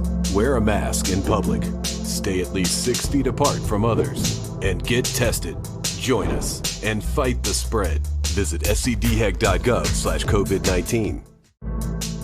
Getting tested for COVID-19 helps you to take the steps needed to protect yourself, your loved ones, and your community. Find the testing location at scdhec.gov/COVID-19 testing. Hi, everyone. I'm Dr. Mandy Cohen, Secretary of the North Carolina Department of Health and Human Services. And when you follow the 3 W's, you protect your family and your neighbors from COVID-19. When you leave your home, practice your W's. Wear a cloth face covering, wait 6 feet apart, wash your hands often. Wear, wait, wash. We're in this together. Stay strong, North Carolina. Deciding when to wear a mask isn't about who you know or how well you know them. Just ask yourself, will I be with anyone I don't live with? If the answer is yes, get behind the mask. Help slow the spread of COVID-19. Get behind the mask. Learn more at covid19.ncdhhs.gov. You'll see your Carolina weather forecast at 25 and 55 past. And now back to the best of the Carolina Weather Group on the all-new Carolina Weather Net. I'll get up about 4:15, come down to this very computer that I'm on, jump on it, see what's going on. Like I said, Twitter's nice not only for us to communicate with each other in the enterprise, but also it kind of helps me centrally get my thoughts together. What do I really want to say about this? What do I think about it? And I can put it down right there and go from there, because more than likely I'm going to be talking about one or more of those things when I get to the Weather Channel. So, I'll get in about an hour before my show. I'll slap a little powder on, put my mic on, go meet with my weather producer, talk about any interviews that are coming up with my show producer, and boom, here we go for 3 hours. Strap in and enjoy the ride, and be ready for whatever Stephanie has to throw at you, because it's usually something you didn't expect. But it's great. She makes it fun. She really does. She makes the whole 3 hours go by. I mean, when her, Jen, and I aren't there together, it's definitely different. And that's not to say other people aren't talented, because Felicia and Tevin and Jordan and Chris, those guys are all incredibly talented. But it's just we've been working together so long now. We kind of got this little routine. We kind of know each other's quirks and things like that. So it's very fun. After the show, we have a meeting at 10:30. A call in, kind of talk about the evening show, Mike's show, Bettis' show, and then what's going to happen the next morning, who we may have as guests and things like that. And that is my day. And tell us, behind the scenes, who's in the studio during the show, and how many people are, working on the show every day?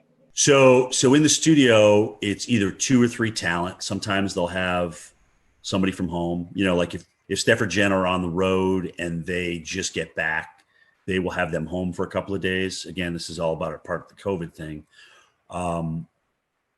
It's been weird. I've actually been lucky, because when I've come back from the field, it's been a Friday. So I just go into my weekend and I just come back into the studio. I think I'm the only guy who doesn't have a home studio. I said, look, I will come in. I have no problem in coming in. They have me in this area where nobody's around. I have my own desk. It's literally yards and yards away from anybody else. So I'm nowhere near anybody. And it's literally as soon as you walk in the door. There's a couple floor directors, 2 weather producers in the studio, but we're all spread apart. I mean, that studio that we have downstairs that we're doing the immersive reality on is huge. It's kind of like a half a gym, if that gives you an idea of the size. So ceiling wise and width wise. So we just have everybody spaced out perfectly. And, a lot of the cameras are run from inside the production booth, so they can run those from upstairs with the joystick. So we don't need people down there moving cameras, even though sometimes you have to move some of the cameras. It's really the jib operator who's got to move this big jib and this big teleprompter so that we're out on the new augmented reality set. That's got to be there for you. But let me tell you something, guys, as you get older, that prompter doesn't change size. It's still the same old TV, 15-inch TV. So, you're trying to like, why is that thing way far away? Why can't I see that? It doesn't get any easier to read is my point. So that's really been the biggest change. A lot more reading versus just ad lib, especially with video and stuff like that. And you're kind of bridging different things together. That's what it looks like in the studio. It's cool. It's really cool. I enjoy it. I really do. Guys, it's still a thrill to get up in the morning and go to work every day. It is. I don't even consider it a job. It's still fun. It's still fun to look at the weather and get it right. It really is. That immersive reality technology that you were talking about, I know we discussed it last year, but 12 months later, I'm still fascinated by it, as many others are. Tell us about some of the challenges of working with a piece of technology that's maybe new. Well, so remember I just said this is like the size of a small basketball court, or half a basketball court. So with prompters way over here and monitors way over there that can't get close to you, some of the data on the graphics is really hard to read. So when we walk along and we see those little candlesticks there with the high and the low and the precip, one of them looks like a little crystal ball. So I can't see those numbers unless I'm looking at a monitor. And sometimes that monitor is just far enough away where I can't quite read that number. So if I don't preview those graphics first, it's definitely an beep moment out there and sometimes I'll turn the wrong way because you're so far away, you forget which side it's actually on in the real world. So it still takes some getting used to, and I'm absolutely not as comfortable as I am with a telestrator and a monitor in front of me or right next to me where I can touch it. So I'm out in no man's land, really. Well, another one of the neat things you've been a part of at the Weather Channel is the Local on the 8s. Your voice is on there. Tell us a little bit about that process and how cool it is to be that person. So Local on the 8s. Oh my gosh, when did I do that now? Maybe 10 years ago, but it took about 18 hours to record you have to record each number. There's different phrases that are coded. And so they put those codes together based on the forecast, right? And so partly cloudy will come up with winds increasing to 25 miles per hour. Those are 2 different things that I would record. I don't record all that in one thing. But so I thought, oh my gosh, so I get a chance to do this now. I'm going to be fancy with it. I'm going to like, if it's 108 degrees, I'm going to like really, it's 108 degrees, heat index 108, wind chill minus 55. So I went through and I did all that. And, that was about 3 hours worth of recording. And so then they got back to me and said, Jim, you can't really do that. You need to be kind of monotone here because we're going to marry all these different phrases and words and numbers together based on code. And you can't like be way up here and then but winds will be calm. Winds are 0 to 10 miles an hour. So it just won't sound right. So you need to be so I had to go and record all that again. But so much for trying to be different, right? So that's the story behind your local forecast. Well, and it's crazy, dude, because when I here I am with my mask going through an airport and somebody will look at me and they'll be like, I know who you are. I recognize that voice and I know it's from the local forecast. So not even being able to see my face, just from the local forecast, I get recognized now. It's great. Well, it sure sounds a lot better than it used to before that. Yeah, well, it's it's HD. It's got a little bit more resonance to it, reverb to it. And yeah, it's not the National Weather Service radio, that's for sure. Well, Jim, I had a question about what it's like to do your road trips. You've already talked about this a good bit, and we know that no two road trips are alike for sure. Especially when some are go to severe weather events, some go to hurricanes, some go to winter storms. Right. But what is a typical road trip like for you? What's the advanced planning like? What's it Frank, like the hardest to actually thing, cover it? Yeah, the hardest thing for me is that I want the ball when the game's on the line. Okay, so what that means is in the morning before I travel, I don't like if we have a pending hurricane, I don't want to not be on the air. I want to be able to go in there and talk about it. But that becomes a very long day, okay? Because you're up early, you're in doing your thing, and then you've got to go home. You either have to pack if you hadn't the night before, and then travel to the airport and go through that whole rigmarole, and then get to your location. And like I told you guys earlier about the logistics, you got to make sure all those logistics line up. I mean, if that's going to be your spot that you're going to broadcast from, is your cameraman going to be dry? Are you going to be able to be out in the worst of it without drowning yourself and your vehicles and things like that? All those things come into play. And so now here we are at 6 o'clock at night after starting at 4:15 in the morning without stopping. And it just becomes an incredibly long day.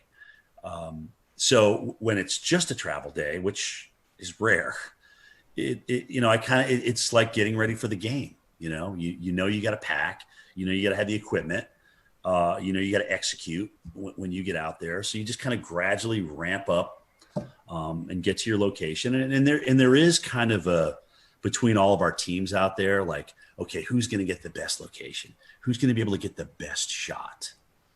And so there's a little bit of that sportsmanship going on out there between us meteorologists. And I mean, we all want the best shot. We all want, the best TV for people. We don't want to have something happen to anybody or to happen to us. That's not what I'm saying. But we want to have the best looking shot out there. But you just don't show up and that happens. There's a lot of logistics that go involved in that. You got to talk to the hotel managers. You got to make sure that you can actually broadcast here. Can we open this door during the storm? Can we get this AC power plugged in? Those kind of things. Can we get this room on this side of the hotel? Blah, blah. All those kind of things come into play.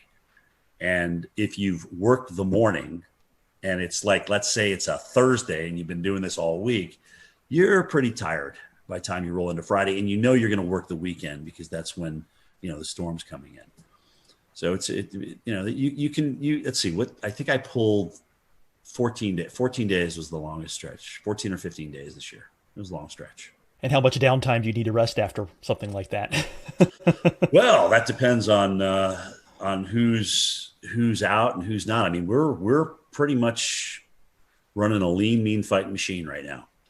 And if somebody's they do a great job of honoring PTO and vacation time here. And if somebody's off, sometimes I got to come back the next day, and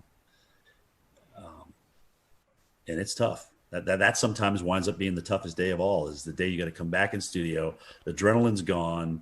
You still have memories of what just happened and the hardship out there that was produced by a hurricane or a tornado. And you gotta find a way, man. You got to find a way to ramp it up, because as Al Roker always tells everybody, he goes, the worst thing in TV you could ever do is be boring. That's the worst thing you can ever do on TV is be boring. Absolutely. Your passion has to come out no matter what. Yep. So, Jim, you started at the Weather Channel right out of school. So tell us how you got the job and talk about the demo tape you sent in. Well, I never even sent it in. Oh. So that's the I never applied to the Weather Channel. The guy who was in charge at the time, his name's Ray Ban. A friend of his apparently was doing a research project. They were researching where broadcast meteorologists were coming from. So there was a whole bunch of schools with this big reel of all these different broadcast meteorologists. So Linden and Penn State and Florida State and Mississippi State. And I was on that reel for whatever reason. And so Ray I guess he was watching that tape, or he got a hold of that tape, and he said, "Oh, this guy looks interesting," and they contacted me. They got a hold of me that way, and I was up, like I said, it was July. I was painting a building. I was up on the scaffolding, and my brother hollers up. He goes, "Hey, the Weather Channel wants to interview you. You got to go home and call them." I'm like, "Oh wow, that's cool," because we had just gotten them on cable in White River Junction, Vermont, back in '86. So I remember seeing Gay Dawson and Bill Schubert and Bill Keneally and Mark Mancuso and John Hope and Will Annan and all those guys and Bruce Edwards. So it was interesting because I went down there for an interview, and a couple of them were there. I got to meet a couple of them, and I was a little bit starstruck, frankly, because I have been watching these guys on TV, and they're doing what I want to do. So I had a great interview with Ray, and I had no idea what was going to happen. Got back, and a couple of days later he called and he says, "You got the job. You got the job. When can you start? Can you be down here in a week?" And I said, "Yeah." I drive into Vermont to Atlanta, no air conditioning. It was a little Mercury Capri with a T-top, and like an idiot, I go down there during the worst heat wave in North Carolina that year. It's 106 degrees. I'm just like ready to faint. I couldn't drink enough Gatorade. I mean, it was absolutely ridiculous. Instead of driving at night, like I should have done, right? Hello. Anyway, so I got my first experience with Southern heat, and I couldn't, for the first 4 years down there, I was like, I got to get out of here. I can't stand this heat and humidity. I was sweating when I got out of the shower. I mean, it was awful. It was awful.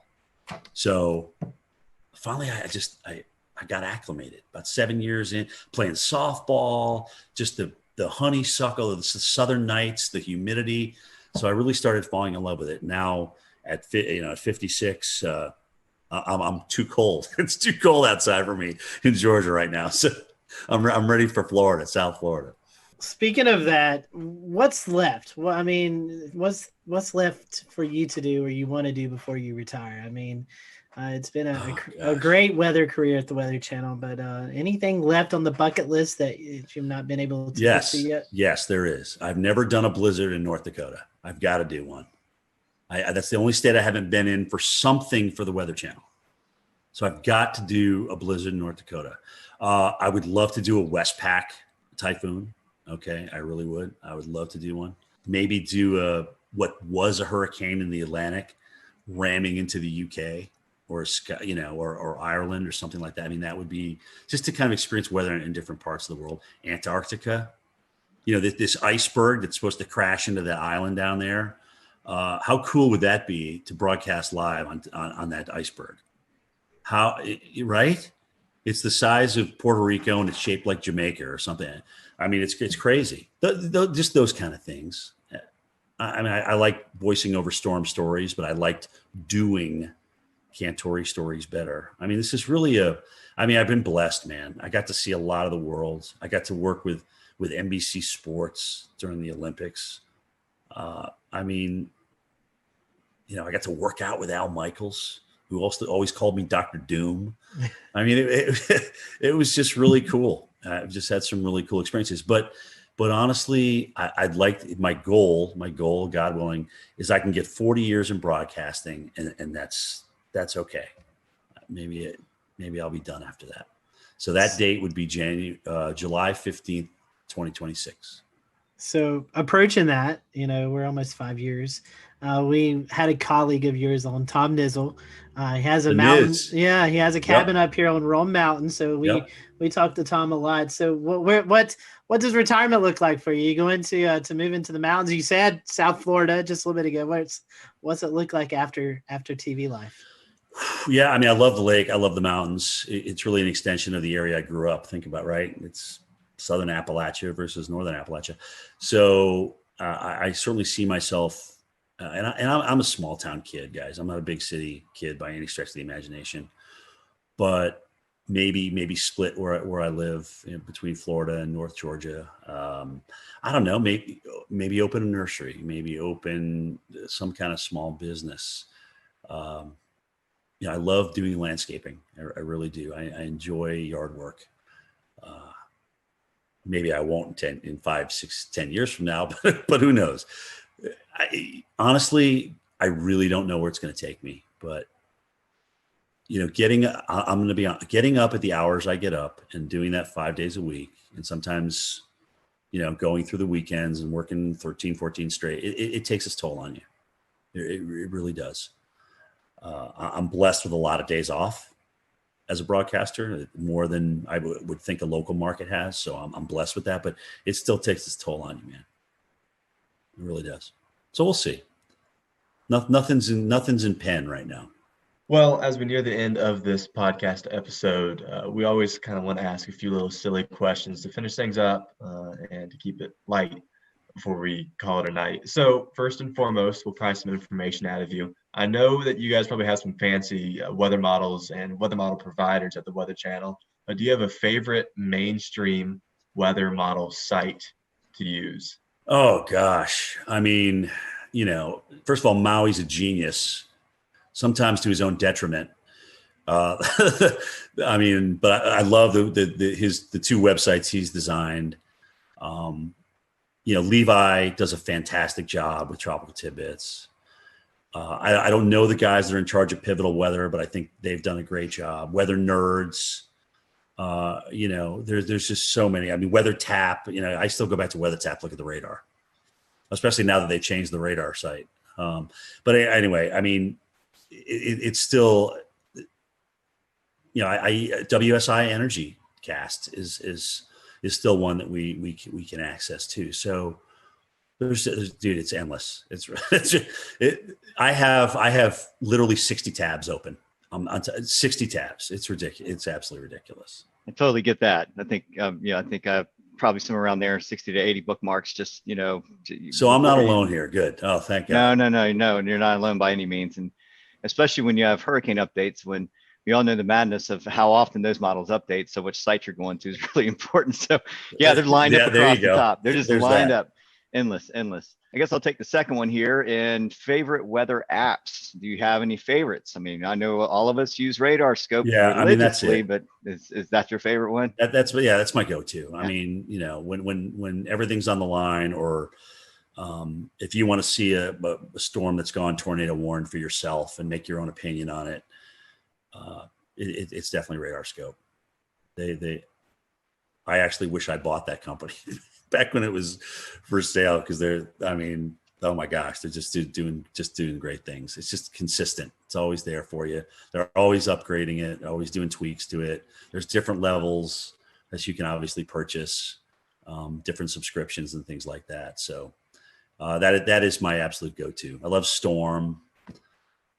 That's a good one. Anything that puts down the center point of the cone with the cities on it, I'm in favor of, because then I get to see, where, if I'm out in the field and I'm not sitting by a computer, I can get a quick look at, okay, well, where they move, how do they move the cone with with the 11 o'clock or the 5 o'clock advisory, whatever. And I can get an idea of where I may need to position myself down the road in the eye wall. What about weather movies? The good, the bad, the ugly in the weather movie industry. I mean, there's probably more bad and ugly than good, but what are your favorites and least favorites? For weather movie, my favorite tornado is still the Wizard of Oz. I won't lie. Okay. To be able to create that, as hokey as it was back in the 1930s, and have it look, like a roping out tornado in the plains, it was just amazing to me. I feel the same way about that. I mean, it seemed like you look back and you're talking 1930s, film industry, and you're like, man, they actually did a pretty good job on that. Right. I mean, if they did one thing really that kind of, gave you some goosebumps, right? When you were a kid watching that, I mean, that was pretty intense. I remember I met Bill Paxton when he did the first Twister, because they premiered it in Atlanta. And I remember seeing him again at a Kentucky Derby that I was doing for NBC Sports. And he was telling me that they were talking about a Twister 2. Now, granted, he's not around to do it, which is incredibly sad. And he was the movie, in my opinion, but that's just me. Would I like to see another Twister out there? Sure. Because when you think of how many young people it influenced to get into our enterprise and maybe have a better understanding for what we do or look into what we do. I don't think you can lose from that. So I'd love to see another Twister. I agree. I don't think Sharknado cuts that. No, I didn't bring that up. I'm always a glass half full kind of guy. I didn't want to bash anybody, but that was a little ridiculous. Well, this last question, and promise it's not loaded. Do you listen to podcasts? I'm not gonna put my career in jeopardy on this answer. Right. Exactly. Good. Do you listen to podcasts? And if you do you have a weather podcast that you enjoy listening to? Marshall does some good stuff with our Weather Geeks podcast, and occasionally I'll listen to his stuff. Of course, you guys, come on, you're killing it right now. Jennifer Watson, and occasionally she'll jump into a weather podcast as well. Weather Brains has always been great, and I know it's nice when you know the people that you're talking to a little bit, so you kind of know what to expect. Guys, honestly, anytime that we can educate people that are either interested in meteorology or even our own people that people probably didn't know the Reggie Jackson story before I brought it up tonight, and whether that furthers your weather education or not, no, but it's just something, if you've been watching me for a good chunk of my years, you know what is behind me when people come up to me in the field, kind of how I react now. So yeah, I mean, and I think it's good for the enterprise. It's just all good. It's good to talk about things. And you know what? Sometimes subjects aren't great. The radar thing's is a touchy subject, right? I mean, but we got to talk about it because radar save lives. Early warning save lives. We know that. So it is. It's definitely another fun topic just because I think I can only speak to Evan and Peter, at least on our panel right here. We are avid TikTok followers, and I've seen you appear in a few TikToks with Stephanie A. That's all Stephanie. That's all Stephanie. Trust me. It's funny. She goes, Cantor, just do this with me. Come on, just do it.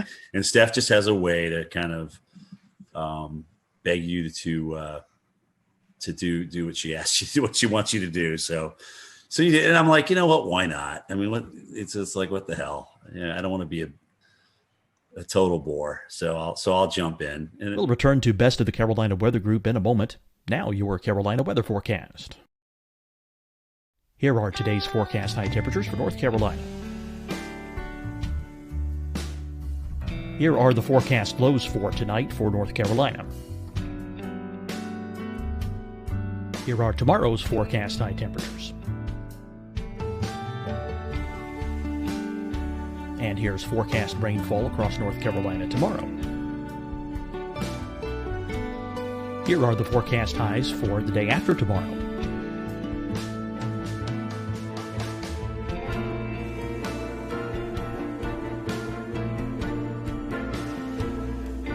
And here's the forecast rainfall across North Carolina for the day after tomorrow. This is the total rainfall forecast across North Carolina for the next 3 days. Here's the severe thunderstorm outlook for today from the Storm Prediction Center.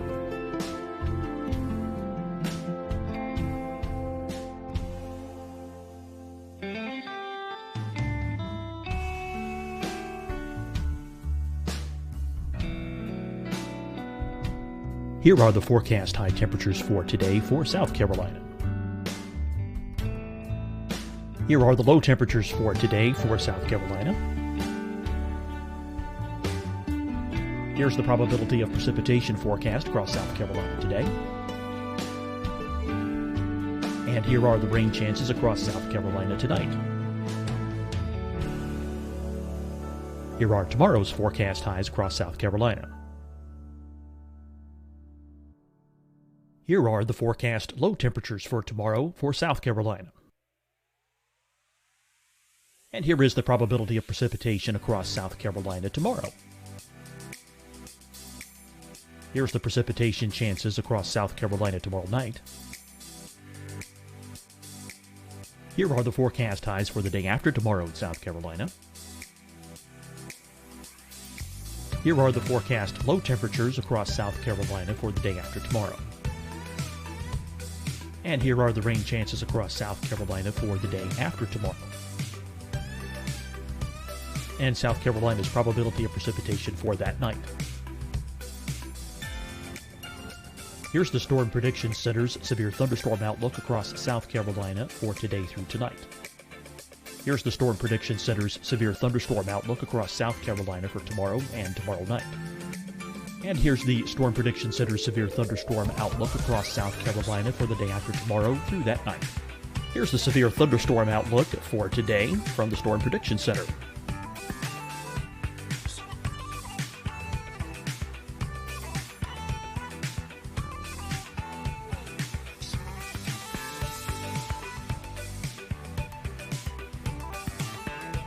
And now here's a live look at weather radar across the southeast. Fight the spread and take a stand against coronavirus.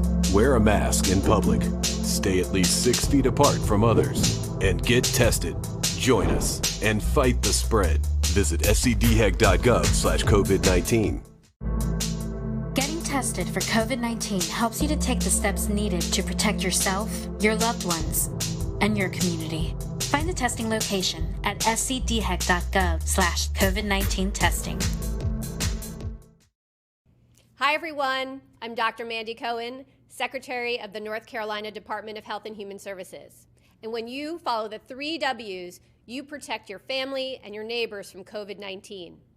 When you leave your home, practice your W's. Wear a cloth face covering, wait 6 feet apart, wash your hands often. Wear, wait, wash. We're in this together. Stay strong, North Carolina. Deciding when to wear a mask isn't about who you know or how well you know them. Just ask yourself, will I be with anyone I don't live with? If the answer is yes, get behind the mask. Help slow the spread of COVID-19. Get behind the mask. Learn more at covid19.ncdhhs.gov.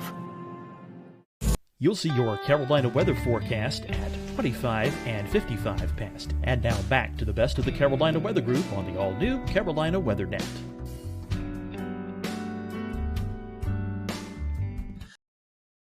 But you know what? I'm okay with that. Yeah. I'm okay. I can still sleep at night, and it's all good. So. All right. Well, my last question for you, and let's take weather out of it because I know you've made many trips to North and South Carolina. Yeah. Top 5 destinations to visit in the Carolinas. I mean, I know you've been in the Carolinas covering winter weather, tropical weather, but if you're just coming on vacation to North and South Carolina, what'd be your top 5 spots to visit? Oh, man. Well, I love, first of all, Greenville. Greenville is my number one. I mean, it's a hidden gem. Nobody knows about it. If I had to retire in Greenville, I would do it. Yes. Okay. Greenville, South Carolina. Love it. Absolutely love everything about that city. I got a lot of good friends up there too. So their Euphoria Festival they do every year is second to none. But behind that is Charleston. I love Charleston. It's the charm of that city, just being down in there, being in the thick of it, the history, the weather history. I mean, everything. It's just absolutely beautiful. Wilmington, I've seen them get the crap kicked out of them and come back and be this wonderful, wonderful town. I love Asheville. The Grove Park Inn. I've been there for the gingerbread contest. I mean, that is just unbelievable. It's just a beautiful historic place. The Biltmore, obviously, up there. I mean, holy cow. Gosh, where else have I been in the Carolina? I think it was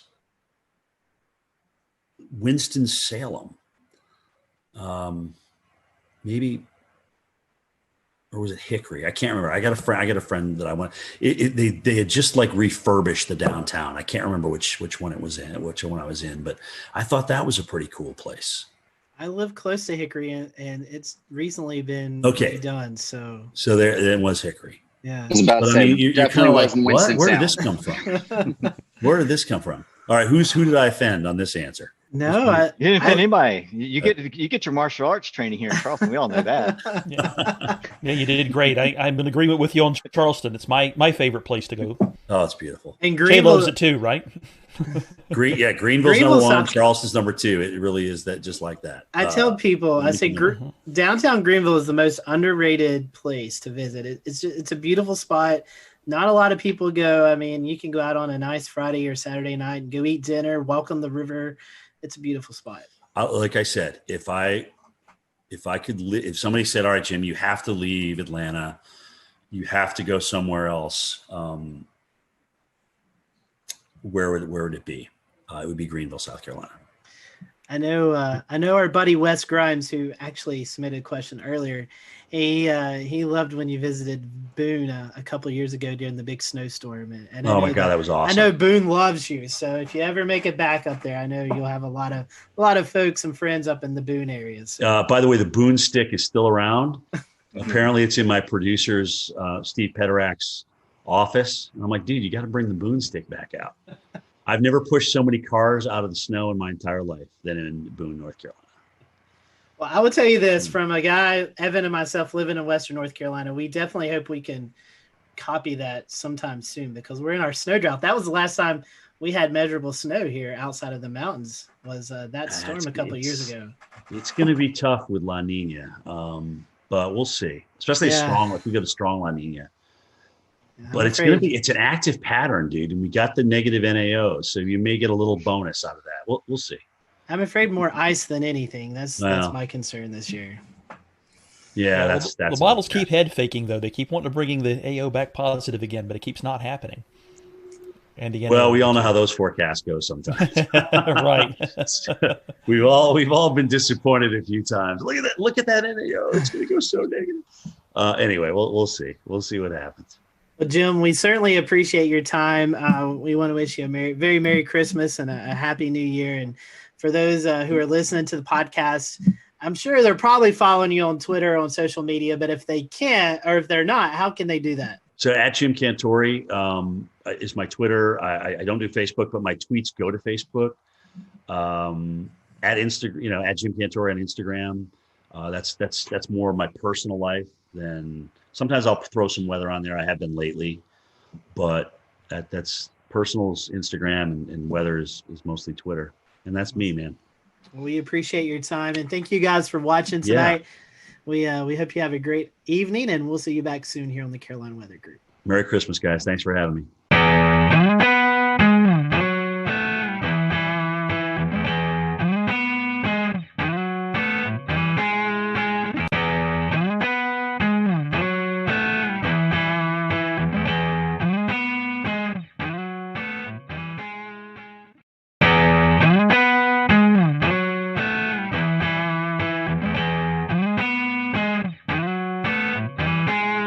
Good evening, everyone. Welcome to the Carolina Weather Group. We're happy to have you this evening, and we have joining us tonight Jim Cantori, our good friend Jim Cantori from the Weather Channel, Mr. Storm Tracker, who has been busier than ever, I believe, this year, Jim.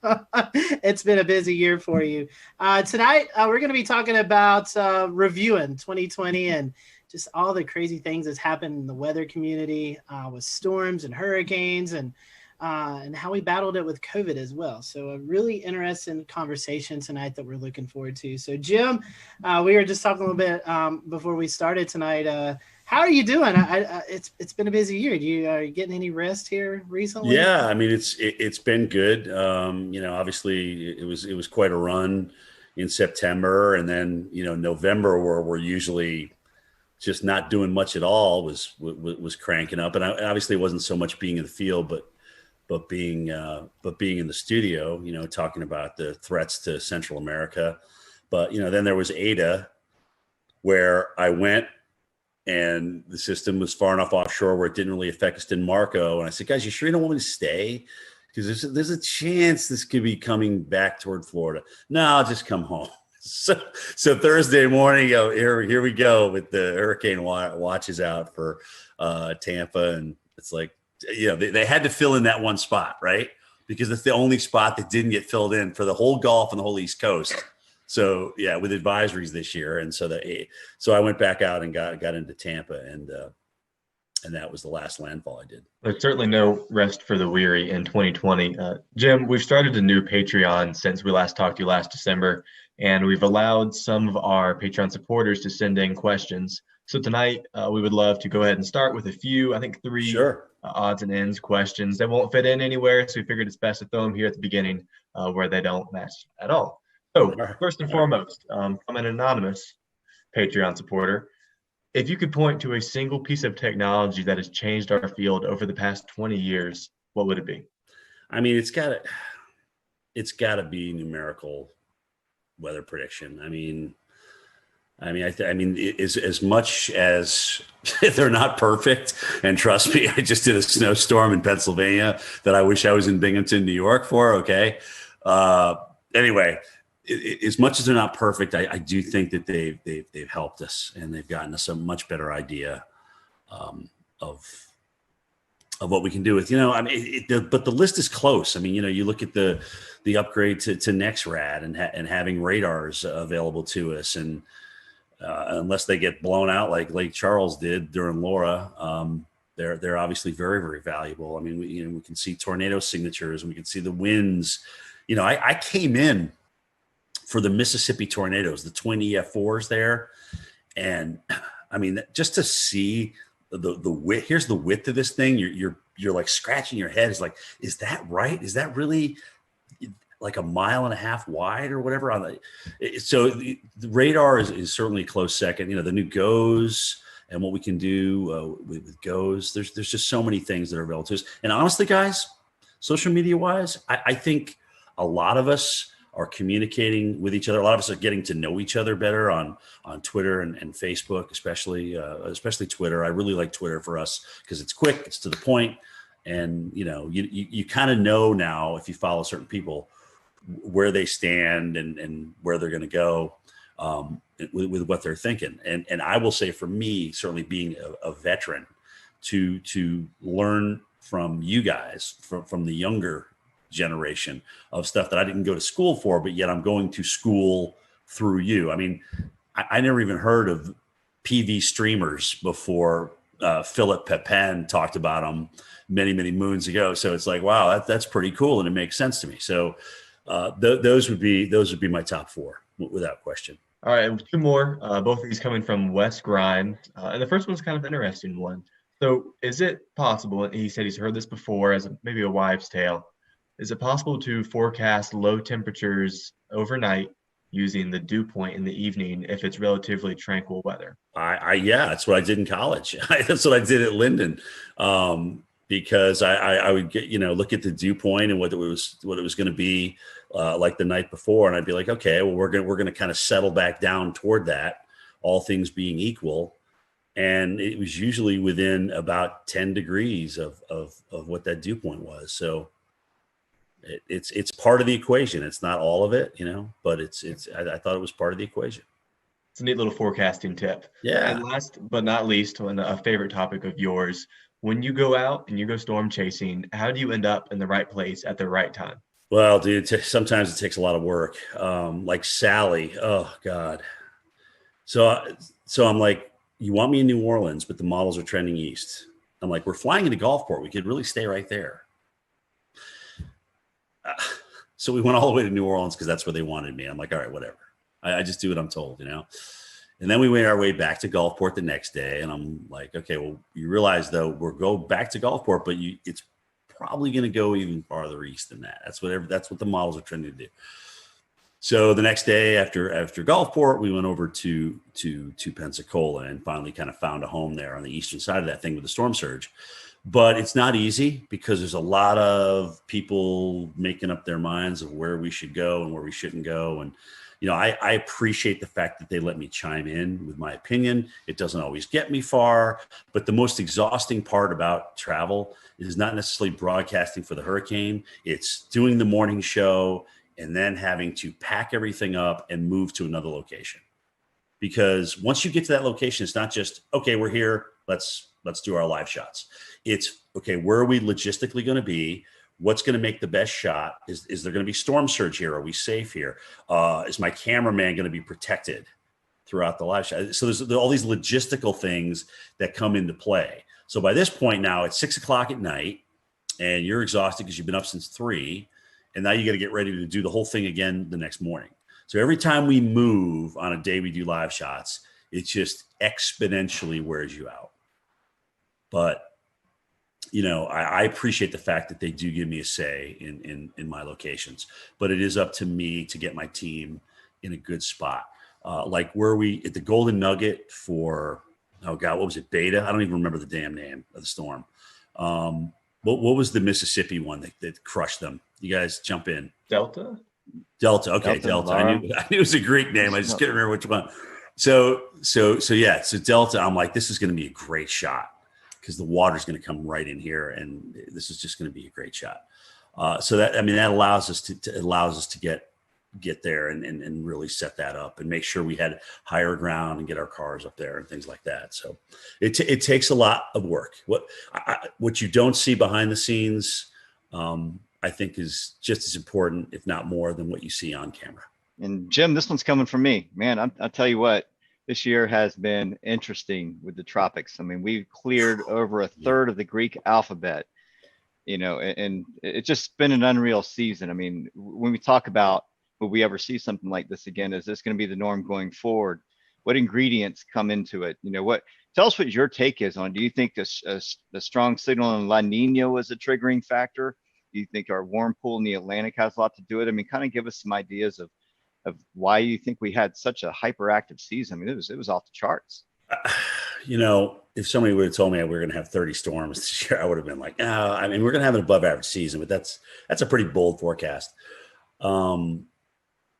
I think you hit the nail on the head. I mean, La Nina, certainly coming in, and when it did, getting into the mid to strong range. So what that tends to do is just, cut the shear, and the whole basin was warm. There was plenty of warm water. But the weirdest thing was all these rapid developers. I mean, we had all these storms that had developed either late before landfall or developed at some point over like Paulette and whatnot. You had a rapid developer over the ocean and things like that. So a lot of, we just had so many rapid developers this year, and that's kind of the oddity to me, because you can get certainly a strong number of storms if you get a warm basin and light shear, but all of a sudden, what's kicking these things into overdrive?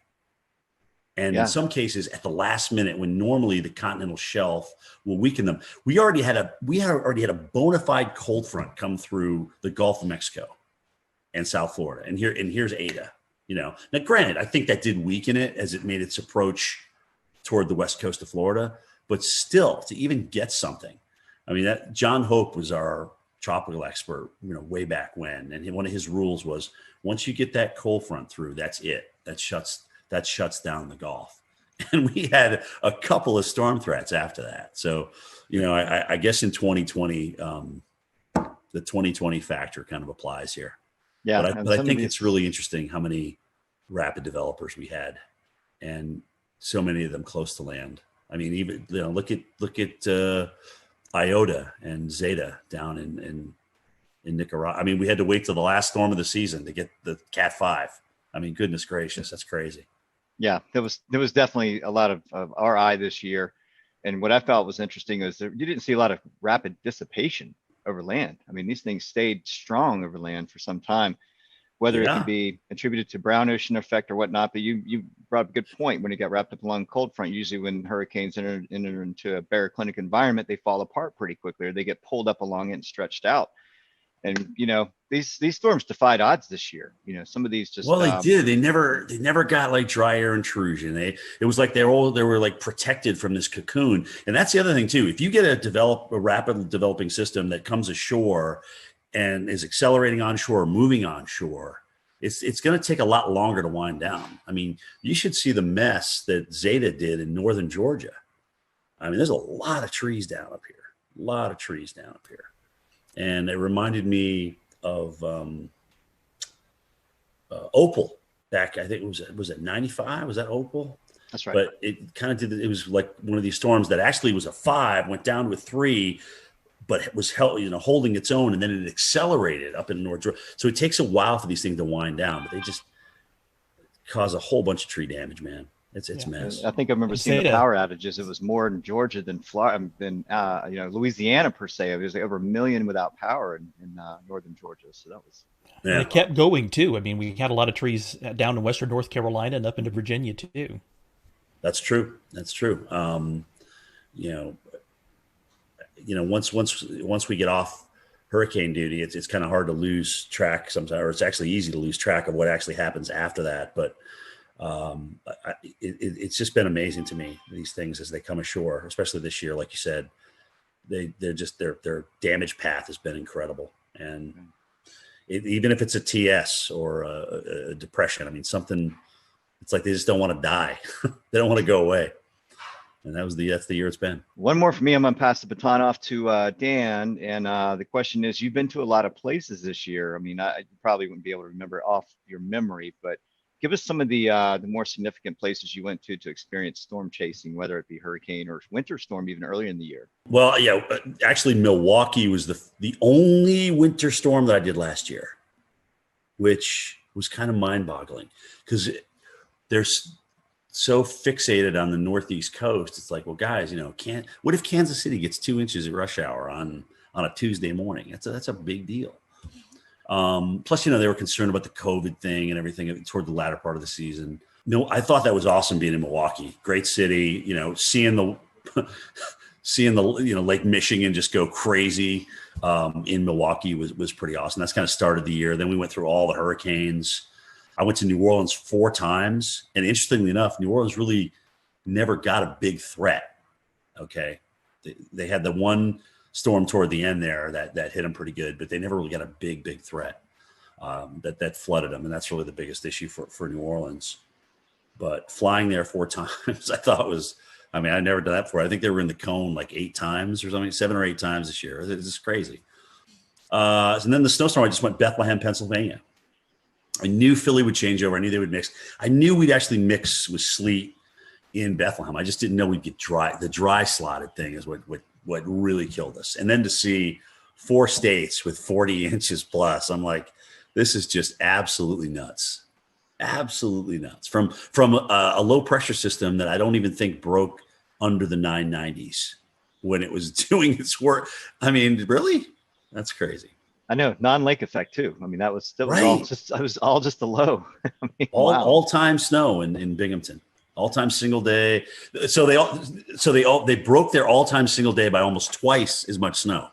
So 18 to like 31 or something. I mean, that's crazy stats, man. Crazy stats. Speaking of some of the hurricanes this year, we want to, of course, mention Hurricane Isaias is, the Carolinas' kind of biggest hurricane of the year.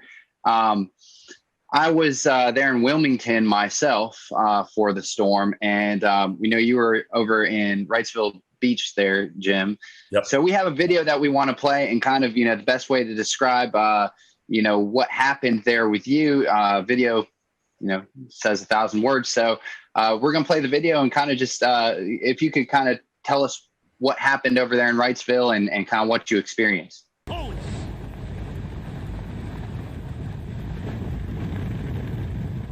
Well, I should remind everybody of kind of the new norm in broadcasting as we're doing this. So we used to come out at the tops and bottoms of the hour, even in a hurricane, and give everybody an update on what's changed. But the new norm is like, okay, well, look, since we've got a great signal, we've got HD audio and video now, why don't you just stay out during the entire storm and take us through the whole thing? And that's kind of a recent change, in the past 3, 4, 5 years, that's kind of what's evolved. But that's a lot harder because you're literally standing in the eye wall. And granted, you're talking about something that was on the high end of Cat 1 and, borderline Cat 2 strength here. It's just hard to stand out in winds that strong. And you see me struggling there. And the only other time I had to take a knee was Isaac in New Orleans, because I know we had a weather group out there. They were measuring winds like 90, 94 miles an hour. through those two buildings. And this was very similar to that. And it's just hard to stand there. I mean, you're literally, guys, you know, you go to the gym, you do squats or you do leg presses and things like that. It's hard to hold a press for that length of time. And so I just had to drop down for a second. I mean, the audio wasn't that great. You've got raindrops splatting on the hood of your jacket. So that's making it difficult to hear back at the Weather Channel. So you're just trying to put a couple of words together, a sentence together or two to kind of get you to the next thing. And I'm just trying to remember all the facts that I know, you know, about the storm itself. And of course, you're trying to say the name. I mean, Isaias.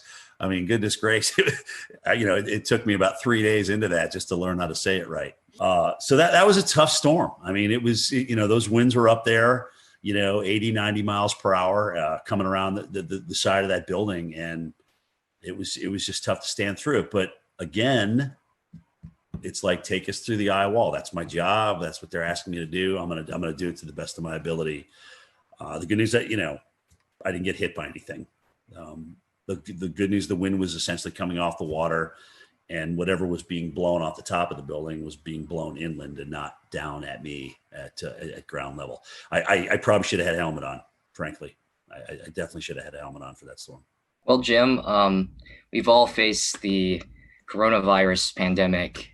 Yeah, I know, 2020. So how has this pandemic affect your job? Well, I mean, you know, first of all, you got to wear a mask everywhere you go. And, you know, people still come out and want to meet you and take pictures with you and things like that. And, you know, my producers Steve Pederak has had to police that the entire summer. It's where, like, you know, people get so excited about taking a picture for whatever reason. I don't know why, but they do. And they're like, well, you got to stay 6 feet apart. We got to stay 6 feet apart. And I got to put my mask up and things like that. Sometimes somebody will come around the corner. You don't have your mask on. You're just taking a breath, looking at weather data, and they'll just grab a picture without saying anything to you.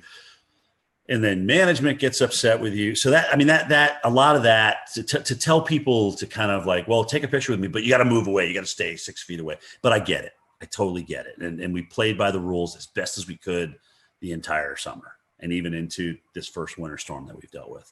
But that certainly made it more difficult.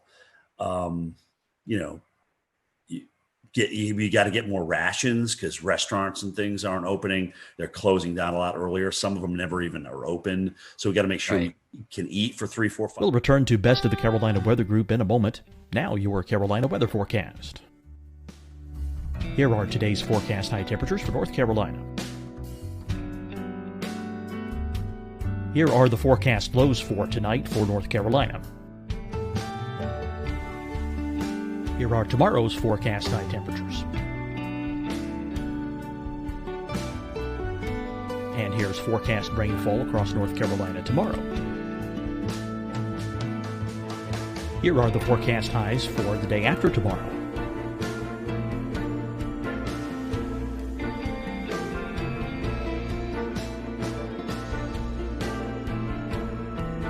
And here's the forecast rainfall across North Carolina for the day after tomorrow. This is the total rainfall forecast across North Carolina for the next 3 days.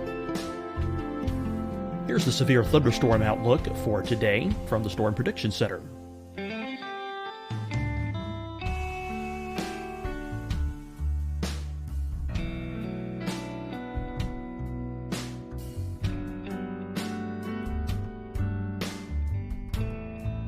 Here are the forecast high temperatures for today for South Carolina. Here are the low temperatures for today for South Carolina. Here's the probability of precipitation forecast across South Carolina today. And here are the rain chances across South Carolina tonight. Here are tomorrow's forecast highs across South Carolina. Here are the forecast low temperatures for tomorrow for South Carolina. And here is the probability of precipitation across South Carolina tomorrow. Here's the precipitation chances across South Carolina tomorrow night. Here are the forecast highs for the day after tomorrow in South Carolina. Here are the forecast low temperatures across South Carolina for the day after tomorrow. And here are the rain chances across South Carolina for the day after tomorrow. And South Carolina's probability of precipitation for that night. Here's the Storm Prediction Center's severe thunderstorm outlook across South Carolina for today through tonight. Here's the Storm Prediction Center's severe thunderstorm outlook across South Carolina for tomorrow and tomorrow night. And here's the Storm Prediction Center's severe thunderstorm outlook across South Carolina for the day after tomorrow through that night.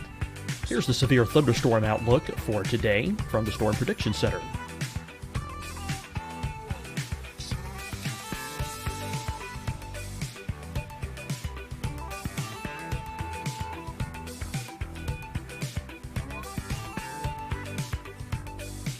And now here's a live look at weather radar across the southeast. Fight the spread and take a stand against coronavirus. Wear a mask in public. Stay at least 6 feet apart from others. And get tested. Join us and fight the spread. Visit scdhec.gov/COVID-19. Getting tested for COVID-19 helps you to take the steps needed to protect yourself, your loved ones, and your community. Find the testing location at scdhec.gov/COVID-19 testing. Hi, everyone. I'm Dr. Mandy Cohen, Secretary of the North Carolina Department of Health and Human Services. And when you follow the 3 W's, you protect your family and your neighbors from COVID-19. When you leave your home, practice your W's. Wear a cloth face covering, wait 6 feet apart, wash your hands often. Wear, wait, wash. We're in this together. Stay strong, North Carolina. Deciding when to wear a mask isn't about who you know or how well you know them. Just ask yourself, will I be with anyone I don't live with? If the answer is yes, get behind the mask. Help slow the spread of COVID-19. Get behind the mask. Learn more at covid19.ncdhhs.gov. You'll see your Carolina weather forecast at 25 and 55 past. And now back to the best of the Carolina Weather Group on the all-new Carolina Weather Net.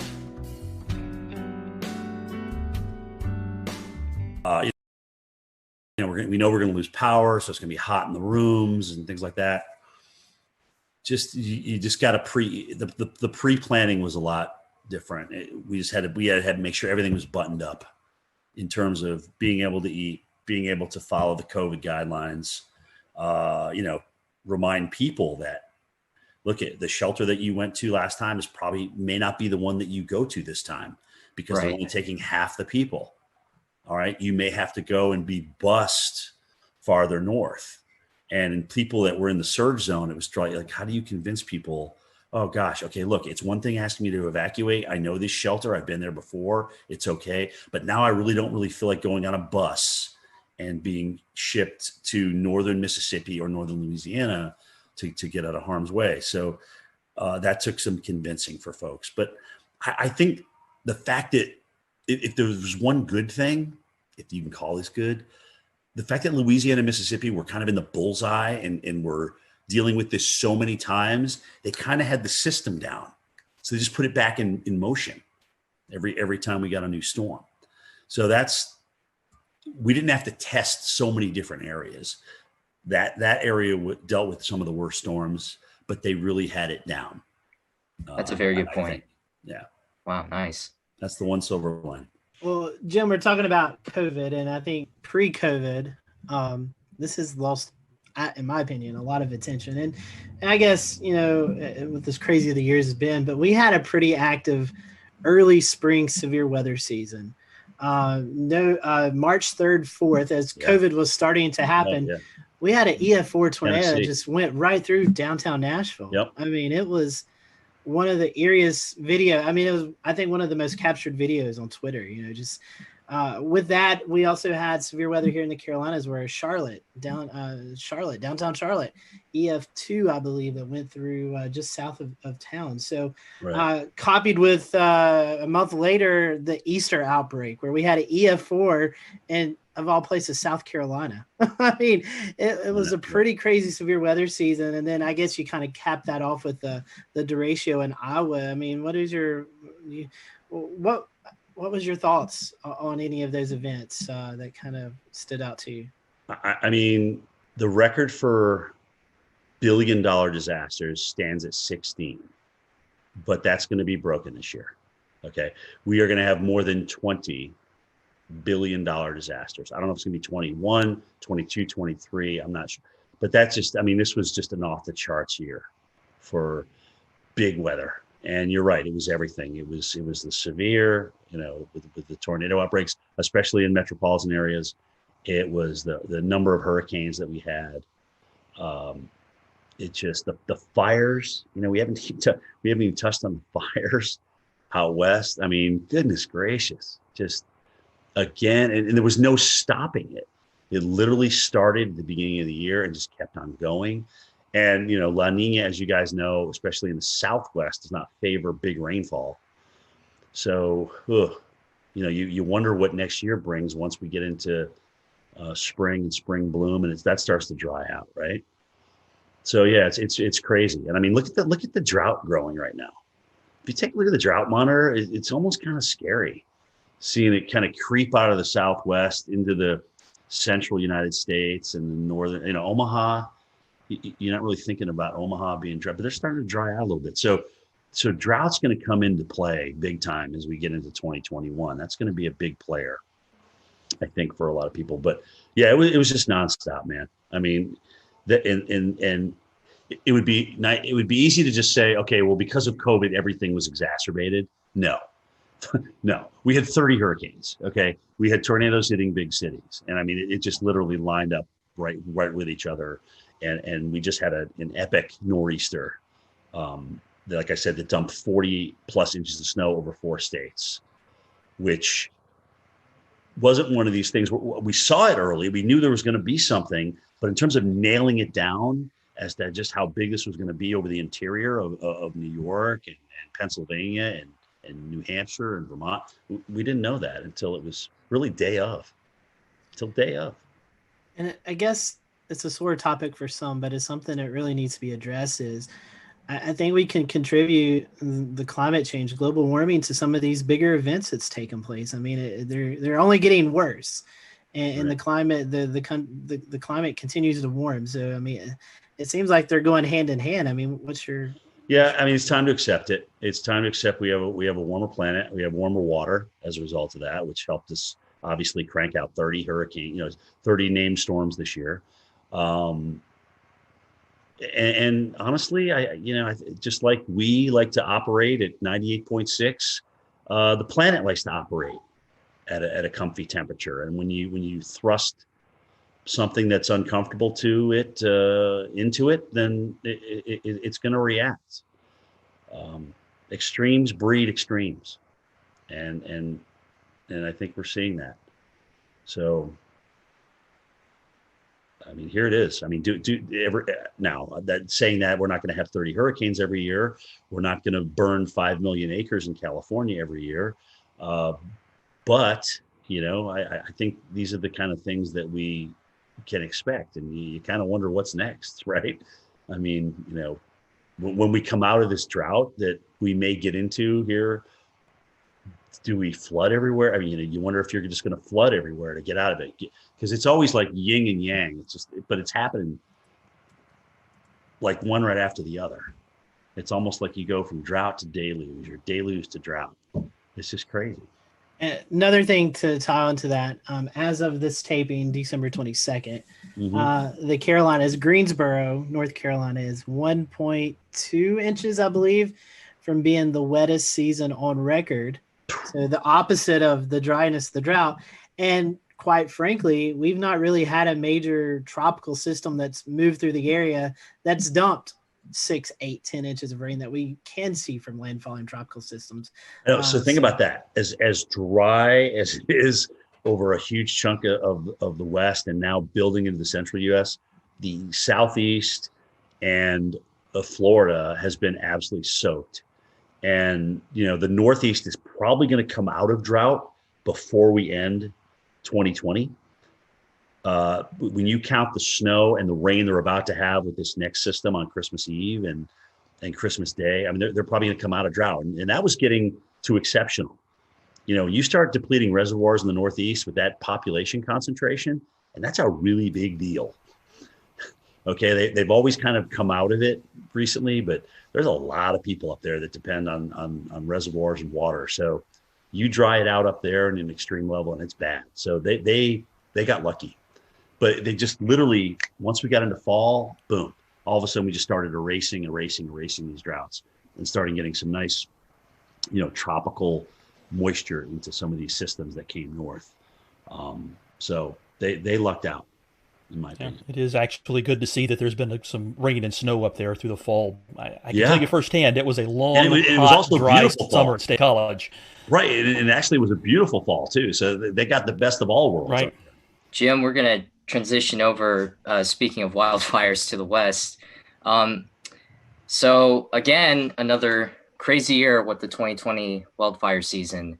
What are your thoughts on the wildfires going along the northwest Pacific coast, like Oregon and Northern California? Yeah, I'm glad you actually asked that question, because a lot of times it's easy to just focus on California because they had so many acres burned. Right. But it was Oregon. Was it Oregon, Washington, and Colorado had like their biggest fires in each of their states? Yeah, I think you're right. This year, in addition to what happened in California. So, really, really, really severe season. Really dry, really hot. There was, again, monsoon didn't seem to show up in the Southwest at all. So that was certainly a player in that. But, yeah, man, it's crazy. I mean, not only do you get dry and hot, but these normal seasonal rains like that, like the monsoon flow that comes in, just didn't even show up again this year. And that's just crazy. A lot of us haven't experienced that. Has it happened before? I don't know. They say that California used to have, really, really long droughts. And you can see that in the tree rings and things like that. But, the fact is a lot of people have moved into the wildland interface, and there's a lot of structures in there, people's livelihoods and things like that. But but here's the deal: knowing that we know that, we have to build to our natural disaster. We have to do a much better job of building to our natural disaster. And frankly, in some places like Barrier Islands and maybe the deep woods of the West, we don't need to move there. Let's just leave that alone. Let's leave that to nature's preserve. There's plenty of other spots to live in. And we've also seen just phenomenal weather with dealing with fires. Like I think there was a fire NATO out in California this season, and it's just another crazy. One. Yeah, another right. one. Wasn't it the campfire that they had the EF3? Do you remember that? I can't remember which fire it was, but they literally had an EF3 tornado. It's the strongest tornado in California history.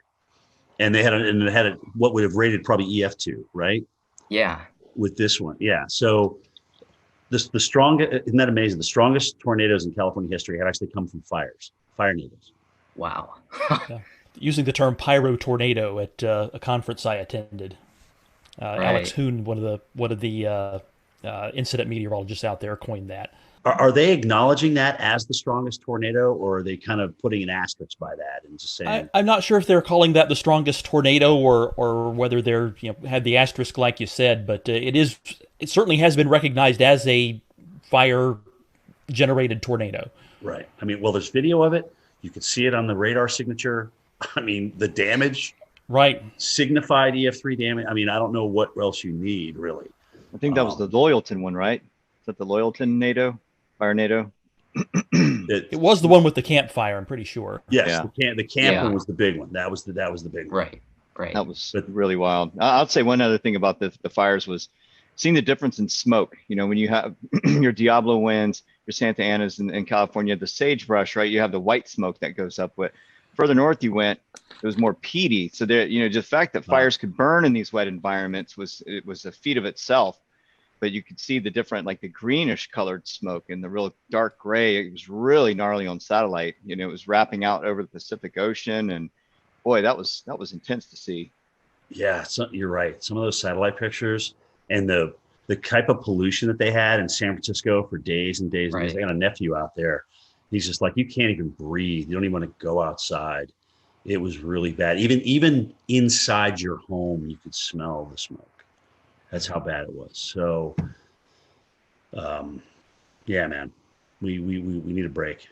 We need a break. Yeah, that's how I'll remember it. Is just day after day of smoke covering almost the entire western half of the country. Yeah, you remember those pictures? There. Yeah, remember those pictures of San Francisco, like orange? Right. Just, I literally orange. That's all you can see is an orange glow. You didn't really see sunlight. It was just an orange glow. No, exactly. It's like felt like you're on another planet. Hey everyone, thank you for watching this episode of the Carolina Weather Group. Stay tuned for part 2 with Jim Cantori coming soon.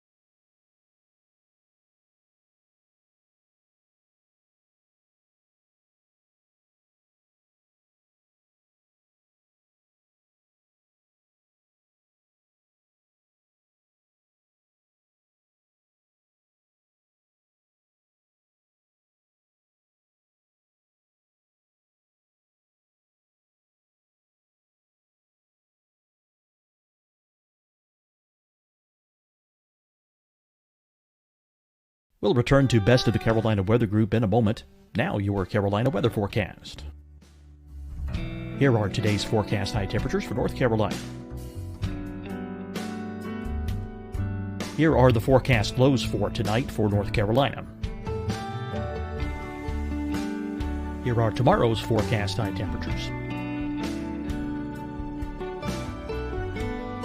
And here's forecast rainfall across North Carolina tomorrow. Here are the forecast highs for the day after tomorrow.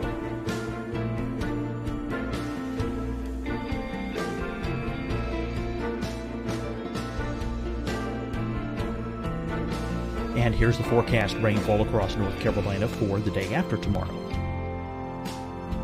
This is the total rainfall forecast across North Carolina for the next 3 days. Here's the severe thunderstorm outlook for today from the Storm Prediction Center.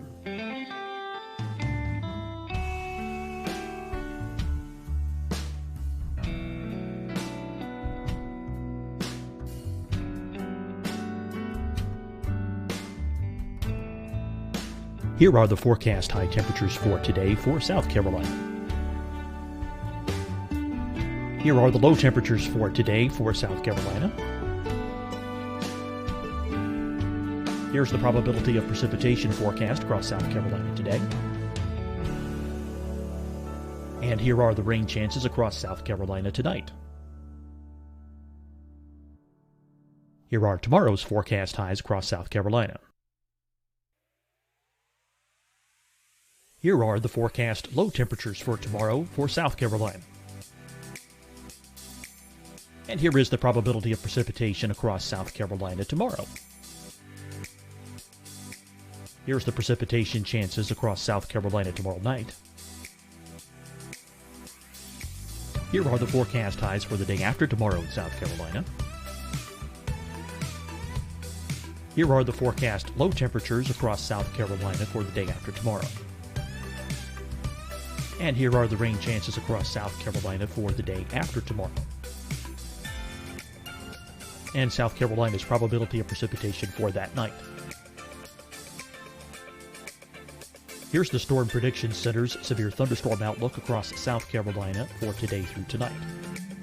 Here's the Storm Prediction Center's severe thunderstorm outlook across South Carolina for tomorrow and tomorrow night.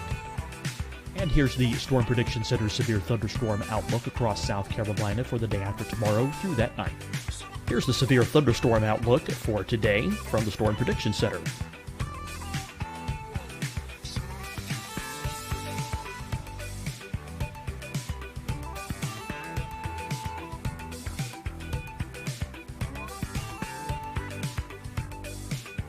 And now here's a live look at weather radar across the southeast. Fight the spread and take a stand against coronavirus. Wear a mask in public. Stay at least 6 feet apart from others. And get tested. Join us and fight the spread. Visit scdhec.gov/COVID-19. Getting tested for COVID-19 helps you to take the steps needed to protect yourself, your loved ones, and your community. Find the testing location at scdhec.gov/COVID-19 testing. Hi, everyone. I'm Dr. Mandy Cohen, Secretary of the North Carolina Department of Health and Human Services. And when you follow the 3 W's, you protect your family and your neighbors from COVID-19. When you leave your home, practice your W's. Wear a cloth face covering, wait 6 feet apart, wash your hands often. Wear, wait, wash. We're in this together. Stay strong, North Carolina. Deciding when to wear a mask isn't about who you know or how well you know them. Just ask yourself, will I be with anyone I don't live with? If the answer is yes, get behind the mask. Help slow the spread of COVID-19. Get behind the mask. Learn more at covid19.ncdhhs.gov. You'll see your Carolina weather forecast at 25 and 55 past. And now back to the Best of the Carolina Weather Group on the all-new Carolina Weather Net.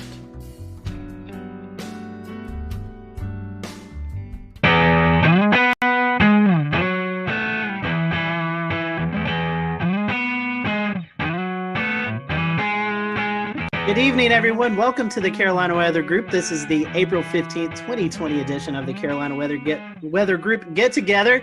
If you were tuning in tonight to watch the April 16th, 2011 severe weather look back, sorry, we have a new one to talk about. As many of you know, we experienced quite a bit of a severe weather event over the Carolinas on Sunday night into Monday. So tonight, we are going to turn our attention to that. We have a whole host of guests on tonight. We have Rob Fowler on from Charleston, Ed Piotrowski on from Myrtle Beach, Shane Hilton on from New Bern, Brad Panovich on from Charlotte, Tim Buckley in Greensboro, Efren Afonte in Columbia, Kendra Kent in Greenville, South Carolina, and Brendan Goldner, a reporter at WCNC Charlotte. So we really want to say our thank you to them publicly because we put this together at the last minute. So we're very happy for everyone to kind of donate a little bit of time tonight to talk about this. We are live streaming, so if you have any questions or comments, we'd love to hear about you if you had experienced any of this storm throughout the past couple of days. So I'm going to toss it over to Brandon Goldner. Brandon, you've been out in the field reporting kind of the aftermath of the tornadoes. And something we've been talking about here on the Carolina Weather Group is the COVID-19 pandemic. And so we've talked about storm chasing and doing severe weather coverage from home.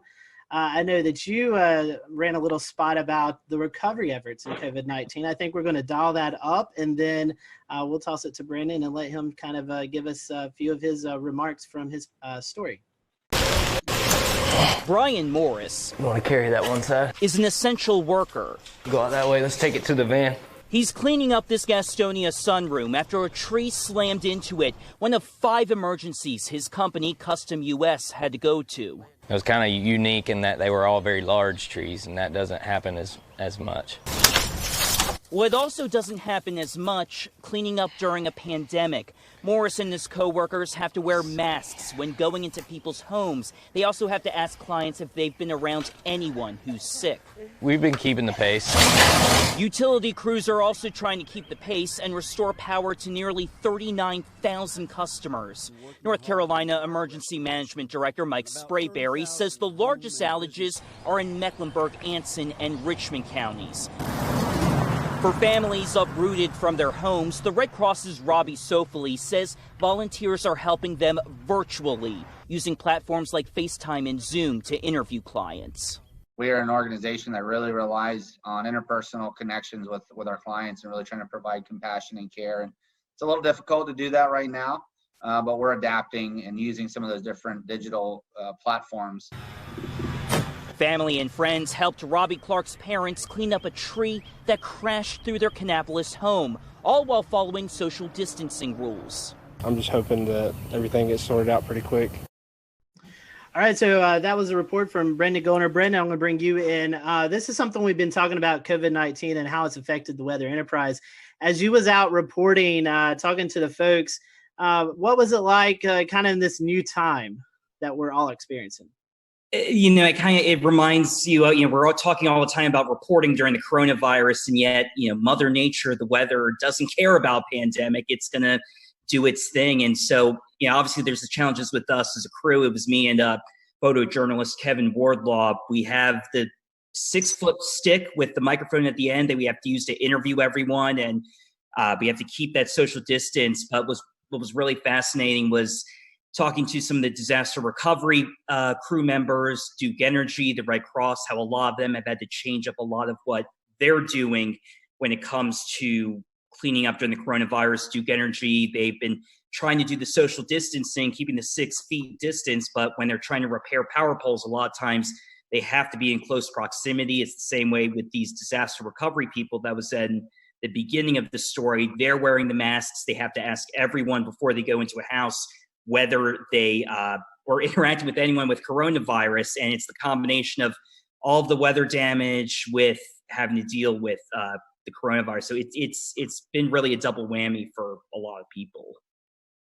And so, after disasters, we've seen it with the Nashville tornado, Jonesboro, Arkansas tornado a couple weeks ago.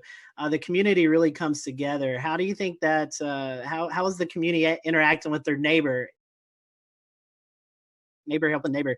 Did you see any of that, even though we're in the midst of It's actually a good point. We didn't see nearly as many people outside as normally, especially there was Monday, we were at there was a fire at a house caused by a tree that snapped power lines and then it went into a house, caused a fire. Thankfully, no injuries. But normally you'd see a lot of people out and about, milling around, asking for help. But really, there weren't a lot of people out. A lot of people were just standing on their porches. A couple people wandering up, but keeping that 6-foot distance. But it's a good point. We really didn't see those huge crowds of people like we normally do, and probably likely due to COVID-19. Brendan, we appreciate that. We appreciate you joining us tonight, giving us that perspective. Hang around if you want to. I'm going to toss it to Dan. And Dan, you was out actually chasing this event. Maybe we can talk about that towards the end of the show. But I know you want to bring in one of our panel or one of our guests. Yeah. So, talking kind of about some of the stronger tornadoes that hit there in South Carolina, I want to talk to send it over to Rob there. There were a couple of significant tornadoes that hit, especially given the fact that this developed with not these ordinarily discrete supercells that would produce larger tornadoes, but they were within the line there. And especially we saw some interesting things like the Hampton County EF3, the Walterboro EF1s. Can you talk a little bit about that, Rob, that being in your area? Yeah, absolutely. I've been here in Charleston for 33 years, and I've been through several tornado outbreaks, and I don't know how substantial compared to other parts of the country they are. We know every tornado for us is very important because we don't get that many, so we don't really prepare that often for these. But when we got here early on Monday morning to see what was going on in southeast Georgia, because these really started there and then crossed over the Savannah River and came all the way through eastern South Carolina. So to see the debris ball in Hampton County, which officially the winds are 165, they finished that survey and released it today, but it's on the cusp of an EF4. And I think here in South Carolina since 1950, only 3% are EF3s and 1% EF4s. So you're talking about something very rare for us in a state that, depending on which service you look at, averages 12 tornadoes a year. Then obviously, for us here in our Channel 2 viewing area, Hampton County is more in the Savannah area. Our neighbors down at WSAV taking care of that, but that's still in our state. But then Colleton County is the next state over, or next county over. And then we really got concerned there, seeing what was going on in Hampton, transferred to Colleton County. Colleton County, that was released. There were 3 separate EF1 tornadoes there. One of them 110 miles an hour that, if you saw the video, did damage at the Low Country Regional Airport. Unfortunately, we had 1 fatality there. A tree came through a house and killed a lady there. And then kept on moving into our more populated areas of Dorchester, Berkeley, and Charleston counties. Had a separate tornado that moved, probably started as a water spout, moved over Edisto Beach. And then they surveyed just a little while ago that Berkeley County, they released it. And that was an EF2 with the winds of 120 miles an hour. So, and then came into Ed's territory up into Georgetown County. We kind of share that. And they already had confirmed tornadoes up there. And I know Shea, Weatherflow, you guys measured a wind gust of 114 miles an hour right there. So, Dan, to put it, I don't know. I'm still shaking my head. I'll put it that way. It was just something I've never seen before. And I've been through, a lot of the hurricanes that produce tornadoes like Francis, but this was unbelievable. In Irma, we had 4 tornadoes in the Charleston area. But I think we're all still shaking our heads. Okay. Yeah. Well, and I was watching very closely on radar as that Hampton County tornado started showing up on radar in CC, and also kind of the debris ball that was showing up there. I mean, that was a significant signature on radar that you just don't often see in the Carolinas at all. It's something you would generally see more in the deep south of Alabama, Mississippi, or in Oklahoma, Kansas, something along those lines. The damage report has it at least a half a mile of a width of that tornado. Fortunately, it seems like a lot of that did happen over rural areas, but that being one of the first tornadoes that happened in that early morning, did that kind of set a precedent for how you were responding to the other tornado warnings and potentially trying to get the message out to people who may have been asleep at this point, knowing that how huge these could be? Absolutely, Dan. I think here personally, myself, Josh Marthers, our morning meteorologist, he was on the air on News 2. I was manning Facebook Live for a long period of time. We know that's become a major way to get information out and get information in. But I think we were looking at that couplet, which was, we just don't get to see that on Velocity products very often here, and to see that continue to hold together all the way across the state. Absolutely. We were able to give warnings upstream. And I know it's a cliche, people write in saying, hey, because we watched you, you probably saved our lives. But I think in this situation, it really comes to play, because we could show it, we could tell them, we knew where it was going, we knew who might be impacted. And if we could give them any warning at all, this was the case. Most of our tornadoes that happen could be a water spout. The couplet's not as well defined. It could be very broad in some cases. So this was really fine, that I think it really prepped us for what we had to do for the rest of the morning. But I think probably the saving grace for all of us is the fact that with the crisis going on, schools were not in session, people were not going to work, they were not in the car on the highways going from point A to point B. So if anything, I think we were able to reach a lot of people in their house, and they could just hunker down right there. And Rob, also, I wanted to ask, how was your response with your audience this early in the morning? This is really early, right? So a lot of folks just waking up. There's no commute, but we did get a couple of days of warning out for this event to start happening, right? So we kind of got the word out. But how do you feel folks responded to your? I think the preparation was great. I loved Marshall Shepard's tweet going into this. He said, "I don't want to hear anything about this came out of nowhere, or where did this come from?" Because I think the warnings were there. SBC did a fantastic job, and we tried to disseminate that information here to our viewers, that, we couldn't tell them exactly what was going to happen that Monday morning, but we knew that as time crunched a little bit, we felt more confident that something was going to happen and could potentially be a pretty significant outbreak. So I think our viewers were well prepared, and I haven't heard a single comment like, where did that come from? And I never knew that was coming. So I think they were listening, and hopefully we were getting the information to them as quickly and as succinctly as we possibly could. Efren, I'd love to hear your perspective on the Midlands, because unfortunately you guys saw the highest number of EF3s, as well as an EF2 that passed real close to Orangeburg and even over I-26. How has the community responded to all of these tornadoes, and what kind of steps are y'all taking to recover? Well, the cleanup process right now has been incredible.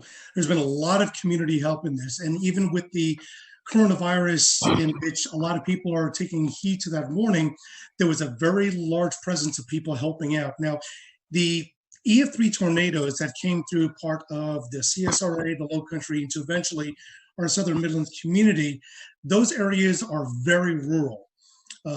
And the fortunate thing was that we were already on the air at 4:30 in the morning.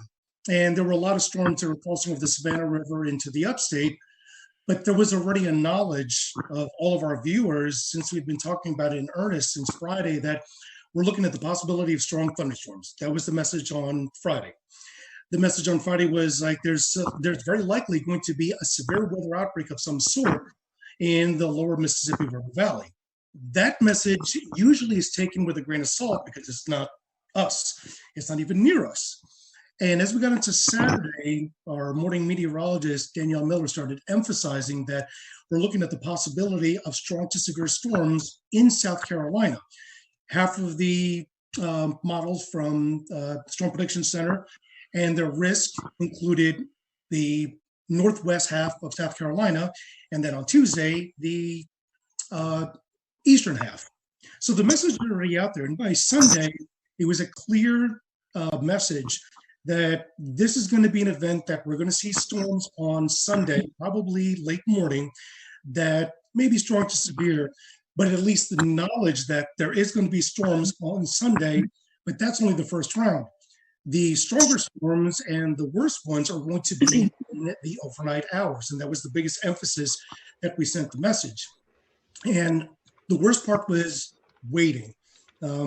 As a couple of us were talking about before the show started, the Storm Prediction Center alluded to the fact that there were two significant models. One that was indicating that these storms would very likely start entering portions of the South Carolina upstate and the high country by late morning, and by midday crossing to the areas from northwestern North Carolina into the Piedmont and the PD down to the Midlands into the early afternoon. That would have been the worst case scenario. The evolution of the storms were far greater, and the magnitude of the damage would have been far greater.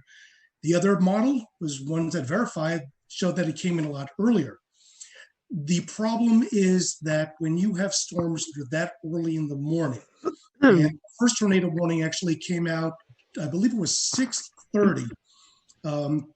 That was the tornado warning that was in Richmond and Columbia County in Georgia. And then once it crossed over to South Carolina, it was still warned. At that point, we're already talking about it in earnest, that these storms are tornadic. One is already confirmed, and this has got a direction that will be impacting part of our Southwest Midland communities.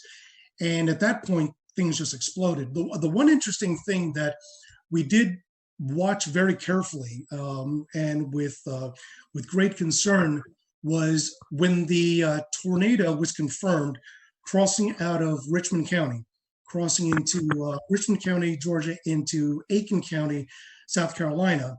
Within 3 or 4 scans for about 12 minutes, we noticed that the inflow was pushing at about probably 95 to 100 miles an hour, but there was no debris ball. Once it got right along the county line of Barnwell and Aiken County, there was no doubt a debris ball. Within a span of 5 to 7 minutes, 2 scans later, we now see 2 debris balls. And I mentioned on chat, I was like, guys, do we have twins? And they said, we definitely have a TDS on both storms. So now we got a bigger issue. We now have 2 tornadoes that are heading almost in the same direction, at least parallel.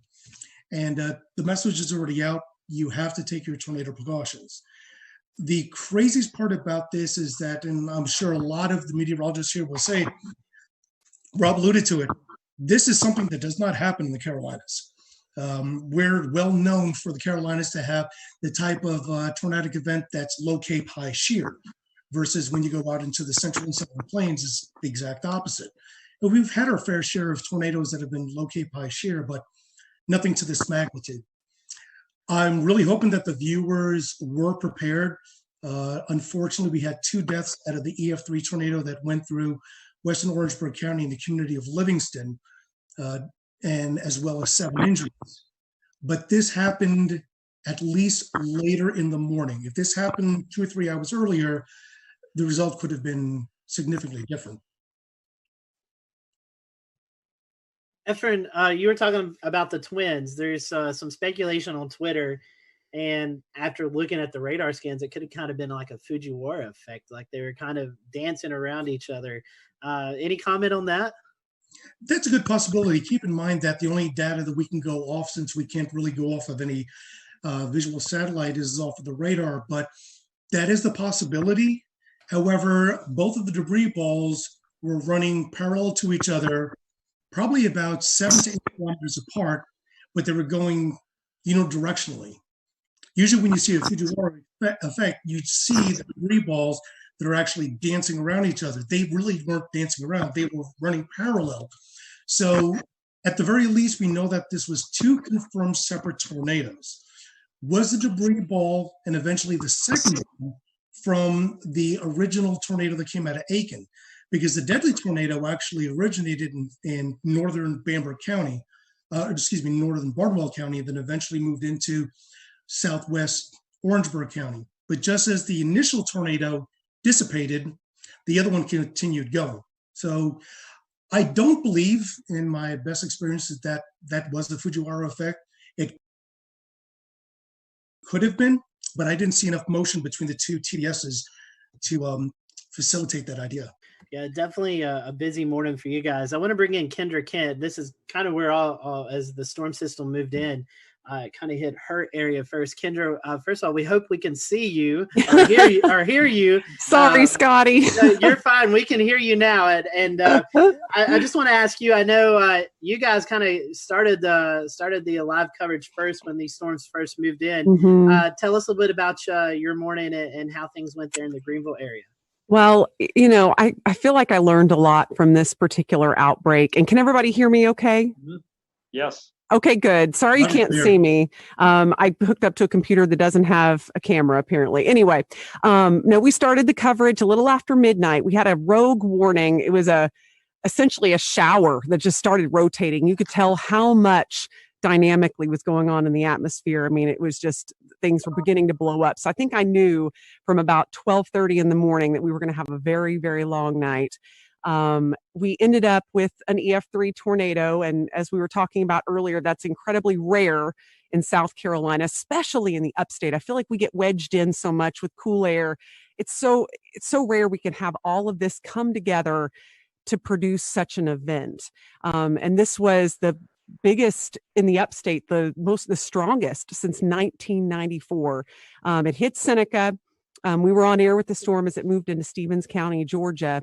And I had a unique experience with it because my parents live in Seneca. And that was probably the first time I had to cover a storm while I was slightly emotionally distraught. And I had Isaac Williams, who's also on here. You just can't, he's also without a video. But he was pointing out the TDS. And as soon as I saw that, I got that panicked feeling. I started breathing a little heavy. I thought, oh my gosh, how am I going to get through this? But we did. And luckily my parents were fine. But I'm sure many of you have been through that because we've all, many of us have lived in these areas for a long time and you get personally impacted by these storms. But what I learned the most is not to underestimate the timing of something. I feel like I didn't write this event off, but I wasn't necessarily expecting anything like this given the time it was coming in. 3 to 6 a.m. I mean, who expects an EF3 tornado to rip through the heart of your area at 3:30 in the morning? And mostly we get these QLCS lines that produce these brief EF0, EF1 tornadoes. That's what we're used to. And seeing something like that and tracking something like that was a true first for me. And, it was just a million different emotions all at once. That's for sure. Kendra, since you said Isaac's there, I'll pose this to both of you guys, both of y'all. You had this coming through the rogue cell, and then like the heart of this event was when people were actually asleep, 12, 1, 2 o'clock in the morning. Talk about how you guys were able to message before the event. And, with this being this late, talk about your schedule too, because I know I was watching the coverage in Chattanooga and hearing of the major damage that happened there. And I'm like, man, I've got to get a little bit of sleep before this comes into our area. So kind of talk about that, because I know a lot of us were watching beforehand to just see what was coming our way. Let's see. Is Isaac's mic up? I think it's muted, but we can. Okay, it's unmuted. It's unmuted. He's good now. Okay. You go ahead, Isaac. Okay.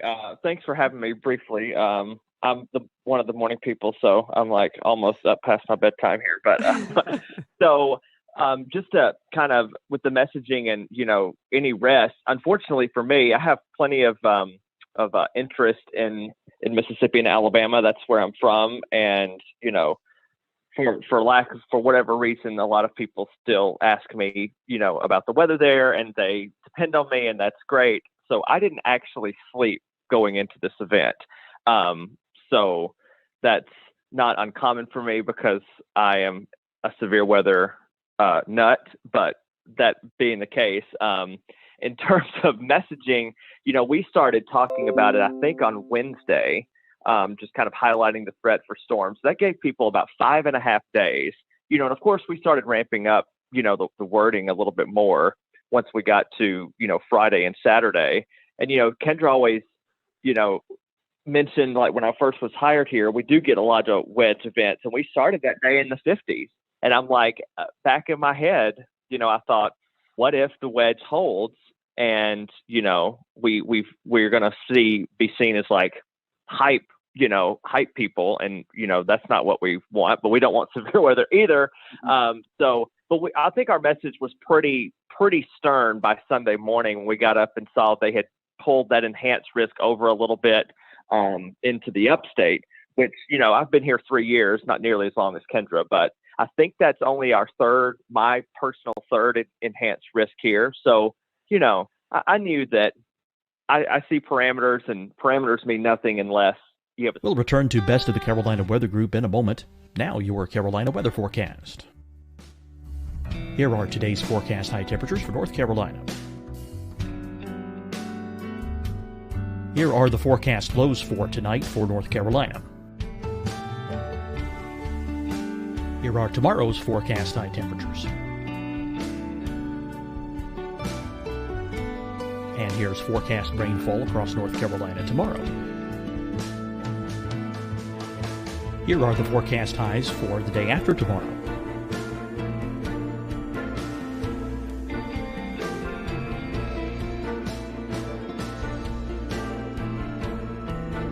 And here's the forecast rainfall across North Carolina for the day after tomorrow. This is the total rainfall forecast across North Carolina for the next 3 days. Here's the severe thunderstorm outlook for today from the Storm Prediction Center.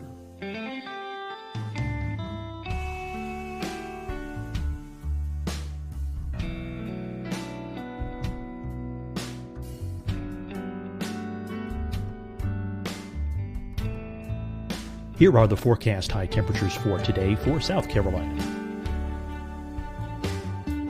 Here are the low temperatures for today for South Carolina.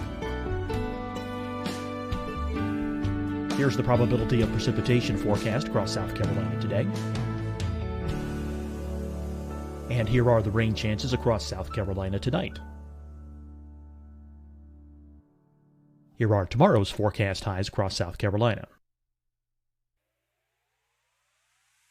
Here are the forecast low temperatures for tomorrow for South Carolina.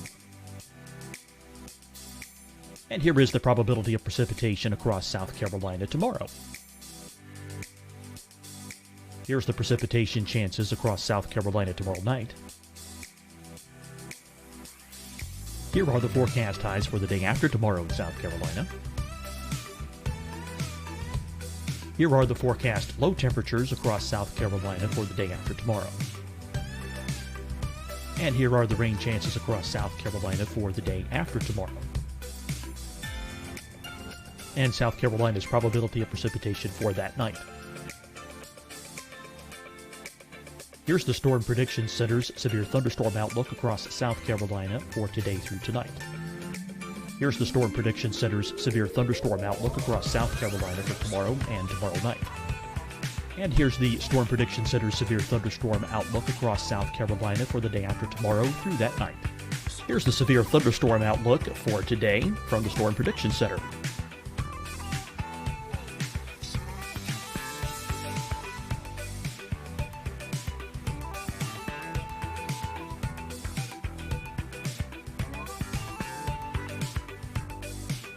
And now here's a live look at weather radar across the southeast. Fight the spread and take a stand against coronavirus. Wear a mask in public. Stay at least 6 feet apart from others. And get tested. Join us and fight the spread. Visit scdhec.gov/COVID-19. Getting tested for COVID-19 helps you to take the steps needed to protect yourself, your loved ones, and your community. Find the testing location at scdhec.gov/COVID-19 testing. Hi, everyone. I'm Dr. Mandy Cohen, Secretary of the North Carolina Department of Health and Human Services. And when you follow the 3 W's, you protect your family and your neighbors from COVID-19. When you leave your home, practice your W's. Wear a cloth face covering, wait 6 feet apart, wash your hands often. Wear, wait, wash. We're in this together. Stay strong, North Carolina. Deciding when to wear a mask isn't about who you know or how well you know them. Just ask yourself, will I be with anyone I don't live with? If the answer is yes, get behind the mask. Help slow the spread of COVID-19. Get behind the mask. Learn more at covid19.ncdhhs.gov. You'll see your Carolina weather forecast at 25 and 55 past. And now back to the best of the Carolina Weather Group on the all-new Carolina Weather Net. But I knew with those parameters that we had the potential to have something, fairly unusual happen, but I wouldn't have had I don't work weekends, so I don't even know if I would have said something about a strong tornado even the night before, just because it's just so rare to get them here. Yeah, and I think just given how late it was at night, and we knew this was likely going to be taking at least some linear form. Yeah, I wasn't expecting that either, and it really it caught us off guard. But to see a TDS like that move through our area, and I know the rest of you all saw that too as South Carolina meteorologists. I mean, just something you don't see every day, and it kind of takes your breath away. They're used to that in Alabama and Mississippi. We just don't get that stuff here. Yeah, and then right after that, right after the Seneca one had briefly lifted right over Clemson, we had the EF2, what ended up being an EF2, another TDS outside of Slater, which that's almost in the 3,000 feet elevation, in the extreme northern part of Greenville County. So that debunks the whole tornadoes can't happen in the mountains thing, Definitely. So we were watching that, Evan and I, because Evan doesn't live too far from the line there. One last question, and we'll come back to you guys later on in the show. But at the time, we didn't know how long the tornadoes were on the ground. But I think one of the tornadoes there in the Greenville, Pickens County area was on the ground for around 8 miles. So these were not also big tornadoes, but they're also long track tornadoes, something that we're not too accustomed to as well. Yeah, again, that was a huge shocker. But when you saw the signatures on radar, there was no doubt that was going to be a large tornado. And they even put that in the wording of the warning, which I was very happy about. I feel like that really brought people's attention up. And the thing you mentioned earlier too, these were happening at 3:30 in the morning, probably the worst time a tornado could hit. I mean, when people are in their deepest sleep, and all you can do as a broadcaster is beg people to wake up their kids, get their dog, whatever they need to do, get to their lowest level. And so I feel like this was one of the scariest nights for our viewers, hands down, and no less scary for the rest of the state, of course, but at least it was more toward daybreak for some of you guys. But yeah, for us, it was just the dead of night, and we were just hoping that people were heeding the warnings.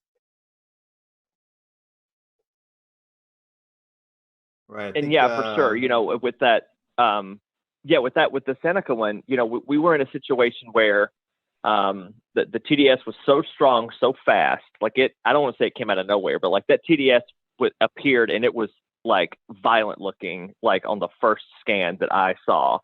And we were dealing with the situation, like once it went past Clemson, I think we had debris fallout on CC. So we weren't positive that it actually wasn't still down because it still looked like, something could be there. You thought it was like debris being fanned out or whatever, but you weren't sure, even though the circulation looked a little weaker. But I'm like, we're not going to take any chances with it. Obviously the tornado warning was still in effect. And, that was another little unique challenge, is that I've never actually dealt with debris fallout before, where we said, okay, well, this signature is debris, and yet something similar was happening down the line. And we're like, well, this may be actually debris that's still being lofted, but the tornado's not still down. So it was a very unique situation. And again, Kendra keeps bringing this up. It was in the middle of the night at 3:30 in the morning, but I feel like people were wide awake and they were watching and they were prepared, which is good. All through the days, we were like, Kendra made a graphic, I think on Thursday, that said, what do you need to do? It was just like a simple little headline graphic, but it was like so informative about charging your batteries, keeping your phone on not silent if you sleep with it on do not disturb. I remember saying Friday morning, what you can do, you can, sleep with it on loud for one night, because it can help save your life. So it was a insane, again, I worked in Mississippi. I've dealt with, plenty of tornadoes in my day, but yet this is still a first for me as well. All right. And I'm going to go ahead and bring Ed Petrowski from WPDE in Myrtle Beach. And Ed, we saw what looked like the tail end of this Hampton County tornado pop out all the way over at Murrells Inlet. Brad Panovich was nice enough to share a link with us. I'm going to pull it up here and share my screen. Let's see if we can get it to work here. And the tornado that you're seeing here in Hampton County, there's some debate of whether or not it started over on the Georgia side of the Savannah River. But if we look at the start of the track and draw it all the way over to where it exited the South Carolina coast here, then we're looking at about 144 to 158 miles, somewhere in that vicinity. And so, we know this continued on, maybe up even into the Oak Island area of North Carolina, but it's just impressive to see the length and track of that storm. It did pop out at Myrtle Beach, where one of our weather sensors for weather flow got a reading of 114 miles an hour. We had a pressure drop of 7 millibars within a 1 minute time span. So that reading went up within 2 to 3 minutes, from 46 to 76 miles an hour to 114.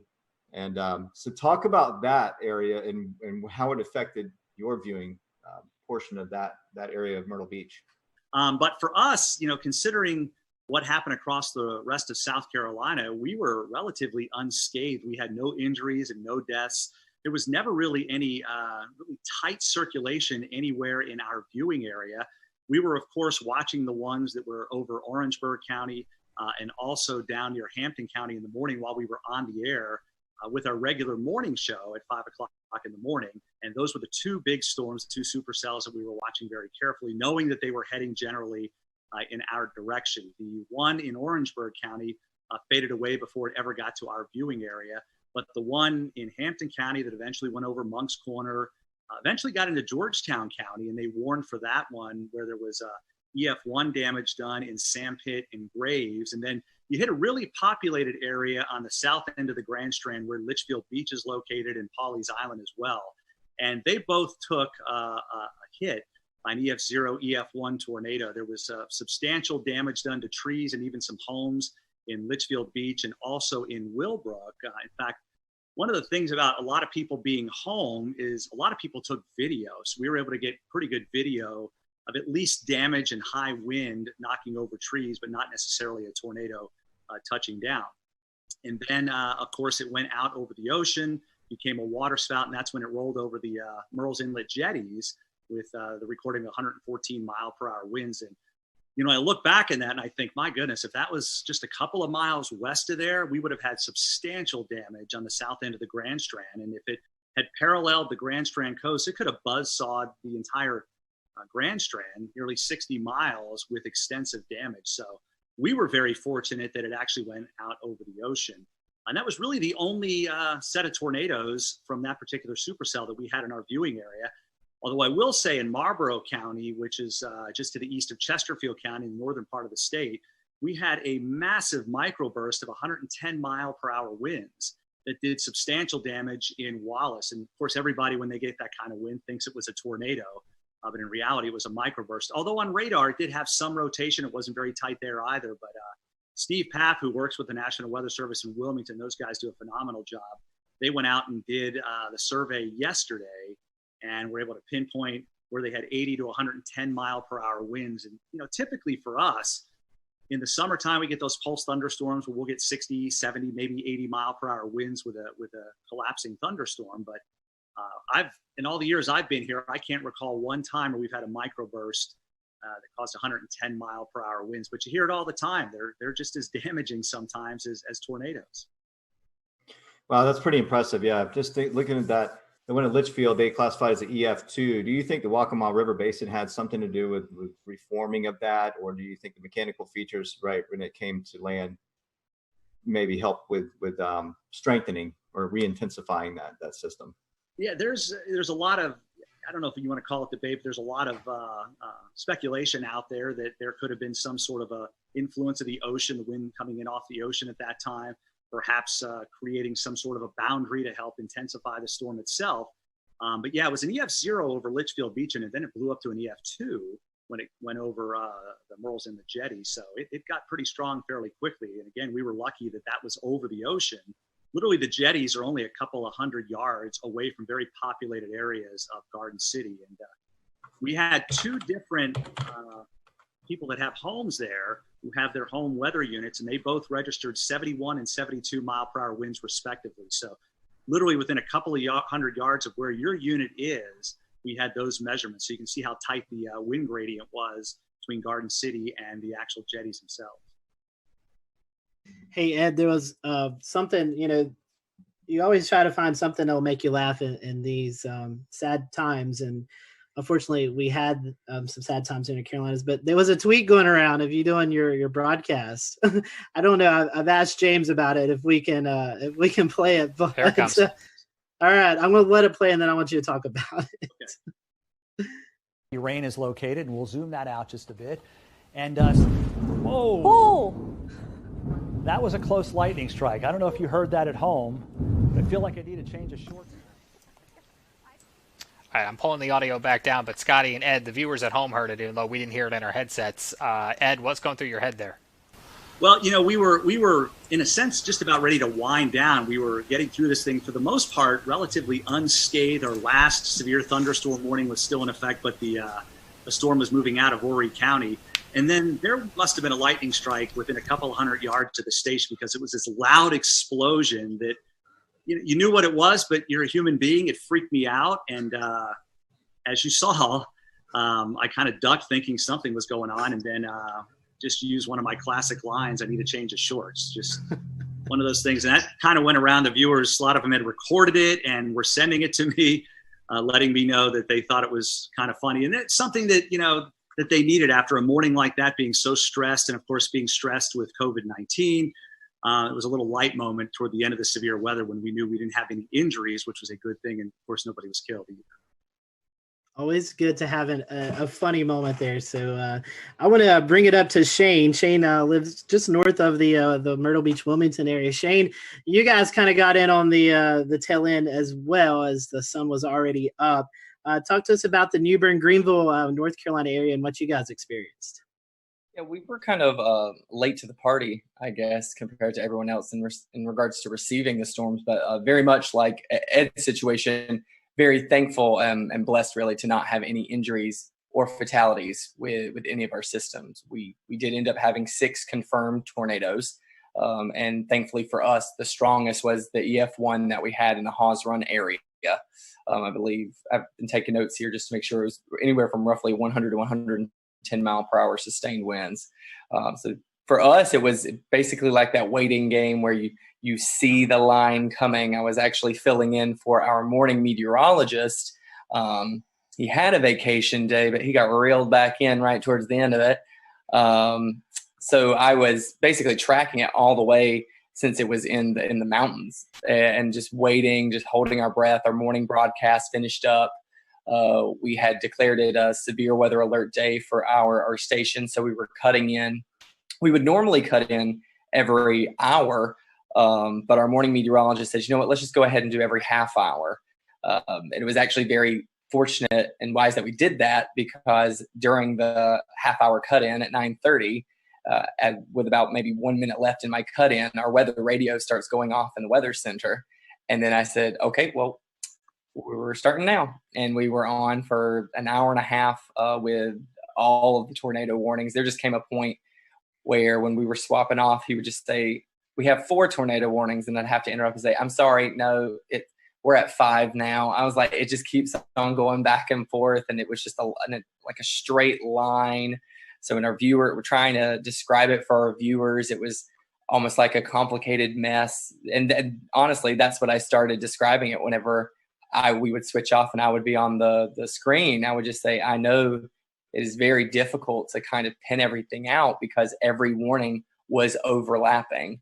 And I think with my experience with tornadoes, with coverage I've had, which naturally have had many, especially with our hurricane coverage that we've seen over the years, I've never seen that many warnings stacked back to back to back in a straight line.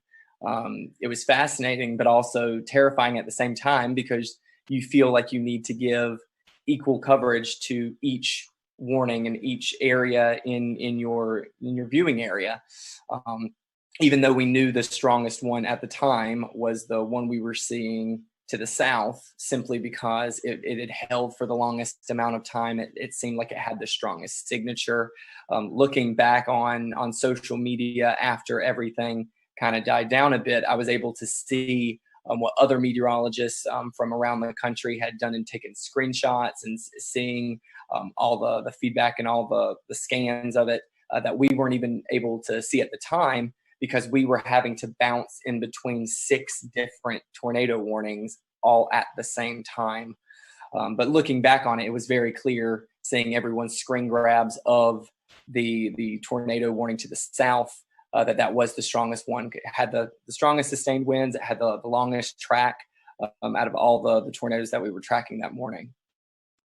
And Shane, one thing we were noticing, because we were watching that storm, is it was going through a fairly populated area. Jacksonville, that's probably one of the bigger cities out eastern North Carolina. So I'm sure that was kind of pressing to want to get that information out to one of the bigger population areas. Absolutely.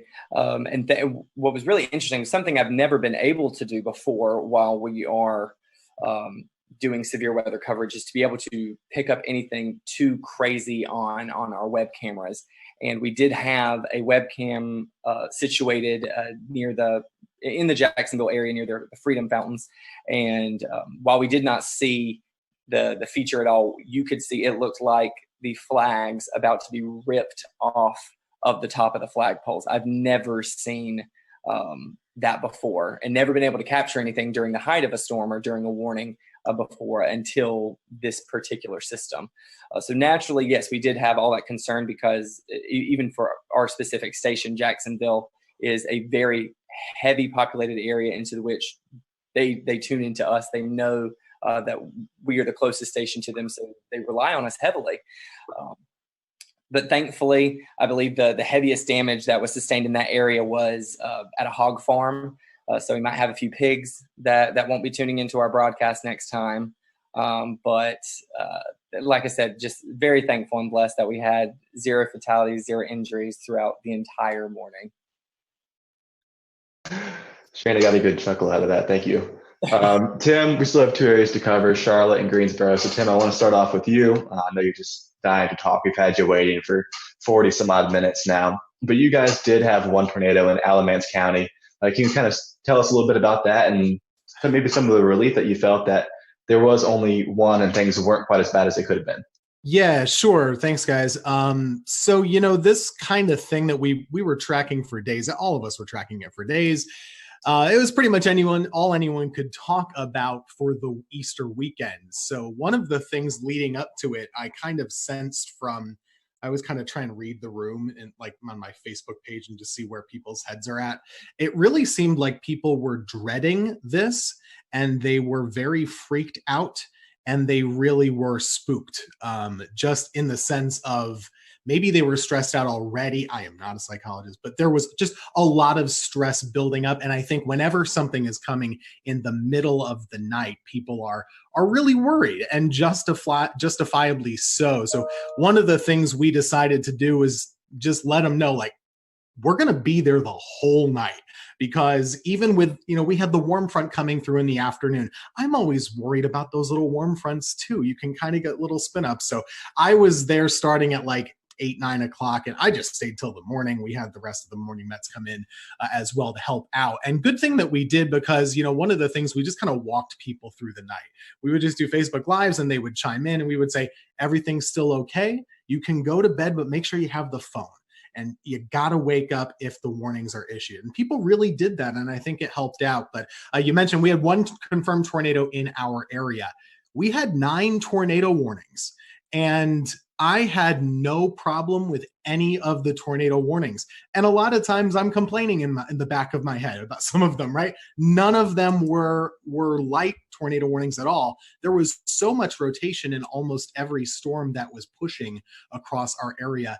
Everyone in this chat knows this. We have a radar issue here. The radar beam is so high. So of course, when we're showing these warnings, it's showing more mid-level rotation. It's not at the ground. So all we can do is say, hey, this storm is spinning like crazy. Our first tornado warning came in at 4:20 in the morning, and we had continuous tornado warnings until 7 in the morning. So we were on for a while. with all of those different storms. And it turned out that the last one in Alamance was the one that, in fact, was confirmed. And we confirmed it on air too. You know, we were watching it, Taran Kirksey and myself, and there was a clear as day debris ball just a few scans after the first couplet showed up. So I believe they talked about this in South Carolina too. Some of these, they formed, they came right down, and they did the damage right away. And it was very quick. And thank goodness, you know, the Weather Service did a bang up job. They had a warning on it right away. And we were just bouncing around. It was a very busy morning. But I think people were very appreciative that we were there the whole time with them, just kind of holding their hand. You know, there's this storm, here's what you do. Grab the kids, grab the dog, put a helmet on, put shoes on, and get ready to go. And, you know, we made through it. Thankfully, there weren't there were no injuries or fatalities in that one tornado. On the same token, in the squall line itself, we did have a tree, unfortunately, kill somebody in their home. And one of the things with this line that we also tried to do, you have to give the highlight coverage to the tornado warnings, but this whole squall line, we knew it was capable of putting down 80 plus mile per hour gusts, just with all the wind fields. So we did try and bounce around and say, hey, you're not in a tornado warning in Guilford here right now, but this line is nasty, so you should probably be in your safe spot too. So it was a very busy morning, but we anticipated it. Everybody in the weather enterprise talked about it for days. People knew about it. And I actually think it's a big success story that in the middle of the night, people were still well prepared and took good action.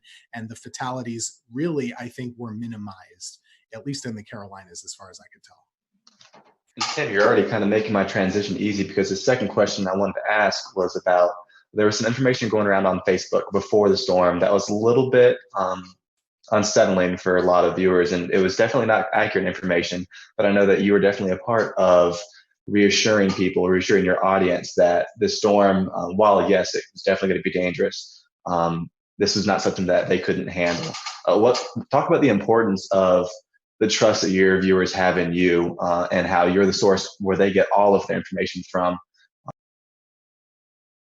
I mean, social media is a blessing and it's a curse, right? Like it gives good information and it gives bad. There was some post floating around out there that was advertising potential for EF5 tornadoes in North Carolina, even though we've not had one before on record. But people were freaked out initially. We of course saw the damage in Mississippi and Alabama. That can freak people out here when they know it's coming our way. So, you know, one of the things I tried to do in the days up leading to the event is, you know, everyone's freaked out right now just in life. I don't get freaked out by weather. I'd get freaked out a little bit about this pandemic, if I'm being honest. So one of the things I told them was just saying, hey, you know, we're living in crazy times. We don't know exactly what's going to happen with daily life with this virus and stuff, but we know how to handle severe weather. We have the technology. We do this every year.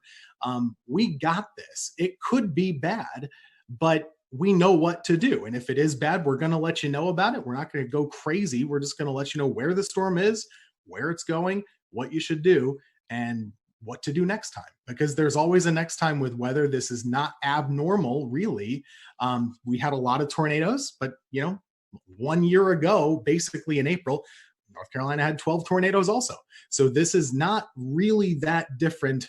We do know what to do. And I think that was reassuring to folks, just to let them know, hey, okay, well, they're used to this. They're going to keep us covered. And that's really the whole reason why we're here. We're not here for the sunny days like today. I could not show up and it would be fine. But, you know, Monday, we're pretty important to keep folks calm and hopefully encourage them to make the right choices. And I think a lot of people did. Absolutely. Yeah. Scotty.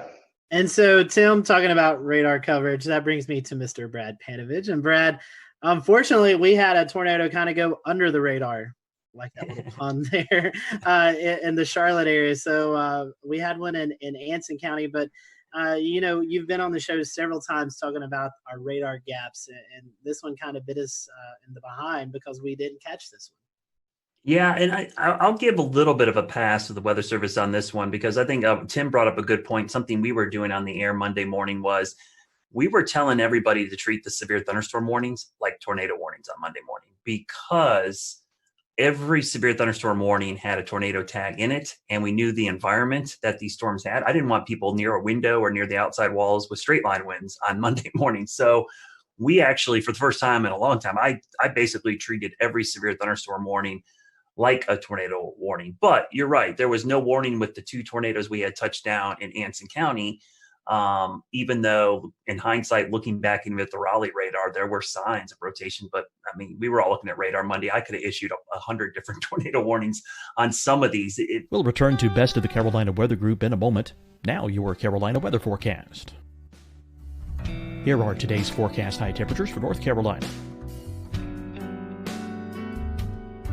Here are the forecast lows for tonight for North Carolina. Here are tomorrow's forecast high temperatures. And here's forecast rainfall across North Carolina tomorrow. Here are the forecast highs for the day after tomorrow.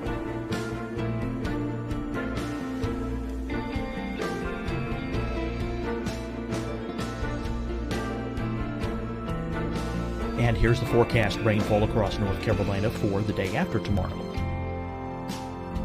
This is the total rainfall forecast across North Carolina for the next 3 days. Here's the severe thunderstorm outlook for today from the Storm Prediction Center.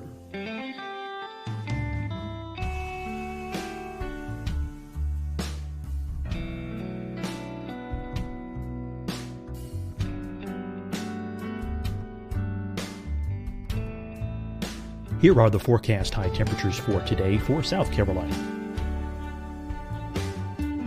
Here are the low temperatures for today for South Carolina. Here's the probability of precipitation forecast across South Carolina today. And here are the rain chances across South Carolina tonight. Here are tomorrow's forecast highs across South Carolina. Here are the forecast low temperatures for tomorrow for South Carolina. And here is the probability of precipitation across South Carolina tomorrow.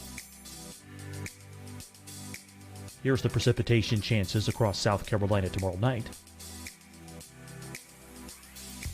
Here are the forecast highs for the day after tomorrow in South Carolina. Here are the forecast low temperatures across South Carolina for the day after tomorrow. And here are the rain chances across South Carolina for the day after tomorrow. And South Carolina's probability of precipitation for that night. Here's the Storm Prediction Center's severe thunderstorm outlook across South Carolina for today through tonight. Here's the Storm Prediction Center's severe thunderstorm outlook across South Carolina for tomorrow and tomorrow night. And here's the Storm Prediction Center's severe thunderstorm outlook across South Carolina for the day after tomorrow through that night. Here's the severe thunderstorm outlook for today from the Storm Prediction Center.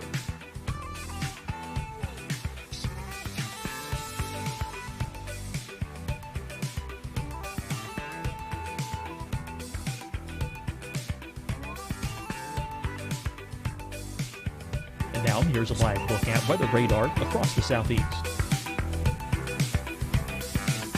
Fight the spread and take a stand against coronavirus.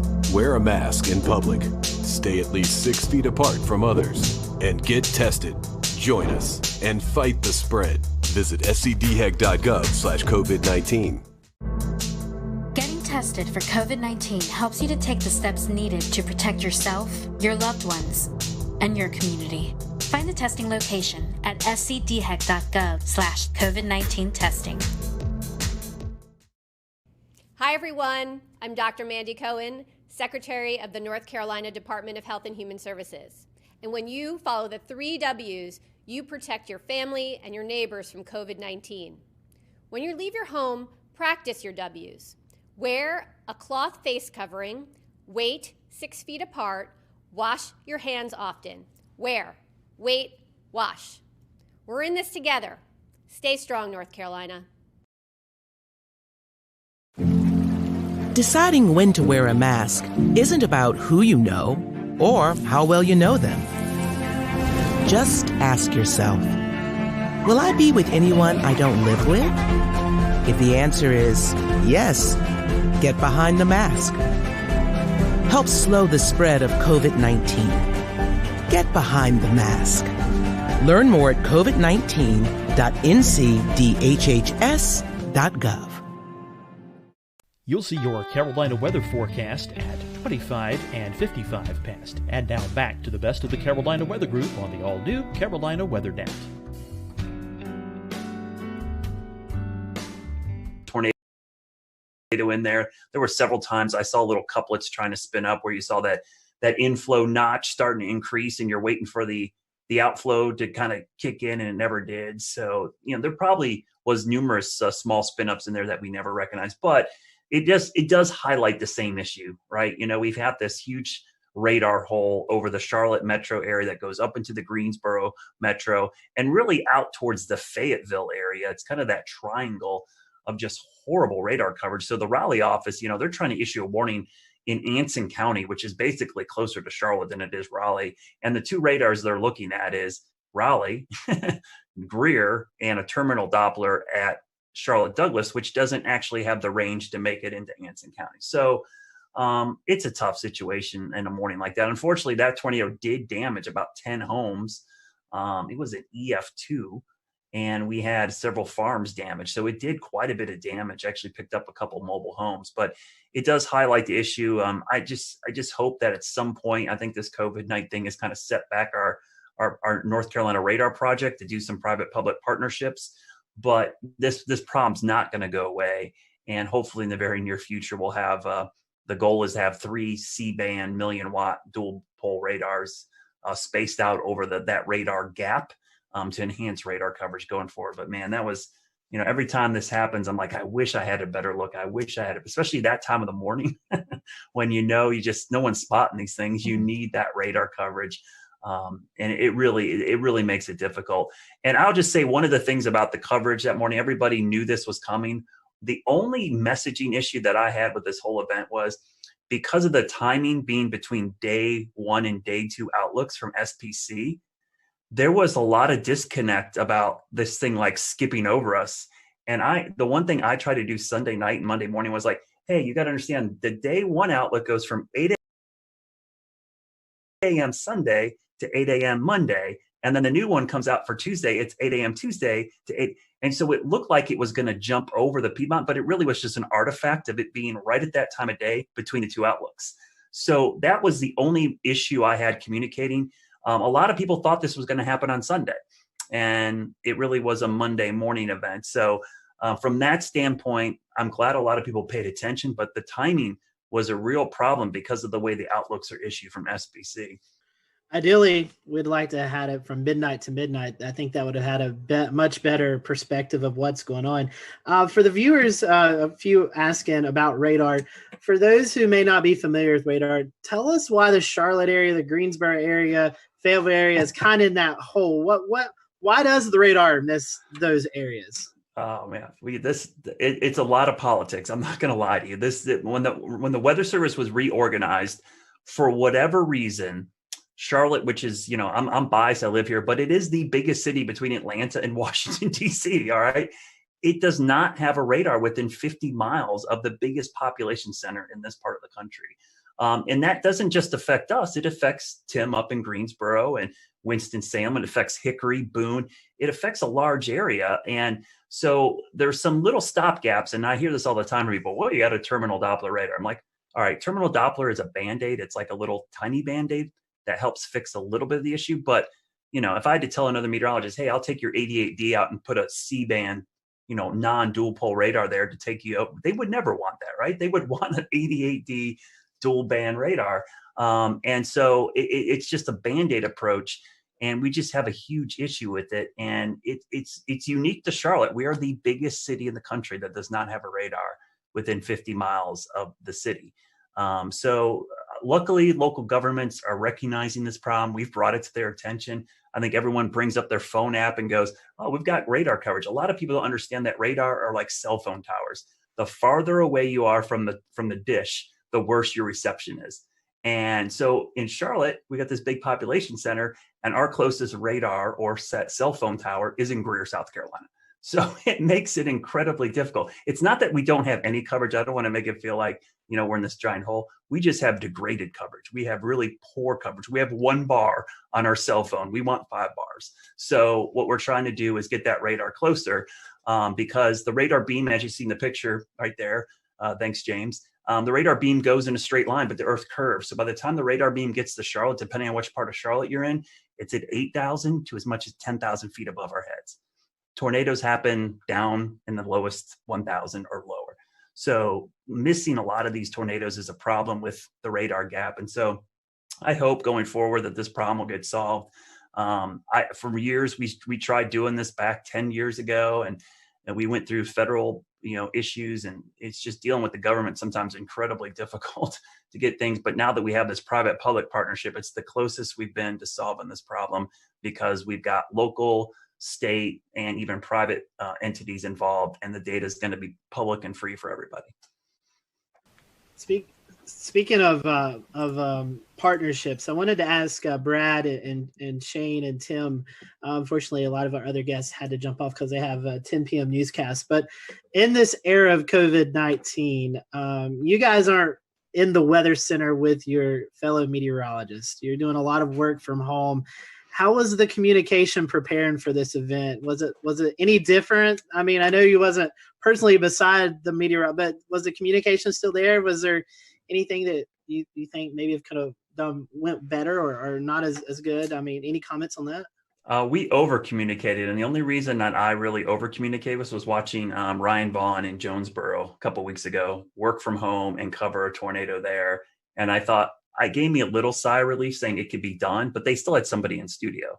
So we talked a lot over the weekend. We had probably 2 or 3 Zoom calls over the weekend talking about coverage. And I said, if this was not COVID-19, I would be in the studio right now. And luckily my general manager and news director said, you know what, we want you in the studio too. So for the first time in a month, I was actually in the studio instead of home. And I worked in the morning show. Normally I'm an evening shift person. But I came in and tag team with Larry. We did do social distancing. We never crossed paths. We stayed away. I stayed in one location, which unfortunately meant I didn't get to go to the key wall, but I could be in the weather center with a standing shot and do it. So I think, and to answer your question, Scotty, we actually over communicated, probably more so than we ever had, because we knew the logistics of this was going to be really problematic. Yeah, just to echo that, we did the similar thing. We had the fun part about planning is you get to be on Zoom calls with your boss like every other day, right? So we had a lot of Zoom calls just like this, and it made planning a little bit more tricky, because we really had to advocate for the necessity of being in the studio. And it's not just a presentation thing, like that's somewhat cosmetic, but I don't have a generator at my house. None of the folks on our weather team do. So that was really the thing. What if, and we have 3 folks working, but it could sure happen that all of us lose power. So we really needed to be there. But when we were, I was at we have a separate room key wall. I was there. I didn't talk to anybody. You can see Ruben is and zooming. then in the studio, Taran Kirksey was there in front of a monitor wall with a computer with our graphics. And we had another meteorologist at home just doing like this and Facebook and stuff. So it really worked out well, but it was more planning and, just jumping through all the hoops that we all have to do just to go to the grocery store or something like that now. Strange. Yeah, I think kind of just like adding on top of that, this situation has brought anything, it's teaching everyone, in the communication field, how to communicate even more, or the importance of communicating more. In our case, we are still fully broadcasting from our station. We don't work from home. I typically will do noon shows twice a week, and then I do double shifts on the weekend, all of our morning and all of our evening shows. So I'm usually the only one in the station for the meteorologist on Saturdays and Sundays anyway. So I was closely monitoring it. And whenever I saw it on one of my weekday shifts, I think I had sent an email out and said, I think we should go ahead and just start having a plan in place. This is our first time trying it with social distancing. So I think it's even more important that we start planning further in advance. And I just think these are times like this where you do learn how crucial communication is between a team. And I think it really applies for all fields, not just our specific industry. We started it with an email chain. We did not do Zoom conference calls because I don't like my employer to know how many times I'm wearing pajamas when I'm on the call. So it is all on the phone only. But at the end of the day, you're keeping in touch with them. You are making sure that there's consistent points that are going to every single one at every level so that everyone is on the same page.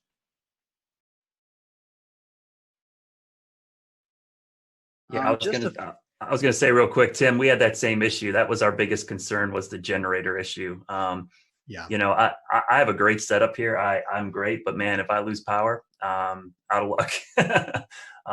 You know, I have backup for my router, but I don't have backup power to my computer or backup power to any of the lights. So that was a big concern. And I thought for sure with just the wind field that we were going to have trees and power lines down all over the place, so we would lose power. So yeah, that was an easy call for us. And honestly, it was kind of nice to be in the station. Not that I wanted to be covering severe weather at 2 o'clock in the morning, but man, it wasn't nice. It's the first time I saw my morning meteorologist in a month. So yeah. it was really cool to be in there.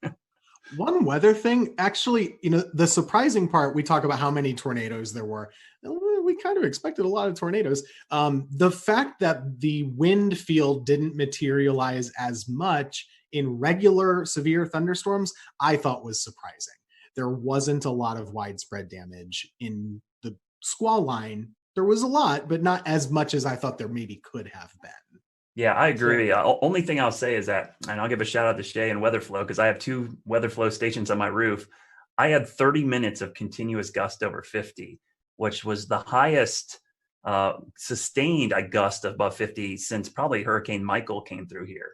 I've had those things for 2 hurricanes passing overhead, or at least the remnants, and that was by far the highest.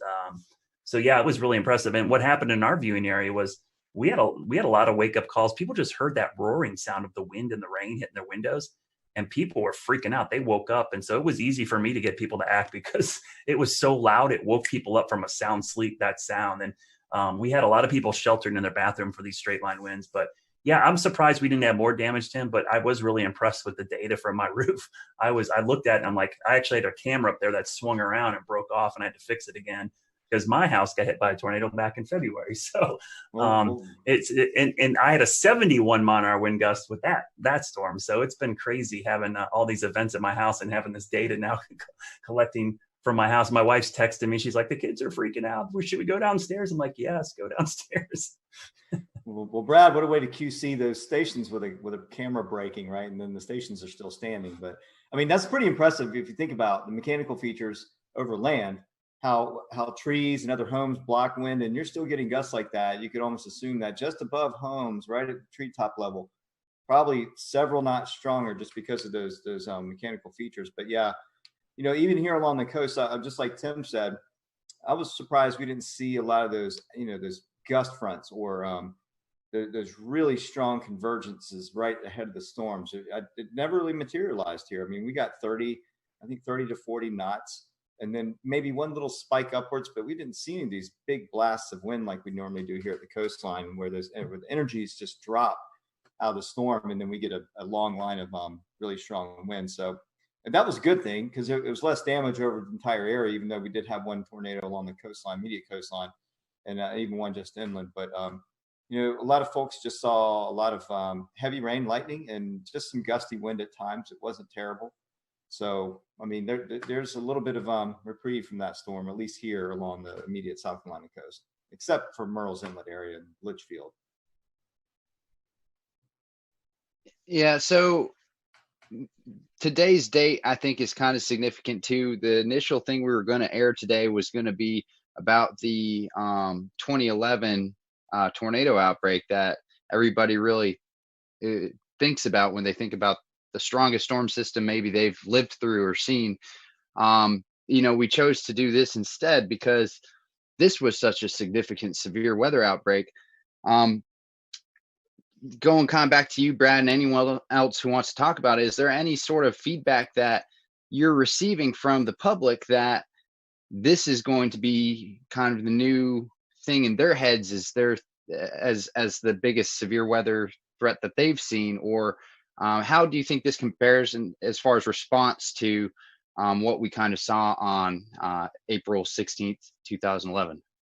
I remember that April well, because that is the highlight of that month. But there were 4 separate significant severe weather events back in April. We had a derecho, we had baseball-sized hail, and we had the tail end of the Tuscaloosa tornado outbreak actually affect the Carolinas. And then April 16th, which I remember that night because I stayed up all night long and watched that line of supercells pass over Charlotte, not touch down, and then immediately as the sun came up, start spinning. But I think what helped us out on Monday, 2 things. One, COVID-19, everybody's home.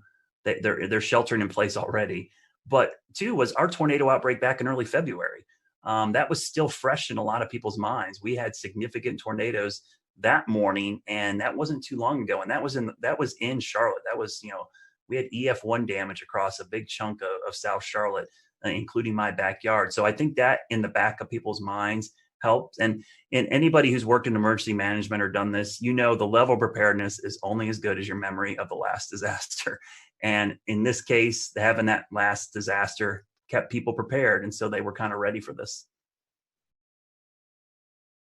Yeah, for here, this one is not going to be remembered for years for most of the Piedmont area, and at least near the Triad, I wouldn't say, except for the folks who actually were in the tornado path in Alamance County. Just to add to this time of year, it's always very busy. 2 years ago today is the anniversary of the Greensboro tornado, which is still so fresh. We had a reporter do a story today. How is East Greensboro doing? The answer is, still not great.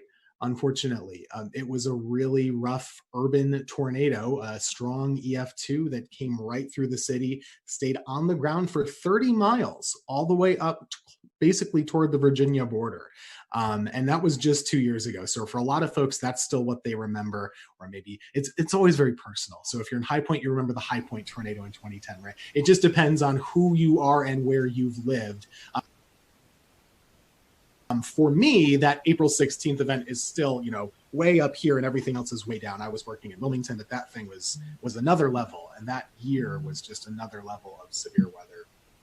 And I'll just add my own commentary to that. It was a year ago that we had a tornado outbreak here in the Carolinas. I don't even remember the number, but a year later, our thought is already bouncing back to 2011 and not a year ago. Yeah, that was 12, and it was Good Friday. I remember that very clearly. You're right. Scotty, I think that was the first time you sought shelter in your... I remember doing that, but I couldn't remember what date it was. Like, I forgot 2 years ago. I knew the Greensboro tornado, but I didn't know it was today's date. That's Monday the 13th is my son's birthday. And I remember on his first birthday, we were doing severe weather coverage, and on his second birthday, we were doing severe weather coverage. Yeah, I was in the basement live on this show when that happened. So yeah, crazy times. But anyways, guys, thank you so much for coming on. As Tim was talking about, I'll go ahead and kind of let the secret out of the bag. We pre-recorded the April 16, 2011 look back. So next week we're going to be airing that. So you'll see Tim back next week on our show. He'll be with us with a lot of other great meteorologists who kind of look back over that event. So we just hope all those, especially who are affected by this tornado outbreak, our thoughts and prayers are with you guys, and hopefully you'll recover quickly. And like Tim and Brad has said, this is the peak season for severe weather in the Carolinas. So we'll continue to monitor the weather for the rest of the month, and even into May is really kind of a high peak for severe weather. So we appreciate you joining us tonight. Big thank you to all of our guests tonight. This was a last minute show, and we got coverage from every market except the Raleigh market, but I don't really think there was much going on in severe weather-wise with tornadoes in that market. So we appreciate everyone coming on tonight, and we will see you back here next Wednesday night for another edition of the Carolina Weather Group, and we hope you have a safe and happy weekend.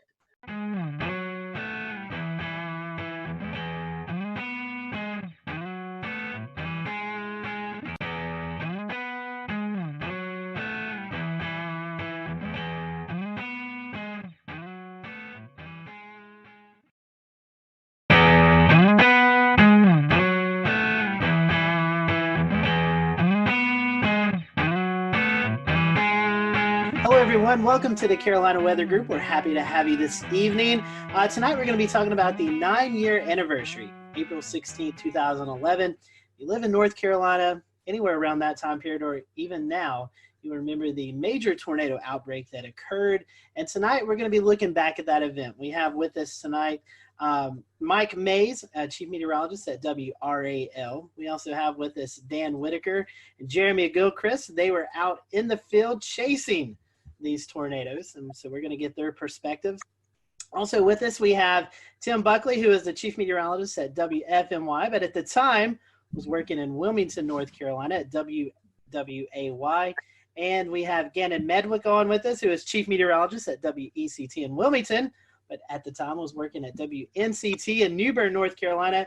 And we have with us Jeff Orrock, and he is the meteorologist in charge at the NWS office in Wakefield, Virginia. But at the time, he was also working at the NWS in Raleigh. So we have a big group of guests with us tonight. So looking forward to each and everyone's perspective of this event. I do want to hand it off to Mike first, kind of let him give a brief background of his recall of this event, because he has to run and get some things done. So Mike, I want to kick it off to you first, and tell us a little bit about your perspective. I know you was on the air during the event, so kind of talk to us about the lead up to the event and any memories during covering the tornado that you remember.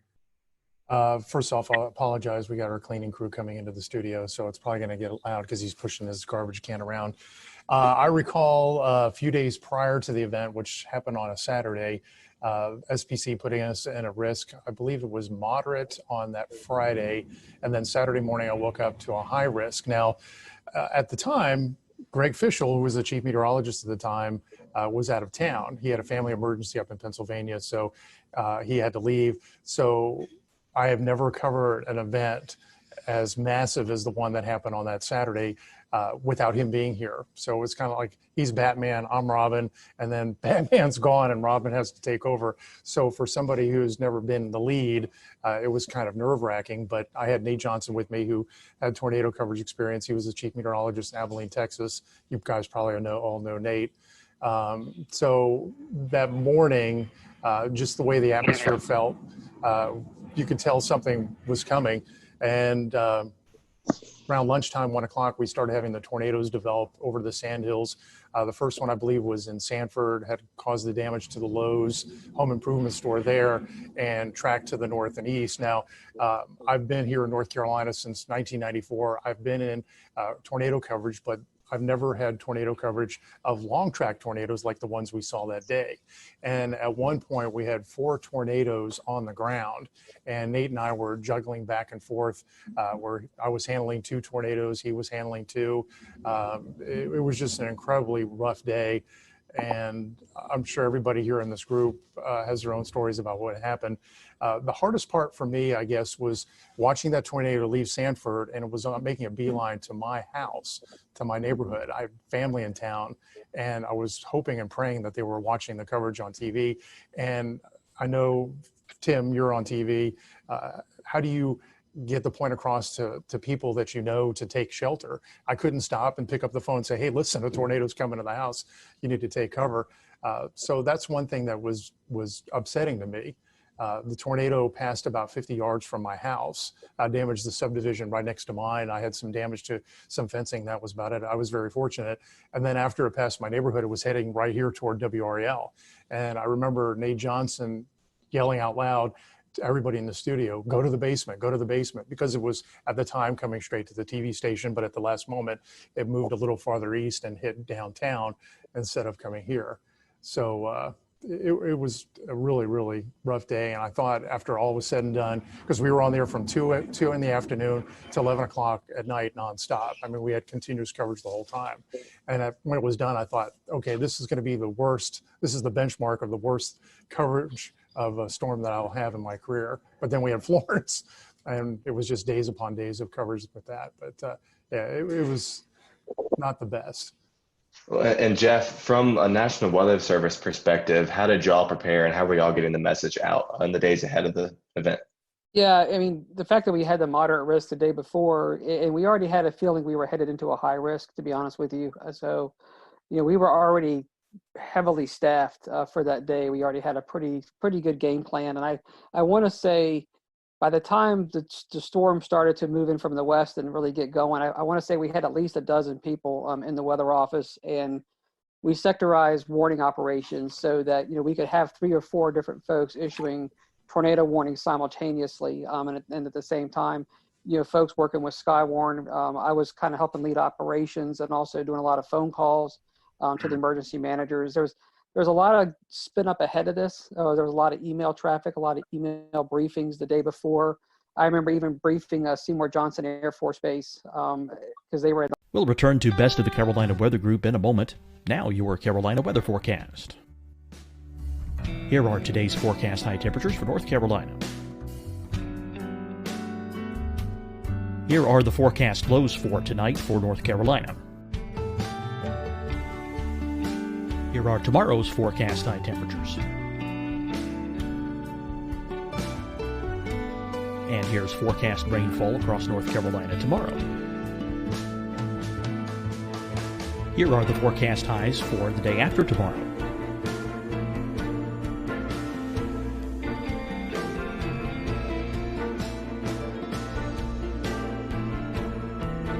And here's the forecast rainfall across North Carolina for the day after tomorrow.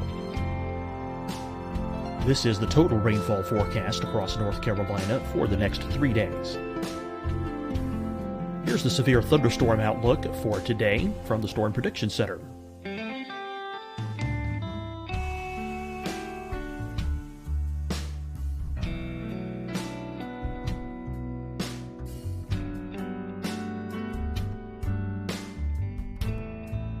Here are the forecast high temperatures for today for South Carolina. Here are the low temperatures for today for South Carolina. Here's the probability of precipitation forecast across South Carolina today. And here are the rain chances across South Carolina tonight.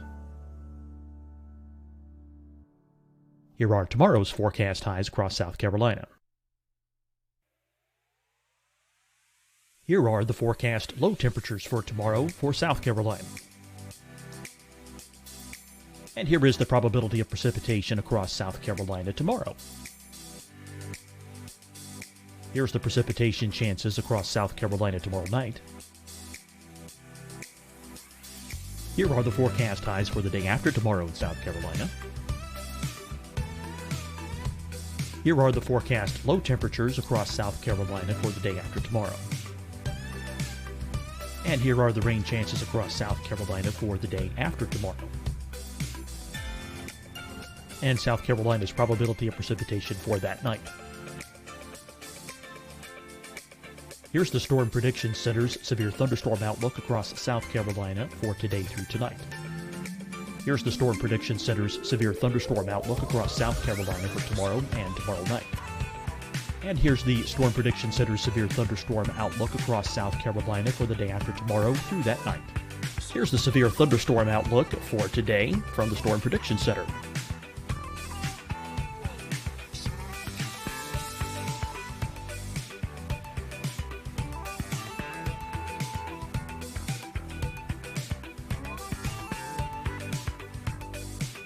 And now here's a live look at weather radar across the southeast. Fight the spread and take a stand against coronavirus. Wear a mask in public. Stay at least 6 feet apart from others. And get tested. Join us and fight the spread. Visit scdhec.gov/COVID-19. Getting tested for COVID-19 helps you to take the steps needed to protect yourself, your loved ones, and your community. Find the testing location at scdhec.gov/COVID-19 testing. Hi, everyone. I'm Dr. Mandy Cohen, Secretary of the North Carolina Department of Health and Human Services. And when you follow the 3 W's, you protect your family and your neighbors from COVID-19. When you leave your home, practice your W's. Wear a cloth face covering, wait 6 feet apart, wash your hands often. Wear, wait, wash. We're in this together. Stay strong, North Carolina. Deciding when to wear a mask isn't about who you know or how well you know them. Just ask yourself, will I be with anyone I don't live with? If the answer is yes, get behind the mask. Help slow the spread of COVID-19. Get behind the mask. Learn more at covid19.ncdhhs.gov. You'll see your Carolina weather forecast at 25 and 55 past. And now back to the best of the Carolina Weather Group on the all-new Carolina Weather Net. And some of the precautions they were taking down there, in the east. So there was a lot of preparation for it. It's kind of one of those things where, like Mike was saying, everybody knew something bad was about to unfold. And I had been through Gerald, Texas, the tornadoes out there. And so, going into this event, that was kind of in the back of my mind that, we're headed into something, pretty big. And I do remember talking with Wake County and trying to explain what does a high risk day mean? I mean, and the way we taught this in Texas was that, someone's going to die today. I mean, these are going to be big, long track tornadoes. And this is going to be some serious stuff. Jeff, you're talking about Skywarn, the Storm Spotter group, and Jeremy and Dan. I want to bring you in here in just a second. But I imagine, like we were talking about, social media not really that big of a thing at the time, with tweeting in reports, giving Facebook reports of the storm. How key were the Skywarn Storm Spotters for you that day? Yeah, and we've always had a great network across central North Carolina, so they've been outstanding. So we were getting a lot of real-time reports from spotters. They were calling on the phone. We actually had ham radio operators. I want to say we had 2 or 3 in the office ready for this. So the network was just lighting up. We were getting a lot of reports, almost to the point where as it approached Holly Springs, I mean, you couldn't keep up with them all. So that was a huge asset, and just a lot of people just calling in on the phone. It wasn't. We didn't have the social media like we do today, but we really pretty much knew what was going on. We had heard the Lowe's had been destroyed. About the time it was getting into Wake County, we'd already heard that the Lowe's hardware had been severely damaged or destroyed down there. And of course, you could see the debris ball on radar. So you kind of had a sense that this was really serious stuff going on. But there was a lot of great real-time reports, not only across the Raleigh area and down towards Sanford, but also with the Fayetteville up to a Wilson tornado. I mean, we had a lot of great reports with that as well. Mike, one question for you made me think. You're saying that before Florence, this was the biggest event you covered. Do you see any storm fatigue, even from 9 years from now, people kind of comparing severe weather events to April 16th? There was a lot of anxiety every time a risk would come up. You'd feel that. You'd feel what happened on April 16th. I would worry every time we had a SPC 3-day outlook, and on the 3-day outlook there was like a enhanced risk or maybe just a slight risk, and what it would be when we finally got to that day. And I got to the point where I was dreading severe weather coverage because of what happened that day. I'd get anxiety, I'd get scared, but I've gotten past that, and that's a good thing. I remember that day when we had the 4 tornadoes on the ground at one time. I was worried about, okay, how are we going to cover this? You can't show everything at one time. And we had to make sure, Nate and I had to make sure that we spent enough time on each storm to let people know that, it was coming to their communities, that they had to remain safe. But how do you juggle 4 tornadoes, inform everybody in their paths, and make sure you allot enough time so they know what's going on? We tended to hang with the one that went through Raleigh more and Fayetteville more because it was affecting larger populations, but that was the hard part and the worrisome part, that we weren't giving enough, coverage to one tornado and giving too much to another one. Tossing over to Tim and Gannon as well real quick. This was a career-defining event, one of the biggest, or definitely the biggest in North Carolina. Are there any specific memories or stories that you remember hearing about that day from viewers? So I was in the Wilmington area, and if you look at the map, the final one with all the red lines, it confirms where all the tornadoes were. Oftentimes the worst stuff doesn't quite get to Wilmington. right? And in this case, it didn't either.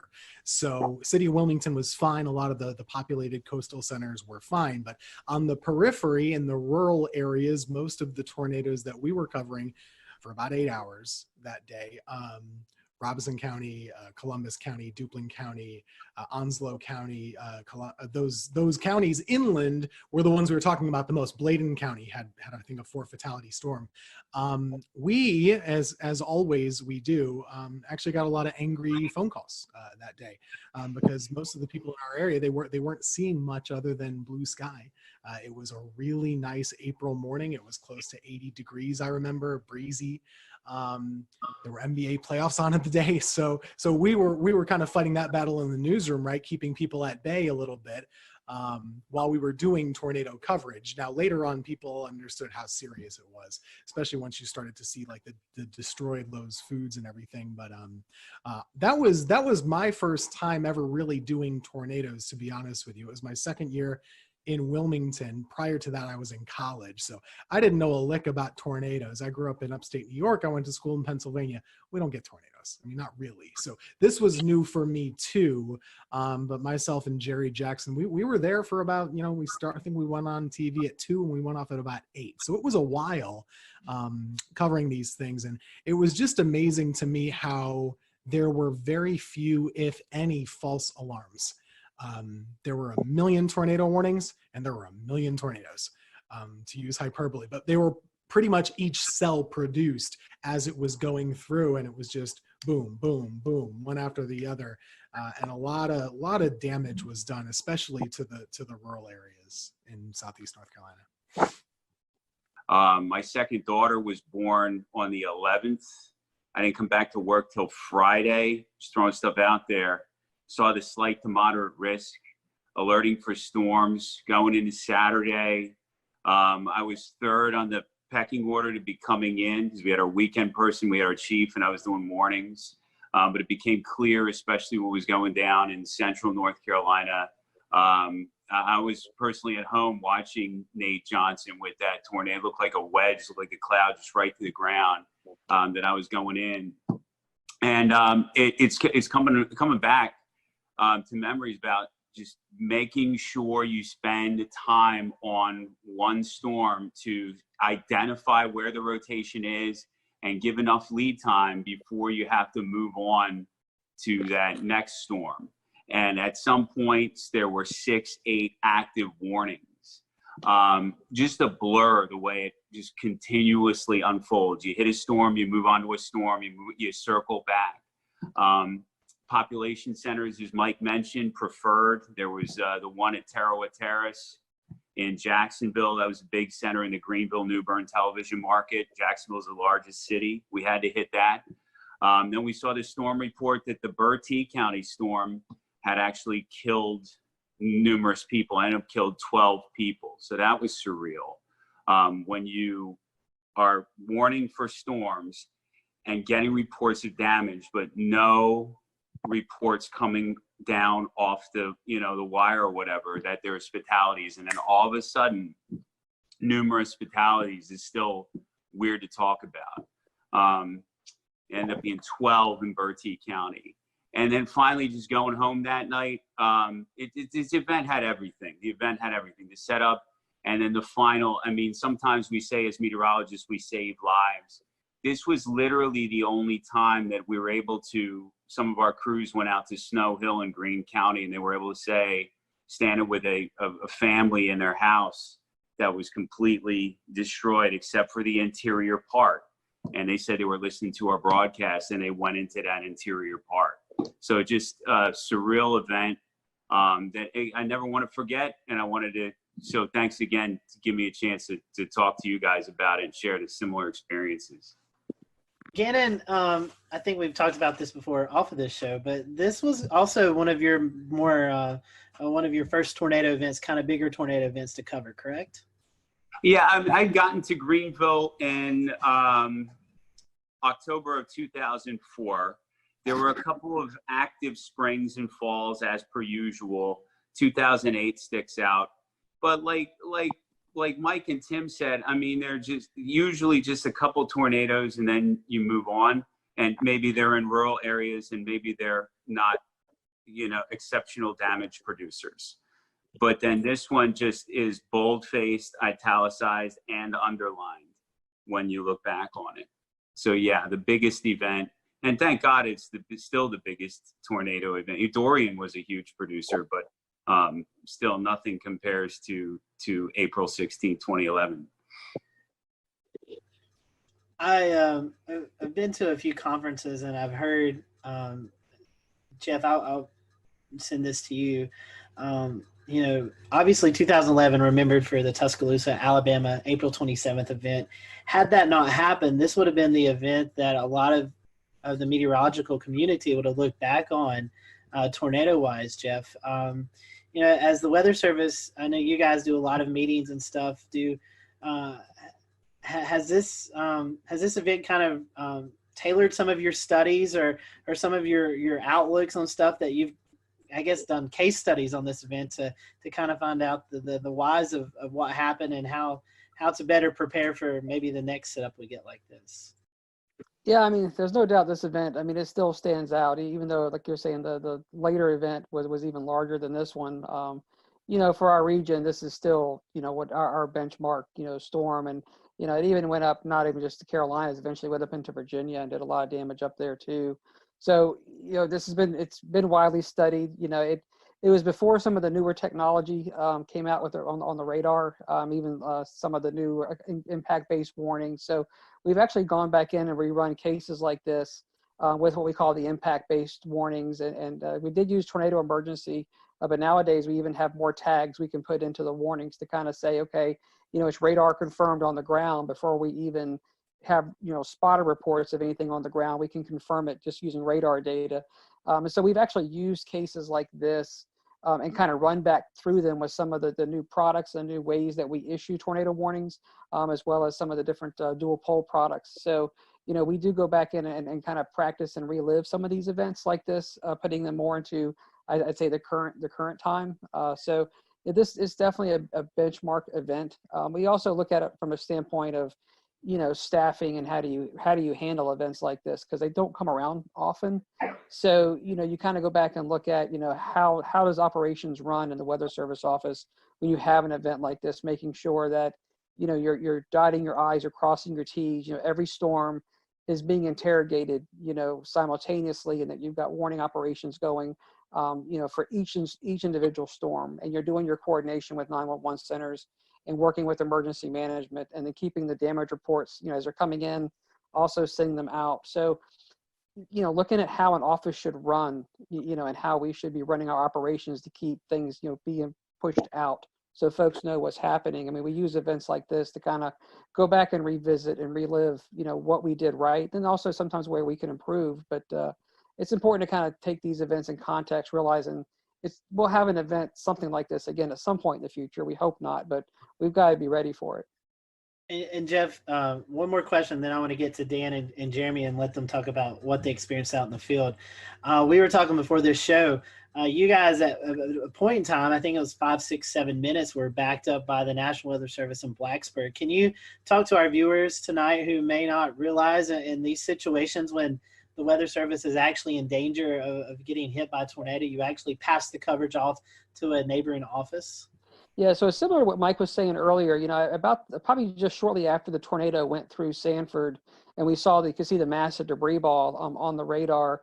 Before it got to Holly Springs, we realized that this thing was coming into most likely southern Wake and eventually the south side of Raleigh, where the Weather Service office was. So I remember I picked up the phone and talked to the Blacksburg office. So we're paired so that a neighboring Weather Service office can really kind of basically restart their computer system, and they can come up as if they're, the Raleigh Weather Service office. So we called them probably almost half an hour out to just said, hey, look, we may get to the point where we've got to be backed up if this thing gets too close, so be ready to go, giving them a chance to get the radar up and running, the warning system up and running, things that they would need. And I think we called them back, I want to say about probably 15 to 20 minutes later, and we basically said, okay, this thing may really come get us now. And so I remember saying, if you hear from us again, you've got it. And so then what we started doing is we had 12 people in operation. So as it got closer, we started funneling some folks downstairs into the lower part of the building. And we kept 3 of us up in operations. And literally about the time we could see insulation and things falling outside the window, we picked up the phone and basically told Blacksburg, okay, you've got it. We're sheltering at this point. And we had already issued the tornado emergency for Raleigh. So the warnings were already out for Raleigh. And then we sheltered downstairs, like you're saying, for probably about 7 minutes. And then came up, and the tornado passed just to our east, going up South Saunders Street. Dan and Jeremy, y'all had a very different kind of experience. You guys were actually out in the field chasing these long track tornadoes. I guess, Dan, we'll start with you since you're the first on my screen. Kind of give us the firsthand perspective. What was it like actually being there within a mile of these monsters? One of the things that we had at the time that we still use that was very active was the NC Storm Chasers and Forecasters group on Facebook. And fortunately, there's a lot of information coming in through there being funneled in as well. And I remember I was in Alabama, I caught the storm, and all of a sudden there started being people kind of looking at some of the parameters for the next day in North Carolina. This was when it was at a moderate, I guess, before it got pushed to a high risk. And one of the things that was being looked at was how the storm system I was currently inside and what was turning into a squall line in Alabama was going to keep pushing across into North Carolina. And they were seeing on the HRR runs how basically that squall line eventually was going to break apart into supercells. And that's when really the tornado potential would strengthen. And so when that started coming into play, I just hauled it right straight back towards North Carolina, drove all night long, and made it into Greensboro, Burlington area for the start of where the tornado warnings really kind of got going.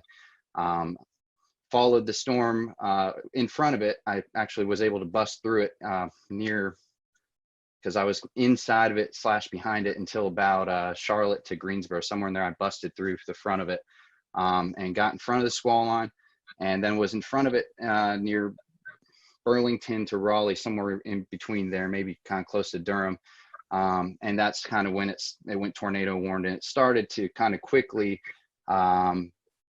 overwhelm my vehicle and me and my ability to keep chasing it. There's a couple things that were very clear about this storm system and about these storms, which is one, they were very fast moving. I remember they were going about 60 to 80 miles an hour. Was what I was trying to keep up with and stay in front of, and position myself in hook echoes so that I could try and get a good visual of these, for the most part, pretty rain-wrapped, low nature storms that were just hard to spot. I had great luck in Alabama the day before. I actually found myself up on a hill is kind of how I was able to see that tornado so well for such a long period of time. But this day it seems, in North Carolina, a lot more heavy rain, a lot more heavy wind. I basically ended up inside of some severe winds going, just at a guesstimate, 50 to 70 miles an hour at the very least, sideways blowing rain.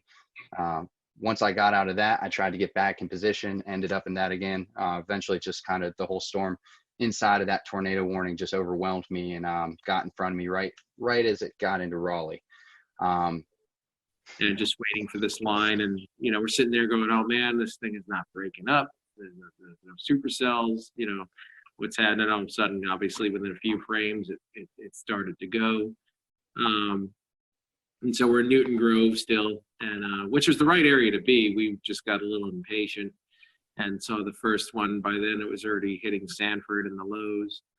And we decided to speed on towards Raleigh to try to get it there. And I do remember, as Mike Mays said earlier, the broadcast, Kevin had his ham radio with us. He had a ham radio in the car because he was doing the storm spotting. But I do remember that specific broadcast said, do not approach Raleigh, stop where you are, and all this stuff. And one thing I do remember about that whole day is just a surreal feeling that I can't even describe of the atmosphere. And the winds, even outside, the thunderstorms are blowing 40 to 50 miles an hour. lots of inflow into these supercells from a long distance away, blowing dust and all of that. But when we got to Raleigh, as it was said, it went up South Saunders Street. We were not far from there, coming onto the Beltline, and it was. I remember specifically seeing the power flashes just to my left as we were coming in, and we stopped right there because we knew it was rain wrapped. We couldn't see it, and we looked for an exit after that. And then we were trying to decide: do we, for about a couple of minutes, do we try to keep up with this one? We all knew that the storms, as Dan said, were doing, forward speeds of 60 to 80 miles an hour. We're already behind it. We're in a metro area. We're like, no, let's get out of here. Let's go for the next one down the line. That was the Wilson storm. And interestingly enough, that storm hit Fayetteville first, that next cell down the line. And I have a friend there who was in contact with me pretty much before we were chasing the Raleigh one, saying, do I need to take shelter? Is this the real deal? And I looked, and the couplet was almost on top of them, and I'm like, yes, get in, And they got into a closet, and the tornado did hit their house. Fortunately, at that point, it was the start of that tornado's path, so it was weaker. They had a few shingles gone, but up the road from them, it turned into EF3 damage. So, but they were, they did take precautions, and they were fine. I didn't find that out till later, but. So then I had to beat the forward flank of that next cell, so coming out of Raleigh. So I was speeding, definitely, to beat that forward flank, to get, I didn't want to get cored and then stuck and miss knowing how fast these storms were moving.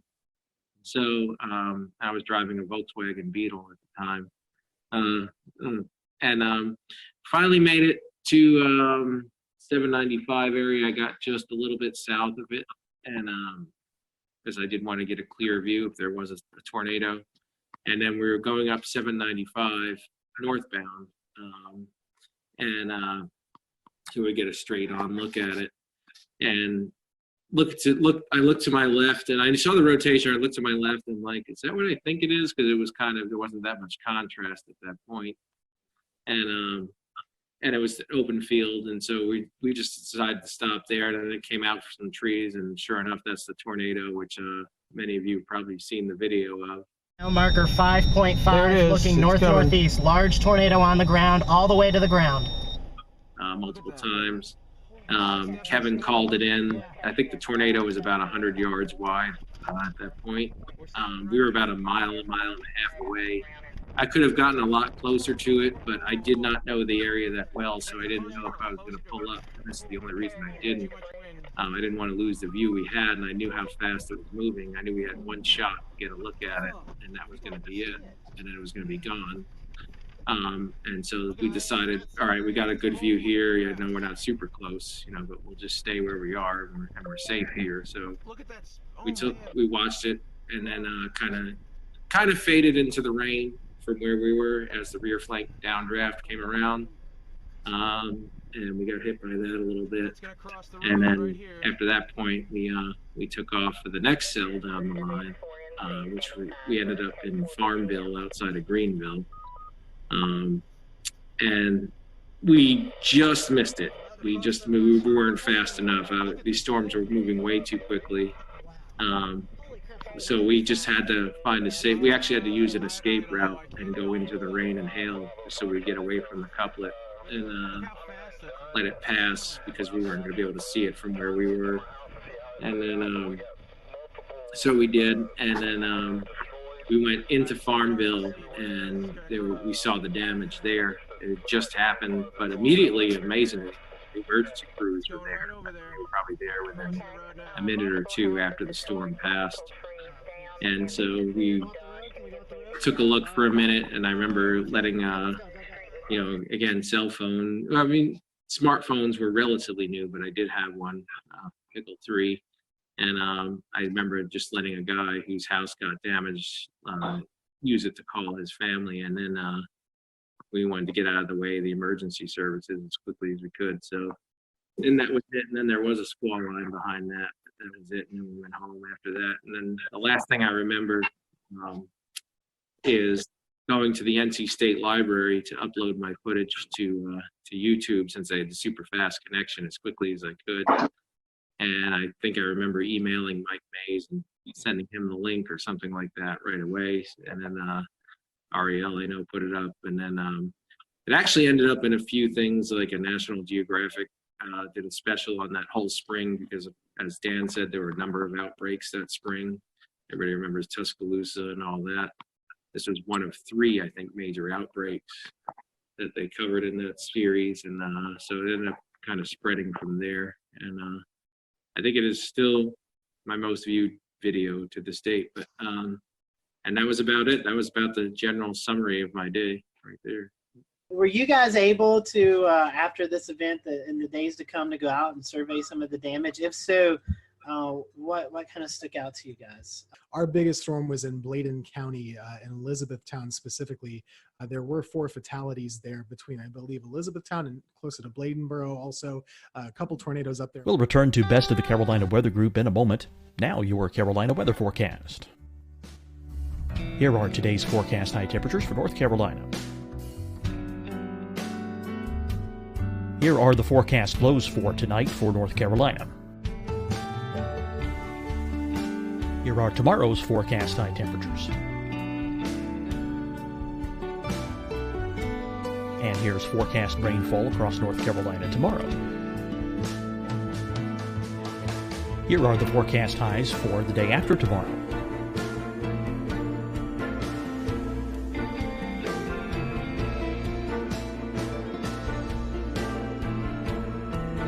And here's the forecast rainfall across North Carolina for the day after tomorrow.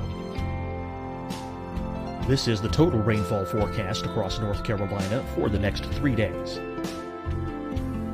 Here's the severe thunderstorm outlook for today from the Storm Prediction Center.